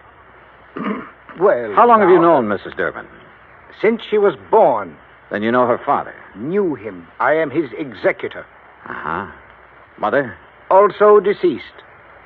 Both parents died when Cynthia was 17. I was her guardian and have been her legal advisor since she came of age. Was she well provided for? Very. What kind of a man is her husband? Young, about 30. Tall, good-looking. No, Mr. Collins, not statistics. Your impressions. He plays an excellent game of golf. Gets along well with people when he wants to. But you don't like him, do you? In this profession, Mr. Dollar, I neither like nor dislike people. I represent them, and that representation is based on fact. Well, in my profession, we go by feel as well as fact. Well, tell me candidly, Mr. Collins, do you think there's anything strange about this request for insurance on her husband? As I said, I deal in facts, not feelings. As a client, she sought professional assistance. Ergo, I supplied it. Where do the Durbins live? I'd rather Oh, not. now look, I can get it from any society editor in town. My secretary will give you the information. All right, thank you. By the way, don't tell Mrs. Durbin or anyone else that we've had this discussion. If you do, there will be no insurance issued. Interference with investigative procedure. Fact, Mr. Collins. I understand. Expense account item 3, $2.60, phone call. Then taxi to Roger Hackey's office. A neat one-story building in the Miracle Mile on Wilshire Boulevard. Purpose? To borrow Roger's company car. The Durbins lived in one of those colonial mansions out in Beverly Hills, surrounded by curving driveways, spacious lawns, swimming pool, and cabanas, all of it enclosed by thick, high walls and electronically controlled gates. The mention of insurance on the intercom got me in. Cynthia Durbin was everything Roger said she was. The first time he met her, that is. Please excuse my appearance, Mr. Dollar. I've been swimming. Oh, I don't mind at all, Mrs. Durbin. Really, you shouldn't have come here to deliver the policy. What if my husband had been home? No surprise. No, that would have spoiled everything. Well, may I have it, please? The paperwork has not been completed yet. Then what are you doing here? What do you want? Get to the point. Well, just a few questions, Mrs. Durbin. My colleague, Mr. Hackey, should have handled these details yesterday, but he was somewhat rushed. Oh, then there's nothing wrong with... Would you care for a drink, Mr. Dollar? Thanks. The bar's out by the pool. Shall we?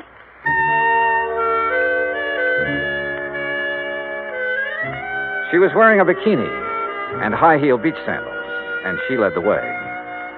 I was hoping it was 2 miles to the pool instead of the 75 yards it turned out to be. I mixed the drinks, and we settled down in a couple of sun lounges. Oh, those details, Mr. Dollar. Just formalities, actually. You're to be the beneficiary?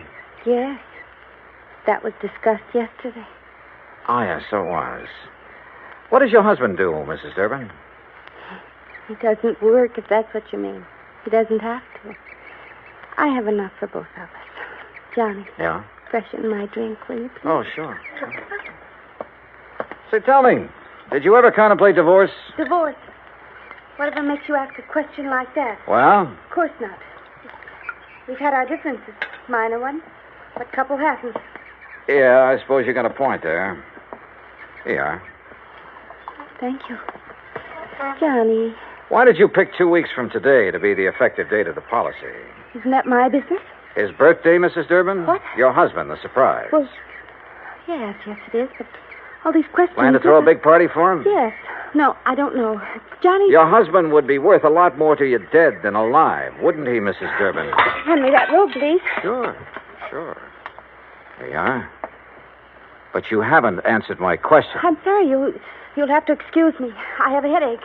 Terrible headache. Something was definitely wrong here. A girl of her age should have flared at my questions. Should have snapped back at me instead of blindly running away. Yeah, something was wrong, all right. But I'd seen what I'd come to see. Both facets of Cynthia Durbin's personality. And was one of them actually thinking in terms of murder? My job, find out.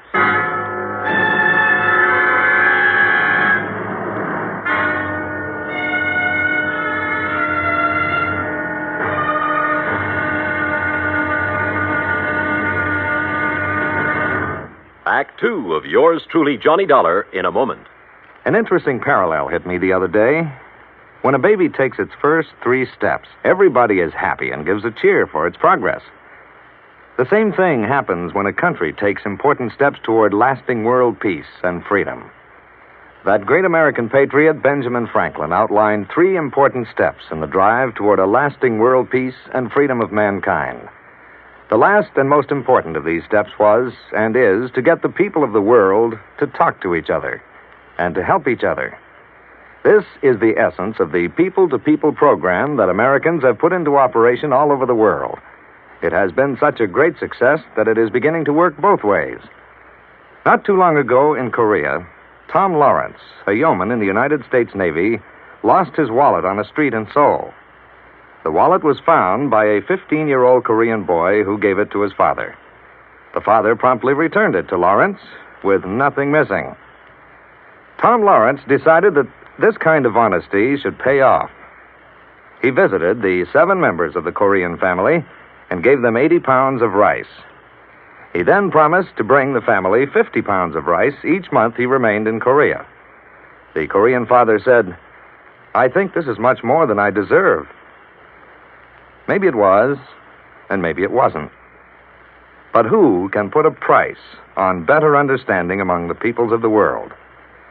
For through better understanding of each other comes an understanding of freedom, the right of all men, everywhere. And now, Act 2 of yours truly, Johnny Dollar, and the Poor Little Rich Girl Matter.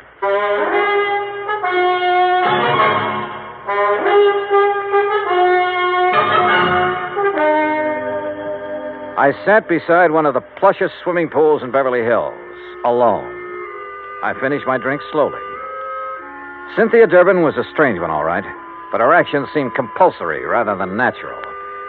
If she really was thinking about murder for $200,000 in one chunk, she was pretty crude about it. If she was trying to impress her husband for some unknown reason, she'd selected a mighty offbeat way to do it. If she was going off her rocker, well... The extension phone hung on a post beside the bar. I don't ordinarily listen in on other people's conversations, but this one... Thing wrong, darling? Eric? Oh, Eric, I've got to talk to you. Something has happened. I No, think Cynthia, not on the phone. Meet me here in half an hour. But, Eric... Half an hour. Here. Goodbye, Cynthia. Hello, Eric.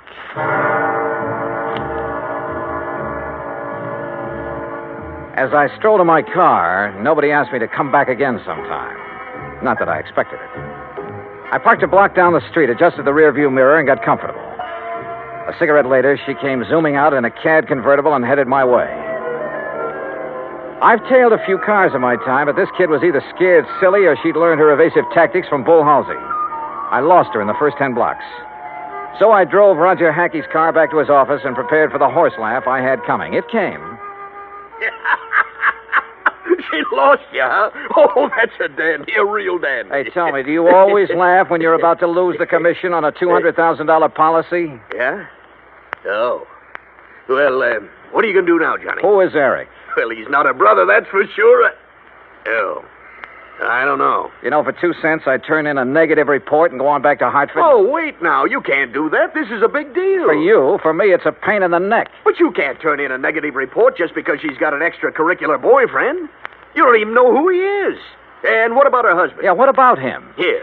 I got the dope right here. Today's paper, and it's a good picture of him. Read what it says. Peter Durbin, one of Los Angeles' better amateur golfers, plays out of Silver Oak Country Club where the State Open is being held this week. He's expected to finish in the top. Roger, what time is it? 4:30. Thanks. Huh? Hey, where you going? I'm going to try my hand at being a reporter. What? What are you talking about? Roger, I'm going to interview Mr. Peter Durbin for the Interstate Publicity Press Association. Huh? Expense account item 4, $2.40, cab fare to the Silver Oak Country Club, which nestled in a big ravine north of Sunset Boulevard, some 15 minutes from Roger's office. The last players were coming in for the afternoon round when I got there, and Peter Durbin was among them. I waited until after the radio and TV boys had got through, and then caught him in a corner of the locker room. Yes? Who are you? Johnny Dollar, Interstate Publicity Press. I'd like to ask you a few questions, please. Well, I've already given my interviews. Well, sure, I know, but this is feature stuff. Best part of the day. Does the gallery bother you? Stuff like that. Oh, all right, but make it quick. Yes, sir. Is your wife here? No, she never watches me play. Oh? Where is she now? Well, at home. Where else? But now, see here, don't you think... You're playing a great game, Mr. Durbin. You figure you're going to win this tournament, huh? Yes, I think so. McMahon has turned into 69, of course, but I'm still 3 strokes up on him. I play a much steadier game than he does. Oh, yeah, sure. This is your home club, isn't it? Oh, yes. It's one of the best in the country. Yeah, mighty fine course. You must be pretty well heeled. Well, That's none of your readers' concern. Oh, I'm sorry. Say, you have a birthday coming up soon, haven't you? How did you know? Oh, well, you're a prominent personality, Mr. Durbin. We keep a file on this sort of thing, on important people like you. Oh, I see. Oh, sure. I suppose you're going to have a big affair. No, as a matter of fact, the annual Western Road races fall on my birthday each year. As a reporter, you should recall that I won both last year and the year before. Oh, yeah, sure. Well, happy birthday, Mr. Durbin, and good luck. Well, is that all you want? That's all I need to know. Thanks. Act 3 of yours truly, Johnny Dollar, in a moment. No folklore could be all boastful and dynamic. Some of it is about the man at the bottom of the pile. Like the one they tell of the traveler who just had to get across a river. He argued with the boatman, but that boatman wasn't about to move. Nope. Not with the spring thaw making it a mighty ugly river. The traveler was insistent. Finally, the boatman agreed. But it was going to cost a whole quarter to get across. But I ain't got but 15 cents.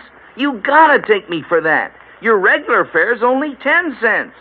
The boatman stood firm. I ain't going, that's all. Anybody that ain't got but 15 cents, it just don't make no difference which side of the river he's on anyhow. Folklore belongs to every nation's legendary past. And I guess we Americans have our share of some good ones. Like the one about... but we'll have to save that one for the next time we travel your way. See you then. And now, Act 3 of yours truly, Johnny Dollar, and the poor little rich girl matter. Expense account item 5, $6 even. Taxi fare to the office of Attorney Crane Collins, with whom I could now agree on one point. I didn't like Peter Durbin either. It was 6:15 after hours when I entered the office of Collins, Douglas, Walsh, Hanley, and James. The senior partner was still there. His door was slightly ajar, and I heard voices, which stopped abruptly when I entered. Oh, Mr. Dollar. Rather late in the day, isn't it? I don't keep office hours, Mr. Collins. I'm very busy. Then I'll wait. Very well, as you wish. I wished, so I waited.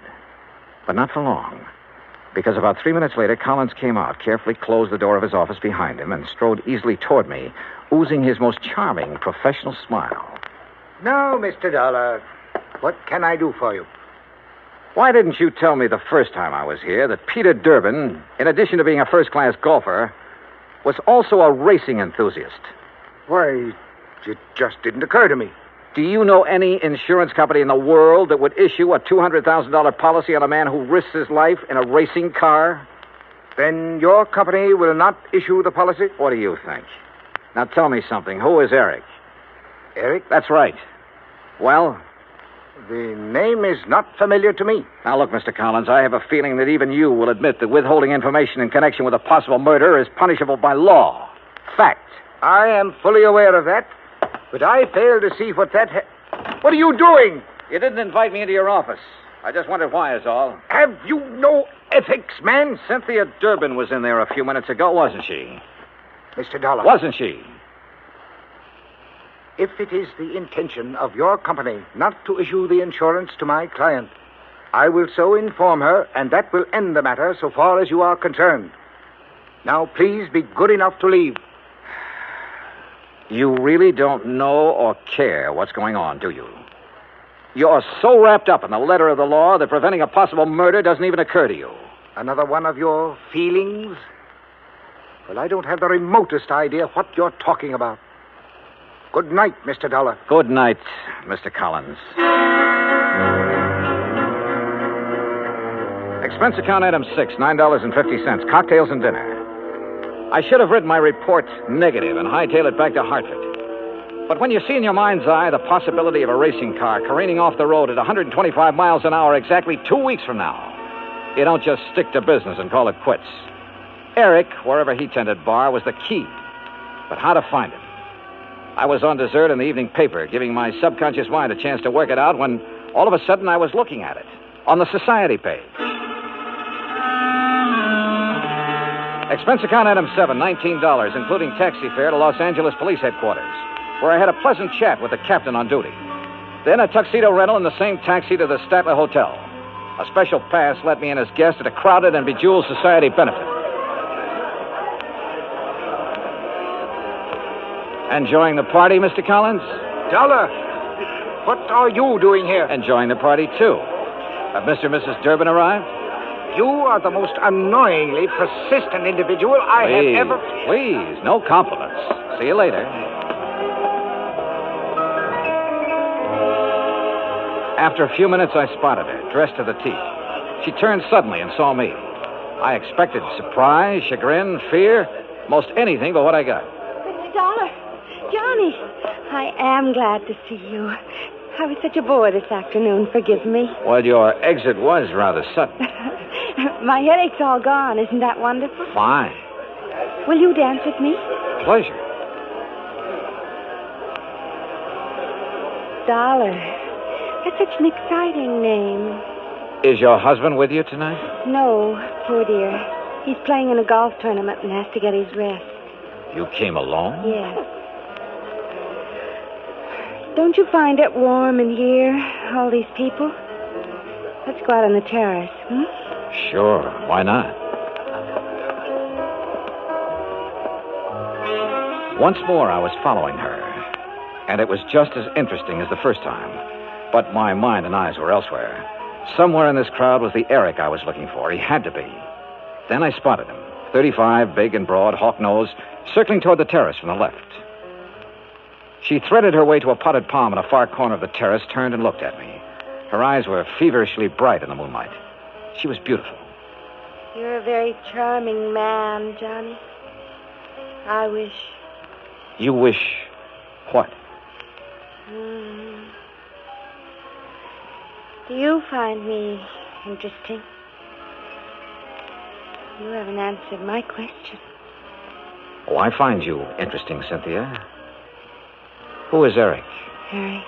The man you went to see this afternoon after you left me. This afternoon? You know who I'm talking about. Because you and Eric, I don't know how, were planning to kill your husband 2 weeks from now and collect $200,000 insurance. 2 weeks from now in the road race.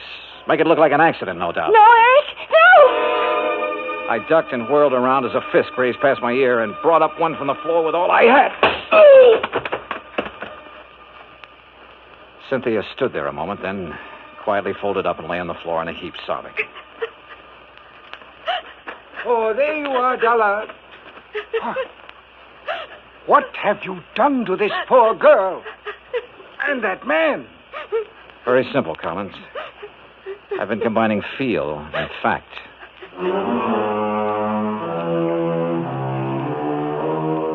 The house dick and I got them out of there. Hawk-nosed to police headquarters, Cynthia to a hospital. Eric turned out to be a quack psychiatrist who preyed on unstable rich women and who was wanted in both New York and Florida. He had a perfect setup in Cynthia Durbin until he went for murder and the big money. Mrs. Durbin, well, the doctors tell me she ought to be normal mentally in a couple of years with proper psychiatric treatment. Expense account total, $317.75. Yours truly, Johnny Dollar.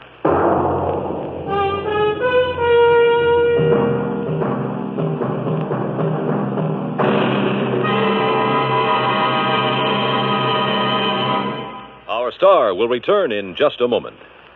Our flag now numbers 50 stars, and behind each star there stands yet another flag, representing one of the 50 states. North Carolina state flag bears the initial of her name on either side of a white star. Above, on a yellow scroll, is the date May 20th, 1775. Below, on a similar scroll, is the date April 12th, 1776. The 1775 date stands for an early declaration of independence, known as the Mecklenburg Declaration of Independence. April 12, 1776, was the date of the first Constitutional Convention held in Halifax.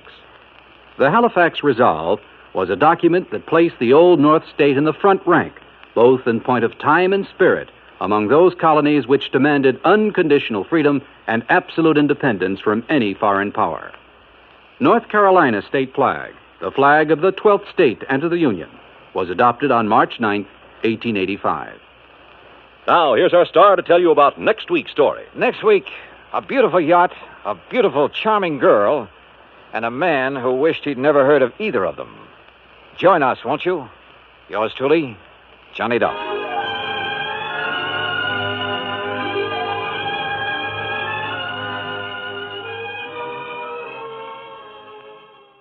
From Hollywood, it's time now for... Johnny Dollar. Fred Larkin, Johnny. New Jersey Fire and Casualty. Hope I didn't get you out of bed. Well, you sure did, Freddie, but how are things in Trenton? In Trenton, fine. In the little town of Vineland, I'm not so sure. Vineland? About halfway between Philadelphia and Atlantic City? That's the place. What goes down there? Fire. Arson? That's what I hope you can find out. Well, any reason for suspicion? Yes. The man who holds the policy on $83,000 worth of bedding. Bedding? Mattresses, box springs that went up in smoke 2 days ago. Okay, Fred, I'll grab the first train.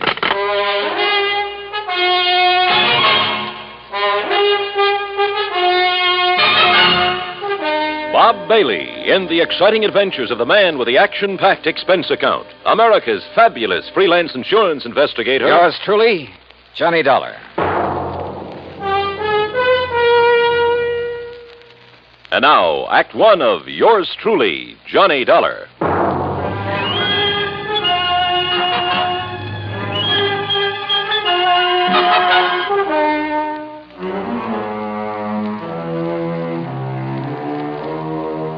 Expense account submitted by Special Investigator Johnny Dollar to the New Jersey Fire and Casualty Insurance Company, Home Office, Trenton, New Jersey.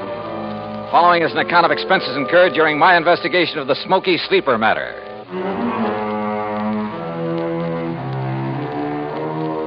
Expense account item 1, 1075, fare and incidentals, Hartford to Trenton. Item 2, 80 cents, taxi to Fred Larkin's office on West State Street. He lost no time in getting right to the point. That's right. $83,000 total loss. Well, who's filed the claim, Fred? Name is Ben Murray, sole owner and manager of Ben Murr Furniture Sales in Philadelphia. Sort of a small chain scattered around all over the city. I thought you said the loss was in Vineland. It was. That's where he had a big warehouse. Well, if his stores are in Philly... He claims it's cheaper than maintaining a big warehouse in the city.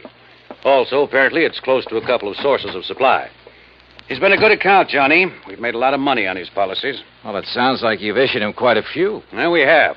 You see, in addition to the usual coverage on his stores, we've issued him a lot of short-termers on warehouse contents from time to time. I don't quite see what you mean. His whole business is based on special sales.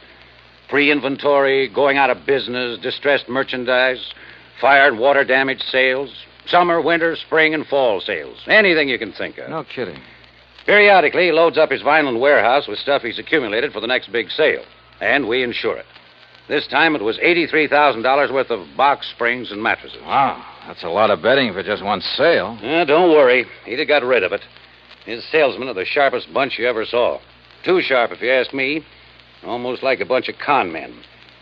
You know what switching means in the retail trade?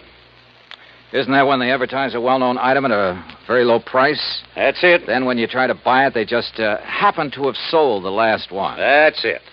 But by that time, they've got you in the store where they can use the high-pressure pitch to sell you some inferior item at an even higher price. And on a no-return basis. Yeah, by the time the customer gets wise, it's too late. Exactly. I suspect they're not above using the label switch, too. You know, have some local manufacturer make up a cheap item, then put a nationally recognized label on it, or a pretty good copy. My, what nice clients you have, Freddie. Well, what can we do, Johnny? As long as we don't catch them red-handed in something that directly affects us. Well, you don't need to write any more policies. The company says different. At least until such a time as they try to pull something on us, or we find proof of such doings. I see. Oh, where'll I find this Ben Murray? Either at his main office in Philadelphia or down in Vineland, looking over what's left in the shell of that warehouse. On what exactly does Murray base the amount of his claim? Face value of the policy, which in turn was based on the cost of the goods to him. Huh? You mean you used the figures he gave you? Hardly. We got the figures from the actual bills sent him by the manufacturer. Well, I wondered. I don't blame you. No, Johnny, that $83,000 is exactly what the mattresses and box springs cost him. It was a special order from one manufacturer, made up especially for one big sale. Can your secretary check on Murray's whereabouts for me? Sure. All right, then let me use your phone. I may be able to save us all a lot of time, labor, and soap.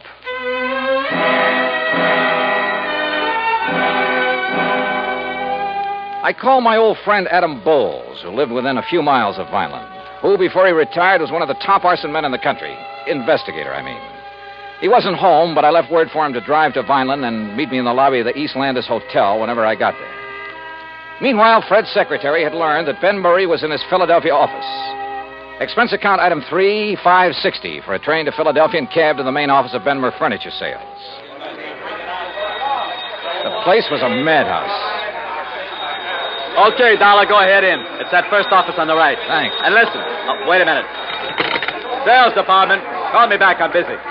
Listen, Dollar, if you can get a word in edgewise with Ben, ask him where's the contracts for that West Philadelphia deal, will you? Oh, sure. Sales department.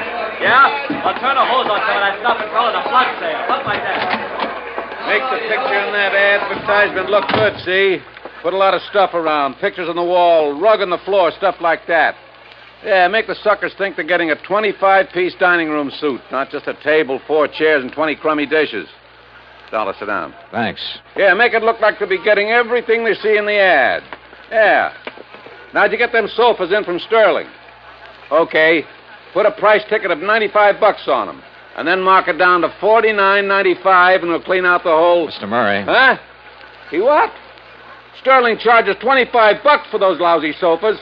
Listen, we're giving them $22.50 for them. Except for the demonstrator we show on the floor, the good one. Who does he think he is telling me the price he's going to charge me? Oh, that lousy bunch of chiselers trying to hike the price on me. Holy, what a business. From the looks of that outer office, you've got plenty of it. Yeah, volume, Dollar. That's what does it. I work on a narrow margin, see? Oh. Yeah, sometimes I even lose money, just to keep the volume up. I got 9 stores, see? They're all over Philadelphia. Hey, Ben. Yeah, what's the matter now? Pine Street wants to know the sale prices on those 3 grades of Night Cloud mattresses. What'll I tell him? What are the cost prices? All the same, $13 a piece. Cost us $13, huh? Well, price them at $39.95, $49.95, and $69.95. Okay, Ben. Hey, Larry. Narrow profit margin, huh? And now, look, Dollar, your card says you're an insurance investigator. That's right. Well, if it's about that fire I had down in Vineland a couple of days ago... That's exactly what it's about. Well, let me tell you something. Yeah, what is it? Oh, yeah, well, listen. Hey, pick that other phone off the hook, Dollar. That noise is killing me, will you? Why not? I might learn something. Well, you tell him I don't care if he's the Department of Internal Revenue in person. Hello. We pay Hey, for protection Ben, against guys I like got a him, dame here in and the he'll look store. at whatever Found set out of that books bed we we want sent him to her look wasn't at. the You hear same that? one she saw on the floor. Well, no. Wait just a minute. She threatens to go see the Better Business Bureau. Well, look, this isn't Ben. Huh? That's what I mean. Just hold on a minute, will you? Hold And on. you tell that bookkeeper we got there, he either keeps the books the way I tell him, or either he... well, look, I'll call you back, see? Did you hold that call for me, Dollar? Yeah, here. Yeah. Hello? Yeah? Yeah? Well, don't take any chances. Give her anything she wants. Give her the one she saw on the floor. Go out and buy her one, a good one. Just make her happy. Keep her from... well, you know what I mean. Yeah. Troubles. Well, now, look, Dollar. You think there was anything wrong with that fire, you prove it, I'll give you this whole business. What do you think I am, a crook? I haven't said that yet. Then what's the idea of investigating? Not you, but that fire. We always investigate when a claim this large is involved. Oh, yeah? Do it automatically. Look, I'm trying to run an honest business here, just barely scraping by. That phone call just now. A customer ain't 100% satisfied, we make her satisfied. Oh, sure. To keep her from blabbing about the way you rooked her. Oh, look, get out of here, would you? Can't you see I'm busy? I try to run a decent business here, and punks like you come in and... Oh, if I'm... Yeah, hold on. Look, you got some legit reason to investigate, Dollar. You come around then. Maybe I will. Now go on, get out, will you? Gladly. Listen, Charlie, you tell him he tries to outsmart me, I'll sue him for every cent he's got. Expense account item 4, $50 deposit on a drive-your-own car. I crossed the Delaware River Bridge and finally picked up Route 47 for the 35-mile drive down to Vineland. Flat country, this, with plenty of beautiful trees and rich farmland, and occasional cranberry bog. The soft smell of ripening peaches greeted me from the vast orchards I passed. It was all very pleasant. Certainly a complete contrast to the noisy, unhealthy joint I just left. And I could see only too plainly why Fred Larkin suspected arson in the warehouse fire. Sure. If a character like Ben Murray didn't resort to arson, he'd feel he was missing a good bet. Proof of arson, however, is a different matter, and not always easy to come by. That's where I wanted the help of Ed Bowles. But Ed hadn't got to the hotel when I arrived in Vineland, so I drove over to the police headquarters at 610 Wood Street, a block north of Landis Avenue, the main drag. There I found Sergeant Louis Tomaso, who'd been working on the case. Be glad to take you over there, Dollar. Just the other side of Chestnut Avenue. That's over south of town. All right, Sergeant, I'd like to see that warehouse, or what's left of it. Oh, there's plenty left of the warehouse. All metal construction. Come on. That in itself might make it hard to spot arson. Dollar, we went over that. Lieutenant, Mr. Dollar and I are going out to the Benmer warehouse. We went over that place with a fine-tooth comb, both during and after the fire. Came up with nothing, huh? Nothing that would give any cause for suspicion. Sergeant, do you know a man by the name of Adam Bowles? I certainly do. He's been giving me a lot of help with this. You know, just to sort of keep his hand in. And he's found nothing? Not a thing. But of course, he's the kind that never gives up. Yeah. Well, let's get him on over and take a look at that place.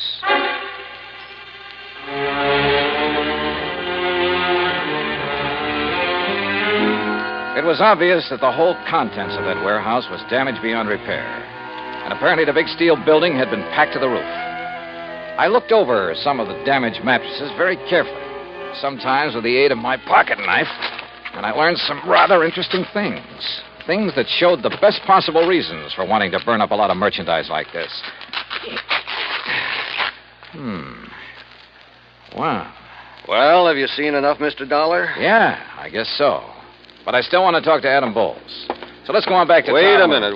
Looks like Ad pulling up in that car there. Huh? Oh, so it is. Hey, Ed.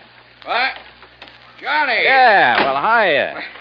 Sergeant, don't tell me you'd sent for a half-wit like Dollar. Just a minute now, Stinky. Why, the greenest rookie on the force would get further. Ed, I'll brain you. You two know each other. You kidding?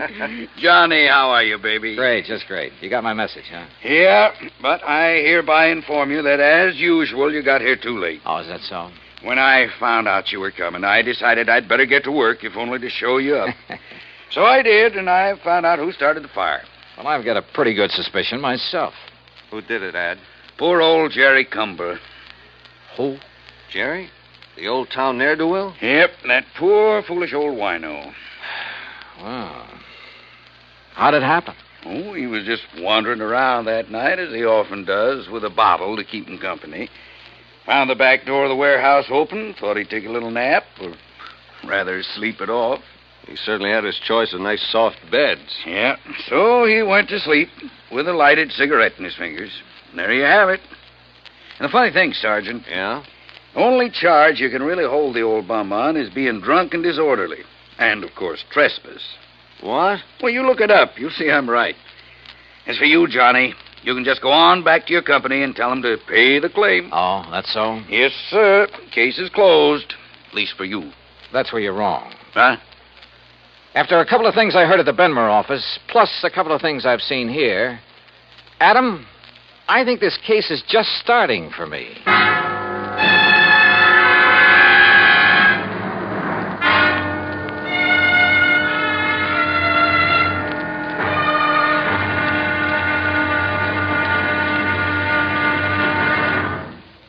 Act Two of yours truly, Johnny Dollar, in a moment. For a long time, people have been saying that the Earth is shrinking because transportation is getting faster and faster. And because this is true, people are getting closer, too. Today, our neighbors are not only the ones who live next door to us, they're all over the world. It is axiomatic that one should help his neighbor. But Americans have gone a step further.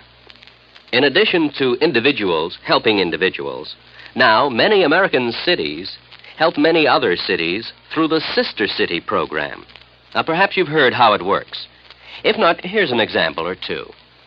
In the fall of 1959, a large area of Nagoya, Japan, was struck by a devastating typhoon.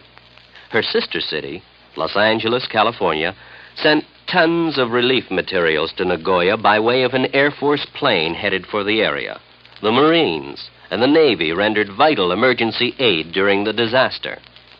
When earthquakes shook Viña del Mar, Chile, during the summer of 1960, her sister city, Sausalito, California, sent hundreds of dollars worth of relief materials to help out. Another case in point, the school children of Clovis, New Mexico, sent a number of cultural exchange packages to students in their sister city of Adana, Turkey. There are hundreds of such examples, because there are hundreds of sister cities. By using this means of diplomacy, friendship and understanding have increased throughout the world and paved the way for permanent freedom, the right of all men everywhere. And now, Act Two of yours truly, Johnny Dollar, and the Smoky Sleeper Matter.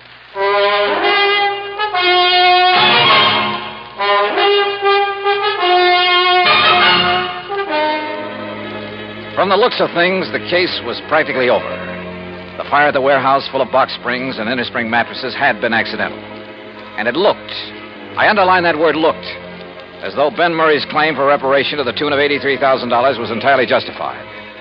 Ed Bowles, the finest expert on arson I knew, had produced the man who started the fire as proof. So, on the surface, there was nothing for the company to do but pay Ben Murray's claim. But I smell a rat, a big one. Expense account item 5, 75 cents for a person-to-person call to Fred Larkin in Trenton. Well, Johnny, if you're satisfied with Bowles' conclusion,